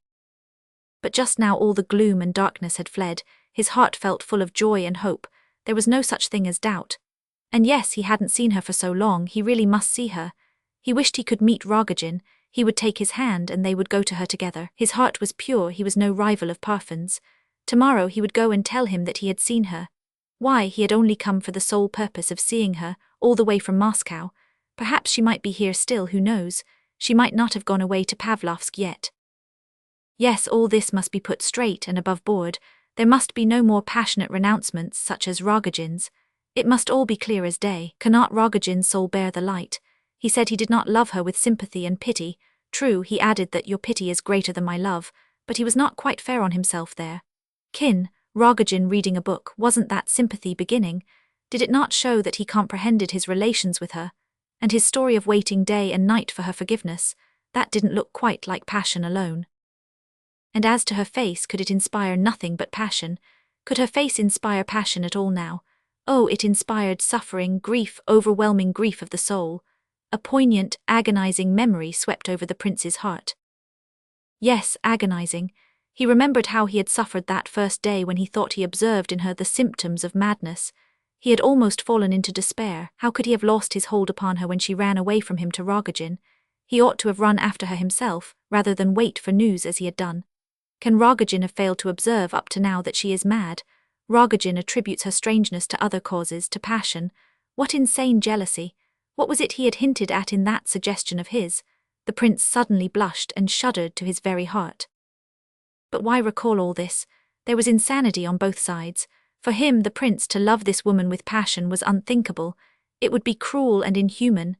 Yes, Rogozhin is not fair to himself. He has a large heart, he has aptitude for sympathy. When he learns the truth, and finds what a pitiable being is this injured, broken, half-insane creature, he will forgive her all the torment she has caused him. He will become her slave, her brother, her friend. Compassion will teach even Rogozhin. It will show him how to reason. Compassion is the chief law of human existence. Oh, how guilty he felt towards Rogozhin. And for a few warm, hasty words spoken in Moscow, Parfen had called him brother, while but no, this was delirium. It would all come right. That gloomy Parfen had implied that his faith was waning. He must suffer dreadfully. He said he liked to look at that picture. It was not that he liked it, but he felt the need of looking at it. Rogozhin was not merely a passionate soul, he was a fighter. He was fighting for the restoration of his dying faith. He must have something to hold on to and believe, and someone to believe in. What a strange picture that of Holbein's is. Why, this is the street, and here's the house, number 16. The prince rang the bell, and asked for Nastasya Filippovna. The lady of the house came out, and stated that Nastasya had gone to stay with Darya Alexeyevna at Pavlovsk, and might be there some days. Madame Philosophe was a little woman of 40, with a cunning face and crafty, piercing eyes. When, with an air of mystery, she asked her visitor's name, he refused at first to answer, but in a moment he changed his mind, and left strict instructions that it should be given to Nastasya Filippovna. The urgency of his request seemed to impress Madame Philosophe, and she put on a knowing expression, as if to say, "You need not be afraid, I quite understand." The prince's name evidently was a great surprise to her. He stood and looked absently at her for a moment, then turned and took the road back to his hotel. But he went away not as he came. A great change had suddenly come over him. He went blindly forward, his knees shook under him, he was tormented by ideas. His lips were blue and trembled with a feeble, meaningless smile. His demon was upon him once more. What had happened to him? Why was his brow clammy with drops of moisture, his knees shaking beneath him, and his soul oppressed with a cold gloom? Was it because he had just seen these dreadful eyes again? Why, he had left the summer garden on purpose to see them. That had been his idea. He had wished to assure himself that he would see them once more at that house. Then why was he so overwhelmed now, having seen them as he expected? Just as though he had not expected to see them. Yes, they were the very same eyes, and no doubt about it. The same that he had seen in the crowd that morning at the station, the same that he had surprised in Rogozhin's room some hours later, when the latter had replied to his inquiry with a sneering laugh. Well, whose eyes were they? Then, for the third time, they had appeared just as he was getting into the train on his way to see Aglaya. He had had a strong impulse to rush up to Rogozhin and repeat his words of the morning, "Whose eyes are they?" Instead, he had fled from the station, and knew nothing more, until he found himself gazing into the window of a cutler's shop, and wondering if a knife with a staghorn handle would cost more than 60 kopecks. And as the prince sat dreaming in the summer garden under a lime tree, a wicked demon had come and whispered in his car, "Rogozhin has been spying upon you and watching you all the morning in a frenzy of desperation. When he finds you have not gone to Pavlovsk, a terrible discovery for him, he will surely go at once to that house in Petersburg Side and watch for you there, although only this morning you gave your word of honor not to see her, and swore that you had not come to Petersburg for that purpose." And thereupon the prince had hastened off to that house, and what was there in the fact that he had met Rogozhin there? He had only seen a wretched, suffering creature, whose state of mind was gloomy and miserable, but most comprehensible. In the morning Rogozhin had seemed to be trying to keep out of the way, but at the station this afternoon he had stood out. He had concealed himself, indeed, less than the prince himself. At the house now he had stood 50 yards off on the other side of the road, with folded hands, watching, plainly in view and apparently desirous of being seen. He had stood there like an accuser, like a judge, not like a what? And why had not the prince approached him and spoken to him, instead of turning away and pretending he had seen nothing, although their eyes met? Yes, their eyes had met, and they had looked at each other. Why, he had himself wished to take Rogozhin by the hand and go in together. He had himself determined to go to him on the morrow and tell him that he had seen her. He had repudiated the demon as he walked to the house, and his heart had been full of joy. Was there something in the whole aspect of the man, today, sufficient to justify the prince's terror and the awful suspicions of his demon? Something seen but indescribable, which filled him with dreadful presentiments. Yes, he was convinced of it. Convinced of what? Oh, how mean and hideous of him to feel this conviction, this presentiment. How he blamed himself for it. "Speak if you dare, and tell me what is the presentiment," he repeated to himself over and over again. "Put it into words, speak out clearly and distinctly. Oh, miserable coward that I am!" The prince flushed with shame for his own baseness.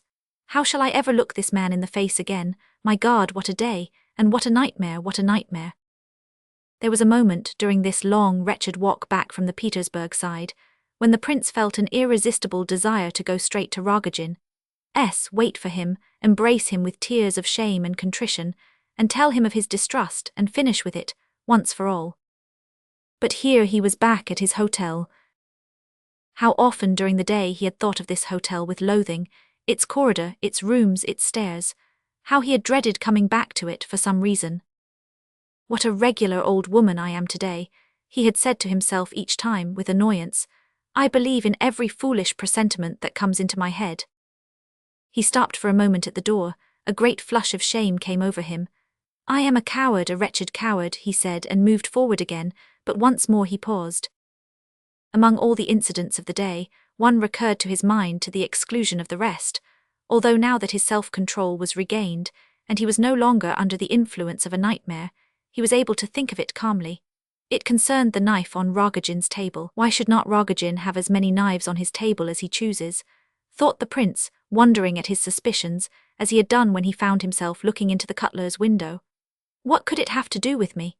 he said to himself again, and stopped as if rooted to the ground by a kind of paralysis of limb, such as attacks people under the stress of some humiliating recollection. The doorway was dark and gloomy at any time. But just at this moment it was rendered doubly so by the fact that the thunderstorm had just broken, and the rain was coming down in torrents. And in the semi-darkness, the prince distinguished a man standing close to the stairs, apparently waiting. There was nothing particularly significant in the fact that a man was standing back in the doorway, waiting to come out or go upstairs, but the prince felt an irresistible conviction that he knew this man, and that it was Rogozhin. The man moved on up the stairs. A moment later the prince passed up them too. His heart froze within him. In a minute or two I shall know all, he thought. The staircase led to the first and second corridors of the hotel, along which lay the guests' bedrooms. As is often the case in Petersburg houses, it was narrow and very dark, and turned around a massive stone column. On the first landing, which was as small as the necessary turn of the stairs allowed, there was a niche in the column about half a yard wide, and in this niche the prince felt convinced that a man stood concealed. He thought he could distinguish a figure standing there. He would pass by quickly and not look. He took a step forward, but could bear the uncertainty no longer and turned his head. The eyes, the same two eyes, met his. The man concealed in the niche had also taken a step forward. For 1 second they stood face to face. Suddenly the prince caught the man by the shoulder and twisted him round towards the light, so that he might see his face more clearly. Rogozhin's eyes flashed, and a smile of insanity distorted his countenance. His right hand was raised, and something glittered in it. The prince did not think of trying to stop it. All he could remember afterwards was that he seemed to have called out, "Parfen, I won't believe it." Next moment something appeared to burst open before him. A wonderful inner light illuminated his soul. This lasted perhaps half a second, yet he distinctly remembered hearing the beginning of the wail, the strange, dreadful wail, which burst from his lips of its own accord, and which no effort of will on his part could suppress. Next moment he was absolutely unconscious. Black darkness blotted out everything. He had fallen in an epileptic fit. As is well known, these fits occur instantaneously. The face, especially the eyes, become terribly disfigured. Convulsions seize the limbs. A terrible cry breaks from the sufferer, a wail from which everything human seems to be blotted out, so that it is impossible to believe that the man who has just fought is the same who emitted the dreadful cry. It seems more as though some other being, inside the stricken one, had cried. Many people have borne witness to this impression, and many cannot behold an epileptic fit without a feeling of mysterious terror and dread. Such a feeling, we must suppose, overtook Rogozhin at this moment and saved the prince's life. Not knowing that it was a fit, and seeing his victim disappear head foremost into the darkness, hearing his head strike the stone steps below with a crash, Rogozhin rushed downstairs, skirting the body, and flung himself headlong out of the hotel, like a raving madman. The prince's body slipped convulsively down the steps till it rested at the bottom. Very soon, in 5 minutes or so, he was discovered, and a crowd collected around him. A pool of blood on the steps near his head gave rise to grave fears. Was it a case of accident, or had there been a crime? It was, however, soon recognized as a case of epilepsy, and identification and proper measures for restoration followed one another. Owing to a fortunate circumstance, Aglaya Epanchin had come back to his hotel about 7 o'clock, owing to a sudden impulse which made him refuse to dine at the Epanchins, and, finding a note from the prince awaiting him, had sped away to the latter's address. Arrived there, he ordered a cup of tea and sat sipping it in the coffee-room. While there he heard excited whispers of someone just found at the bottom of the stairs in a fit, upon which he had hurried to the spot with a presentiment of evil, and at once recognized the prince. The sufferer was immediately taken to his room, and though he partially regained consciousness, he lay long in a semi-dazed condition.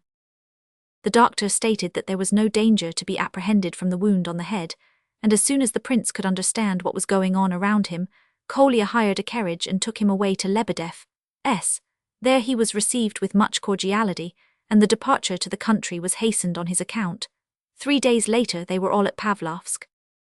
Chapter 6. Lebedev's country house was not large, but it was pretty and convenient, especially the part which was let to the prince.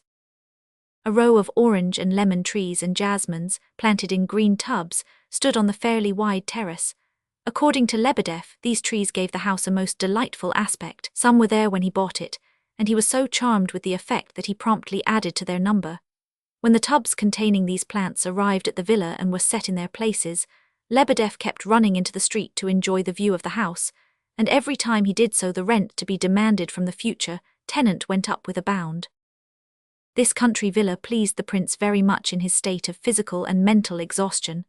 On the day that they left for Pavlovsk, that is the day after his attack, he appeared almost well, though in reality he felt very far from it. The faces of those around him for the last 3 days had made a pleasant impression. He was pleased to see not only Kolya, who had become his inseparable companion, but Lebedev himself and all the family, except the nephew, who had left the house. He was also glad to receive a visit from General Ivolgin before leaving St. Petersburg. It was getting late when the party arrived at Pavlovsk, but several people called to see the prince and assembled in the veranda. Gania was the first to arrive. He had grown so pale and thin that the prince could hardly recognize him. Then came Veria and Titsin, who were rusticating in the neighborhood. As to General Ivolgin, he scarcely budged from Lebedev's house, and seemed to have moved to Pavlovsk with him. Lebedev did his best to keep Ardalian Alexandrovitch by him, and to prevent him from invading the prince's quarters. He chatted with him confidentially, so that they might have been taken for old friends. During those 3 days, the prince had noticed that they frequently held long conversations. He often heard their voices raised in argument on deep and learned subjects, which evidently pleased Lebedev. He seemed as if he could not do without the general. But it was not only Ardalian Alexandrovitch whom Lebedev kept out of the prince's way. Since they had come to the villa, he treated his own family the same. Upon the pretext that his tenant needed quiet, he kept him almost in isolation, and Myshkin protested in vain against this excess of zeal. Lebedev stamped his feet at his daughters and drove them away if they attempted to join the prince on the terrace. Not even Vera was accepted. They will lose all respect if they are allowed to be so free and easy. Besides, it is not proper for them, he declared at last, in answer to a direct question from the prince. "Why on earth not?" asked the latter. "Really, you are making yourself a nuisance by keeping guard over me like this. I get bored all by myself. I have told you so over and over again, and you get on my nerves more than ever by waving your hands and creeping in and out in the mysterious way you do." It was a fact that Lebedev, though he was so anxious to keep everyone else from disturbing the patient, was continually in and out of the prince's room himself. He invariably began by opening the door a crack and peering in to see if the prince was there, or if he had escaped. Then he would creep softly up to the armchair, sometimes making Myshkin jump by his sudden appearance. He always asked if the patient wanted anything, and when the latter replied that he only wanted to be left in peace, he would turn away obediently and make for the door on tiptoe, with deprecatory gestures to imply that he had only just looked in, that he would not speak a word, and would go away and not intrude again, which did not prevent him from reappearing in 10 minutes or a quarter of an hour. Kolya had free access to the prince, at which Lebedev was quite disgusted and indignant. He would listen at the door for half an hour at a time while the two were talking. Kolya found this out, and naturally told the prince of his discovery. "Do you think yourself my master, that you try to keep me under lock and key like this?" said the prince to Lebedev. "In the country, at least, I intend to be free, and you may make up your mind that I mean to see whom I like, and go where I please." "Why, of course," replied the clerk, gesticulating with his hands. The prince looked him sternly up and down. "Well, Lukian Timofeyevitch, have you brought the little cupboard that you had at the head of your bed with you here?" "No, I left it where it was." "Impossible. It cannot be moved. You would have to pull the wall down, it is so firmly fixed." "Perhaps you have one like it here." "I have one that is even better, much better. That is really why I bought this house." "Ah, what visitor did you turn away from my door about an hour ago?"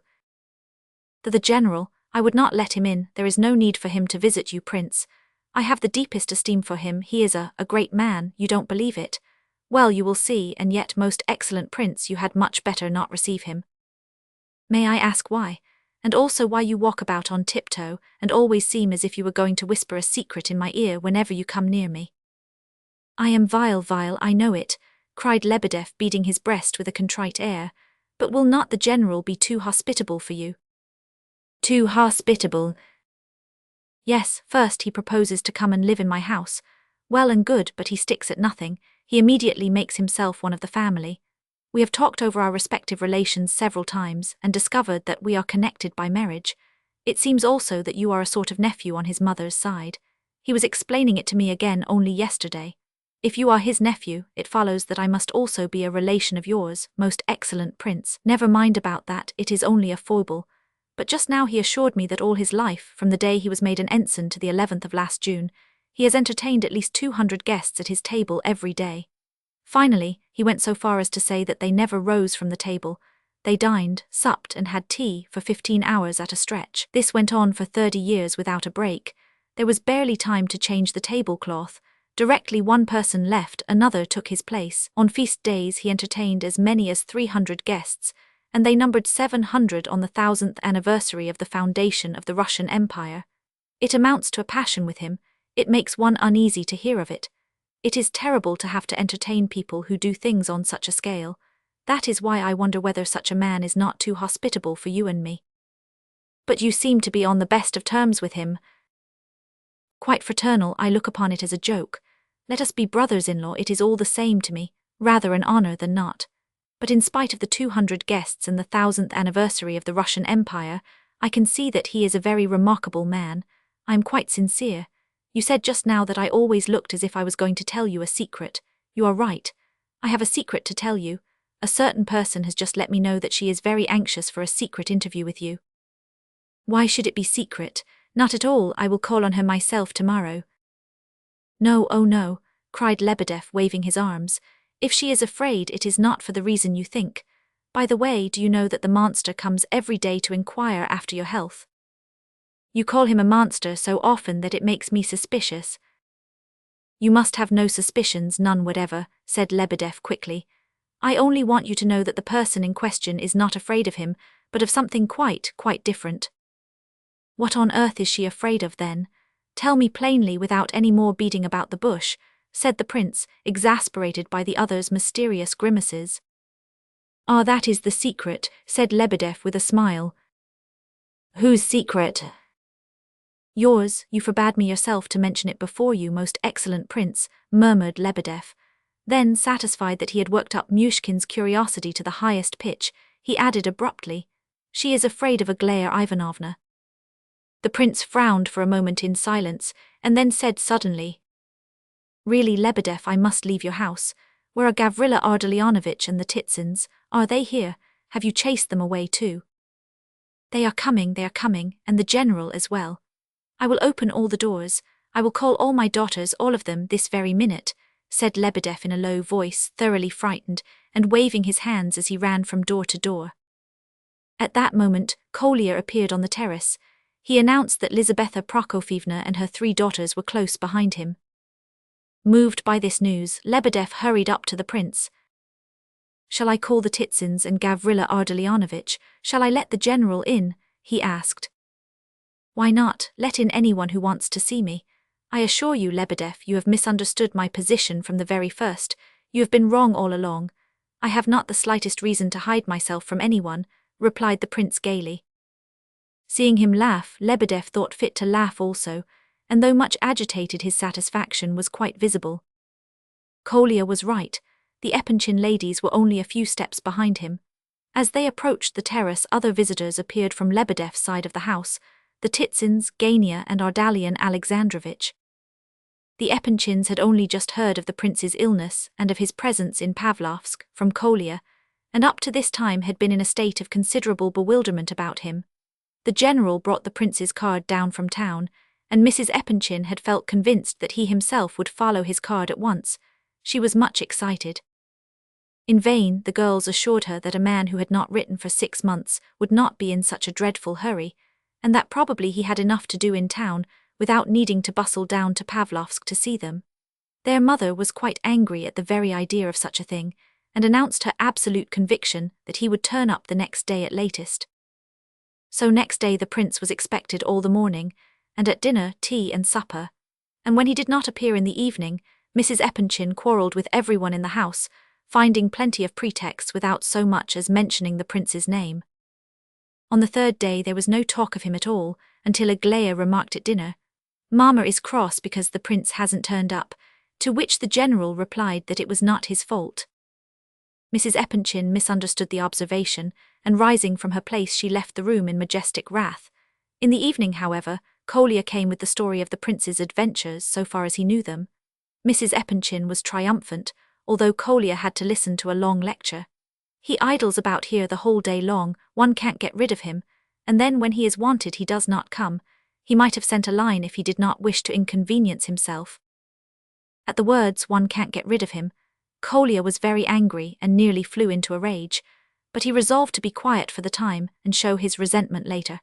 If the words had been less offensive he might have forgiven them, so pleased was he to see Lizaveta Prokofievna worried and anxious about the prince's illness.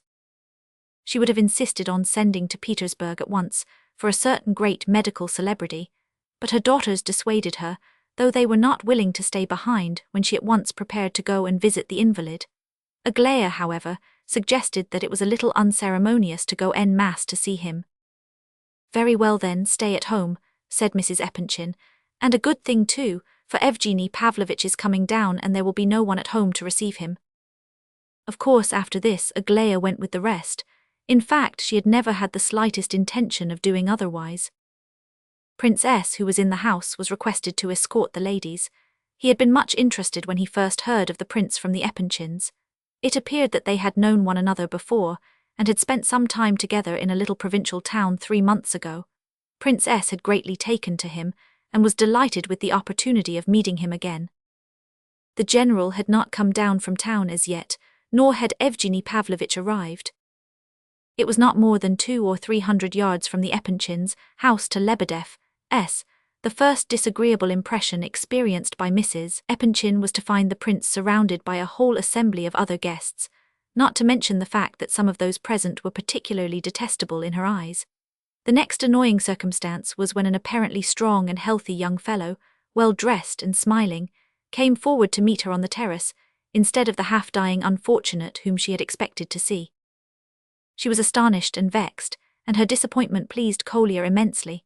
Of course he could have undeceived her before she started, but the mischievous boy had been careful not to do that, foreseeing the probably laughable disgust that she would experience when she found her dear friend, the prince, in good health. Kolya was indelicate enough to voice the delight he felt at his success in managing to annoy Lizaveta Prokofievna, with whom, in spite of their really amicable relations, he was constantly sparring. "Just wait a while, my boy," said she, "don't be too certain of your triumph," and she sat down heavily in the armchair pushed forward by the prince. Lebedeff, Titsin, and General Ivolgin hastened to find chairs for the young ladies. Veria greeted them joyfully, and they exchanged confidences in ecstatic whispers. "I must admit, Prince, I was a little put out to see you up and about like this. I expected to find you in bed, but I give you my word, I was only annoyed for an instant before I collected my thoughts properly. I am always wiser on second thoughts, and I dare say you are the same. I assure you I am as glad to see you well as though you were my own son, yes, and more. And if you don't believe me, the more shame to you, and it's not my fault. But that spiteful boy delights in playing all sorts of tricks. You are his patron, it seems. Well, I warn you that one fine morning I shall deprive myself of the pleasure of his further acquaintance." "What have I done wrong now?" cried Kolya. "What was the good of telling you that the prince was nearly well again? You would not have believed me, it was so much more interesting to picture him on his deathbed." "How long do you remain here, Prince?" asked Madame Epanchin. "All the summer and perhaps longer." "You are alone, aren't you, not married?"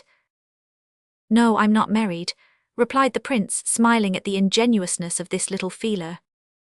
"Oh, you needn't laugh, these things do happen, you know. Now then, why didn't you come to us? We have a wing quite empty. But just as you like, of course. Do you lease it from him? This fellow, I mean," she added, nodding towards Lebedeff. "And why does he always wriggle so?" At that moment Vera, carrying the baby in her arms as usual, came out of the house on to the terrace. Lebedeff kept fidgeting among the chairs, and did not seem to know what to do with himself, though he had no intention of going away. He no sooner caught sight of his daughter than he rushed in her direction, waving his arms to keep her away. He even forgot himself so far as to stamp his foot. "Is he mad?" asked Madame Epanchin suddenly. "No, he's... Perhaps he is drunk. Your company is rather peculiar," she added with a glance at the other guests.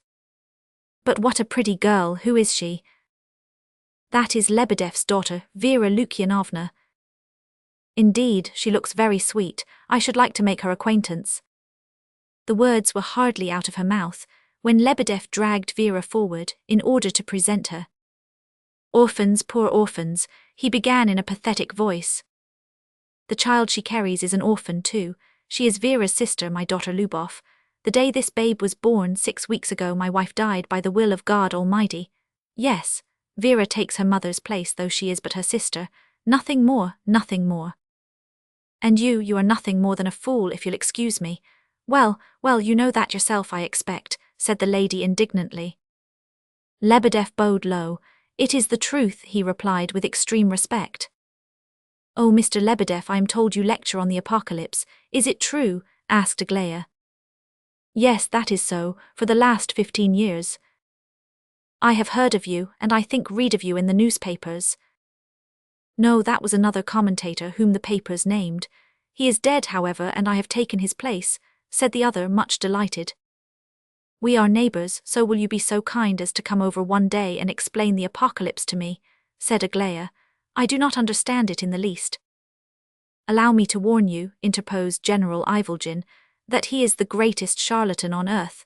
He had taken the chair next to the girl, and was impatient to begin talking. No doubt there are pleasures and amusements peculiar to the country, he continued, and to listen to a pretended student holding forth on the book of the Revelations may be as good as any other.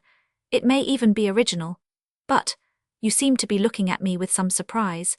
May I introduce myself, General Ivolgin? I carried you in my arms as a baby. Delighted, I'm sure, said Aglaya. I am acquainted with Varvara Ardalionovna and Nina Alexandrovna.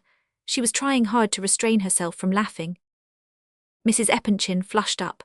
Some accumulation of spleen in her suddenly needed an outlet. She could not bear this General Ivolgin whom she had once known, long ago in society. You are deviating from the truth, sir, as usual, she remarked, boiling over with indignation. You never carried her in your life. You have forgot, mother, said Aglaya suddenly. He really did carry me about, in Tver, you know. I was 6 years old, I remember. He made me a bow and arrow and I shot a pigeon. Don't you remember shooting a pigeon, you and I, one day? Yes, and he made me a cardboard helmet and a little wooden sword, I remember, said Adelaida. Yes, I remember too, said Alexandra. You quarrelled about the wounded pigeon, and Adelaida was put in the corner and stood there with her helmet and sword and all. The poor general had merely made the remark about having carried Aglaya in his arms, because he always did so begin a conversation with young people. But it happened that this time he had really hit upon the truth, though he had himself entirely forgotten the fact. But when Adelaida and Aglaya recalled the episode of the pigeon, his mind became filled with memories, and it is impossible to describe how this poor old man, usually half drunk, was moved by the recollection. I remember it all, he cried. I was captain then, you were such a lovely little thing, Nina Alexandrovna. Gania, listen, I was received then by General Epanchin. Yes, and look what you have come to now, interrupted Mrs. Epanchin. However, I see you have not quite drunk your better feelings away, but you've broken your wife's heart, sir, and instead of looking after your children, you have spent your time in public houses and debtors' prisons. Go away, my friend, stand in some corner and weep, and bemoan your fallen dignity, and perhaps God will forgive you yet. Go, I'm serious. There's nothing so favourable for repentance as to think of the past with feelings of remorse. There was no need to repeat that she was serious. The general, like all drunkards, was extremely emotional and easily touched by recollections of his better days. He rose and walked quietly to the door, so meekly that Mrs. Epanchin was instantly sorry for him. Ardalion Alexandrovitch, she cried after him, wait a moment, we are all sinners. When you feel that your conscience reproaches you a little less, come over to me and we'll have a talk about the past. I dare say I am 50 times more of a sinner than you are. And now go, good, bye, you had better not stay here, she added in alarm as he turned as though to come back. Don't go after him just now, Kolya, or he'll be vexed, and the benefit of this moment will be lost, said the prince as the boy was hurrying out of the room. Quite true, much better to go in half an hour or so, said Mrs. Epanchin. That's what comes of telling the truth for once in one's life, said Lebedev. It reduced him to tears. Come, the less you say about it the better, to judge from all I have heard about you, replied Mrs. Epanchin. The prince took the first opportunity of informing the Epanchin ladies that he had intended to pay them a visit that day, if they had not themselves come this afternoon, and Lizaveta Prokofyevna replied that she hoped he would still do so. By this time some of the visitors had disappeared. Titsin had tactfully retreated to Lebedev's wing, and Gania soon followed him. The latter had behaved modestly, but with dignity, on this occasion of his first meeting with the Epanchins since the rupture. Twice Mrs. Epanchin had deliberately examined him from head to foot, but he had stood fire without flinching. He was certainly much changed, as anyone could see who had not met him for some time, and this fact seemed to afford Aglaya a good deal of satisfaction. "That was Gavrila Ardalionovitch who just went out, wasn't it?" she asked suddenly, interrupting somebody else's conversation to make the remark. "Yes, it was," said the prince. "I hardly knew him. He is much changed and for the better." "I am very glad," said the prince. "He has been very ill," added Veria. "How has he changed for the better?" asked Mrs. Epanchin. "I don't see any change for the better. What's better in him? Where did you get that idea from? What's better?" "There's nothing better than the poor knight," said Kolya, who was standing near the last speaker's chair. "I quite agree with you there," said Princess, laughing. "So do I," said Adelaida solemnly. "What poor knight?" asked Mrs. Epanchin, looking round at the face of each of the speakers in turn. Seeing, however, that Aglaya was blushing, she added angrily, "What nonsense you are all talking. What do you mean by poor knight?"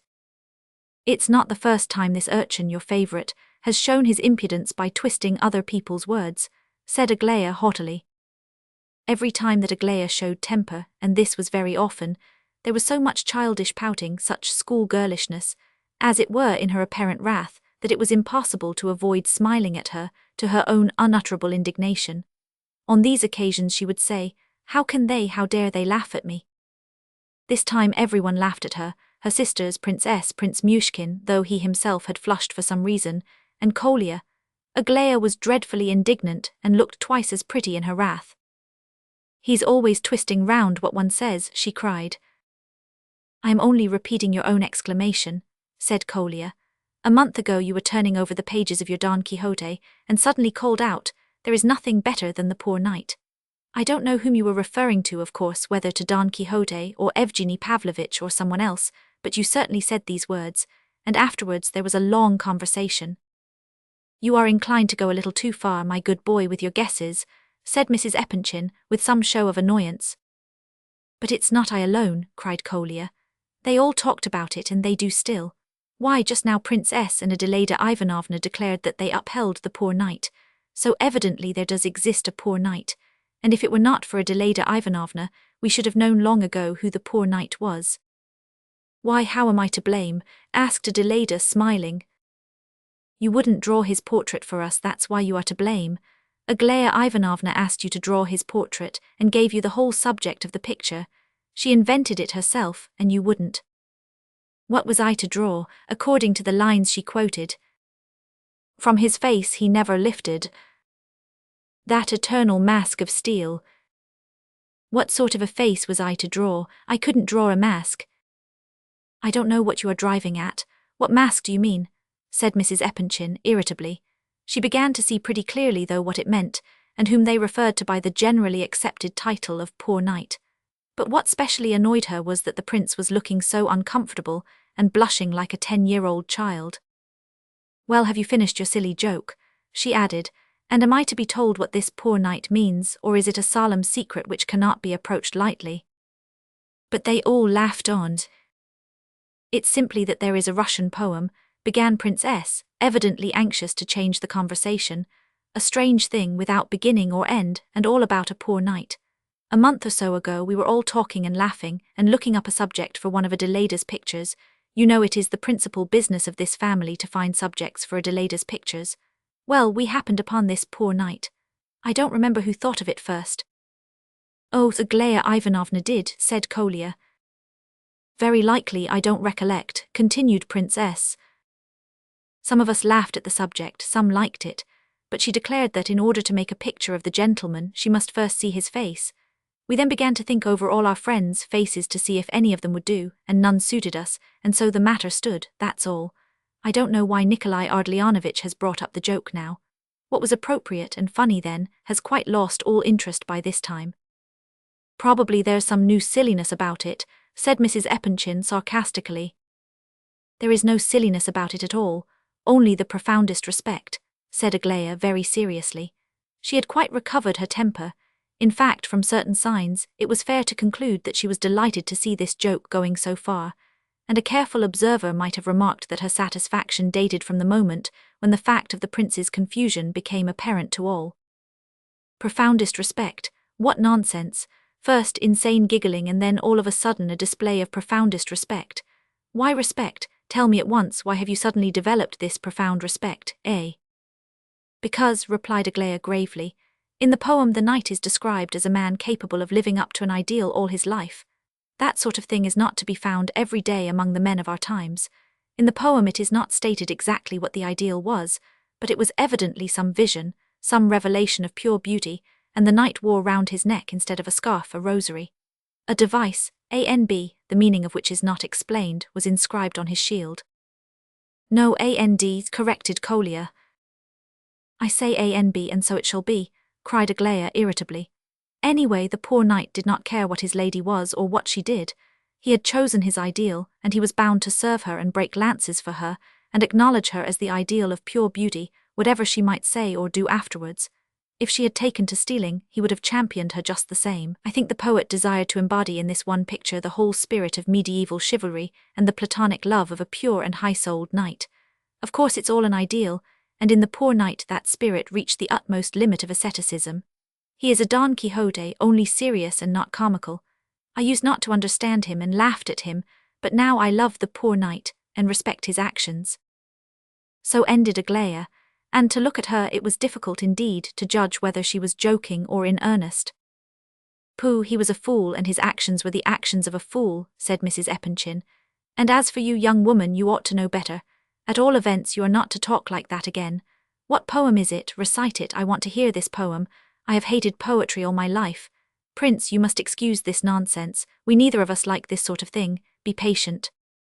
They certainly were put out, both of them.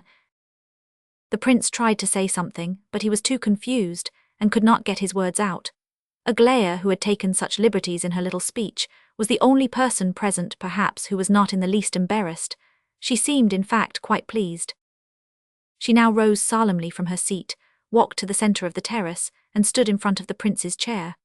All looked on with some surprise, and Princess and her sisters with feelings of decided alarm, to see what new frolic she was up to. It had gone quite far enough already, they thought. But Aglaya evidently thoroughly enjoyed the affectation and ceremony with which she was introducing her recitation of the poem. Mrs. Epanchin was just wondering whether she would not forbid the performance after all, when, at the very moment that Aglaya commenced her declamation, two new guests, both talking loudly, entered from the street. The new arrivals were General Epanchin and a young man. Their entrance caused some slight commotion. Chapter 7. The young fellow accompanying the general was about 28, tall and well-built, with a handsome and clever face and bright black eyes, full of fun and intelligence. Aglaya did not so much as glance at the new arrivals, but went on with her recitation, gazing at the prince the while in an affected manner, and at him alone. It was clear to him that she was doing all this with some special object.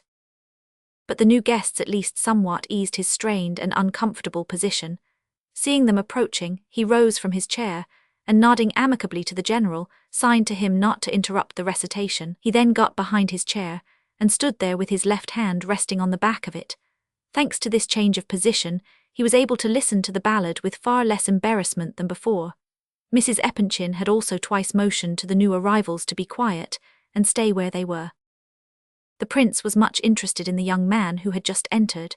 He easily concluded that this was Evgeny Pavlovich Radomsky, of whom he had already heard mention several times.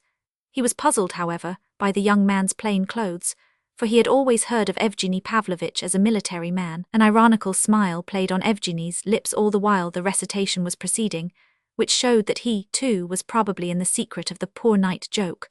But it had become quite a different matter with Aglaya. All the affectation of manner which she had displayed at the beginning disappeared as the ballad proceeded.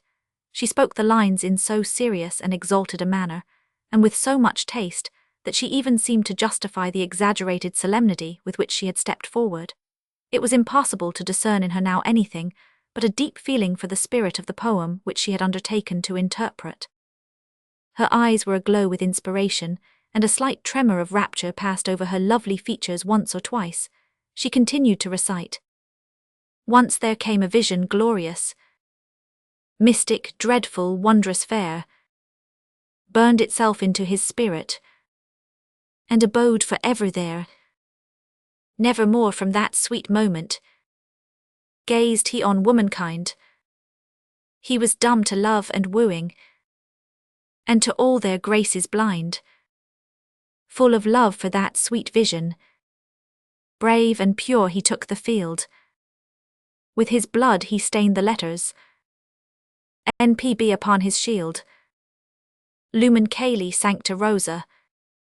Shouting on the foe he fell, and like thunder rang his war cry o'er the cowering infidel. Then within his distant castle, home returned he dreamed his days, silent, sad, and when death took him, he was mad, the legend says. When recalling all this afterwards, the prince could not for the life of him understand how to reconcile the beautiful, sincere, pure nature of the girl with the irony of this jest. That it was a jest there was no doubt whatever. He knew that well enough and had good reason too for his conviction, for during her recitation of the ballad Aglaya had deliberately changed the letters ANB into NPB. He was quite sure she had not done this by accident, and that his ears had not deceived him. At all events her performance, which was a joke of course if rather a crude one, was premeditated. They had evidently talked and laughed over the poor night for more than a month. Yet Aglaya had brought out these letters NPB not only without the slightest appearance of irony, or even any particular accentuation, but with so even and unbroken an appearance of seriousness that assuredly anyone might have supposed that these initials were the original ones written in the ballad. The thing made an uncomfortable impression upon the prince. Of course Mrs. Epanchin saw nothing either in the change of initials or in the insinuation embodied therein. General Epanchin only knew that there was a recitation of verses going on, and took no further interest in the matter. Of the rest of the audience, many had understood the allusion and wondered both at the daring of the lady and at the motive underlying it, but tried to show no sign of their feelings. But Evgeny Pavlovitch, as the prince was ready to wager, both comprehended and tried his best to show that he comprehended. His smile was too mocking to leave any doubt on that point. "How beautiful that is," cried Mrs. Epanchin with sincere admiration. "Whose is it?" "Pushkin's, mamma, of course. Don't disgrace us all by showing your ignorance," said Adelaida. "As soon as we reach home give it to me to read." "I don't think we have a copy of Pushkin in the house." "There are a couple of torn volumes somewhere. They have been lying about from time immemorial," added Alexandra. "Send Fyodor or Alexei up by the very first train to buy a copy then. Aglaya, come here, kiss me, dear, you recited beautifully. But," she added in a whisper, "if you were sincere I am sorry for you. If it was a joke I do not approve of the feelings which prompted you to do it, and in any case you would have done far better not to recite it at all. Do you understand? Now come along, young woman, we've sat here too long. I'll speak to you about this another time." Meanwhile the prince took the opportunity of greeting General Epanchin, and the general introduced Evgeny Pavlovitch to him. "I caught him up on the way to your house," explained the general. "He had heard that we were all here." "Yes, and I heard that you were here too," added Evgeny Pavlovitch, "and since I had long promised myself the pleasure of seeking not only your acquaintance but your friendship, I did not wish to waste time, but came straight on. I am sorry to hear that you are unwell." "Oh, but I'm quite well now, thank you, and very glad to make your acquaintance. Prince S. has often spoken to me about you," said Myshkin, and for an instant the two men looked intently into one another's eyes. The prince remarked that Evgeny Pavlovitch's plain clothes had evidently made a great impression upon the company present, so much so that all other interests seemed to be effaced before this surprising fact. His change of dress was evidently a matter of some importance. Adelaida and Alexandra poured out a stream of questions. Princess, a relative of the young man, appeared annoyed, and Ivan Fedorovitch quite excited. Aglaya alone was not interested. She merely looked closely at Evgeny for a minute, curious perhaps as to whether civil or military clothes became him best, then turned away and paid no more attention to him or his costume. Lizaveta Prokofyevna asked no questions, but it was clear that she was uneasy, and the prince fancied that Evgeny was not in her good graces. "He has astonished me," said Ivan Fedorovitch. "I nearly fell down with surprise. I could hardly believe my eyes when I met him in Petersburg just now. Why this haste? That's what I want to know. He has always said himself that there is no need to break windows. Evgeny Pavlovitch remarked here that he had spoken of his intention of leaving the service long ago. He had, however, always made more or less of a joke about it, so no one had taken him seriously. For that matter, he joked about everything, and his friends never knew what to believe, especially if he did not wish them to understand him. "I have only retired for a time," said he, laughing, "for a few months, at most for a year." "But there is no necessity for you to retire at all," complained the general, "as far as I know. I want to go and look after my country estates. You advised me to do that yourself," was the reply, "and then I wish to go abroad." After a few more expostulations, the conversation drifted into other channels, but the prince, who had been an attentive listener, thought all this excitement about so small a matter very curious. "There must be more in it than appears," he said to himself. "I see the poor knight has come on the scene again," said Evgeny Pavlovitch, stepping to Aglaya's side.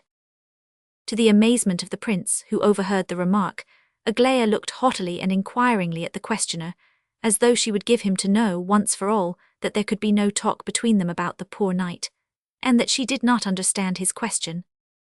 "But not now, it is too late to send to town for a Pushkin now. It is much too late, I say," Kolya was exclaiming in a loud voice. "I have told you so at least 100 times. "Yes, it is really much too late to send to town now," said Evgeny Pavlovitch, who had escaped from Aglaya as rapidly as possible.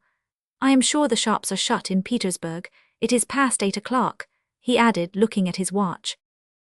"We have done without him so far," interrupted Adelaida in her turn. "Surely we can wait until tomorrow." "Besides," said Kolya, "it is quite unusual, almost improper, for people in our position to take any interest in literature. Ask Evgeny Pavlovitch if I am not right. It is much more fashionable to drive a wagonette with red wheels." "You got that from some magazine, Kolya," remarked Adelaida. "He gets most of his conversation in that way," laughed Evgeny Pavlovitch. "He borrows whole phrases from the reviews. I have long had the pleasure of knowing both Nikolai Ardalionovitch and his conversational methods, but this time he was not repeating something he had read. He was alluding, no doubt, to my yellow wagonette which has or had red wheels. But I have exchanged it, so you are rather behind the times, Kolya."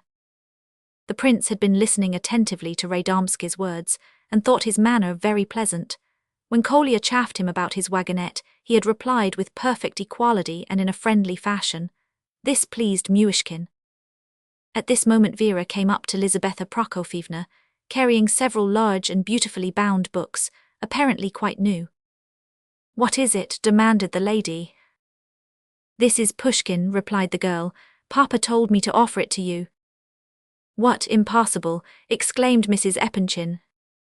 "Not as a present, not as a present. I should not have taken the liberty," said Lebedev, appearing suddenly from behind his daughter. "It is our own Pushkin, our family copy, Annenkoff's edition. It could not be bought now. I beg to suggest with great respect that your Excellency should buy it, and thus quench the noble literary thirst which is consuming you at this moment," he concluded grandiloquently. "Oh, if you will sell it, very good, and thank you. You shall not be a loser. But for goodness' sake, don't twist about like that, sir. I have heard of you, they tell me you are a very learned person. We must have a talk one of these days. You will bring me the books yourself." "With the greatest respect, and veneration," replied Lebedev, making extraordinary grimaces. "Well, bring them with or without respect, provided always you do not drop them on the way. But on the condition," went on the lady, looking full at him, "that you do not cross my threshold. I do not intend to receive you today. You may send your daughter Vera at once if you like. I am much pleased with her." "Why don't you tell him about them?" said Vera impatiently to her father. "They will come in whether you announce them or not, and they are beginning to make a row. Lef Nikolaevich," she addressed herself to the prince, "4 men are here asking for you. They have waited some time and are beginning to make a fuss, and Papa will not bring them in." "Who are these people?" said the prince. "They say that they have come on business, and they are the kind of men who, if you do not see them here, will follow you about the street. It would be better to receive them, and then you will get rid of them. Gavrila Ardalionovitch and Titsin are both there, trying to make them hear reason." "Pavlishev's son, it is not worth while," cried Lebedev. "There is no necessity to see them, and it would be most unpleasant for your Excellency. They do not deserve." "What Pavlishev's son?" cried the prince, much perturbed. I know, but I entrusted this matter to Gavrila Ardalionovitch. He told me." At that moment Gania, accompanied by Titsin, came out to the terrace. From an adjoining room came a noise of angry voices, and General Epanchin, in loud tones, seemed to be trying to shout them down. Kolya rushed off at once to investigate the cause of the uproar. "This is most interesting," observed Evgeny Pavlovitch. "I expect he knows all about it," thought the prince. "What, the son of Pavlishev? And who may this son of Pavlishev be?" asked General Epanchin with surprise, and looking curiously around him, he discovered that he alone had no clue to the mystery. Expectation and suspense were on every face, with the exception of that of the prince, who stood gravely wondering how an affair so entirely personal could have awakened such lively and widespread interest in so short a time. Aglaya went up to him with a peculiarly serious look. "It will be well," she said, "if you put an end to this affair yourself at once, but you must allow us to be your witnesses. They want to throw mud at you, prince, and you must be triumphantly vindicated. I give you joy beforehand." "And I also wish for justice to be done once for all," cried Madame Epanchin, "about this impudent claim. Deal with them promptly, prince, and don't spare them. I am sick of hearing about the affair and many a quarrel I have had in your cause. But I confess I am anxious to see what happens, so do make them come out here and we will remain. You have heard people talking about it, no doubt," she added, turning to Prince S.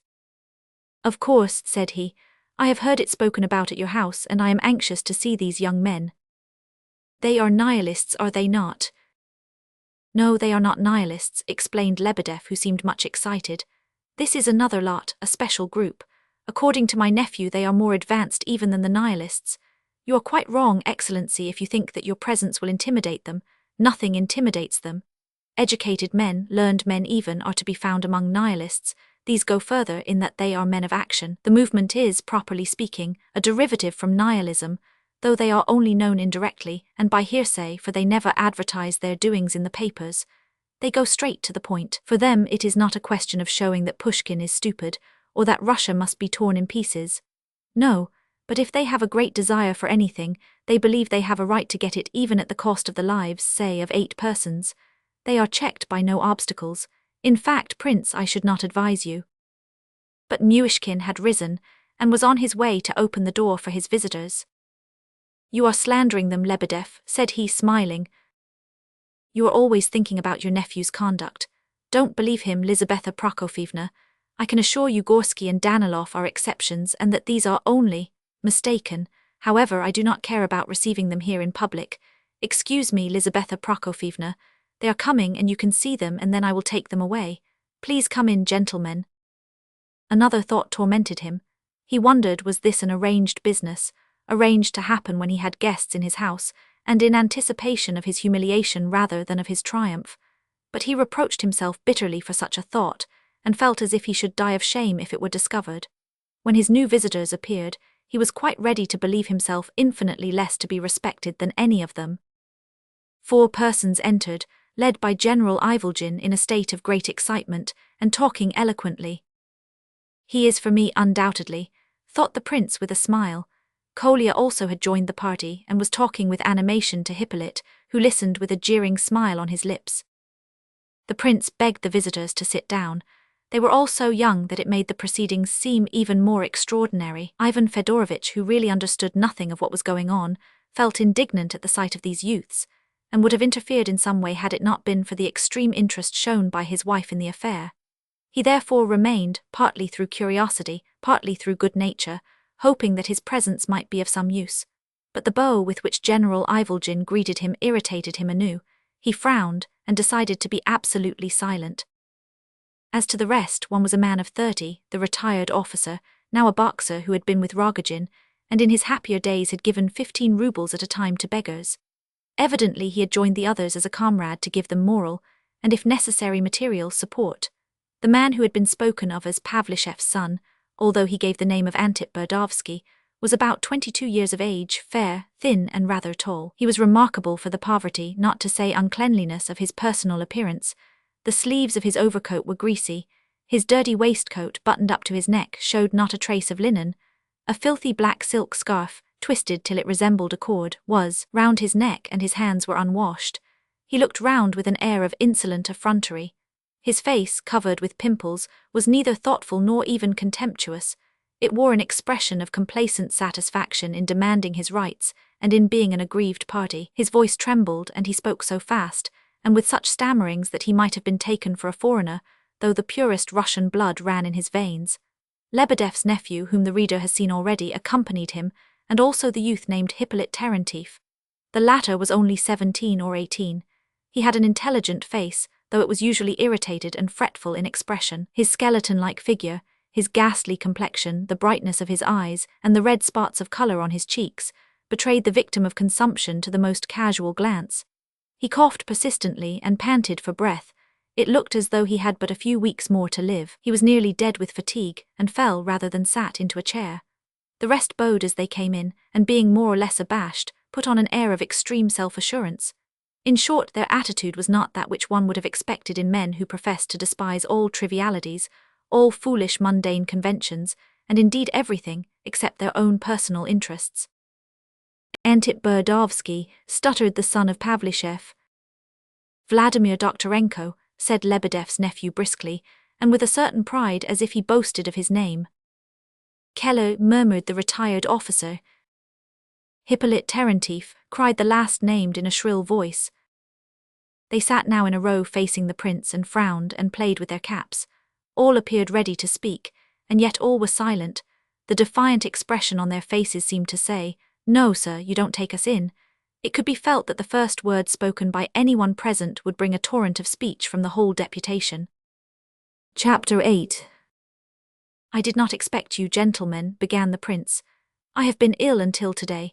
A month ago," he continued, addressing himself to Antip Burdovsky, "I put your business into Gavrila Ardalionovitch Ivolgin's hands, as I told you then. I do not in the least object to having a personal interview, but you will agree with me that this is hardly the time. I propose that we go into another room if you will not keep me long.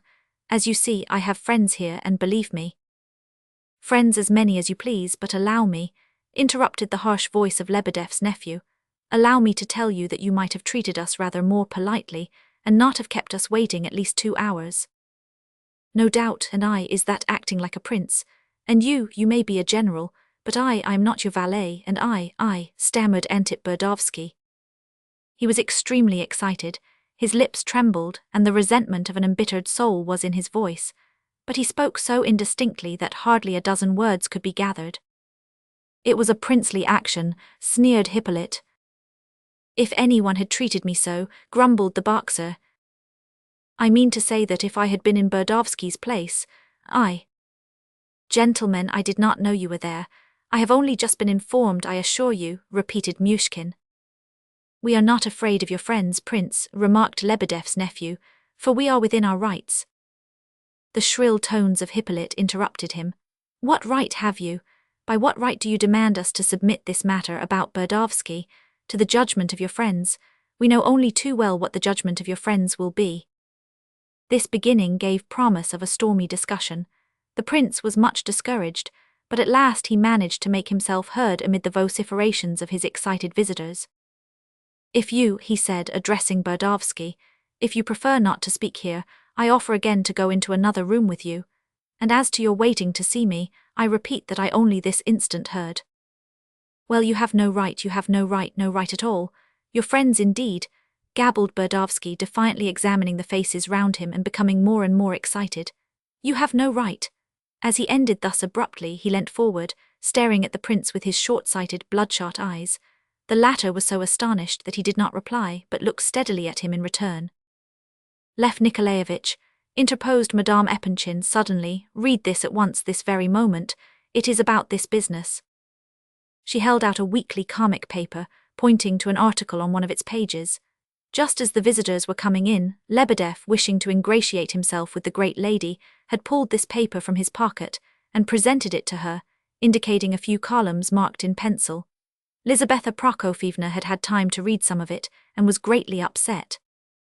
"Would it not be better to peruse it alone, later?" asked the prince nervously. No, read it at once, directly and aloud," cried she, calling Kolya to her and giving him the journal. "Read it aloud so that everyone may hear it."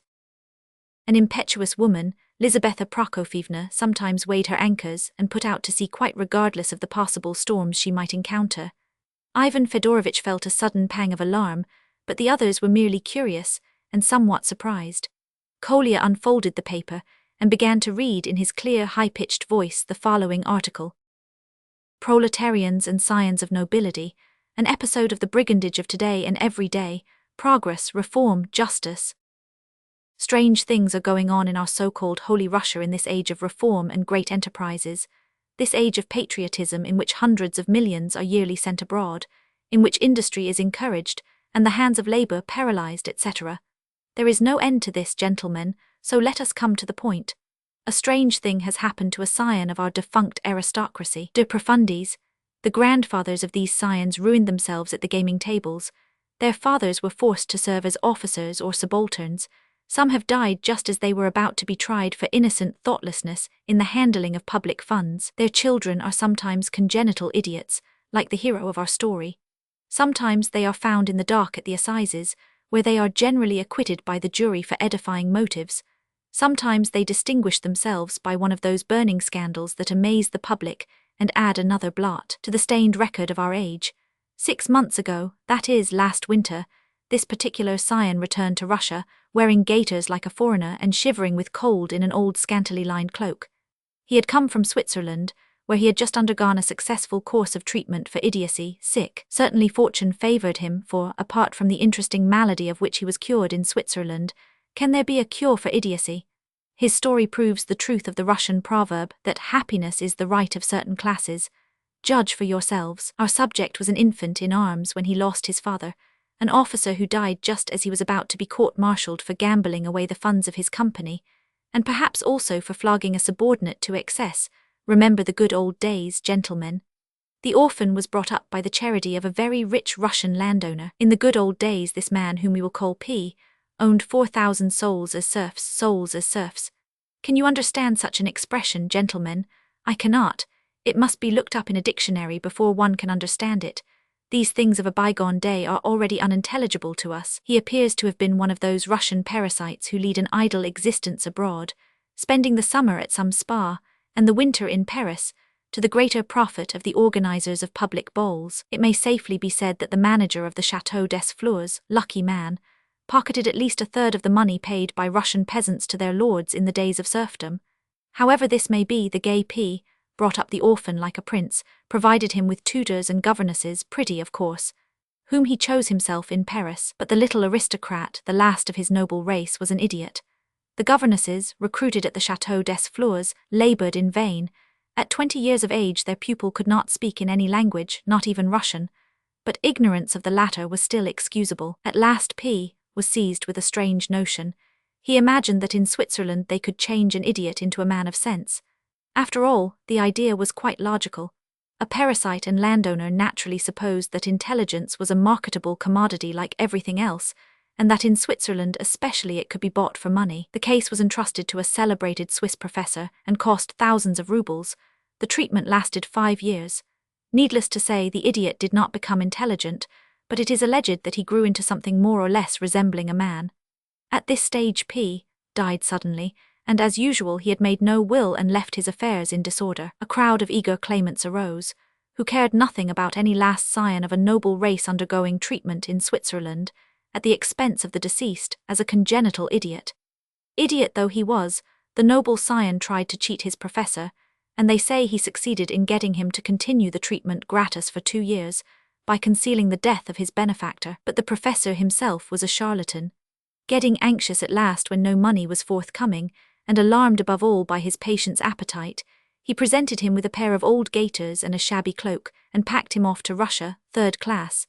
It would seem that fortune had turned her back upon our hero. Not at all. Fortune, who lets whole populations die of hunger, showered all her gifts at once upon the little aristocrat, like Kryloff's cloud which passes over an arid plain and empties itself into the sea. He had scarcely arrived in St. Petersburg when a relation of his mother's, who was of bourgeois origin of course, died at Moscow. He was a merchant, an old believer, and he had no children. He left a fortune of several millions in good current coin, and everything came to our noble scion, our gaitered baron, formerly treated for idiocy in a Swiss lunatic asylum. Instantly the scene changed. Crowds of friends gathered round our baron, who meanwhile had lost his head over a celebrated demi-mondaine. He even discovered some relations, Moreover, a number of young girls of high birth burned to be united to him in lawful matrimony. Could anyone possibly imagine a better match? Aristocrat, millionaire, and idiot, he has every advantage. One might hunt in vain for his equal, even with the lantern of Diogenes. His like is not to be had even by getting it made to order. "Oh, I don't know what this means," cried Ivan Fedorovitch, transported with indignation.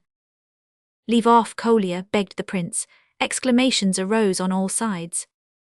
"Let him go on reading at all costs," ordered Lizaveta Prokofyevna, evidently preserving her composure by a desperate effort. "Prince, if the reading is stopped, you and I will quarrel." Kolya had no choice but to obey.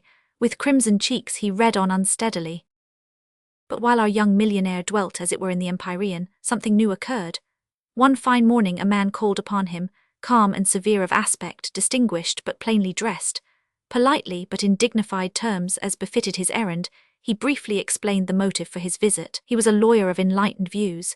His client was a young man who had consulted him in confidence. This young man was no other than the son of P, though he bears another name. In his youth P, the sensualist, had seduced a young girl, poor but respectable. She was a serf but had received a European education. Finding that a child was expected, he hastened her marriage with a man of noble character who had loved her for a long time. He helped the young couple for a time, but he was soon obliged to give up, for the high-minded husband refused to accept anything from him. Soon the careless nobleman forgot all about his former mistress and the child she had borne him. Then, as we know, he died intestate. P, son born after his mother's marriage, found a true father in the generous man whose name he bore. But when he also died, the orphan was left to provide for himself, his mother now being an invalid who had lost the use of her limbs. Leaving her in a distant province, he came to the capital in search of pupils. By dint of daily toil he earned enough to enable him to follow the college courses, and at last to enter the university. But what can one earn by teaching the children of Russian merchants at 10 kopecks a lesson, especially with an invalid mother to keep?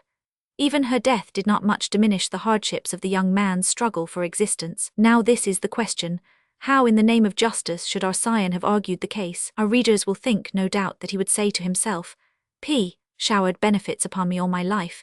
He spent tens of thousands of rubles to educate me, to provide me with governesses, and to keep me under treatment in Switzerland.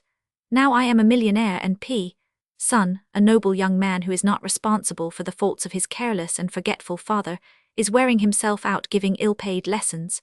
According to justice, all that was done for me ought to have been done for him. The enormous sums spent upon me were not really mine. They came to me by an error of blind fortune when they ought to have gone to P, son.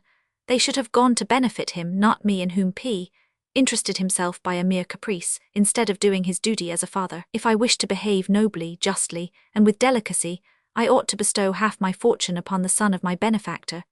But as economy is my favourite virtue, and I know this is not a case in which the law can intervene, I will not give up half my millions. But it would be too openly vile, too flagrantly infamous, if I did not at least restore to P, son, the tens of thousands of rubles spent incurring my idiocy. This is simply a case of conscience and of strict justice. Whatever would have become of me if P had not looked after my education, and had taken care of his own son instead of me? No, gentlemen, our scions of the nobility do not reason thus. The lawyer, who had taken up the matter purely out of friendship to the young man, and almost against his will, invoked every consideration of justice, delicacy, honour, and even plain figures. In vain, the ex-patient of the Swiss lunatic asylum was inflexible. All this might pass, but the sequel is absolutely unpardonable, and not to be excused by any interesting malady. This millionaire, having but just discarded the old gaiters of his professor, could not even understand that the noble young man slaving away at his lessons was not asking for charitable help, but for his rightful due, though the debt was not a legal one. That, correctly speaking, he was not asking for anything, but it was merely his friends who had thought fit to bestir themselves on his behalf. With the cool insolence of a bloated capitalist, secure in his millions, he majestically drew a banknote for 50 rubles from his pocketbook, and sent it to the noble young man as a humiliating piece of charity. You can hardly believe it, gentlemen. You are scandalized and disgusted, you cry out in indignation, but that is what he did. Needless to say, the money was returned, or rather flung back in his face. The case is not within the province of the law, it must be referred to the tribunal of public opinion. This is what we now do, guaranteeing the truth of all the details which we have related. When Kolya had finished reading, He handed the paper to the prince and retired silently to a corner of the room, hiding his face in his hands. He was overcome by a feeling of inexpressible shame. His boyish sensitiveness was wounded beyond endurance. It seemed to him that something extraordinary, some sudden catastrophe had occurred, and that he was almost the cause of it because he had read the article aloud. Yet all the others were similarly affected. The girls were uncomfortable and ashamed. Lizaveta Prokofyevna restrained her violent anger by a great effort. Perhaps she bitterly regretted her interference in the matter. For the present she kept silence. The prince felt as very shy people often do in such a case. He was so ashamed of the conduct of other people, so humiliated for his guests, that he dared not look them in the face. Titsin, Veria, Gania and Lebedev himself all looked rather confused. Stranger still, Hippolyte and the son of Pavlishev also seemed slightly surprised, and Lebedev's nephew was obviously far from pleased. The boxer alone was perfectly calm. He twisted his mustaches with affected dignity, and if his eyes were cast down, it was certainly not in confusion, but rather in noble modesty, as if he did not wish to be insolent in his triumph. It was evident that he was delighted with the article. "The devil knows what it means," growled Ivan Fedorovitch under his breath. "It must have taken the united wits of 50 footmen to write it."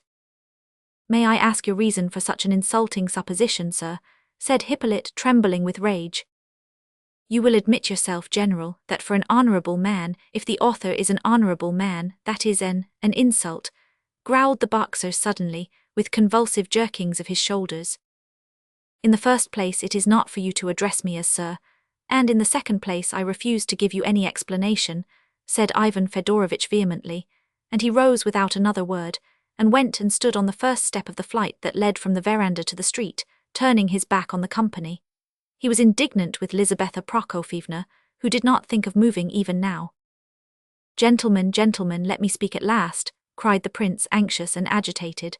"Please let us understand one another. I say nothing about the article, gentlemen, except that every word is false. I say this because you know it as well as I do. It is shameful. I should be surprised if any one of you could have written it." "I did not know of its existence till this moment," declared Hippolyte. "I do not approve of it." "I knew it had been written, but I would not have advised its publication," said Lebedev's nephew, "because it is premature." "I knew it, but I have a right." I, stammered the son of Pavlishev. "What, did you write all that yourself? Is it possible?" asked the prince, regarding Burdovsky with curiosity. "One might dispute your right to ask such questions," observed Lebedev's nephew. "I was only surprised that Mr. Burdovsky should have. However, this is what I have to say. Since you had already given the matter publicity, why did you object just now, when I began to speak of it to my friends?" "At last," murmured Lizaveta Prokofyevna indignantly. Lebedev could restrain himself no longer. He made his way through the row of chairs. "Prince," he cried, "you are forgetting that if you consented to receive and hear them, it was only because of your kind heart which has no equal, for they had not the least right to demand it, especially as you had placed the matter in the hands of Gavrila Ardalionovitch, which was also extremely kind of you. You are also forgetting, most excellent prince, that you are with friends, a select company. You cannot sacrifice them to these gentlemen, and it is only for you to have them turned out this instant. As the master of the house I shall have great pleasure." "Quite right," agreed General Ivolgin in a loud voice. "That will do, Lebedev, that will do," began the prince, when an indignant outcry drowned his words. "Excuse me, prince, excuse me, but now that will not do," shouted Lebedev's nephew, his voice dominating all the others. "The matter must be clearly stated, for it is obviously not properly understood. They are calling in some legal chicanery, and upon that ground they are threatening to turn us out of the house. Really, prince, do you think we are such fools as not to be aware that this matter does not come within the law, and that legally we cannot claim a ruble from you? But we are also aware that if actual law is not on our side, human law is for us, natural law, the law of common sense and conscience, which is no less binding upon every noble and honest man, that is, every man of sane judgment, because it is not to be found in miserable legal codes. If we come here without fear of being turned out, as was threatened just now, because of the imperative tone of our demand, and the unseemliness of such a visit at this late hour, though it was not late when we arrived, we were kept waiting in your anteroom. If I say we came in without fear, it is just because we expected to find you a man of sense, I mean, a man of honor and conscience. It is quite true that we did not present ourselves humbly, like your flatterers and parasites, but holding up our heads as befits independent men. We present no petition, but a proud and free demand. Note it well, we do not beseech, we demand. We ask you fairly and squarely in a dignified manner. Do you believe that in this affair of Burdovsky you have right on your side? Do you admit that Pavlishev overwhelmed you with benefits, and perhaps saved your life? If you admit it, which we take for granted, do you intend, now that you are a millionaire, and do you not think it in conformity with justice to indemnify Burdovsky? Yes or no? If it is yes, or in other words, if you possess what you call honor and conscience, and we more justly call common sense, then accede to our demand, and the matter is at an end. Give us satisfaction without entreaties or thanks from us. Do not expect thanks from us, for what you do will be done not for our sake, but for the sake of justice.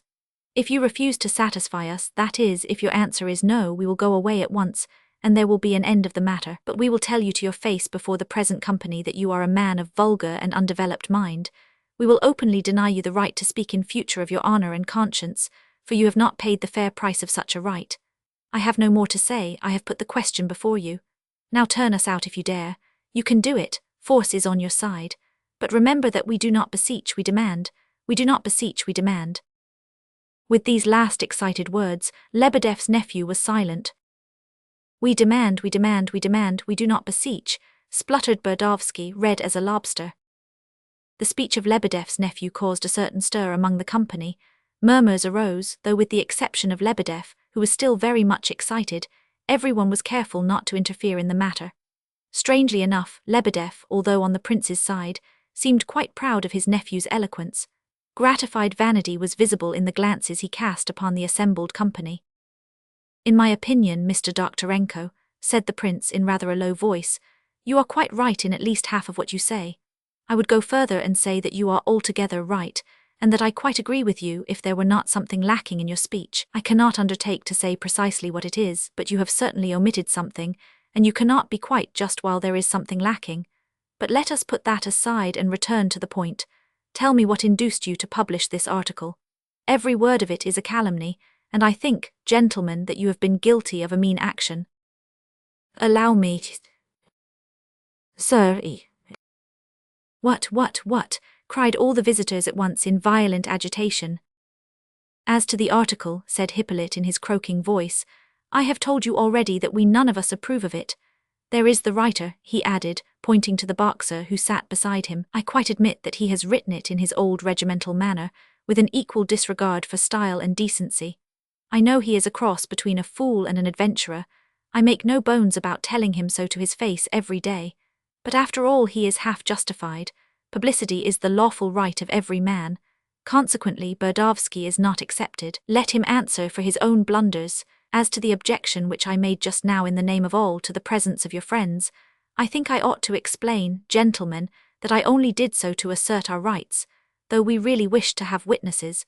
We had agreed unanimously upon the point before we came in. We do not care who your witnesses may be, or whether they are your friends or not, as they cannot fail to recognize Burdovsky's right, seeing that it is mathematically demonstrable. It is just as well that the witnesses should be your friends. The truth will only be more plainly evident. It is quite true, we had agreed upon that point, said Lebedev's nephew in confirmation. If that is the case, why did you begin by making such a fuss about it? Asked the astonished prince. The boxer was dying to get in a few words. Owing, no doubt, to the presence of the ladies, he was becoming quite jovial. As to the article, Prince, he said, I admit that I wrote it, in spite of the severe criticism of my poor friend, in whom I always overlook many things because of his unfortunate state of health.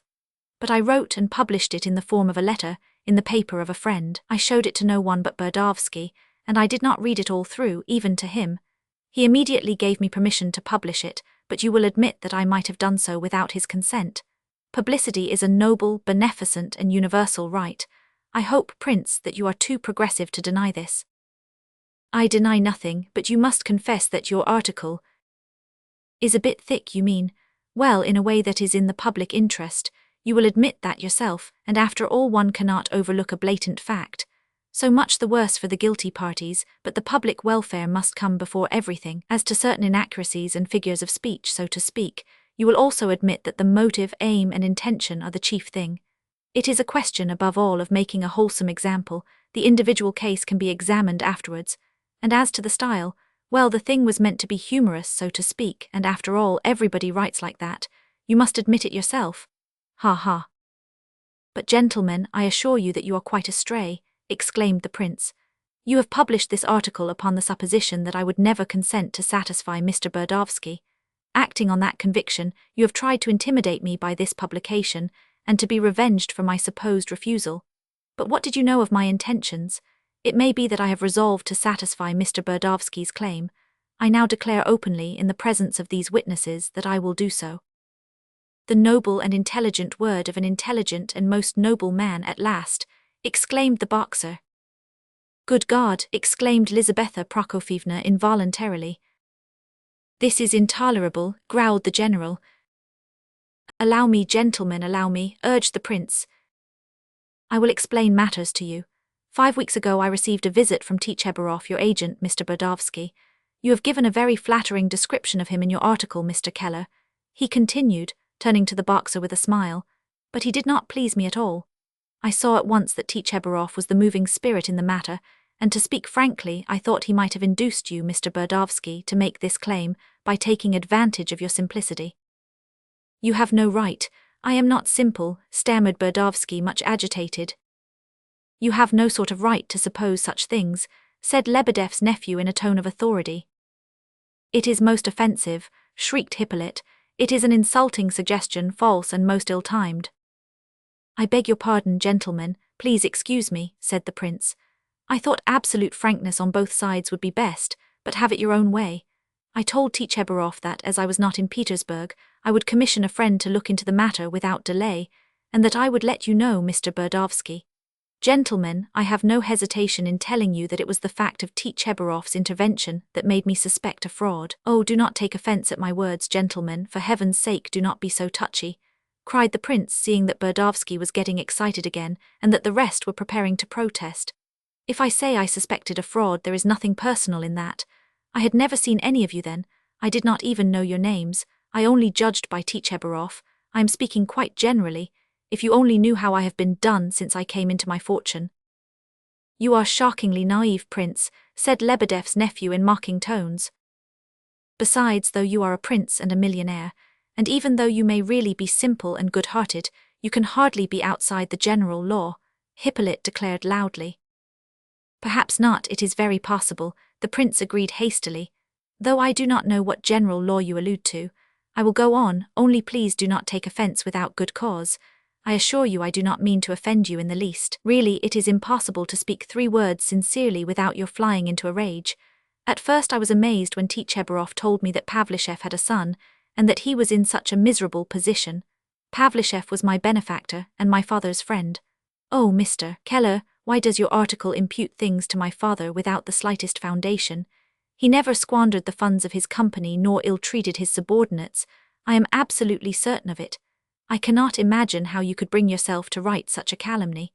But your assertions concerning Pavlishev are absolutely intolerable. You do not scruple to make a libertine of that noble man.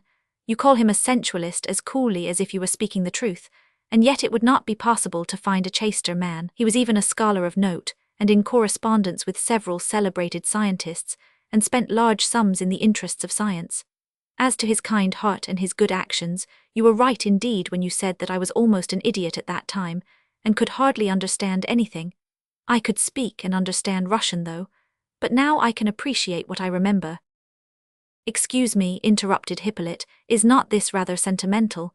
You said you wished to come to the point. Please remember that it is after 9 o'clock. Very well, gentlemen, very well, replied the prince. At first I received the news with mistrust, then I said to myself that I might be mistaken, and that Pavlishev might possibly have had a son. But I was absolutely amazed at the readiness with which the son had revealed the secret of his birth at the expense of his mother's honor, for Tchebarov had already menaced me with publicity in our interview. What nonsense, Lebedev's nephew interrupted violently. You have no right, cried Burdovsky. The son is not responsible for the misdeeds of his father, and the mother is not to blame, added Hippolyte with warmth. That seems to me all the more reason for sparing her, said the prince timidly. Prince, you are not only simple, but your simplicity is almost past the limit, said Lebedev's nephew with a sarcastic smile. But what right had you? Said Hippolyte in a very strange tone. None whatever, agreed the prince hastily. I admit you are right there, but it was involuntary, and I immediately said to myself that my personal feelings had nothing to do with it, that if I thought it right to satisfy the demands of Mr. Burdovsky out of respect for the memory of Pavlishev, I ought to do so in any case, whether I esteemed Mr. Burdovsky or not. I only mentioned this, gentleman, because it seemed so unnatural to me for a son to betray his mother's secret in such a way. In short, that is what convinced me that Tchebarov must be a rogue, and that he had induced Mr. Burdovsky to attempt this fraud. But this is intolerable, cried the visitors, some of them starting to their feet.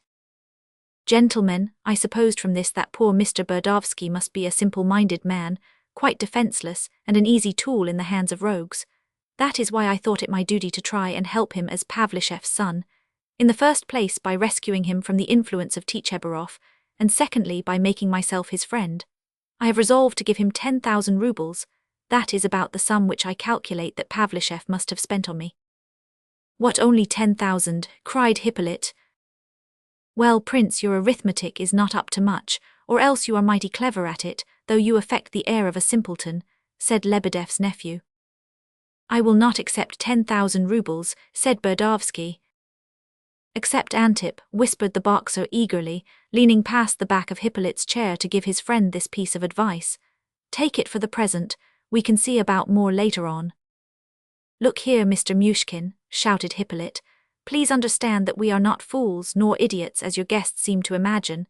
These ladies who look upon us with such scorn, and especially this fine gentleman, pointing to Evgeny Pavlovitch, whom I have not the honor of knowing, though I think I have heard some talk about him.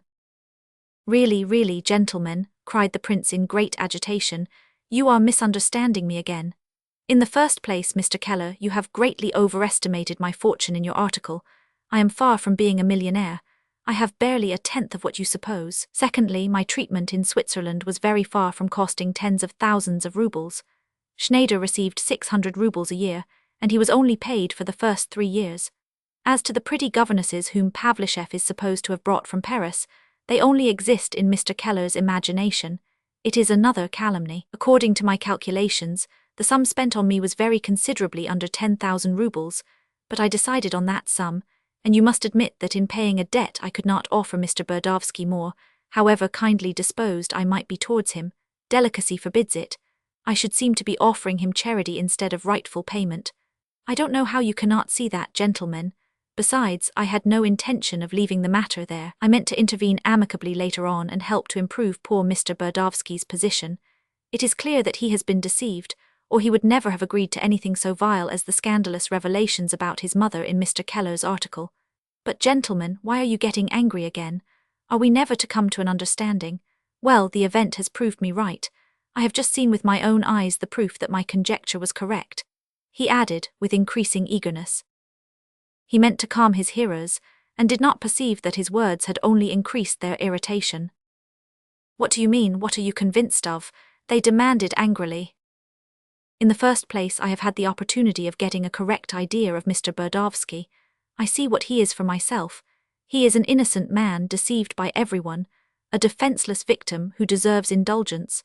Secondly, Gavrila Ardalionovitch, in whose hands I had placed the matter, had his first interview with me barely an hour ago. I had not heard from him for some time, as I was away, and have been ill for 3 days since my return to St. Petersburg. He tells me that he has exposed the designs of Tchebarov, and has proof that justifies my opinion of him. I know, gentlemen, that many people think me an idiot. Counting upon my reputation as a man whose purse strings are easily loosened, Tchebarov thought it would be a simple matter to fleece me, especially by trading on my gratitude to Pavlishev. But the main point is, listen, gentlemen, let me finish. The main point is that Mr. Burdovsky is not Pavlishev's son at all. Gavrila Ardalionovitch has just told me of his discovery and assures me that he has positive proofs. Well, what do you think of that? It is scarcely credible, even after all the tricks that have been played upon me. Please note that we have positive proofs. I can hardly believe it myself, I assure you. I do not yet believe it. I am still doubtful because Gavrila Ardalionovitch has not had time to go into details. But there can be no further doubt that Tchebarov is a rogue. He has deceived poor Mr. Berdovsky, and all of you gentlemen who have come forward so nobly to support your friend. He evidently needs support, I quite see that. He has abused your credulity and involved you all in an attempted fraud, for when all is said and done this claim is nothing else. What a fraud, what he is not Pavlicheff's son, impossible. These exclamations but feebly expressed the profound bewilderment into which the prince's words had plunged Berdovsky's companions. Certainly it is a fraud. Since Mr. Berdovsky is not Pavlicheff's son, his claim is neither more nor less than attempted fraud, supposing, of course, that he had known the truth. But the fact is that he has been deceived. I insist on this point in order to justify him. I repeat that his simple-mindedness makes him worthy of pity, and that he cannot stand alone. Otherwise he would have behaved like a scoundrel in this matter, but I feel certain that he does not understand it. I was just the same myself before I went to Switzerland. I stammered incoherently. One tries to express oneself and cannot. I understand that. I am all the better able to pity Mr. Berdovsky, because I know from experience what it is to be like that, and so I have a right to speak. Well, though there is no such person as Pavlicheff's son, and it is all nothing but a humbug, yet I will keep to my decision, and I am prepared to give up 10,000 rubles in memory of Pavlicheff. Before Mr. Berdovsky made this claim, I proposed to found a school with this money, in memory of my benefactor, but I shall honor his memory quite as well by giving the 10,000 rubles to Mr. Berdovsky, because, though he was not Pavlicheff's son, he was treated almost as though he were. That is what gave a rogue the opportunity of deceiving him. He really did think himself Pavlicheff's son. Listen, gentlemen, this matter must be settled. Keep calm, do not get angry, and sit down. Gavrila Ardalionovitch will explain everything to you at once, and I confess that I am very anxious to hear all the details myself. He says that he has even been to Pskov to see your mother, Mr. Berdovsky. She is not dead, as the article which was just read to us makes out. Sit down, gentlemen, sit down. The prince sat down, and at length prevailed upon Berdovsky's company to do likewise. During the last 10 or 20 minutes, exasperated by continual interruptions, he had raised his voice and spoken with great vehemence. Now, no doubt, he bitterly regretted several words and expressions which had escaped him in his excitement. If he had not been driven beyond the limits of endurance, he would not have ventured to express certain conjectures so openly. He had no sooner sat down than his heart was torn by sharp remorse, besides insulting Berdovsky with the supposition, made in the presence of witnesses, that he was suffering from the complaint for which he had himself been treated in Switzerland. He reproached himself with the grossest indelicacy in having offered him the 10,000 rubles before everyone. I ought to have waited till tomorrow and offered him the money when we were alone, thought Myshkin. Now it is too late, the mischief is done. Yes, I am an idiot, an absolute idiot, he said to himself, overcome with shame and regret.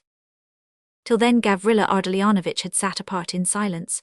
When the prince called upon him, he came and stood by his side, and in a calm, clear voice began to render an account of the mission confided to him.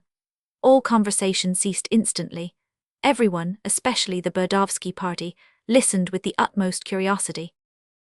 Chapter 9. You will not deny, I am sure, said Gavrila Ardalionovitch, turning to Berdovsky, who sat looking at him with wide-open eyes, perplexed and astonished. You will not deny, seriously, that you were born just 2 years after your mother's legal marriage to Mr. Berdovsky, your father. Nothing would be easier than to prove the date of your birth from well-known facts. We can only look on Mr. Keller's version as a work of imagination, and one, moreover, extremely offensive both to you and your mother. Of course he distorted the truth in order to strengthen your claim, and to serve your interests. Mr. Keller said that he previously consulted you about his article in the paper, but did not read it to you as a whole. Certainly he could not have read that passage. As a matter of fact, I did not read it, interrupted the boxer, but its contents had been given me on unimpeachable authority, and I— Excuse me, Mr. Keller, interposed Gavrila Ardalionovitch. Allow me to speak. I assure you your article shall be mentioned in its proper place, and you can then explain everything, but for the moment I would rather not anticipate. Quite accidentally, with the help of my sister, Varvara Ardalionovna Titsin, I obtained from one of her intimate friends, Madame Zaubkov, a letter written to her 25 years ago by Nikolai Andreevich Pavlicheff, then abroad. After getting into communication with this lady, I went by her advice to Timofey Fedorovitch Vyazovkin, a retired colonel, and one of Pavlicheff's oldest friends. He gave me 2 more letters written by the latter when he was still in foreign parts. These 3 documents, their dates, and the facts mentioned in them, prove in the most undeniable manner that 18 months before your birth, Nikolai Andreevich went abroad, where he remained for 3 consecutive years. Your mother, as you are well aware, has never been out of Russia. It is too late to read the letters now. I am content to state the fact. But if you desire it, come to me tomorrow morning, bring witnesses and writing experts with you, and I will prove the absolute truth of my story. From that moment the question will be decided." These words caused a sensation among the listeners, and there was a general movement of relief. Burdovsky got up abruptly. "If that is true," said he, "I have been deceived, grossly deceived, but not by Tchebarov, and for a long time past, a long time. I do not wish for experts, not I, nor to go to see you. I believe you, I give it up, but I refuse the 10,000 rubles. Goodbye." "Wait 5 minutes more, Mr. Burdovsky," said Gavrila Ardalionovich pleasantly. "I have more to say. Some rather curious and important facts have come to light, and it is absolutely necessary, in my opinion, that you should hear them. You will not regret, I fancy, to have the whole matter thoroughly cleared up." Burdovsky silently resumed his seat and bent his head as though in profound thought. His friend, Lebedev's nephew, who had risen to accompany him, also sat down again. He seemed much disappointed, though as self-confident as ever. Hippolyte looked dejected and sulky as well as surprised. He had just been attacked by a violent fit of coughing, so that his handkerchief was stained with blood. The boxer looked thoroughly frightened. "Oh, Antip," cried he in a miserable voice, "I did say to you the other day, the day before yesterday, that perhaps you were not really Pavlicheff's son." There were sounds of half-smothered laughter at this. "Now that is a valuable piece of information, Mr. Keller," replied Gania. "However that may be, I have private information which convinces me that Mr. Burdovsky, though doubtless aware of the date of his birth, knew nothing at all about Pavlicheff's sojourn abroad. Indeed, he passed the greater part of his life out of Russia, returning at intervals for short visits. The journey in question is in itself too unimportant for his friends to recollect it after more than 20 years, and of course Mr. Burdovsky could have known nothing about it, for he was not born. As the event has proved, it was not impossible to find evidence of his absence, though I must confess that chance has helped me in a quest which might very well have come to nothing. It was really almost impossible for Burdovsky or Tchebarov to discover these facts, even if it had entered their heads to try. Naturally, they never dreamt." Here the voice of Hippolyte suddenly intervened. "Allow me, Mr. Ivolgin," he said irritably. "What is the good of all this rigmarole? Pardon me, all is now clear and we acknowledge the truth of your main point. Why go into these tedious details? You wish perhaps to boast of the cleverness of your investigation, to cry up your talents as detective. Or perhaps your intention is to excuse Burdovsky by proving that he took up the matter in ignorance. Well, I consider that extremely impudent on your part. You ought to know that Burdovsky has no need of being excused or justified by you or anyone else. It is an insult. The affair is quite painful enough for him without that. Will nothing make you understand?" Enough, Mr. Terentief," interrupted Gania. "Don't excite yourself. You seem very ill, and I am sorry for that. I am almost done, but there are a few facts to which I must briefly refer, as I am convinced that they ought to be clearly explained once for all." A movement of impatience was noticed in his audience as he resumed. "I merely wish to state, for the information of all concerned, that the reason for Mr. Pavlicheff's interest in your mother, Mr. Burdovsky, was simply that she was the sister of a serf girl with whom he was deeply in love in his youth, and whom most certainly he would have married but for her sudden death. I have proofs that this circumstance is almost, if not quite, forgotten. I may add that when your mother was about 10 years old, Pavlicheff took her under his care, gave her a good education, and later, a considerable dowry. His relations were alarmed, and feared he might go so far as to marry her, but she gave her hand to a young land surveyor named Burdovsky when she reached the age of 20. I can even say definitely that it was a marriage of affection. After his wedding, your father gave up his occupation as land surveyor, and with his wife's dowry of 15,000 rubles went in for commercial speculations. As he had had no experience, he was cheated on all sides, and took to drink in order to forget his troubles. He shortened his life by his excesses, and 8 years after his marriage he died. Your mother says herself that she was left in the direst poverty, and would have died of starvation had it not been for Pavlicheff, who generously allowed her a yearly pension of 600 rubles. Many people recall his extreme fondness for you as a little boy. Your mother confirms this, and agrees with others in thinking that he loved you the more because you were a sickly child, stammering in your speech and almost deformed, For it is known that all his life Nikolai Andreevich had a partiality for unfortunates of every kind, especially children. In my opinion this is most important. I may add that I discovered yet another fact, the last on which I employed my detective powers. Seeing how fond Pavlishev was of you, it was thanks to him you went to school, and also had the advantage of special teachers. His relations and servants grew to believe that you were his son, and that your father had been betrayed by his wife. I may point out that this idea was only accredited generally during the last years of Pavlishev's life, when his next of kin were trembling about the succession, when the earlier story was quite forgotten, and when all opportunity for discovering the truth had seemingly passed away. No doubt you, Mr. Burdovsky, heard this conjecture, and did not hesitate to accept it as true. I have had the honor of making your mother's acquaintance, and I find that she knows all about these reports. What she does not know is that you, her son, should have listened to them so complacently. I found your respected mother at Pskov, ill and in deep poverty, as she has been ever since the death of your benefactor. She told me with tears of gratitude how you had supported her. She expects much of you, and believes fervently in your future success. Oh, this is unbearable, said Lebedev's nephew impatiently. What is the good of all this romancing? It is revolting and unseemly, cried Hippolyte, jumping up in a fury. Burdovsky alone sat silent and motionless. What is the good of it? Repeated Gavrila Ardalionovitch with pretended surprise. Well, firstly, because now perhaps Mr. Burdovsky is quite convinced that Mr. Pavlishev's love for him came simply from generosity of soul, and not from paternal duty. It was most necessary to impress this fact upon his mind, considering that he approved of the article written by Mr. Keller. I speak thus because I look on you, Mr. Burdovsky, as an honorable man.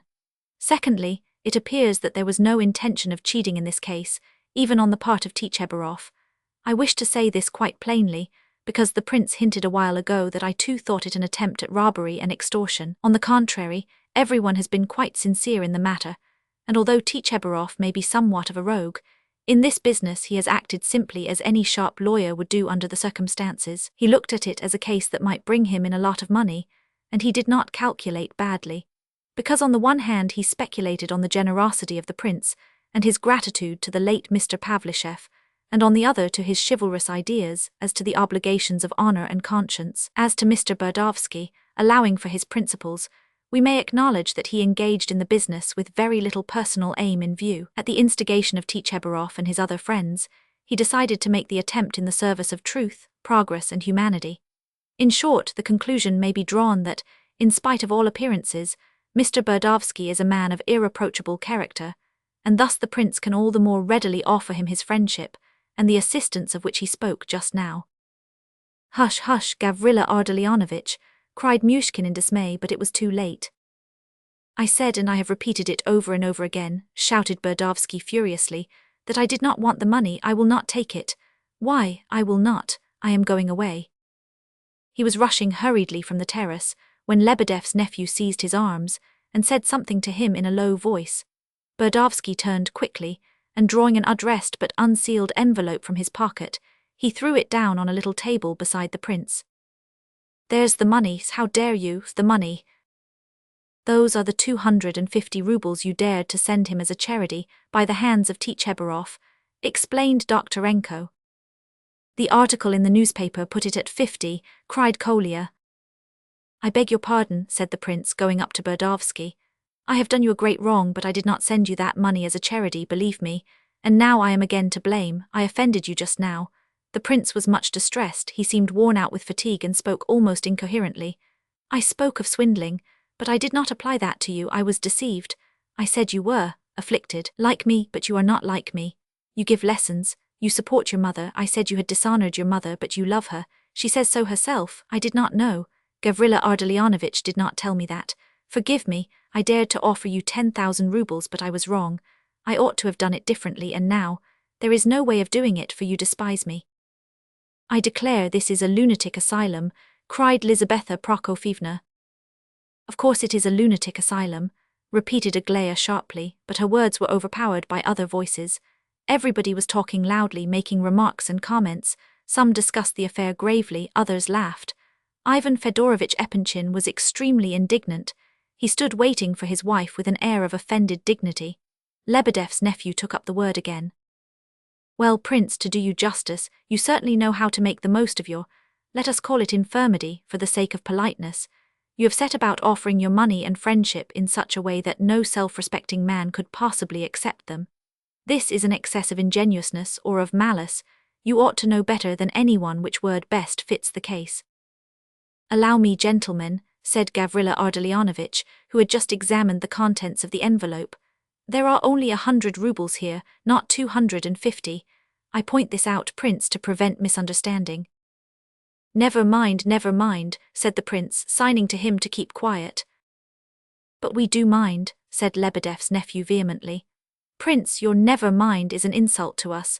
We have nothing to hide, our actions can bear daylight. It is true that there are only 100 rubles instead of 250, but it is all the same. Why, no, it is hardly the same, remarked Gavrila Ardalionovitch with an air of ingenuous surprise. Don't interrupt, we are not such fools as you think, Mr. Lawyer, cried Lebedev's nephew angrily. Of course there is a difference between 100 rubles and 250, but in this case the principle is the main point, and that 150 rubles are missing is only a side issue. The point to be emphasized is that Berdovsky will not accept your Highness's charity. He flings it back in your face, and it scarcely matters if there are 100 rubles or 250. Berdovsky has refused 10,000 rubles. You heard him. He would not have returned even 100 rubles if he was dishonest. The 150 rubles were paid to Tchebarov for his traveling expenses. You may jeer at our stupidity and at our inexperience in business matters. You have done all you could already to make us look ridiculous, but do not dare to call us dishonest. The four of us will club together every day to repay the 150 rubles to the prince, if we have to pay it in installments of a ruble at a time, but we will repay it with interest. Berdovsky is poor, he has no millions. After his journey to see the Prince Tchebarov sent in his bill, we counted on winning. Who would not have done the same in such a case? Who indeed, exclaimed Prince S. I shall certainly go mad if I stay here, cried Lizaveta Prokofyevna. It reminds me, said Evgeny Pavlovitch laughing, of the famous plea of a certain lawyer who lately defended a man for murdering 6 people in order to rob them. He excused his client on the score of poverty. It is quite natural, he said in conclusion, considering the state of misery he was in, that he should have thought of murdering these 6 people. Which of you gentlemen would not have done the same in his place? Enough, cried Lizaveta Prokofyevna abruptly, trembling with anger. We have had enough of this balderdash. In a state of terrible excitement, she threw back her head, with flaming eyes, casting looks of contempt and defiance upon the whole company, in which she could no longer distinguish friend from foe. She had restrained herself so long that she felt forced to vent her rage on somebody. Those who knew Lizaveta Prokofyevna saw at once how it was with her. She flies into these rages sometimes, said Ivan Fedorovitch to Prince S the next day, but she is not often so violent as she was yesterday. It does not happen more than once in 3 years. Be quiet, Ivan Fedorovitch, leave me alone, cried Mrs. Epanchin. Why do you offer me your arm now? You had not sense enough to take me away before. You are my husband, you are a father. It was your duty to drag me away by force, if in my folly I refused to obey you and go quietly. You might at least have thought of your daughters. We can find our way out now without your help. Here is shame enough for a year. Wait a moment till I thank the prince. Thank you, Prince, for the entertainment you have given us. It was most amusing to hear these young men. It is vile, a chaos, a scandal, worse than a nightmare. Is it possible that there can be many such people on earth? Be quiet, Aglaya, be quiet, Alexandra, it is none of your business. Don't fuss round me like that, Evgeny Pavlovitch, you exasperate me. So, my dear, she cried, addressing the prince, you go so far as to beg their pardon. He says, forgive me for offering you a fortune. And you mountebank, what are you laughing at? She cried, turning suddenly on Lebedev's nephew. We refuse 10,000 rubles, we do not beseech, we demand. As if he did not know that this idiot will call on them tomorrow to renew his offers of money and friendship. You will, won't you? You will. Come, will you or won't you? I shall, said the prince with gentle humility. You hear him, you count upon it too, she continued, turning upon Doktorenko. You are as sure of him now as if you had the money in your pocket. And there you are playing the swaggerer to throw dust in our eyes. No, my dear sir, you may take other people in. I can see through all your airs and graces, I see your game. Lizaveta Prokofyevna, exclaimed the prince. Come, Lizaveta Prokofyevna, it is quite time for us to be going, we will take the prince with us, said Prince S with a smile in the coolest possible way. The girls stood apart, almost frightened. Their father was positively horrified. Mrs. Epanchin's language astonished everybody. Some who stood a little way off smiled furtively and talked in whispers. Lebedev wore an expression of utmost ecstasy. "Chaos and scandal are to be found everywhere, madame," remarked Doktorenko, who was considerably put out of countenance. "Not like this, nothing like the spectacle you have just given us, sir," answered Lizaveta Prokofyevna with a sort of hysterical rage. "Leave me alone, will you?" she cried violently to those around her who were trying to keep her quiet. "No, Evgeny Pavlovich, if, as you said yourself just now, a lawyer said in open court that he found it quite natural that a man should murder 6 people because he was in misery, the world must be coming to an end. I had not heard of it before. Now I understand everything. And this stutterer, won't he turn out a murderer?" she cried, pointing to Berdovsky, who was staring at her with stupefaction. "I bet he will. He will have none of your money, possibly he will refuse it because his conscience will not allow him to accept it, but he will go murdering you by night and walking off with your cash box with a clear conscience. He does not call it a dishonest action but the impulse of a noble despair. A negation, or the devil knows what. Bah, everything is upside down, everyone walks head downwards. A young girl brought up at home suddenly jumps into a cab in the middle of the street, saying, 'Goodbye, mother, I married Karlich or Ivanich the other day,' and you think it quite right. You call such conduct estimable and natural. The woman question. Look here," she continued, pointing to Kolya, "the other day that whippersnapper told me that this was the whole meaning of the woman question, but even supposing that your mother is a fool, you are none the less bound to treat her with humanity. Why did you come here tonight so insolently? Give us our rights, but don't dare to speak in our presence. Show us every mark of deepest respect, while we treat you like the scum of the earth. The miscreants have written a tissue of calumny in their article, and these are the men who seek for truth and do battle for the right. We do not beseech, we demand. You will get no thanks from us because you will be acting to satisfy your own conscience. What morality? But good heavens, if you declare that the prince's generosity will excite no gratitude in you, he might answer that he is not bound to be grateful to Pavlichev, who also was only satisfying his own conscience. But you counted on the prince's gratitude towards Pavlichev. You never lent him any money, he owes you nothing. Then what were you counting upon if not on his gratitude? And if you appeal to that sentiment in others, why should you expect to be exempted from it? They are mad. They say society is savage and inhuman because it despises a young girl who has been seduced. But if you call society inhuman, you imply that the young girl is made to suffer by its censure. How then can you hold her up to the scorn of society in the newspapers without realizing that you are making her suffering still greater? Madmen, vain fools, they don't believe in God, they don't believe in Christ. But you are so eaten up by pride and vanity that you will end by devouring each other. That is my prophecy. Is not this absurd? Is it not monstrous chaos? And after all this, that shameless creature will go and beg their pardon. Are there many people like you? What are you smiling at? Because I am not ashamed to disgrace myself before you. Yes, I am disgraced, it can't be helped now, but don't you jeer at me, you scum. This was aimed at Hippolyte. He is almost at his last gasp, yet he corrupts others. You have got hold of this lad. She pointed to Kolya. You have turned his head, you have taught him to be an atheist, you don't believe in God, and you are not too old to be whipped, sir. A plague upon you. And so, Prince Lev Nikolaevich, you will call on them tomorrow, will you? She asked the prince breathlessly for the second time. Yes. Then I will never speak to you again. She made a sudden movement to go and then turned quickly back. And you will call on that atheist? She continued, pointing to Hippolyte. How dare you grin at me like that? She shouted furiously, rushing at the invalid whose mocking smile drove her to distraction. Exclamations arose on all sides. Lizaveta Prokofyevna, Lizaveta Prokofyevna, Lizaveta Prokofyevna. Mother, this is disgraceful, cried Aglaya. Mrs. Epanchin had approached Hippolyte and seized him firmly by the arm, while her eyes, blazing with fury, were fixed upon his face. Do not distress yourself, Aglaya Ivanovich, he answered calmly. Your mother knows that one cannot strike a dying man. I am ready to explain why I was laughing. I shall be delighted if you will let me. A violent fit of coughing, which lasted a full minute, prevented him from finishing his sentence. He is dying, yet he will not stop holding forth, cried Lizaveta Prokofyevna. She loosed her hold on his arm, almost terrified as she saw him wiping the blood from his lips.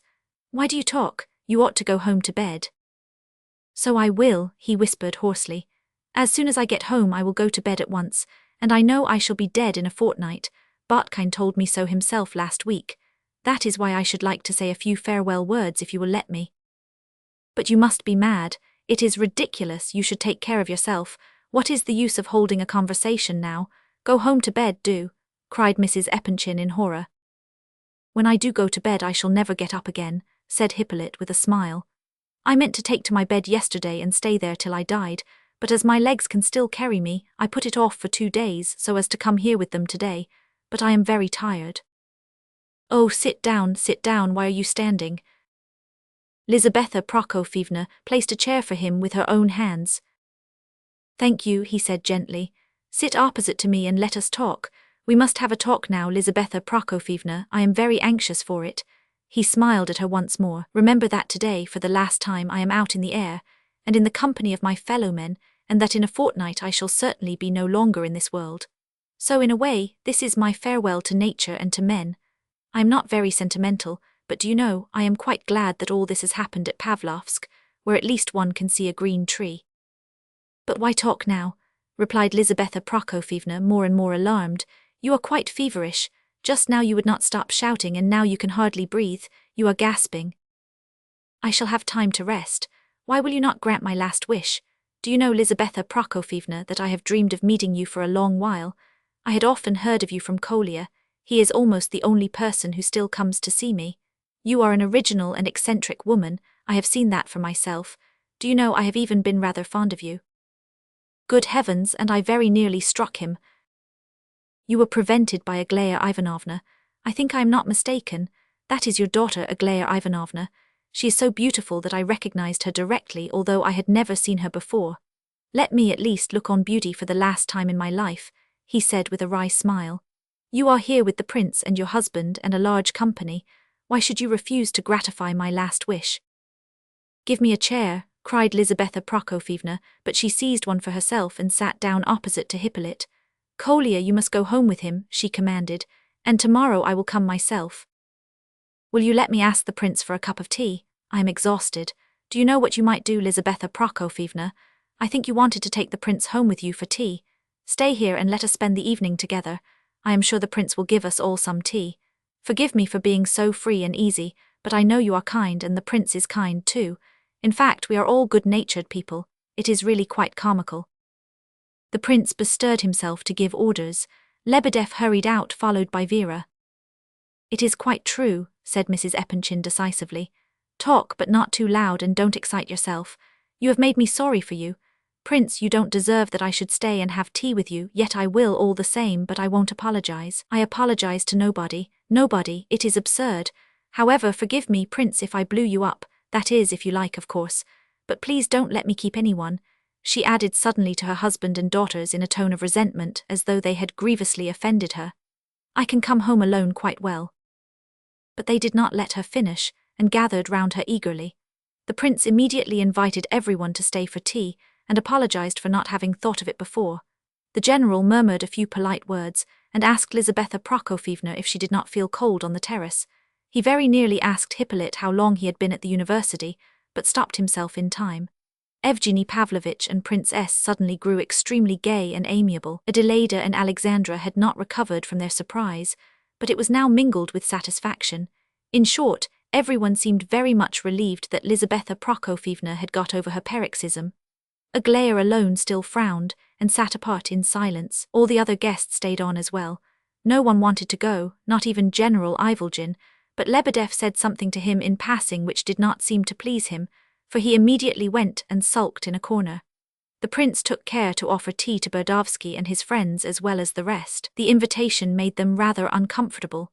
They muttered that they would wait for Hippolyte, and went and sat by themselves in a distant corner of the veranda. Tea was served at once. Lebedev had no doubt ordered it for himself and his family before the others arrived. It was striking 11. 10. After moistening his lips with the tea which Vera Lebedev brought him, Hippolyte set the cup down on the table and glanced round. He seemed confused and almost at a loss. "Just look, Lizaveta Prokofyevna," he began with a kind of feverish haste. "These china cups are supposed to be extremely valuable. Lebedev always keeps them locked up in his china cupboard. They were part of his wife's dowry. Yet he has brought them out tonight in your honor, of course. He is so pleased." He was about to add something else but could not find the words. There, he is feeling embarrassed, I expected as much, whispered Evgeny Pavlovitch suddenly in the prince's ear. It is a bad sign. What do you think? Now, out of spite, he will come out with something so outrageous that even Lizaveta Prokofyevna will not be able to stand it. Myshkin looked at him inquiringly. You do not care if he does, added Evgeny Pavlovitch. Neither do I. In fact, I should be glad, merely as a proper punishment for our dear Lizaveta Prokofyevna. I am very anxious that she should get it without delay, and I shall stay till she does. You seem feverish. Never mind, by and by. Yes, I am not feeling well, said the prince impatiently, hardly listening. He had just heard Hippolyte mention his own name. You don't believe it, said the invalid with a nervous laugh. I don't wonder, but the prince will have no difficulty in believing it. He will not be at all surprised. Do you hear, prince, do you hear that? Said Lizaveta Prokofyevna, turning towards him. There was laughter in the group around her, and Lebedev stood before her gesticulating wildly. He declares that your humbug of a landlord revised this gentleman's article, the article that was read aloud just now, in which you got such a charming dressing down. The prince regarded Lebedev with astonishment. Why don't you say something? Cried Lizaveta Prokofyevna, stamping her foot. Well, murmured the prince with his eyes still fixed on Lebedev, I can see now that he did. Is it true? She asked eagerly. Absolutely, your excellency, said Lebedev without the least hesitation. Mrs. Epanchin almost sprang up in amazement at his answer, and at the assurance of his tone. He actually seems to boast of it, she cried. I am base, muttered Lebedev, beating his breast and hanging his head. What do I care if you are base or not? He thinks he has only to say, I am base, and there is an end of it. As to you, prince, are you not ashamed? I repeat, are you not ashamed to mix with such riffraff? I will never forgive you. The prince will forgive me, said Lebedev with emotional conviction. Keller suddenly left his seat and approached Lizaveta Prokofyevna. It was only out of generosity, madame, he said in a resonant voice, and because I would not betray a friend in an awkward position, that I did not mention this revision before, though you heard him yourself threatening to kick us down the steps. To clear the matter up, I declare now that I did have recourse to his assistance, and that I paid him 6 rubles for it, but I did not ask him to correct my style. I simply went to him for information concerning the facts, of which I was ignorant to a great extent, and which he was competent to give. The story of the gaiters, the appetite in the Swiss professor's house, the substitution of 50 rubles for 250, all such details in fact were got from him. I paid him 6 rubles for them, but he did not correct the style. I must state that I only revised the first part of the article, interposed Lebedev with feverish impatience, while laughter rose from all around him. But we fell out in the middle over one idea, so I never corrected the second part. Therefore I cannot be held responsible for the numerous grammatical blunders in it. That is all he thinks of, cried Lizaveta Prokofyevna. May I ask when this article was revised? Said Evgeny Pavlovitch to Keller. Yesterday morning, he replied. We had an interview which we all gave our word of honor to keep secret. The very time when he was cringing before you and making protestations of devotion. Oh, the mean wretches! I will have nothing to do with your Pushkin, and your daughter shall not set foot in my house. Lizaveta Prokofyevna was about to rise, when she saw Hippolyte laughing, and turned upon him with irritation. Well, sir, I suppose you wanted to make me look ridiculous. Heaven forbid, he answered with a forced smile. But I am more than ever struck by your eccentricity, Lizaveta Prokofyevna. I admit that I told you of Lebedev's duplicity on purpose. I knew the effect it would have on you alone, for the prince will forgive him. He has probably forgiven him already and is racking his brains to find some excuse for him. Is not that the truth, prince? He gasped as he spoke, and his strange agitation seemed to increase. Well, said Mrs. Epanchin angrily, surprised at his tone. Well, what more? I have heard many things of the kind about you. They delighted me. I have learned to hold you in the highest esteem, continued Hippolyte. His words seemed tinged with a kind of sarcastic mockery, yet he was extremely agitated, casting suspicious glances around him, growing confused and constantly losing the thread of his ideas. All this, together with his consumptive appearance and the frenzied expression of his blazing eyes, naturally attracted the attention of everyone present. I might have been surprised, though I admit I know nothing of the world.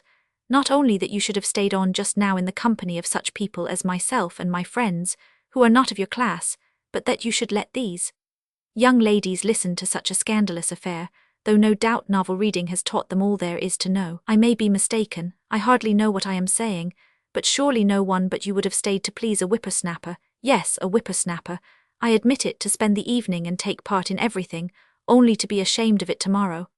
I know I express myself badly. I admire and appreciate it all extremely, though the expression on the face of His Excellency your husband shows that he thinks it very improper. He burst out laughing, and was seized with a fit of coughing which lasted for 2 minutes and prevented him from speaking. He has lost his breath now, said Lizaveta Prokofyevna coldly, looking at him with more curiosity than pity. Come, my dear boy, that is quite enough, let us make an end of this. Ivan Fedorovitch, now quite out of patience, interrupted suddenly. Let me remark in my turn, sir, he said in tones of deep annoyance, that my wife is here as the guest of Prince Lef Nikolaevich, our friend and neighbour, and that in any case, young man, it is not for you to pass judgment on the conduct of Lizaveta Prokofyevna, or to make remarks aloud in my presence concerning what feelings you think may be read in my face. Yes, my wife stayed here, continued the general, with increasing irritation, more out of amazement than anything else. Everyone can understand that a collection of such strange young men would attract the attention of a person interested in contemporary life. I stayed myself, just as I sometimes stop to look on in the street, when I see something that may be regarded as a curiosity, suggested Evgeny Pavlovitch, seeing His Excellency involved in a comparison which he could not complete. That is exactly the word I wanted, said the general with satisfaction, a curiosity. However, the most astonishing and, if I may so express myself, the most painful thing in this matter is that you cannot even understand, young man, that Lizaveta Prokofyevna only stayed with you because you are ill, if you really are dying, moved by the pity awakened by your plaintive appeal, and that her name, character and social position place her above all risk of contamination. Lizaveta Prokofyevna, he continued, now crimson with rage, if you are coming, we will say good night to the prince and— Thank you for the lesson, General, said Hippolyte, with unexpected gravity, regarding him thoughtfully. 2 minutes more, if you please, dear Ivan Fedorovitch, said Lizaveta Prokofyevna to her husband. It seems to me that he is in a fever and delirious. You can see by his eyes what a state he is in. It is impossible to let him go back to Petersburg tonight. Can you put him up, Lef Nikolaevich? I hope you are not bored, dear prince, she added suddenly to Princess Alexandra. My dear, come here, your hair is coming down. She arranged her daughter's hair, which was not in the least disordered, and gave her a kiss. This was all that she had called her for. I thought you were capable of development, said Hippolyte, coming out of his fit of abstraction. Yes, that is what I meant to say, he added, with the satisfaction of one who suddenly remembers something he had forgotten. Here is Burdovsky, sincerely anxious to protect his mother, is not that so? And he himself is the cause of her disgrace. The prince is anxious to help Burdovsky and offers him friendship and a large sum of money in the sincerity of his heart. And here they stand like two sworn enemies. Ha ha ha, you all hate Burdovsky because his behavior with regard to his mother is shocking and repugnant to you. Do you not? Is not that true? Is it not true? You all have a passion for beauty and distinction in outward forms. That is all you care for, isn't it? I have suspected for a long time that you cared for nothing else. Well, let me tell you that perhaps there is not one of you who loved your mother as Burdovsky loved his. As to you, Prince, I know that you have sent money secretly to Burdovsky's mother through Gania. Well, I bet now, he continued with an hysterical laugh, that Burdovsky will accuse you of indelicacy and reproach you with a want of respect for his mother. Yes, that is quite certain. Ha ha ha. He caught his breath and began to cough once more. Come, that is enough, that is all now, you have no more to say. Now go to bed, you are burning with fever, said Lizaveta Prokofyevna impatiently. Her anxious eyes had never left the invalid. Good heavens, he is going to begin again. You are laughing, I think. Why do you keep laughing at me? Said Hippolyte irritably to Evgeny Pavlovitch, who certainly was laughing. I only want to know, Mr. Hippolyte, excuse me, I forget your surname. Mr. Terentief, said the prince. Oh yes, Mr. Terentief. Thank you, Prince. I heard it just now but had forgotten it. I want to know, Mr. Terentief, if what I have heard about you is true. It seems you are convinced that if you could speak to the people from a window for a quarter of an hour, you could make them all adopt your views and follow you. I may have said so, answered Hippolyte as if trying to remember. Yes, I certainly said so, he continued with sudden animation, fixing an unflinching glance on his questioner. What of it? Nothing, I was only seeking further information, to put the finishing touch. Evgeny Pavlovitch was silent, but Hippolyte kept his eyes fixed upon him, waiting impatiently for more. Well, have you finished? Said Lizaveta Prokofyevna to Evgeny. Make haste, sir, it is time he went to bed, have you more to say? She was very angry. Yes, I have a little more, said Evgeny Pavlovitch with a smile. It seems to me that all you and your friends have said, Mr. Terentieff, and all you have just put forward with such undeniable talent, may be summed up in the triumph of right above all, independent of everything else to the exclusion of everything else, perhaps even before having discovered what constitutes the right. I may be mistaken. You are certainly mistaken, I do not even understand you. What else? Murmurs arose in the neighborhood of Burdovsky and his companions. Lebedev's nephew protested under his breath. I have nearly finished, replied Evgeny Pavlovitch. I will only remark that from these premises one could conclude that might is right. I mean the right of the clenched fist, and of personal inclination. Indeed, the world has often come to that conclusion. Proudhon upheld that might is right. In the American War, some of the most advanced liberals took sides with the planters on the score that the blacks were an inferior race to the whites, and that might was the right of the white race. Well, you mean, no doubt, that you do not deny that might is right. What then? You are at least logical. I would only point out that from the right of might to the right of tigers and crocodiles, or even Danilov and Gorsky, is but a step. I know nothing about that, what else? Hippolyte was scarcely listening. He kept saying, well, and what else, mechanically without the least curiosity and by mere force of habit. Why, nothing else, that is all. However, I bear you no grudge, said Hippolyte suddenly, and hardly conscious of what he was doing, he held out his hand with a smile. The gesture took Evgeny Pavlovitch by surprise, but with the utmost gravity he touched the hand that was offered him in token of forgiveness. I can but thank you, he said, in a tone too respectful to be sincere, for your kindness in letting me speak, for I have often noticed that our liberals never allow other people to have an opinion of their own, and immediately answer their opponents with abuse, if they do not have recourse to arguments of a still more unpleasant nature. What you say is quite true, observed General Epanchin. Then, clasping his hands behind his back, he returned to his place on the terrace steps, where he yawned with an air of boredom. Come, sir, that will do, you weary me, said Lizaveta Prokofyevna suddenly to Evgeny Pavlovitch.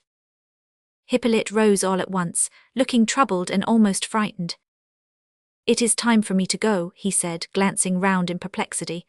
I have detained you, I wanted to tell you everything, I thought you all, for the last time, it was a whim. He evidently had sudden fits of returning animation, when he awoke from his semi-delirium. Then, recovering full self-possession for a few moments, he would speak, in disconnected phrases which had perhaps haunted him for a long while on his bed of suffering, during weary, sleepless nights. Well, goodbye, he said abruptly. You think it is easy for me to say goodbye to you, ha ha. Feeling that his question was somewhat gauche, he smiled angrily. Then, as if vexed that he could not ever express what he really meant, he said irritably in a loud voice, Excellency, I have the honor of inviting you to my funeral, that is, if you will deign to honor it with your presence. I invite you all, gentlemen, as well as the general. He burst out laughing again, but it was the laughter of a madman. Lizaveta Prokofyevna approached him anxiously and seized his arm. He stared at her for a moment, still laughing, but soon his face grew serious. Do you know that I came here to see those trees, pointing to the trees in the park? It is not ridiculous, is it? Say that it is not ridiculous, he demanded urgently of Lizaveta Prokofyevna. Then he seemed to be plunged in thought.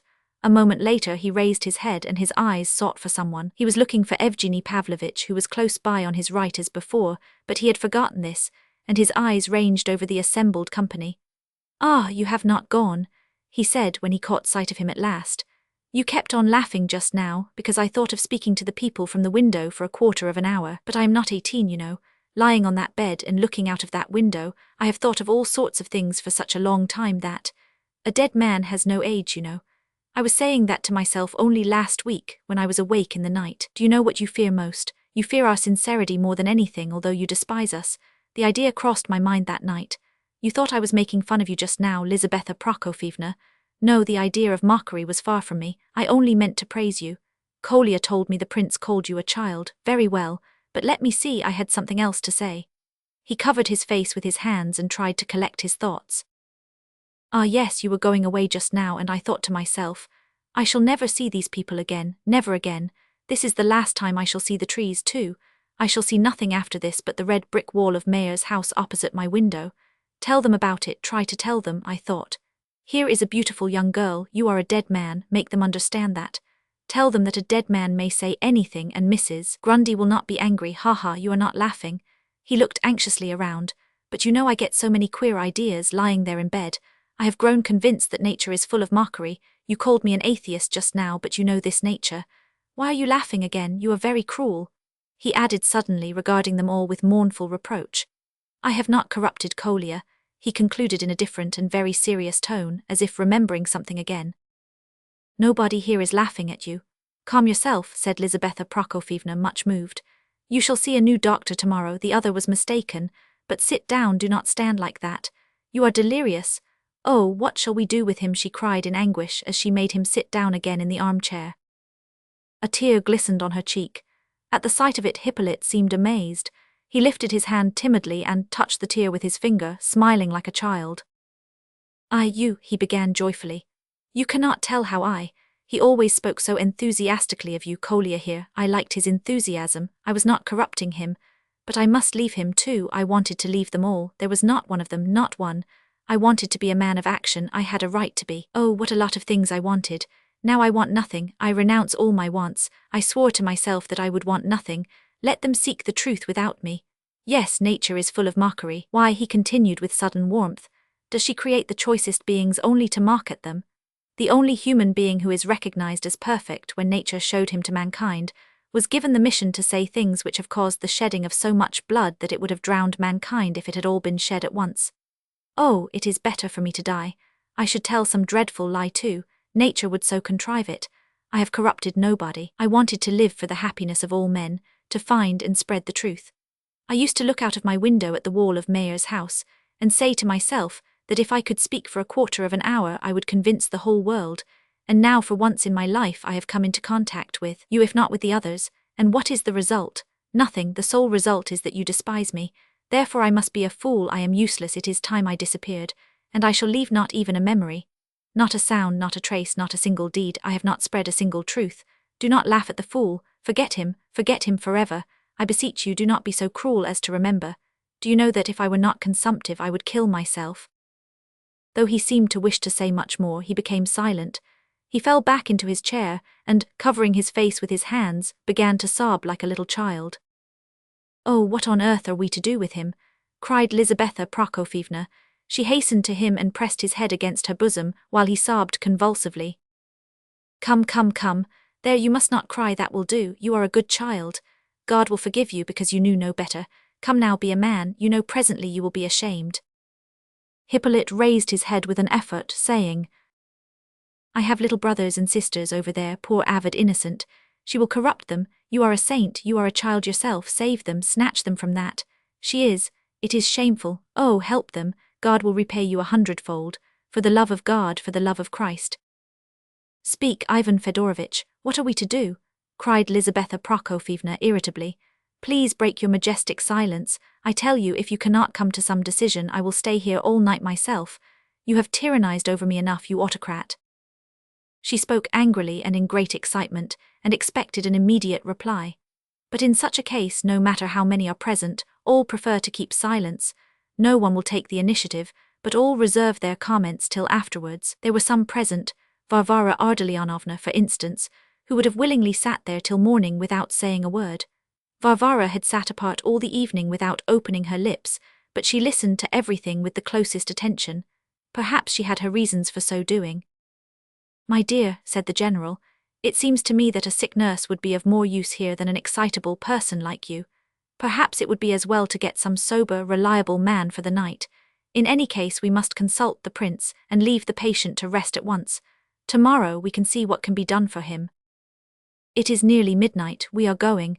Will he come with us or is he to stay here? Doktorenko asked crossly of the prince. You can stay with him if you like, said Myshkin. There is plenty of room here. Suddenly, to the astonishment of all, Keller went quickly up to the general. Excellency, he said impulsively, if you want a reliable man for the night, I am ready to sacrifice myself for my friend, such a soul as he has. I have long thought him a great man, Excellency. My article showed my lack of education, but when he criticizes he scatters pearls. Ivan Fedorovitch turned from the boxer with a gesture of despair. I shall be delighted if he will stay. It would certainly be difficult for him to get back to Petersburg, said the prince, in answer to the eager questions of Lizaveta Prokofyevna. But you are half asleep, are you not? If you don't want him, I will take him back to my house. Why, good gracious, he can hardly stand up himself. What is it? Are you ill? Not finding the prince on his deathbed, Lizaveta Prokofyevna had been misled by his appearance to think him much better than he was. But his recent illness, the painful memories attached to it, the fatigue of this evening, the incident with Pavlicheff's son, and now this scene with Hippolyte, had also worked on his oversensitive nature that he was now almost in a fever. Moreover, a new trouble, almost a fear, showed itself in his eyes. He watched Hippolyte anxiously as if expecting something further. Suddenly Hippolyte arose. His face, shockingly pale, was that of a man overwhelmed with shame and despair. This was shown chiefly in the look of fear and hatred which he cast upon the assembled company, and in the wild smile upon his trembling lips. Then he cast down his eyes, and with the same smile, staggered towards Burdovsky and Doktorenko, who stood at the entrance to the veranda. He had decided to go with them. There, that is what I feared, cried the prince. It was inevitable. Hippolyte turned upon him, a prey to maniacal rage, which set all the muscles of his face quivering. Ah, that is what you feared. It was inevitable, you say. Well, let me tell you that if I hate anyone here, I hate you all, he cried in a hoarse, strained voice. But you with your Jesuitical soul, your soul of sickly sweetness, idiot, beneficent millionaire, I hate you worse than anything or anyone on earth. I saw through you and hated you long ago. From the day I first heard of you, I hated you with my whole heart. You have contrived all this, you have driven me into this state. You have made a dying man disgrace himself. You are the cause of my abject cowardice. I would kill you if I remained alive. I do not want your benefits, I will accept none from anyone, do you hear? Not from anyone, I want nothing. I was delirious, do not dare to triumph. I curse every one of you once for all. Breath failed him here, and he was obliged to stop. He is ashamed of his tears, whispered Lebedeff to Lizaveta Prokofyevna. It was inevitable. Ah, what a wonderful man the prince is, he read his very soul. But Mrs. Epanchin would not deign to look at Lebedeff. Drawn up haughtily with her head held high, she gazed at the riffraff with scornful curiosity. When Hippolyte had finished, Ivan Fedorovitch shrugged his shoulders and his wife looked him angrily up and down, as if to demand the meaning of his movement. Then she turned to the prince. Thanks, Prince, many thanks, eccentric friend of the family, for the pleasant evening you have provided for us. I am sure you are quite pleased that you have managed to mix us up with your extraordinary affairs. It is quite enough, dear family friend. Thank you for giving us an opportunity of getting to know you so well. She arranged her cloak with hands that trembled with anger as she waited for the riffraff to go. The cab which Lebedeff's son had gone to fetch a quarter of an hour ago, by Doktorenko's order, arrived at that moment. The general thought fit to put in a word after his wife. Really, Prince, I hardly expected after all our friendly intercourse, and you see, Lizaveta Prokofyevna. Papa, how can you? Cried Adelaida, walking quickly up to the prince and holding out her hand. He smiled absently at her, then suddenly he felt a burning sensation in his ear as an angry voice whispered. If you do not turn those dreadful people out of the house this very instant, I shall hate you all my life, all my life. It was Aglaya. She seemed almost in a frenzy, but she turned away before the prince could look at her. However, there was no one left to turn out of the house, for they had managed meanwhile to get Hippolyte into the cab, and it had driven off. Well, how much longer is this going to last, Ivan Fedorovitch? What do you think? Shall I soon be delivered from these odious youths? My dear, I am quite ready, naturally, the prince. Ivan Fedorovitch held out his hand to Myshkin, but ran after his wife, who was leaving with every sign of violent indignation, before he had time to shake it. Adelaida, her fiancé, and Alexandra said goodbye to their host with sincere friendliness. Evgeny Pavlovitch did the same, and he alone seemed in good spirits. What I expected has happened, but I am sorry, you poor fellow, that you should have had to suffer for it, he murmured with a most charming smile. Aglaya left without saying goodbye, but the evening was not to end without a last adventure. An unexpected meeting was yet in store for Lizaveta Prokofievna. She had scarcely descended the terrace steps leading to the high road that skirts the park at Pavlovsk, when suddenly there dashed by a smart open carriage, drawn by a pair of beautiful white horses. Having passed some 10 yards beyond the house, the carriage suddenly drew up, and one of the two ladies seated in it turned sharp round, as though she had just caught sight of some acquaintance whom she particularly wished to see. "Evgeny Pavlovitch, is that you?" cried a clear, sweet voice which caused the prince and perhaps someone else to tremble. "Well, I am glad I've found you at last. I've sent to town for you twice today myself. My messengers have been searching for you everywhere." Evgeny Pavlovitch stood on the steps like one struck by lightning. Mrs. Epanchin stood still too, but not with the petrified expression of Evgeny. She gazed haughtily at the audacious person who had addressed her companion, and then turned a look of astonishment upon Evgeny himself. "There's news," continued the clear voice. "You need not be anxious about Kupferov's ayus. Rogozhin has bought them up. I persuaded him to. I dare say we shall settle Biskup too, so it's all right, you see. Au revoir tomorrow, and don't worry." The carriage moved on and disappeared. "The woman's mad," cried Evgeny at last, crimson with anger and looking confusedly around. "I don't know what she's talking about. What are you? Who is she?" Mrs. Epanchin continued to watch his face for a couple of seconds. Then she marched briskly and haughtily away towards her own house, the rest following her. A minute afterwards, Evgeny Pavlovitch reappeared on the terrace, in great agitation. "Prince," he said, "tell me the truth. Do you know what all this means?" "I know nothing whatever about it," replied the latter, who was himself in a state of nervous excitement. No. "Well, nor do I," said Evgeny Pavlovitch, laughing suddenly. "I haven't the slightest knowledge of any such ayus as she mentioned. I swear I haven't. What's the matter? Are you fainting?" "Oh no, I'm all right, I assure you." Chapter 11. The anger of the Epanchin family was unappeased for 3 days. As usual, the prince reproached himself, and had expected punishment, but he was inwardly convinced that Lizaveta Prokofievna could not be seriously angry with him, and that she probably was more angry with herself. He was painfully surprised, therefore, when 3 days passed with no word from her. Other things also troubled and perplexed him, and one of these grew more important in his eyes as the days went by. He had begun to blame himself for two opposite tendencies: on the one hand to extreme, almost senseless, confidence in his fellows, on the other to a vile, gloomy suspiciousness. By the end of the 3rd day, the incident of the eccentric lady and Evgeny Pavlovitch had attained enormous and mysterious proportions in his mind. He sorrowfully asked himself whether he had been the cause of this new monstrosity, or was it? But he refrained from saying who else might be in fault.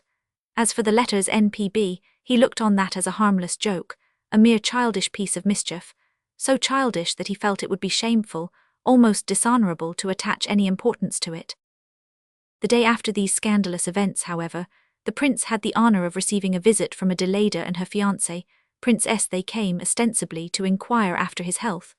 They had wandered out for a walk and called in by accident, and talked for almost the whole of the time they were with him about a certain most lovely tree in the park, which Adelaida had set her heart upon for a picture.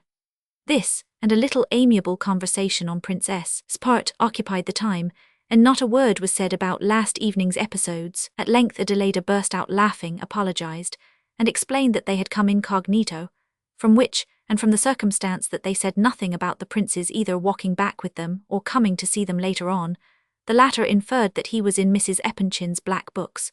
Adelaida mentioned a watercolor that she would much like to show him, and explained that she would either send it by Kolia or bring it herself the next day, which to the prince seemed very suggestive. At length, however, just as the visitors were on the point of departing, Prince S. seemed suddenly to recollect himself. "Oh yes, by the by," he said, "do you happen to know, my dear Lev Nikolaevich, who that lady was who called out to Evgeny Pavlovitch last night from the carriage?" "It was Nastasya Filippovna," said the prince. "Didn't you know that? I cannot tell you who her companion was." "But what on earth did she mean? I assure you it is a real riddle to me, and to others too." Prince S. seemed to be under the influence of sincere astonishment. She spoke of some bills of Evgeny Pavlovitch's, said the prince simply, which Rogozhin had bought up from someone, and implied that Rogozhin would not press him. Oh, I heard that much, my dear fellow, but the thing is so impossibly absurd. A man of property like Evgeny to give IOUs to a moneylender and to be worried about them. It is ridiculous. Besides, he cannot possibly be on such intimate terms with Nastasya Filippovna as she gave us to understand. That's the principal part of the mystery. He has given me his word that he knows nothing whatever about the matter, and of course I believe him. Well, the question is, my dear prince, do you know anything about it? Has any sort of suspicion of the meaning of it come across you? No, I know nothing whatever about it. I assure you I had nothing at all to do with it. Oh, prince, how strange you have become. I assure you I hardly know you for your old self. How can you suppose that I ever suggested you could have had a finger in such a business? But you are not quite yourself today, I can see. He embraced the prince and kissed him. What do you mean, though, asked Myshkin, by such a business? I don't see any particular business about it at all. Oh, undoubtedly, this person wished somehow, and for some reason, to do Evgeny Pavlovitch a bad turn, by attributing to him, before witnesses, qualities which he neither has nor can have, replied Princess dryly enough. Myshkin looked disturbed, but continued to gaze intently and questioningly into Prince S.'s face. The latter, however, remained silent. Then it was not simply a matter of bills, Myshkin said at last with some impatience. It was not as she said. But I ask you, my dear sir, how can there be anything in common between Evgeny Pavlovitch and her and again Rogozhin? I tell you he is a man of immense wealth, as I know for a fact, and he has further expectations from his uncle. Simply Nastasya Filippovna. Prince S. paused, as though unwilling to continue talking about Nastasya Filippovna. Then at all events he knows her, remarked the prince after a moment's silence. Oh, that may be. He may have known her some time ago, 2 or 3 years at least. He used to know Totsky. But it is impossible that there should be any intimacy between them. She has not even been in the place. Many people don't even know that she has returned from Moscow. I have only observed her carriage about for the last 3 days or so. It's a lovely carriage, said Adelaida.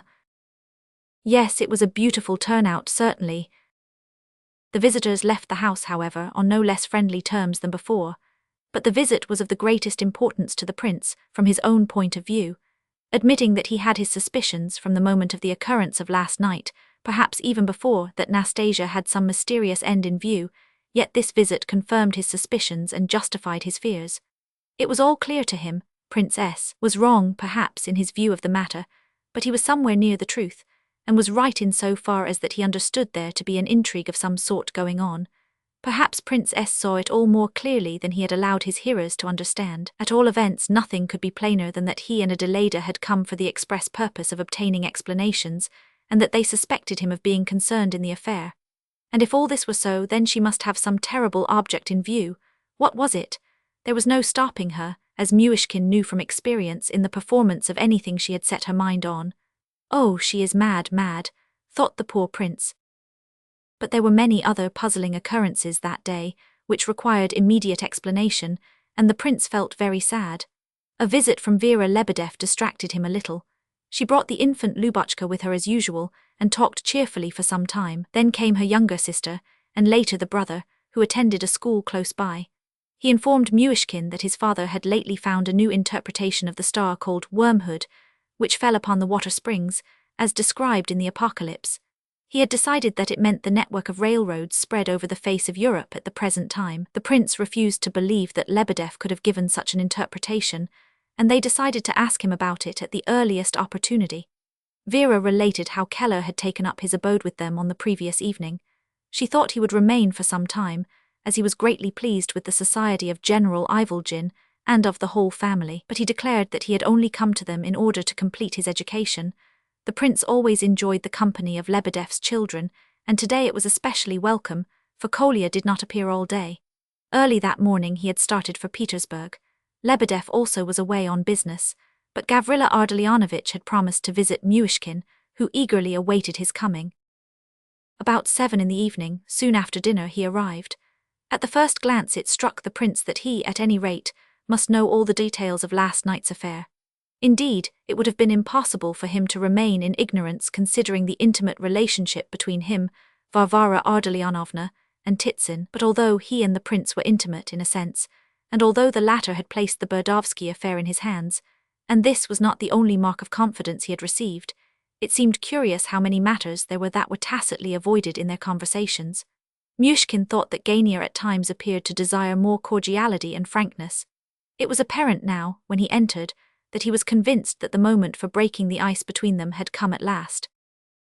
But all the same Gania was in haste, for his sister was waiting at Lebedev's to consult him on an urgent matter of business.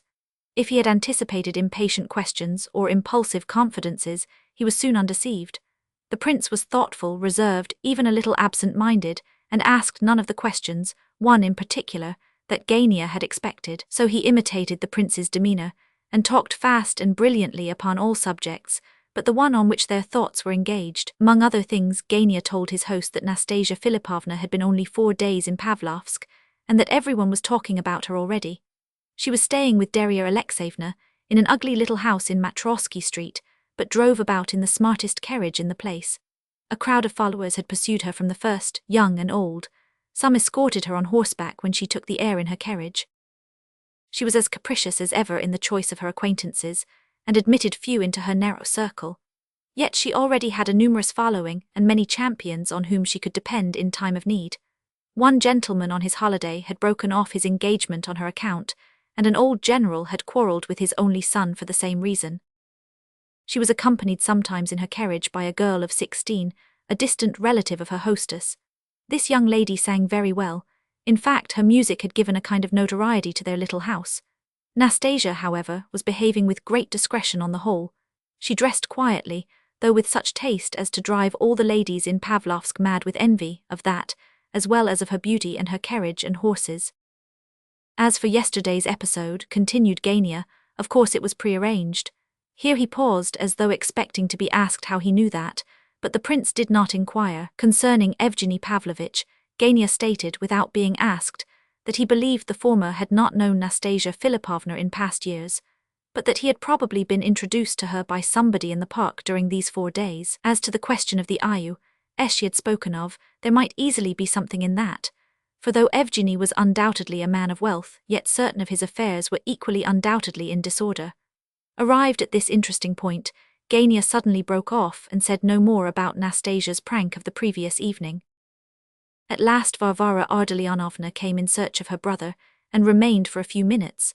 Without Myshkin's asking her, she informed him that Evgeny Pavlovich was spending the day in Petersburg, and perhaps would remain there over tomorrow, and that her husband had also gone to town, probably in connection with Evgeny Pavlovich's affairs. Lizaveta Prokofievna is in a really fiendish temper today, she added as she went out, but the most curious thing is that Aglaya has quarrelled with her whole family, not only with her father and mother but with her sisters also. It is not a good sign. She said all this quite casually, though it was extremely important in the eyes of the prince, and went off with her brother. Regarding the episode of Pavlicheff's son, Gania had been absolutely silent, partly from a kind of false modesty, partly, perhaps, to spare the prince's feelings. The latter, however, thanked him again for the trouble he had taken in the affair. Myshkin was glad enough to be left alone. He went out of the garden, crossed the road, and entered the park. He wished to reflect and to make up his mind as to a certain step. This step was one of those things, however, which are not thought out as a rule but decided for or against hastily, and without much reflection. The fact is, he felt a longing to leave all this and go away, go anywhere if only it were far enough, and at once without bidding farewell to anyone. He felt a presentiment that if he remained but a few days more in this place, and among these people, he would be fixed there irrevocably and permanently. However, in a very few minutes he decided that to run away was impossible, that it would be cowardly, that great problems lay before him, and that he had no right to leave them unsolved, or at least to refuse to give all his energy and strength to the attempt to solve them. Having come to this determination, he turned and went home, his walk having lasted less than a quarter of an hour. At that moment he was thoroughly unhappy. Lebedev had not returned, so towards evening Keller managed to penetrate into the prince's apartments. He was not drunk, but in a confidential and talkative mood. He announced that he had come to tell the story of his life to Myshkin, and had only remained at Pavlovsk for that purpose. There was no means of turning him out, nothing short of an earthquake would have removed him. In the manner of one with long hours before him, he began his history. But after a few incoherent words he jumped to the conclusion, which was that, having ceased to believe in God Almighty, he had lost every vestige of morality and had gone so far as to commit a theft. "Could you imagine such a thing?" said he. "Listen to me, Keller," returned the prince. "If I were in your place, I should not acknowledge that unless it were absolutely necessary for some reason, but perhaps you are making yourself out to be worse than you are purposely. I should tell it to no one but yourself, Prince, and I only name it now as a help to my soul's evolution. When I die, that secret will die with me. But Excellency, if you only had the least idea, how difficult it is to get money nowadays. Where to find it is the question. Ask for a loan, the answer is always the same. Give us gold, jewels, or diamonds, and it will be quite easy. Exactly what one has not got, can you picture that to yourself? I got angry at last and said, I suppose you would accept emeralds. Certainly we accept emeralds with pleasure. Yes, well that's all right, said I, go to the devil, you den of thieves. And with that I seized my hat and walked out. Had you any emeralds? Asked the prince. What, I have emeralds? Oh, Prince, with what simplicity, with what almost pastoral simplicity you look upon life. Could not something be made of this man under good influences? Asked the prince of himself, for he began to feel a kind of pity for his visitor. He thought little of the value of his own personal influence, not from a sense of humility, but from his peculiar way of looking at things in general. Imperceptibly the conversation grew more animated and more interesting, so that neither of the two felt anxious to bring it to a close. Keller confessed with apparent sincerity to having been guilty of many acts of such a nature that it astonished the prince that he could mention them, even to him. At every fresh avowal he professed the deepest repentance, and described himself as being bathed in tears. But this did not prevent him from putting on a boastful air at times, and some of his stories were so absurdly comical that both he and the prince laughed like madmen. One point in your favor is that you seem to have a childlike mind and extreme truthfulness, said the prince at last. Do you know that that atones for much? I am assuredly noble-minded and chivalrous to a degree, said Keller, much softened. But do you know this nobility of mind exists in a dream, if one may put it so? It never appears in practice or deed. Now why is that? I can never understand. Do not despair. I think we may say without fear of deceiving ourselves that you have now given a fairly exact account of your life. I, at least, think it would be impossible to add much to what you have just told me. Impossible, cried Keller almost pityingly. Oh, Prince, how little you really seem to understand human nature. Is there really much more to be added? Asked the prince with mild surprise. Well, what is it you really want of me? Speak out. Tell me why you came to make your confession to me. What did I want? Well, to begin with, it is good to meet a man like you. It is a pleasure to talk over my faults with you. I know you for one of the best of men. And then. He hesitated, and appeared so much embarrassed that the prince helped him out. Then you wanted me to lend you money. The words were spoken in a grave tone, and even somewhat shyly. Keller started, gave an astonished look at the speaker, and thumped the table with his fist. Well, Prince, that's enough to knock me down. It astounds me. Here you are as simple and innocent as a knight of the Golden Age, and yet, you read a man's soul like a psychologist. Now do explain it to me, Prince, because I really do not understand. Of course my aim was to borrow money all along, and you asked the question as if there was nothing blamable in it, as if you thought it quite natural. Yes, from you it is quite natural. And you are not offended. Why should I be offended? Well, just listen, Prince. I remained here last evening, partly because I have a great admiration for the French Archbishop Berdelau. I enjoyed a discussion over him till 3 o'clock in the morning with Lebedeff, and then, I swear by all I hold sacred that I am telling you the truth. Then I wished to develop my soul in this frank and heartfelt confession to you. This was my thought as I was sobbing myself to sleep at dawn. Just as I was losing consciousness, tears in my soul, tears on my face, I remember how I lay there sobbing. An idea from hell struck me. Why not, after confessing, borrow money from him? You see, this confession was a kind of masterstroke. I intended to use it as a means to your good grace and favor, and then I meant to walk off with 150 rubles. Now, do you not call that base? It is hardly an exact statement of the case, said the prince in reply. You have confused your motives and ideas, as I need scarcely say too often happens to myself. I can assure you, Keller, I reproach myself bitterly for it sometimes. When you were talking just now, I seemed to be listening to something about myself. At times I have imagined that all men were the same. he continued earnestly, for he appeared to be much interested in the conversation, and that consoled me in a certain degree, for a double motive is a thing most difficult to fight against. I have tried, and I know. God knows whence they arise, these ideas that you speak of as base. I fear these double motives more than ever just now, but I am not your judge, and in my opinion it is going too far to give the name of baseness to it. What do you think? You are going to employ your tears as a ruse in order to borrow money, but you also say, in fact, you have sworn to the fact, that independently of this your confession was made with an honourable motive. As for the money, you want it for drink, do you not? After your confession, that is weakness, of course, but after all, how can anyone give up a bad habit at a moment's notice? It is impossible. What can we do? It is best, I think, to leave the matter to your own conscience. How does it seem to you? As he concluded, the prince looked curiously at Keller. Evidently this problem of double motives had often been considered by him before. Well, how anybody can call you an idiot after that is more than I can understand, cried the boxer. The prince reddened slightly.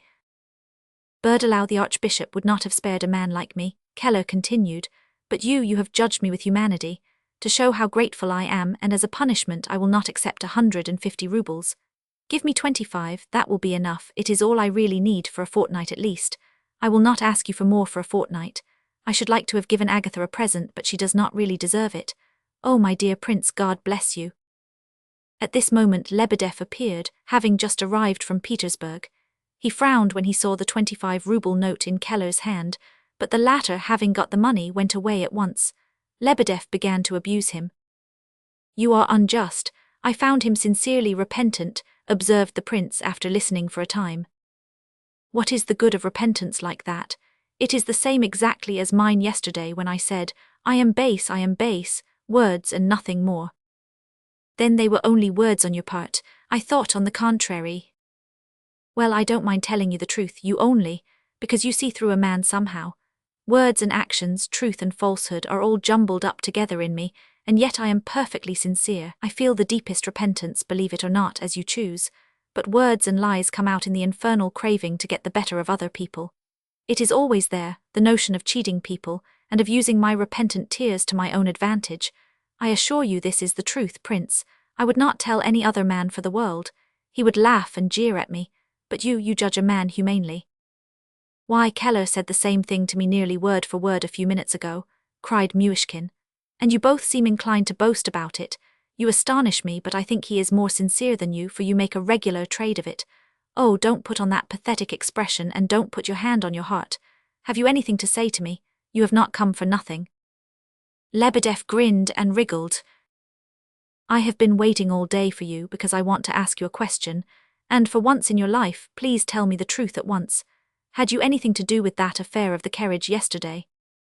Lebedev began to grin again, rubbed his hands, sneezed, but spoke not a word in reply. I see you had something to do with it. Indirectly, quite indirectly. I am speaking the truth, I am indeed. I merely told a certain person that I had people in my house, and that such and such personages might be found among them. I am aware that you sent your son to that house. He told me so himself just now, but what is this intrigue? Said the prince impatiently. It is not my intrigue, cried Lebedev, waving his hand. It was engineered by other people, and is, properly speaking, rather a fantasy than an intrigue. But what is it all about? Tell me, for heaven's sake.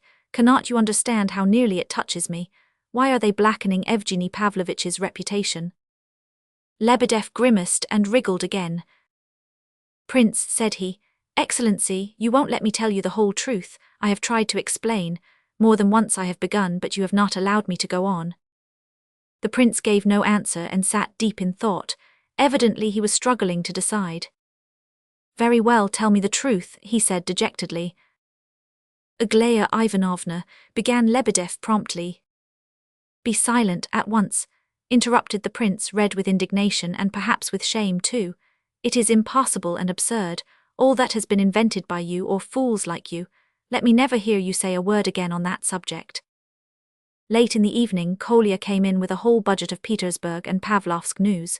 He did not dwell much on the Petersburg part of it, which consisted chiefly of intelligence about his friend Hippolyte, but passed quickly to the Pavlovsk tidings. He had gone straight to the Epanchins from the station. There's the deuce and all going on there, he said. "First of all about the row last night, and I think there must be something new as well, though I didn't like to ask. Not a word about you, Prince, the whole time. The most interesting fact was that Aglaya had been quarrelling with her people about Gania. Kolya did not know any details except that it had been a terrible quarrel. Also, Evgeny Pavlovitch had called and met with an excellent reception all round. And another curious thing, Mrs. Epanchin was so angry that she called Veria to her. Veria was talking to the girls, and turned her out of the house once for all, she said. I heard it from Veria herself. Mrs. Epanchin was quite polite but firm, and when Veria said goodbye to the girls, she told them nothing about it, and they didn't know they were saying goodbye for the last time. I'm sorry for Veria and for Gania too. He isn't half a bad fellow in spite of his faults, and I shall never forgive myself for not liking him before. I don't know whether I ought to continue to go to the Epanchins now," concluded Kolya. "I like to be quite independent of others and of other people's quarrels if I can, but I must think over it." "I don't think you need break your heart over Gania," said the prince. "For if what you say is true, he must be considered dangerous in the Epanchin household, and if so, certain hopes of his must have been encouraged." What hopes?" cried Kolya. "You surely don't mean Aglaya? Oh no." "You're a dreadful skeptic, Prince," he continued after a moment's silence. "I have observed of late that you have grown skeptical about everything. You don't seem to believe in people as you did, and are always attributing motives and so on. Am I using the word skeptic in its proper sense?" "I believe so, but I'm not sure." "Well, I'll change it. Right or wrong, I'll say that you are not skeptical but jealous. There, you are deadly jealous of Gania over a certain proud damsel. Come." Kolya jumped up with these words and burst out laughing. He laughed as he had perhaps never laughed before, and still more when he saw the prince flushing up to his temples. He was delighted that the prince should be jealous about Aglaya. However, he stopped immediately on seeing that the other was really hurt, and the conversation continued, very earnestly, for an hour or more. Next day the prince had to go to town on business. Returning in the afternoon, he happened upon General Epanchin at the station. The latter seized his hand, glancing around nervously, as if he were afraid of being caught in wrongdoing, and dragged him into a first-class compartment. He was burning to speak about something of importance. "In the first place, my dear prince, don't be angry with me. I would have come to see you yesterday, but I didn't know how Lizabetha Prokofievna would take it. My dear fellow, my house is simply a hell just now. A sort of sphinx has taken up its abode there. We live in an atmosphere of riddles. I can't make head or tail of anything. As for you, I feel sure you are the least to blame of any of us, though you certainly have been the cause of a good deal of trouble. You see, it's all very pleasant to be a philanthropist, but it can be carried too far. Of course I admire kind-heartedness and I esteem my wife, but—" The general wandered on in this disconnected way for a long time. It was clear that he was much disturbed by some circumstance which he could make nothing of. "It is plain to me that you are not in it at all," he continued at last a little less vaguely, "but perhaps you had better not come to our house for a little while. I ask you in the friendliest manner, mind, just till the wind changes again. As for Evgeny Pavlovitch," he continued with some excitement, "the whole thing is a calumny, a dirty calumny. It is simply a plot, an intrigue to upset our plans and to stir up a quarrel. You see, Prince, I'll tell you privately, Evgeny and ourselves have not said a word yet. We have no formal understanding. We are in no way bound on either side. But the word may be said very soon. Don't you see, very soon, and all this is most injurious, and is meant to be so. Why, I'm sure I can't tell you. She's an extraordinary woman, you see, an eccentric woman. I tell you I am so frightened of that woman that I can't sleep. What a carriage that was, and where did it come from, eh? I declare I was base enough to suspect Evgeny at first. But it seems certain that that cannot be the case, and if so, why is she interfering here? That's the riddle. What does she want? Is it to keep Evgeny to herself? But my dear fellow, I swear to you, I swear he doesn't even know her. And as for those bills, why, the whole thing is an invention. And the familiarity of the woman, it's quite clear we must treat the impudent creature's attempt with disdain, and redouble our courtesy towards Evgeny. I told my wife so. Now I'll tell you my secret conviction. I'm certain that she's doing this to revenge herself on me on account of the past, though I assure you that all the time I was blameless. I blush at the very idea. And now she turns up again like this when I thought she had finally disappeared. Where's Rogozhin all this time? I thought she was Mrs. Rogozhin long ago." The old man was in a state of great mental perturbation. The whole of the journey, which occupied nearly an hour, he continued in this strain, putting questions and answering them himself, shrugging his shoulders, pressing the prince's hand, and assuring the latter that, at all events, he had no suspicion whatever of him. This last assurance was satisfactory, at all events. The general finished by informing him that Evgeny's uncle was head of one of the civil service departments, and rich, very rich, and a gourmand. And, well, heaven preserve him, of course, but Evgeny gets his money, don't you see? But for all this I'm uncomfortable, I don't know why. There's something in the air, I feel there's something nasty in the air, like a bat, and I'm by no means comfortable. And it was not until the third day that the formal reconciliation between the prince and the Epanchins took place, as said before. Chapter 12. It was 7 in the evening, and the prince was just preparing to go out for a walk in the park, when suddenly Mrs. Epanchin appeared on the terrace. In the first place, don't dare to suppose, she began, that I am going to apologize. Nonsense, you were entirely to blame. The prince remained silent. Were you to blame or not? No, certainly not, no more than yourself, though at first I thought I was. Oh, very well, let's sit down at all events, for I don't intend to stand up all day. And remember, if you say one word about mischievous urchins, I shall go away and break with you altogether. Now then, did you or did you not send a letter to Aglaya a couple of months or so ago about Eastertide? Yes.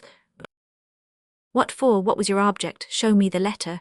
Mrs. Epanchin's eyes flashed. She was almost trembling with impatience. I have not got the letter, said the prince timidly, extremely surprised at the turn the conversation had taken. If anyone has it, if it still exists, Aglaya Ivanovna must have it. No finessing, please. What did you write about?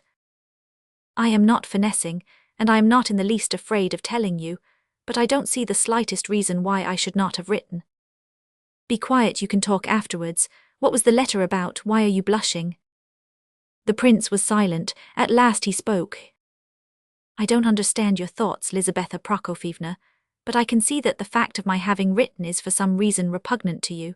You must admit that I have a perfect right to refuse to answer your questions, but in order to show you that I am neither ashamed of the letter nor sorry that I wrote it, and that I am not in the least inclined to blush about it, here the prince's blushes redoubled, I will repeat the substance of my letter, for I think I know it almost by heart.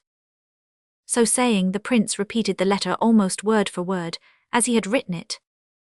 My goodness, what utter twaddle, and what may all this nonsense have signified, pray, if it had any meaning at all, said Mrs. Epanchin cuttingly, after having listened with great attention. I really don't absolutely know myself. I know my feeling was very sincere. I had moments at that time full of life and hope. What sort of hope? It is difficult to explain, but certainly not the hopes you have in your mind. Hopes, well, in a word, hopes for the future, and a feeling of joy that there, at all events, I was not entirely a stranger and a foreigner. I felt an ecstasy in being in my native land once more, and one sunny morning I took up a pen and wrote her that letter, but why to her I don't quite know. Sometimes one longs to have a friend near, and I evidently felt the need of one then, added the prince and paused. Are you in love with her?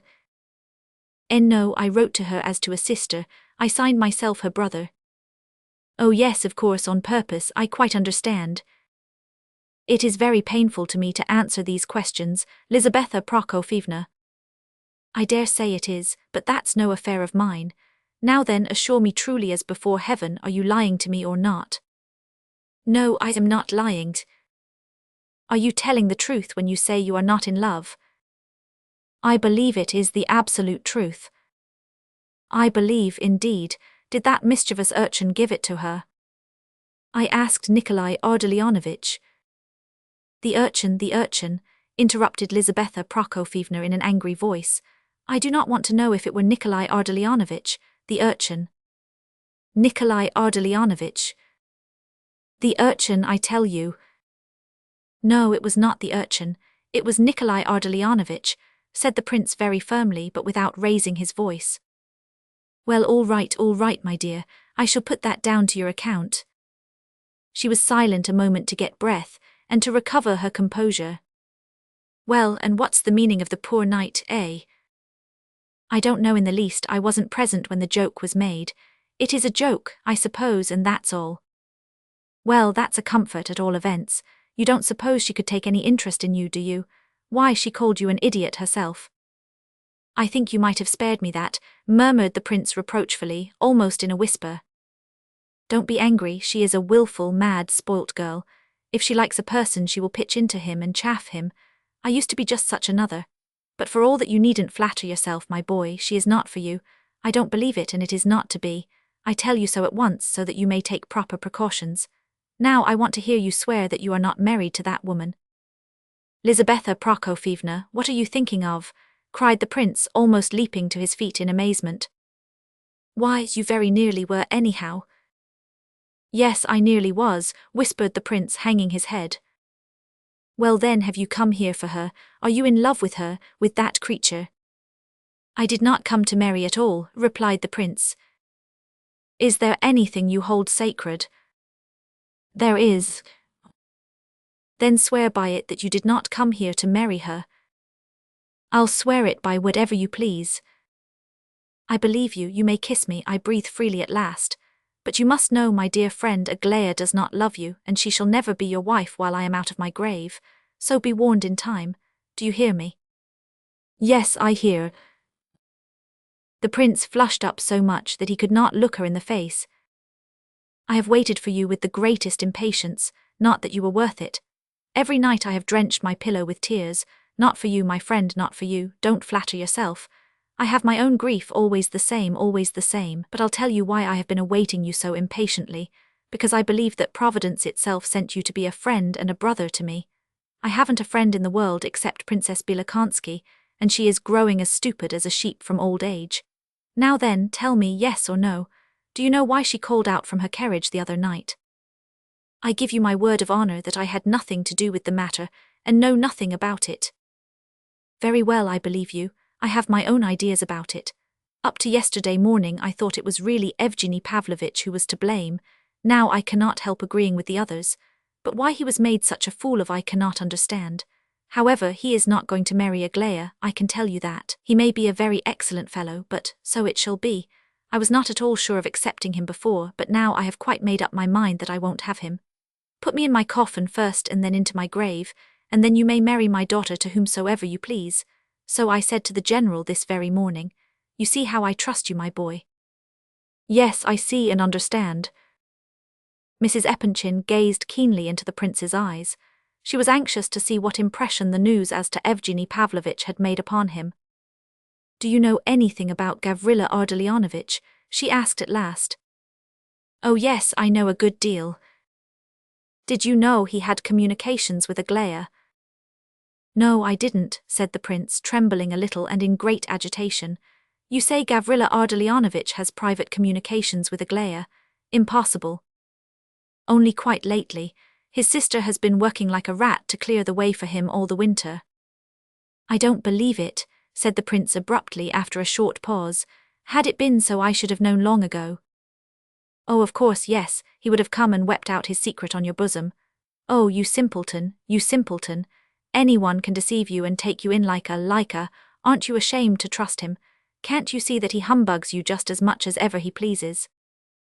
"I know very well that he does deceive me occasionally, and he knows that I know it, but—" the prince did not finish his sentence. "And that's why you trust him, eh? So I should have supposed. Good Lord, was there ever such a man as you? TFU. And are you aware, sir, that this Gania or his sister Veria have brought her into correspondence with Nastasya Filippovna?" "Brought whom?" cried Myshkin. "Aglaya." "I don't believe it, it's impossible. What object could they have?" He jumped up from his chair in his excitement. "Nor do I believe it in spite of the proofs. The girl is self-willed and fantastic and insane. She's wicked, I'll repeat it for 1,000 years that she's wicked. They all are just now, all my daughters, even that wet hen Alexandra. And yet I don't believe it. Because I don't choose to believe it perhaps, but I don't. Why haven't you been?" She turned on the prince suddenly. "Why didn't you come near us all these 3 days, eh?" The prince began to give his reasons, but she interrupted him again. "Everybody takes you in and deceives you. You went to town yesterday. I dare swear you went down on your knees to that rogue and begged him to accept your 10,000 rubles." "I never thought of doing any such thing. I have not seen him and he is not a rogue in my opinion. I have had a letter from him." "Show it me." The prince took a paper from his pocket-book and handed it to Lizabetha Prokofyevna. It ran as follows. "Sir, in the eyes of the world I am sure that I have no cause for pride or self-esteem. I am much too insignificant for that, but what may be so to other men's eyes is not so to yours. I am convinced that you are better than other people. Doktorenko disagrees with me, but I am content to differ from him on this point. I will never accept one single kopeck from you, but you have helped my mother, and I am bound to be grateful to you for that, however weak it may seem. At any rate, I have changed my opinion about you, and I think right to inform you of the fact, but I also suppose that there can be no further intercourse between us. Antip Burdovsky. P.S. The 200 rubles I owe you shall certainly be repaid in time. How extremely stupid, cried Mrs. Epanchin, giving back the letter abruptly. It was not worth the trouble of reading. Why are you smiling? Confess that you are pleased to have read it. What, pleased with all that nonsense? Why cannot you see that they are all infatuated with pride and vanity? He has acknowledged himself to be in the wrong. Don't you see that the greater his vanity, the more difficult this admission must have been on his part? Oh, what a little child you are, Lizaveta Prokofyevna. Are you tempting me to box your ears for you, or what? Not at all, I am only proving that you are glad about the letter. Why conceal your real feelings? You always like to do it. Never come near my house again, cried Mrs. Epanchin, pale with rage. Don't let me see as much as a shadow of you about the place, do you hear? Oh yes, and in 3 days you'll come and invite me yourself. Aren't you ashamed now? These are your best feelings, you are only tormenting yourself. I'll die before I invite you. I shall forget your very name, I've forgotten it already. She marched towards the door. But I'm forbidden your house as it is without your added threats, cried the prince after her. What, who forbade you? She turned round so suddenly that one might have supposed a needle had been stuck into her. The prince hesitated. He perceived that he had said too much now. Who forbade you? Cried Mrs. Epanchin once more. Aglaya Ivanovna told me. When? Speak quick. She sent to say, yesterday morning, that I was never to dare to come near the house again. Lizaveta Prokofyevna stood like a stone. What did she send? Whom? Was it that boy? Was it a message? Quick. I had a note, said the prince. Where is it? Give it here at once. The prince thought a moment. Then he pulled out of his waistcoat pocket an untidy slip of paper, on which was scrawled. Prince Lev Nikolaevich, if you think fit, after all that has passed, to honor our house with a visit, I can assure you you will not find me among the number of those who are in any way delighted to see you. Aglaya Epanchin. Mrs. Epanchin reflected a moment. The next minute she flew at the prince, seized his hand, and dragged him after her to the door. Quick, come along, she cried, breathless with agitation and impatience. Come along with me this moment. But you declared I wasn't. Don't be a simpleton, you behave just as though you weren't a man at all. Come on, I shall see now with my own eyes, I shall see all. Well, let me get my hat at least. Here's your miserable hat. He couldn't even choose a respectable shape for his hat. Come on. She did that because I took your part and said you ought to have come, little vixen. Else she would never have sent you that silly note. It's a most improper note, I call it. Most improper for such an intelligent, well-brought-up girl to write. I dare say she was annoyed that you didn't come, but she ought to have known that one can't write like that to an idiot like you, for you'd be sure to take it literally. Mrs. Epanchin was dragging the prince along with her all the time, and never let go of his hand for an instant. What are you listening for? She added, seeing that she had committed herself a little. She wants a clown like you, she hasn't seen one for some time to play with, that's why she is anxious for you to come to the house, and right glad I am that she'll make a thorough good fool of you. You deserve it, and she can do it. Oh, she can indeed, as well as most people. Part 3. 1. The Epanchin family, or at least the more serious members of it, were sometimes grieved because they seemed so unlike the rest of the world. They were not quite certain, but had at times a strong suspicion that things did not happen to them as they did to other people. Others led a quiet, uneventful life, while they were subject to continual upheavals. Others kept on the rails without difficulty. They ran off at the slightest obstacle. Other houses were governed by a timid routine. Theirs was somehow different. Perhaps Lizaveta Prokofyevna was alone in making these fretful observations. The girls, though not wanting in intelligence, were still young.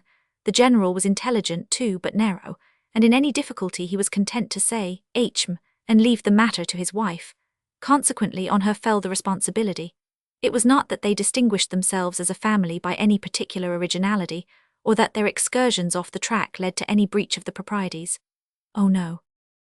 There was nothing premeditated, there was not even any conscious purpose in it all, and yet, in spite of everything, the family, although highly respected, was not quite what every highly respected family ought to be. For a long time now Lizaveta Prokofyevna had had it in her mind that all the trouble was owing to her unfortunate character, and this added to her distress.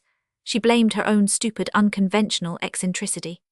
Always restless, always on the go, she constantly seemed to lose her way, and to get into trouble over the simplest and more ordinary affairs of life. We said at the beginning of our story that the Epanchins were liked and esteemed by their neighbors. In spite of his humble origin, Ivan Fedorovitch himself was received everywhere with respect. He deserved this, partly on account of his wealth and position, partly because, though limited, he was really a very good fellow. But a certain limitation of mind seems to be an indispensable asset, if not to all public personages, at least to all serious financiers. Added to this, his manner was modest and unassuming. He knew when to be silent, yet never allowed himself to be trampled upon. Also, and this was more important than all, he had the advantage of being under exalted patronage. As to Lizaveta Prokofyevna, she, as the reader knows, belonged to an aristocratic family. True, Russians think more of influential friends than of birth, but she had both. She was esteemed and even loved by people of consequence in society, whose example in receiving her was therefore followed by others. It seems hardly necessary to remark that her family worries and anxieties had little or no foundation, or that her imagination increased them to an absurd degree. But if you have a wart on your forehead or nose, you imagine that all the world is looking at it, and that people would make fun of you because of it, even if you had discovered America. Doubtless Lizaveta Prokofyevna was considered eccentric in society, but she was none the less esteemed. The pity was that she was ceasing to believe in that esteem. When she thought of her daughters, she said to herself sorrowfully that she was a hindrance rather than a help to their future, that her character and temper were absurd, ridiculous, insupportable. Naturally, she put the blame on her surroundings, and from morning to night was quarrelling with her husband and children, whom she really loved to the point of self-sacrifice, even one might say of passion. She was above all distressed by the idea that her daughters might grow up eccentric, like herself. She believed that no other society girls were like them. They are growing into nihilists, she repeated over and over again. For years she had tormented herself with this idea and with the question, why don't they get married? It is to annoy their mother. That is their one aim in life. It can be nothing else. The fact is, it is all of a piece with these modern ideas, that wretched woman's question. 6 months ago Aglaya took a fancy to cut off her magnificent hair. Why, even I, when I was young, had nothing like it. The scissors were in her hand, and I had to go down on my knees and implore her. She did it, I know, from sheer mischief, to spite her mother, for she is a naughty, capricious girl, a real spoiled child, spiteful and mischievous to a degree. And then Alexandra wanted to shave her head, not from caprice or mischief, but like a little fool, simply because Aglaya persuaded her she would sleep better without her hair, and not suffer from headache. And how many suitors have they not had during the last 5 years? Excellent offers, too. What more do they want? Why don't they get married? For no other reason than to vex their mother. None. But Lizaveta Prokofyevna felt somewhat consoled when she could say that one of her girls, Adelaida, was settled at last. It will be one off our hands, she declared aloud, though in private she expressed herself with greater tenderness. The engagement was both happy and suitable, and was therefore approved in society. Prince S. was a distinguished man, he had money, and his future wife was devoted to him. What more could be desired? Lizaveta Prokofyevna had felt less anxious about this daughter, however, although she considered her artistic tastes suspicious. But to make up for them she was, as her mother expressed it, merry, and had plenty of common sense. It was Aglaya's future which disturbed her most. With regard to her eldest daughter Alexandra, the mother never quite knew whether there was cause for anxiety or not. Sometimes she felt as if there was nothing to be expected from her. She was 25 now, and must be fated to be an old maid, and with such beauty too. The mother spent whole nights in weeping and lamenting, while all the time the cause of her grief slumbered peacefully. What is the matter with her? Is she a nihilist or simply a fool? But Lizaveta Prokofyevna knew perfectly well how unnecessary was the last question. She set a high value on Alexandra Ivanovna's judgment, and often consulted her in difficulties. But that she was a wet hen, she never for a moment doubted. She is so calm, nothing rouses her, though wet hens are not always calm. Oh, I can't understand it. Her eldest daughter inspired Lizabetha with a kind of puzzled compassion. She did not feel this in Aglaya's case, though the latter was her idol. It may be said that these outbursts and epithets such as wet hen, in which the maternal solicitude usually showed itself, only made Alexandra laugh. Sometimes the most trivial thing annoyed Mrs. Epanchin and drove her into a frenzy.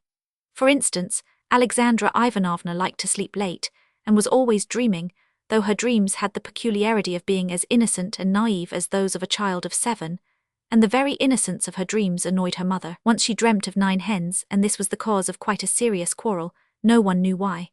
Another time she had, it was most unusual, a dream with a spark of originality in it. She dreamt of a monk in a dark room into which she was too frightened to go. Adelaida and Aglaya rushed off with shrieks of laughter to relate this to their mother, but she was quite angry and said her daughters were all fools. She is as stupid as a fool, a veritable wet hen. Nothing excites her, and yet she is not happy. Some days it makes one miserable only to look at her. Why is she unhappy, I wonder? At times Lizabetha Prokofyevna put this question to her husband, and as usual she spoke in the threatening tone of one who demands an immediate answer. Ivan Fedorovitch would frown, shrug his shoulders, and at last give his opinion. She needs a husband. God forbid that he should share your ideas, Ivan Fedorovitch, his wife flashed back, or that he should be as gross and churlish as you. The general promptly made his escape, and Lizabetha Prokofyevna after a while grew calm again. That evening, of course, she would be unusually attentive, gentle and respectful to her gross and churlish husband, her dear, kind Ivan Fedorovitch, for she had never left off loving him. She was even still in love with him. He knew it well, and for his part held her in the greatest esteem. But the mother's great and continual anxiety was Aglaya. She is exactly like me, my image in everything, said Mrs. Epanchin to herself. A tyrant, a real little demon, a nihilist, eccentric, senseless and mischievous. Good Lord, how unhappy she will be. But as we said before, the fact of Adelaida's approaching marriage was balm to the mother. For a whole month she forgot her fears and worries. Adelaida's fate was settled, and with her name that of Aglaya's was linked in society gossip. People whispered that Aglaya, too, was as good as engaged, and Aglaya always looked so sweet and behaved so well during this period, that the mother's heart was full of joy. Of course, Evgeny Pavlovitch must be thoroughly studied first, before the final step should be taken, but really how lovely dear Aglaya had become. She actually grew more beautiful every day. And then, yes, and then, this abominable prince showed his face again, and everything went topsy-turvy at once, and everyone seemed as mad as March hares. What had really happened? If it had been any other family than the Epanchins, nothing particular would have happened. But, thanks to Mrs. Epanchin's invariable fussiness and anxiety, there could not be the slightest hitch in the simplest matters of everyday life, but she immediately foresaw the most dreadful and alarming consequences, and suffered accordingly. What then must have been her condition, when, among all the imaginary anxieties and calamities which so constantly beset her, she now saw looming ahead a serious cause for annoyance, something really likely to arouse doubts and suspicions. How dared they write that hateful anonymous letter informing me that Aglaya is in communication with Nastasya Filippovna?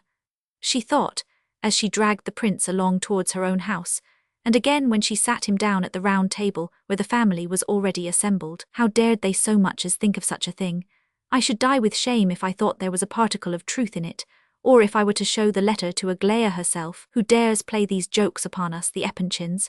Why didn't we go to the Yelagin instead of coming down here? I told you we had better go to the Yelagin this summer, Ivan Fedorovitch. It's all your fault. I dare say it was that Veria who sent the letter. It's all Ivan Fedorovitch. That woman is doing it all for him, I know she is, to show she can make a fool of him now, just as she did when he used to give her pearls. But after all is said, we are mixed up in it. Your daughters are mixed up in it, Ivan Fedorovitch. Young ladies in society, young ladies at an age to be married. They were present, they heard everything there was to hear. They were mixed up with that other scene too, with those dreadful youths. You must be pleased to remember they heard it all. I cannot forgive that wretched prince. I never shall forgive him. And why, if you please, has Aglaya had an attack of nerves for these last 3 days? Why has she all but quarrelled with her sisters, even with Alexandra, whom she respects so much that she always kisses her hands as though she were her mother? What are all these riddles of hers that we have to guess? What has Gavrila Ardalionovitch to do with it? Why did she take upon herself to champion him this morning and burst into tears over it? Why is there an allusion to that cursed, poor knight in the anonymous letter? And why did I rush off to him just now like a lunatic and drag him back here? I do believe I've gone mad at last. What on earth have I done now? To talk to a young man about my daughter's secrets, and secrets having to do with himself too. Thank goodness he's an idiot and a friend of the house. Surely Aglaya hasn't fallen in love with such a gaby. What an idea. Phoo, we ought all to be put under glass cases, myself first of all, and be shown off as curiosities at 10 kopecks a peep. I shall never forgive you for all this, Ivan Fedorovitch, never. Look at her now, why doesn't she make fun of him? She said she would and she doesn't. Look there. She stares at him with all her eyes and doesn't move, and yet she told him not to come. He looks pale enough, and that abominable chatterbox Evgeny Pavlovitch monopolizes the whole of the conversation. Nobody else can get a word in. I could soon find out all about everything if I could only change the subject. The prince certainly was very pale. He sat at the table and seemed to be feeling by turns sensations of alarm and rapture. Oh, how frightened he was of looking to one side, one particular corner, whence he knew very well that a pair of dark eyes were watching him intently, and how happy he was to think that he was once more among them, and occasionally hearing that well-known voice, although she had written and forbidden him to come again. What on earth will she say to me, I wonder, he thought to himself. He had not said a word yet. He sat silent and listened to Evgeny Pavlovitch's eloquence. The latter had never appeared so happy and excited as on this evening. The prince listened to him, but for a long time did not take in a word he said. Excepting Ivan Fedorovitch, who had not as yet returned from town, the whole family was present. Prince S. was there, and they all intended to go out to hear the band very soon. Kolya arrived presently and joined the circle. So he is received as usual after all, thought the prince. The Epanchins' country house was a charming building, built after the model of a Swiss chalet, and covered with creepers. It was surrounded on all sides by a flower garden, and the family sat as a rule on the open veranda as at the prince's house. The subject under discussion did not appear to be very popular with the assembly, and some would have been delighted to change it. But Evgeny would not stop holding forth, and the prince's arrival seemed to spur him on to still further oratorical efforts. Lizaveta Prokofievna frowned, but had not as yet grasped the subject, which seemed to have arisen out of a heated argument. Aglaya sat apart, almost in the corner, listening in stubborn silence. Excuse me, continued Evgeny Pavlovitch hotly, I don't say a word against liberalism. Liberalism is not a sin, it is a necessary part of a great whole, which whole would collapse and fall to pieces without it. Liberalism has just as much right to exist as has the most moral conservatism, but I am attacking Russian liberalism, and I attack it for the simple reason that a Russian liberal is not a Russian liberal, he is a non-Russian liberal. Show me a real Russian liberal, and I'll kiss him before you all with pleasure. If he cared to kiss you, that is, said Alexandra, whose cheeks were red with irritation and excitement. Look at that now, thought the mother to herself, she does nothing but sleep and eat for a year at a time, and then suddenly flies out in the most incomprehensible way. The prince observed that Alexandra appeared to be angry with Evgeny, because he spoke on a serious subject in a frivolous manner, pretending to be in earnest, but with an undercurrent of irony. I was saying just now before you came in, Prince, that there has been nothing national up to now about our liberalism, and nothing the liberals do or have done is in the least degree national. They are drawn from two classes only, the old landowning class and clerical families.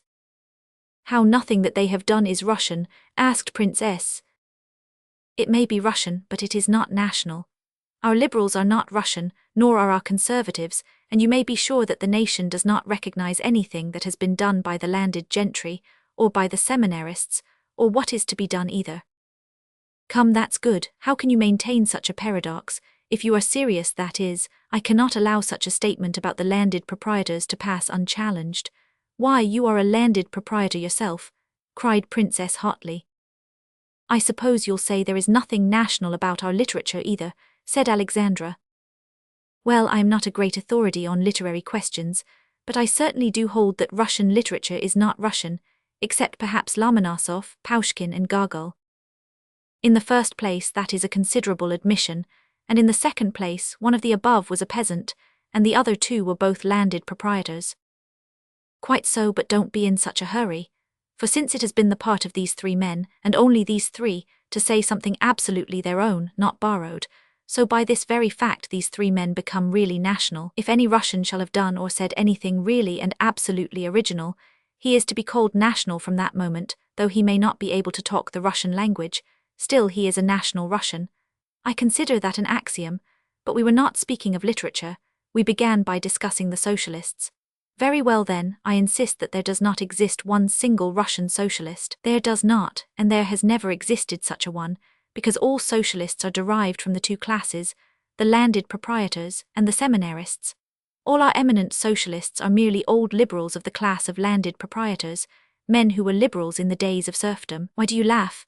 Give me their books, give me their studies, their memoirs, and though I am not a literary critic, yet I will prove as clear as day that every chapter and every word of their writings has been the work of a former landed proprietor of the old school. You'll find that all their raptures, all their generous transports are proprietary, all their woes and their tears proprietary, all proprietary or seminarist. You are laughing again, and you, Prince, are smiling too. Don't you agree with me? It was true enough that everybody was laughing, the Prince among them. I cannot tell you on the instant whether I agree with you or not, said the latter, suddenly stopping his laughter and starting like a schoolboy caught at mischief. But I assure you, I am listening to you with extreme gratification. So saying, he almost panted with agitation, and a cold sweat stood upon his forehead. These were his first words since he had entered the house. He tried to lift his eyes and look around but dared not. Evgeny Pavlovitch noticed his confusion and smiled. I'll just tell you one fact, ladies and gentlemen, continued the latter, with apparent seriousness and even exaltation of manner, but with a suggestion of chaff behind every word, as though he were laughing in his sleeve at his own nonsense. A fact the discovery of which, I believe, I may claim to have made by myself alone. At all events, no other has ever said or written a word about it, and in this fact is expressed the whole essence of Russian liberalism of the sort which I am now considering. In the first place, what is liberalism, speaking generally, but an attack, whether mistaken or reasonable, is quite another question, upon the existing order of things. Is this so? Yes, very well. Then my fact consists in this, that Russian liberalism is not an attack upon the existing order of things, but an attack upon the very essence of things themselves. Indeed, on the things themselves, not an attack on the Russian order of things, but on Russia itself. My Russian liberal goes so far as to reject Russia. That is, he hates and strikes his own mother. Every misfortune and mishap of the mother country fills him with mirth, and even with ecstasy. He hates the national customs, Russian history, and everything. If he has a justification, it is that he does not know what he is doing, and believes that his hatred of Russia is the grandest and most profitable kind of liberalism. You will often find a liberal who is applauded and esteemed by his fellows, but who is in reality the dreariest, blindest, dullest of conservatives, and is not aware of the fact. This hatred for Russia has been mistaken by some of our Russian liberals for sincere love of their country, and they boast that they see better than their neighbours what real love of one's country should consist in. But of late they have grown more candid, and are ashamed of the expression love of country, and have annihilated the very spirit of the words as something injurious and petty and undignified. This is the truth, and I hold by it, but at the same time it is a phenomenon which has not been repeated at any other time or place, and therefore, though I hold to it as a fact, yet I recognize that it is an accidental phenomenon, and may likely enough pass away. There can be no such thing anywhere else as a liberal who really hates his country, and how is this fact to be explained among us? By my original statement that a Russian liberal is not a Russian liberal. That's the only explanation that I can see. I take all that you have said as a joke, said Princess seriously. I have not seen all kinds of liberals, and cannot therefore set myself up as a judge, said Alexandra, but I have heard all you have said with indignation. You have taken some accidental case and twisted it into a universal law, which is unjust. Accidental case, said Evgeny Pavlovitch. Do you consider it an accidental case, Prince? I must also admit, said the Prince, that I have not seen much or been very far into the question, but I cannot help thinking that you are more or less right, and that Russian liberalism, that phase of it which you are considering at least, really is sometimes inclined to hate Russia itself, and not only its existing order of things in general. Of course this is only partially the truth. You cannot lay down the law for all. The Prince blushed and broke off, without finishing what he meant to say. In spite of his shyness and agitation, He could not help being greatly interested in the conversation. A special characteristic of his was the naive candor with which he always listened to arguments which interested him, and with which he answered any questions put to him on the subject at issue. In the very expression of his face, this naivete was unmistakably evident, this disbelief in the insincerity of others, and unsuspecting disregard of irony or humor in their words. But though Evgeny Pavlovitch had put his questions to the prince with no other purpose but to enjoy the joke of his simple-minded seriousness, yet now, at his answer, he was surprised into some seriousness himself, and looked gravely at Myshkin as though he had not expected that sort of answer at all. "Why, how strange," he ejaculated. "You didn't answer me seriously, surely, did you?" "Did not you ask me the question seriously?" inquired the prince in amazement. Everybody laughed. "Oh, trust him for that," said Adelaida. "Evgeny Pavlovitch turns everything and everybody he can lay hold of to ridicule. You should hear the things he says sometimes, apparently in perfect seriousness." "In my opinion, the conversation has been a painful one throughout, and we ought never to have begun it," said Alexandra. "We were all going for a walk." "Come along then," said Evgeny. "It's a glorious evening," but to prove that this time I was speaking absolutely seriously, and especially to prove this to the prince, for you, prince, have interested me exceedingly. And I swear to you that I am not quite such an ass as I like to appear sometimes, although I am rather an ass, I admit. And, well, ladies and gentlemen, will you allow me to put just one more question to the prince out of pure curiosity? It shall be the last. This question came into my mind a couple of hours since. You see, prince, I do think seriously at times, and I made my own decision upon it. Now I wish to hear what the prince will say to it. We have just used the expression accidental case. This is a significant phrase. We often hear it. Well, not long since everyone was talking and reading about that terrible murder of 6 people on the part of a young fellow, and of the extraordinary speech of the counsel for the defense, who observed that in the poverty-stricken condition of the criminal, it must have come naturally into his head to kill these 6 people. I do not quote his words, but that is the sense of them, or something very like it. Now, in my opinion, the barrister who put forward this extraordinary plea was probably absolutely convinced that he was stating the most liberal, the most humane, the most enlightened view of the case that could possibly be brought forward in these days. Now, was this distortion, this capacity for a perverted way of viewing things, a special or accidental case, or is such a general rule? Everyone laughed at this. "A special case, accidental, of course," cried Alexandra and Adelaida. "Let me remind you once more, Evgeny," said Princess, "that your joke is getting a little threadbare." "What do you think about it, Prince?" asked Evgeny, taking no notice of the last remark and observing Myshkin's serious eyes fixed upon his face. "What do you think? Was it a special or a usual case, the rule or an exception? I confess I put the question especially for you."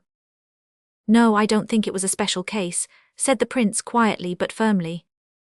"My dear fellow," cried Princess with some annoyance, "don't you see that he is chaffing you? He is simply laughing at you and wants to make game of you." "I thought Evgeny Pavlovitch was talking seriously," said the prince, blushing and dropping his eyes. "My dear prince," continued Princess, "remember what you and I were saying 2 or 3 months ago. We spoke of the fact that in our newly opened law courts one could already lay one's finger upon so many talented and remarkable young barristers. How pleased you were with the state of things as we found it, and how glad I was to observe your delight. We both said it was a matter to be proud of, but this clumsy defense that Evgeny mentions, this strange argument can, of course, only be an accidental case, 1 in 1,000. The prince reflected a little, but very soon he replied, with absolute conviction in his tone, though he still spoke somewhat shyly and timidly. "I only wish to say that this distortion, as Evgeny Pavlovitch expressed it, is met with very often, and is far more the general rule than the exception, unfortunately for Russia. So much so, that if this distortion were not the general rule, perhaps these dreadful crimes would be less frequent." "Dreadful crimes? But I can assure you that crimes just as dreadful and probably more horrible have occurred before our times, and at all times, and not only here in Russia, but everywhere else as well. And in my opinion it is not at all likely that such murders will cease to occur for a very long time to come. The only difference is that in former times there was less publicity, while now everyone talks and writes freely about such things, which fact gives the impression that such crimes have only now sprung into existence. That is where your mistake lies, an extremely natural mistake, I assure you, my dear fellow. said Princess. I know that there were just as many, and just as terrible, crimes before our times. Not long since I visited a convict prison and made acquaintance with some of the criminals. There were some even more dreadful criminals than this one we have been speaking of, men who have murdered a dozen of their fellow creatures, and feel no remorse whatever. But what I especially noticed was this, that the very most hopeless and remorseless murderer, however hardened a criminal he may be, still knows that he is a criminal. That is, he is conscious that he has acted wickedly, though he may feel no remorse whatever. And they were all like this. Those of whom Evgeny Pavlovitch has spoken do not admit that they are criminals at all. They think they had a right to do what they did, and that they were even doing a good deed perhaps. I consider there is the greatest difference between the two cases. And recollect, it was a youth, at the particular age which is most helplessly susceptible to the distortion of ideas. Prince S. was now no longer smiling. He gazed at the prince in bewilderment. Alexandra, who had seemed to wish to put in her word when the prince began, now sat silent, as though some sudden thought had caused her to change her mind about speaking. Evgeny Pavlovitch gazed at him in real surprise, and this time his expression of face had no mockery in it whatever. "What are you looking so surprised about, my friend?" asked Mrs. Epanchin suddenly. "Did you suppose he was stupider than yourself, and was incapable of forming his own opinions, or what?" "No, oh no, not at all," said Evgeny. "But how is it, Prince, that you, excuse the question, will you? If you are capable of observing and seeing things as you evidently do, how is it that you saw nothing distorted or perverted in that claim upon your property, which you acknowledged a day or two since, and which was full of arguments founded upon the most distorted views of right and wrong?" "I'll tell you what, my friend," cried Mrs. Epanchin of a sudden, "here are we all sitting here and imagining we are very clever, and perhaps laughing at the prince, some of us, and meanwhile he has received a letter this very day in which that same claimant renounces his claim, and begs the prince's pardon. There, we don't often get that sort of letter, and yet we are not ashamed to walk with our noses in the air before him." "And Hippolyte has come down here to stay," said Kolya suddenly. "What, has he arrived?" said the prince, starting up. "Yes, I brought him down from town just after you had left the house."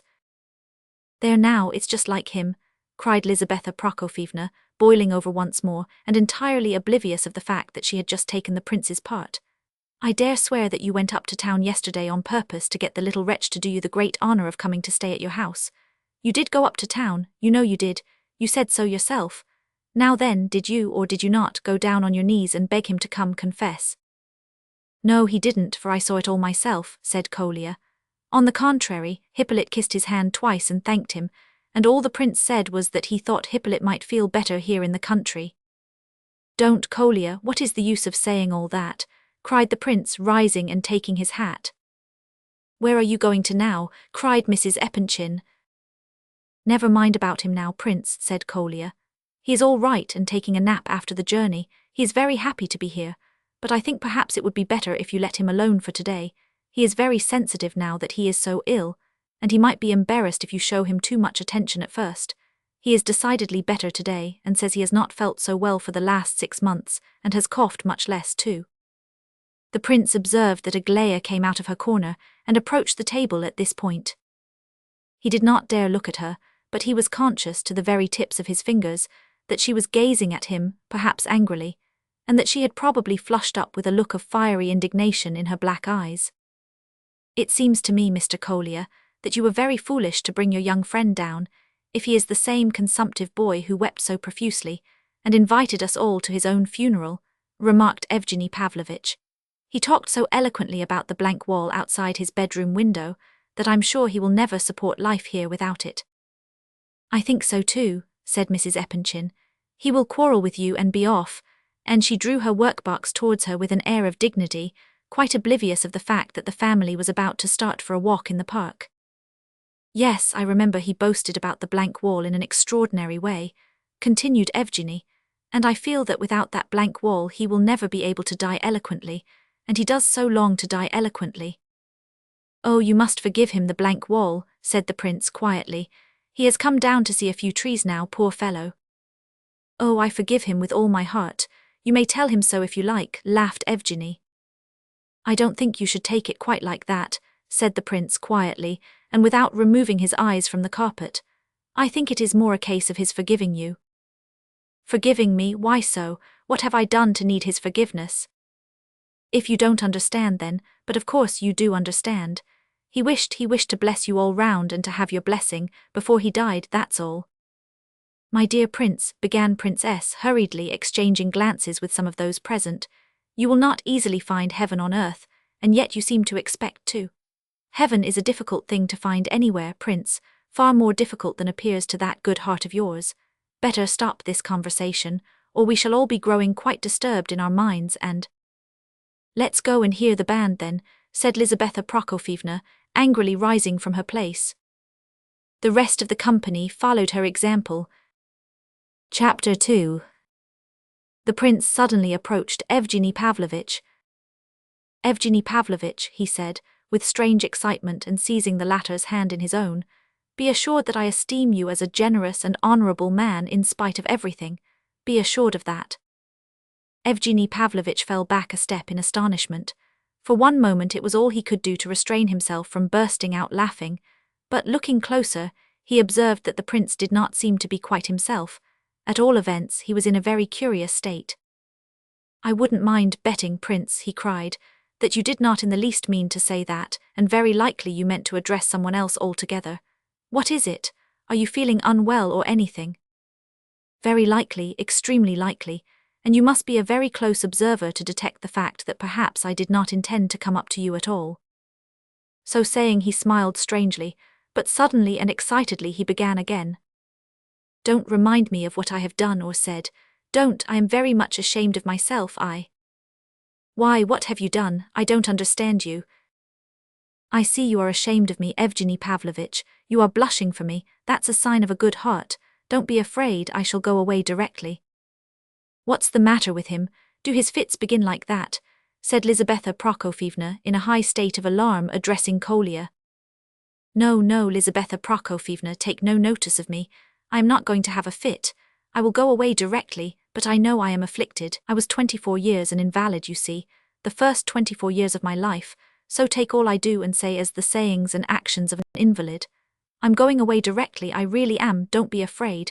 I am not blushing, for I don't think I need blush about it, need I? But I see that I am out of place in society. Society is better without me. It's not vanity, I assure you. I have thought over it all these last 3 days, and I have made up my mind that I ought to unbosom myself candidly before you at the first opportunity. There are certain things, certain great ideas, which I must not so much as approach, as Prince S. has just reminded me, or I shall make you all laugh. I have no sense of proportion, I know. My words and gestures do not express my ideas. They are a humiliation and abasement of the ideas, and therefore I have no right, and I am too sensitive. Still, I believe I am beloved in this household, and esteemed far more than I deserve. But I can't help knowing that after 24 years of illness there must be some trace left, so that it is impossible for people to refrain from laughing at me sometimes. Don't you think so? He seemed to pause for a reply, for some verdict as it were, and looked humbly around him. All present stood rooted to the earth with amazement at this unexpected and apparently uncalled-for outbreak, but the poor prince's painful and rambling speech gave rise to a strange episode. "Why do you say all this here?" cried Aglaya suddenly. "Why do you talk like this to them?" She appeared to be in the last stages of wrath and irritation. Her eyes flashed. The prince stood dumbly and blindly before her, and suddenly grew pale. "Is not one of them all who is worthy of these words of yours?" continued Aglaya. "Not one of them is worth your little finger, not one of them has heart or head to compare with yours. You are more honest than all, and better, nobler, kinder, wiser than all. There are some here who are unworthy to bend and pick up the handkerchief you have just dropped. Why do you humiliate yourself like this, and place yourself lower than these people? Why do you debase yourself before them? Why have you no pride?" "My God, who would ever have believed this?" cried Mrs. Epanchin, wringing her hands. "Hurrah for the poor knight," cried Kolya. "Be quiet, how dare they laugh at me in your house?" said Aglaya, turning sharply on her mother in that hysterical frame of mind that rides recklessly over every obstacle and plunges blindly through proprieties. "Why does everyone worry and torment me? Why have they all been bullying me these 3 days about you, Prince? I will not marry you, never and under no circumstances. Know that once and for all, as if anyone could marry an absurd creature like you. Just look in the glass and see what you look like this very moment. Why do they torment me and say I am going to marry you? You must know it, you are in the plot with them." No one ever tormented you on the subject, murmured Adelaida aghast. No one ever thought of such a thing, there has never been a word said about it, cried Alexandra. Who has been annoying her, who has been tormenting the child, who could have said such a thing to her, is she raving? Cried Lizaveta Prokofyevna, trembling with rage, to the company in general. Every one of them has been saying it, every one of them, all these 3 days, and I will never, never marry him. So saying, Aglaya burst into bitter tears, and hiding her face in her handkerchief, sank back into a chair. But he has never even. I have never asked you to marry me, Aglaya Ivanovna, said the prince of a sudden. What? Cried Mrs. Epanchin, raising her hands in horror. What's that? She could not believe her ears. I only meant to say, said the prince, faltering. I merely meant to explain to Aglaya Ivanovna, to have the honor to explain, as it were, that I had no intention, never had, to ask the honor of her hand. I assure you I am not guilty, Aglaya Ivanovna, I am not indeed. I never did wish to, I never thought of it at all, and never shall. You'll see it yourself, you may be quite assured of it. Some wicked person has been maligning me to you, but it's all right, don't worry about it. So saying, the prince approached Aglaya. She took the handkerchief from her face, glanced keenly at him, took in what he had said, and burst out laughing, such a merry, unrestrained laugh, so hearty and gay, that Adelaida could not contain herself. She too glanced at the prince's panic-stricken countenance, then rushed at her sister, threw her arms round her neck, and burst into as merry a fit of laughter as Aglaya's own. They laughed together like a couple of schoolgirls. Hearing and seeing this, the prince smiled happily, and in accents of relief and joy he exclaimed, Well, thank God, thank God. Alexandra now joined in, and it looked as though the 3 sisters were going to laugh on forever. They are insane, muttered Lizaveta Prokofyevna. Either they frighten one out of one's wits or else. But Prince S was laughing now too, so was Evgeny Pavlovitch, so was Kolya, and so was the prince himself, who caught the infection as he looked round radiantly upon the others. Come along, let's go out for a walk, cried Adelaida. We'll all go together, and the prince must absolutely go with us. You needn't go away, you dear good fellow. Isn't he a dear, Aglaya? Isn't he, mother? I must really give him a kiss for his explanation to Aglaya just now. Mother dear, I may kiss him, mayn't I? Aglaya, may I kiss your prince? Cried the young rogue, and sure enough she skipped up to the prince and kissed his forehead. He seized her hands, and pressed them so hard that Adelaida nearly cried out. He then gazed with delight into her eyes, and raising her right hand to his lips with enthusiasm, kissed it 3 times. Come along, said Aglaya. Prince, you must walk with me. May he, mother, this young cavalier who won't have me. You said you would never have me, didn't you, Prince? No, not like that, that's not the way to give your arm. Don't you know how to give your arm to a lady yet? There, so. Now come along, you and I will lead the way. Would you like to lead the way with me alone, tete-a-tete? She went on talking and chatting without a pause, with occasional little bursts of laughter between. Thank God, said Lizaveta Prokofyevna to herself, without quite knowing why she felt so relieved. What extraordinary people they are, thought Prince S, for perhaps the 100th time since he had entered into intimate relations with the family, but he liked these extraordinary people, all the same.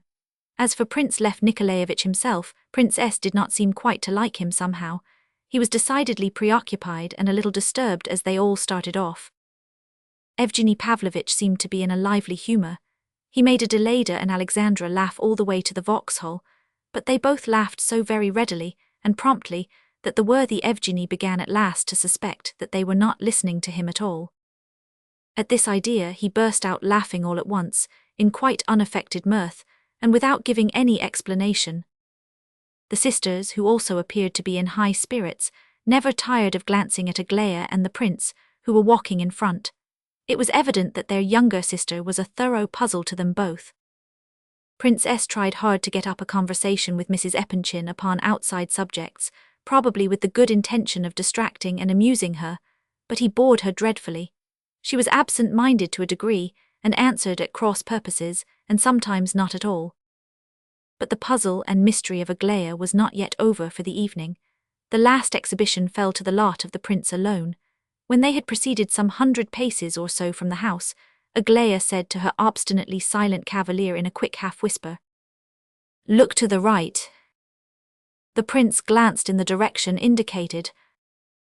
"Look closer, Do you see that bench in the park there, just by those 3 big trees, that green bench? The prince replied that he saw it. Do you like the position of it? Sometimes of a morning early at 7 o'clock, when all the rest are still asleep, I come out and sit there alone. The prince muttered that the spot was a lovely one. Now go away, I don't wish to have your arm any longer, or perhaps, better, continue to give me your arm and walk along beside me, but don't speak a word to me. I wish to think by myself. The warning was certainly unnecessary, for the prince would not have said a word all the rest of the time, whether forbidden to speak or not. His heart beat loud and painfully when Aglaya spoke of the bench. Could she? But no, he banished the thought after an instant's deliberation.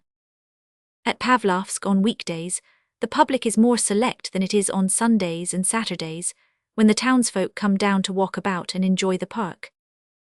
The ladies dress elegantly on these days, and it is the fashion to gather round the band, which is probably the best of our pleasure garden bands, and plays the newest pieces. The behaviour of the public is most correct and proper, and there is an appearance of friendly intimacy among the usual frequenters. Many come for nothing but to look at their acquaintances, but there are others who come for the sake of the music. It is very seldom that anything happens to break the harmony of the proceedings, though of course accidents will happen everywhere. On this particular evening the weather was lovely, and there were a large number of people present. All the places anywhere near the orchestra were occupied. Our friends took chairs near the side exit. The crowd and the music cheered Mrs. Epanchin a little, and amused the girls. They bowed and shook hands with some of their friends and nodded at a distance to others. They examined the ladies' dresses, noticed comicalities and eccentricities among the people, and laughed and talked among themselves. Evgeny Pavlovitch, too, found plenty of friends to bow to. Several people noticed Aglaya and the prince, who were still together. Before very long 2 or 3 young men had come up, and 1 or 2 remained to talk. All of these young men appeared to be on intimate terms with Evgeny Pavlovitch. Among them was a young officer, a remarkably handsome fellow, very good-natured and a great chatterbox. He tried to get up a conversation with Aglaya, and did his best to secure her attention. Aglaya behaved very graciously to him, and chatted and laughed merrily. Evgeny Pavlovitch begged the prince's leave to introduce their friend to him. The prince hardly realized what was wanted of him, but the introduction came off. The 2 men bowed and shook hands. Evgeny Pavlovitch's friend asked the prince some question, but the latter did not reply, or if he did, he muttered something so strangely indistinct that there was nothing to be made of it. The officer stared intently at him, then glanced at Evgeny, divined why the latter had introduced him, and gave his undivided attention to Aglaya again. Only Evgeny Pavlovitch observed that Aglaya flushed up for a moment at this. The prince did not notice that others were talking and making themselves agreeable to Aglaya. In fact, at moments, he almost forgot that he was sitting by her himself. At other moments, he felt a longing to go away somewhere and be alone with his thoughts, and to feel that no one knew where he was. Or if that were impossible, he would like to be alone at home, on the terrace, without either Lebedev or his children or anyone else about him, and to lie there and think, a day and night and another day again. He thought of the mountains, and especially of a certain spot which he used to frequent, whence he would look down upon the distant valleys and fields, and see the waterfall far off like a little silver thread, and the old ruined castle in the distance. Oh, how he longed to be there now, alone with his thoughts, to think of one thing all his life, one thing. 1,000 years would not be too much time, and let everyone here forget him utterly. How much better it would have been if they had never known him, if all this could but prove to be a dream. Perhaps it was a dream. Now and then he looked at Aglaya for 5 minutes at a time, without taking his eyes off her face. But his expression was very strange. He would gaze at her as though she were an object a couple of miles distant, or as though he were looking at her portrait and not at herself at all. "Why do you look at me like that, Prince?" she asked suddenly, breaking off her merry conversation and laughter with those about her. "I'm afraid of you. You look as though you were just going to put out your hand and touch my face to see if it's real. Doesn't he, Evgeny Pavlovitch, doesn't he look like that?" The prince seemed surprised that he should have been addressed at all. He reflected a moment but did not seem to take in what had been said to him. At all events, he did not answer. But observing that she and the others had begun to laugh, he too opened his mouth and laughed with them. The laughter became general, and the young officer, who seemed a particularly lively sort of person, simply shook with mirth. Aglaya suddenly whispered angrily to herself the word "idiot." My goodness, surely she is not in love with such a, surely she isn't mad, groaned Mrs. Epanchin under her breath. It's all a joke, Mama, it's just a joke like the poor knight, nothing more whatever, I assure you, Alexandra whispered in her ear. She is chaffing him, making a fool of him after her own private fashion, that's all, but she carries it just a little too far, she is a regular little actress. How she frightened us just now, didn't she? And all for a lark. Well, it's lucky she has happened upon an idiot then, that's all I can say, whispered Lizaveta Prokofievna, who was somewhat comforted, however, by her daughter's remark. The prince had heard himself referred to as idiot, and had shuddered at the moment, but his shudder, it so happened, was not caused by the word applied to him. The fact was that in the crowd not far from where he was sitting, a pale familiar face with curly black hair and a well-known smile and expression had flashed across his vision for a moment and disappeared again. Very likely he had imagined it. There only remained to him the impression of a strange smile, 2 eyes and a bright green tie. Whether the man had disappeared among the crowd, or whether he had turned towards the Vauxhall, the prince could not say. But a moment or two afterwards he began to glance keenly about him. That first vision might only too likely be the forerunner of a second, it was almost certain to be so. Surely he had not forgotten the possibility of such a meeting when he came to the Vauxhall. True enough, he had not remarked where he was coming to when he set out with Aglaya. He had not been in a condition to remark anything at all. Had he been more careful to observe his companion, he would have seen that for the last quarter of an hour Aglaya had also been glancing around in apparent anxiety, as though she expected to see someone or something particular among the crowd of people. Now, at the moment when his own anxiety became so marked, her excitement also increased visibly, and when he looked about him she did the same. The reason for their anxiety soon became apparent. From that very side entrance to the Vauxhall, near which the prince and all the Epanchin party were seated, there suddenly appeared quite a large knot of persons, at least a dozen. Heading this little band walked 3 ladies, 2 of whom were remarkably lovely, and there was nothing surprising in the fact that they should have had a large troop of admirers following in their wake. But there was something in the appearance of both the ladies and their admirers which was peculiar, quite different from that of the rest of the public assembled around the orchestra. Nearly everyone observed the little band advancing, and all pretended not to see or notice them, except a few young fellows who exchanged glances and smiled, saying something to one another in whispers. It was impossible to avoid noticing them, however, in reality, for they made their presence only too conspicuous by laughing and talking loudly.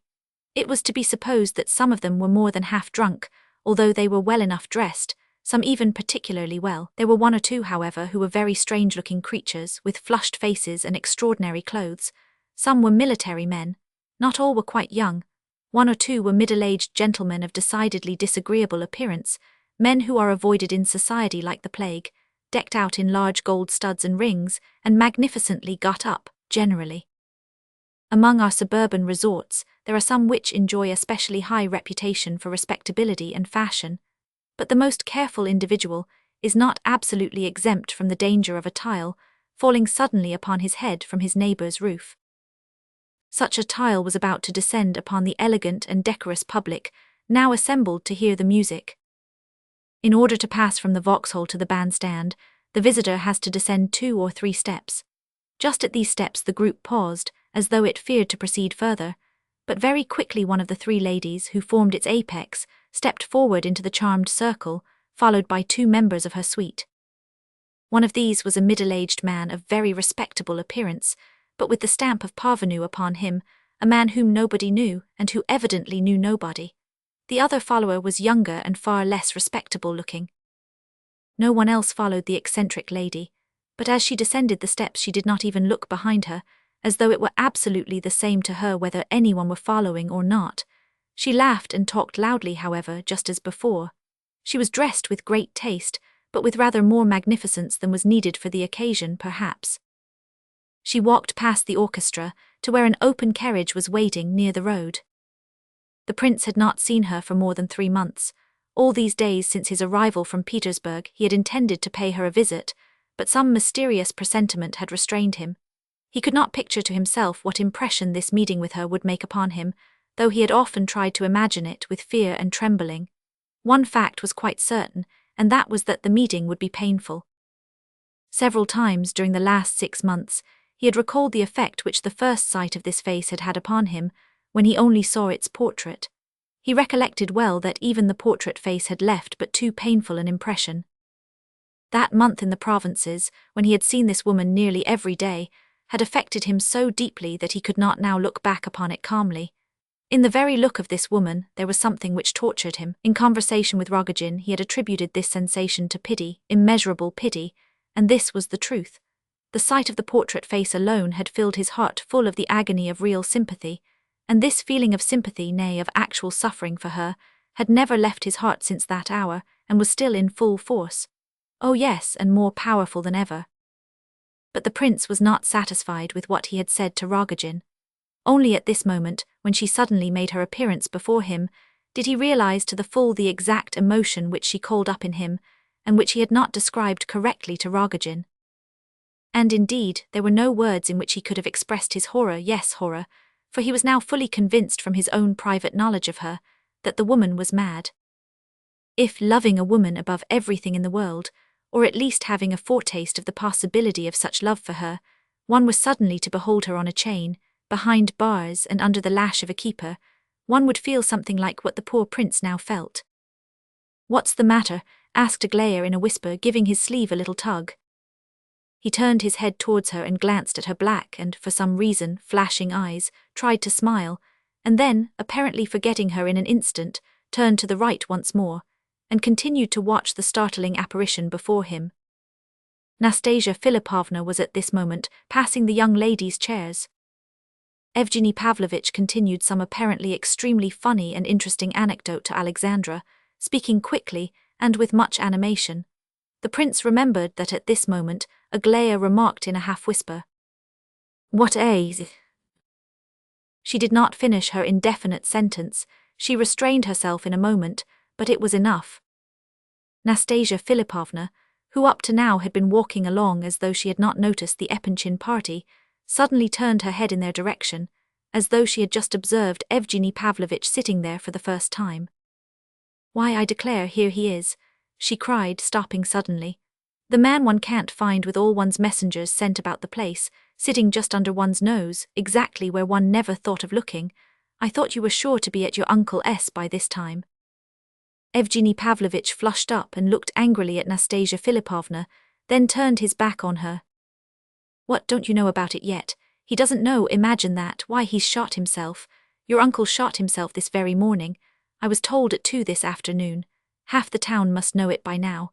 They say there are 350,000 rubles, government money, missing, some say 500,000, and I was under the impression that he would leave you a fortune. He's whistled it all away. A most depraved old gentleman, really. Well, ta-ta, bon chance, surely you intend to be off there, don't you? Ha-ha, you've retired from the army in good time, I see. Plain clothes. Well done, sly rogue, nonsense, I see, you knew it all before. I dare say you knew all about it yesterday."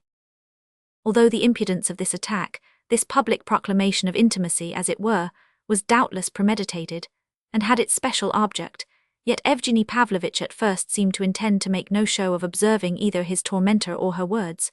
But Nastasya's communication struck him with the force of a thunderclap. On hearing of his uncle's death, he suddenly grew as white as a sheet, and turned towards his informant. At this moment, Lizaveta Prokofyevna rose swiftly from her seat, beckoned her companions, and left the place almost at a run. Only the prince stopped behind for a moment, as though in indecision, and Evgeny Pavlovitch lingered too, for he had not collected his scattered wits. But the Epanchins had not had time to get more than 20 paces away when a scandalous episode occurred. The young officer, Evgeny Pavlovitch's friend who had been conversing with Aglaya, said aloud in a great state of indignation, "She ought to be whipped. That's the only way to deal with creatures like that. She ought to be whipped." This gentleman was a confidant of Evgeny S., and had doubtless heard of the carriage episode. Nastasya turned to him. Her eyes flashed. She rushed up to a young man standing near, whom she did not know in the least, but who happened to have in his hand a thin cane.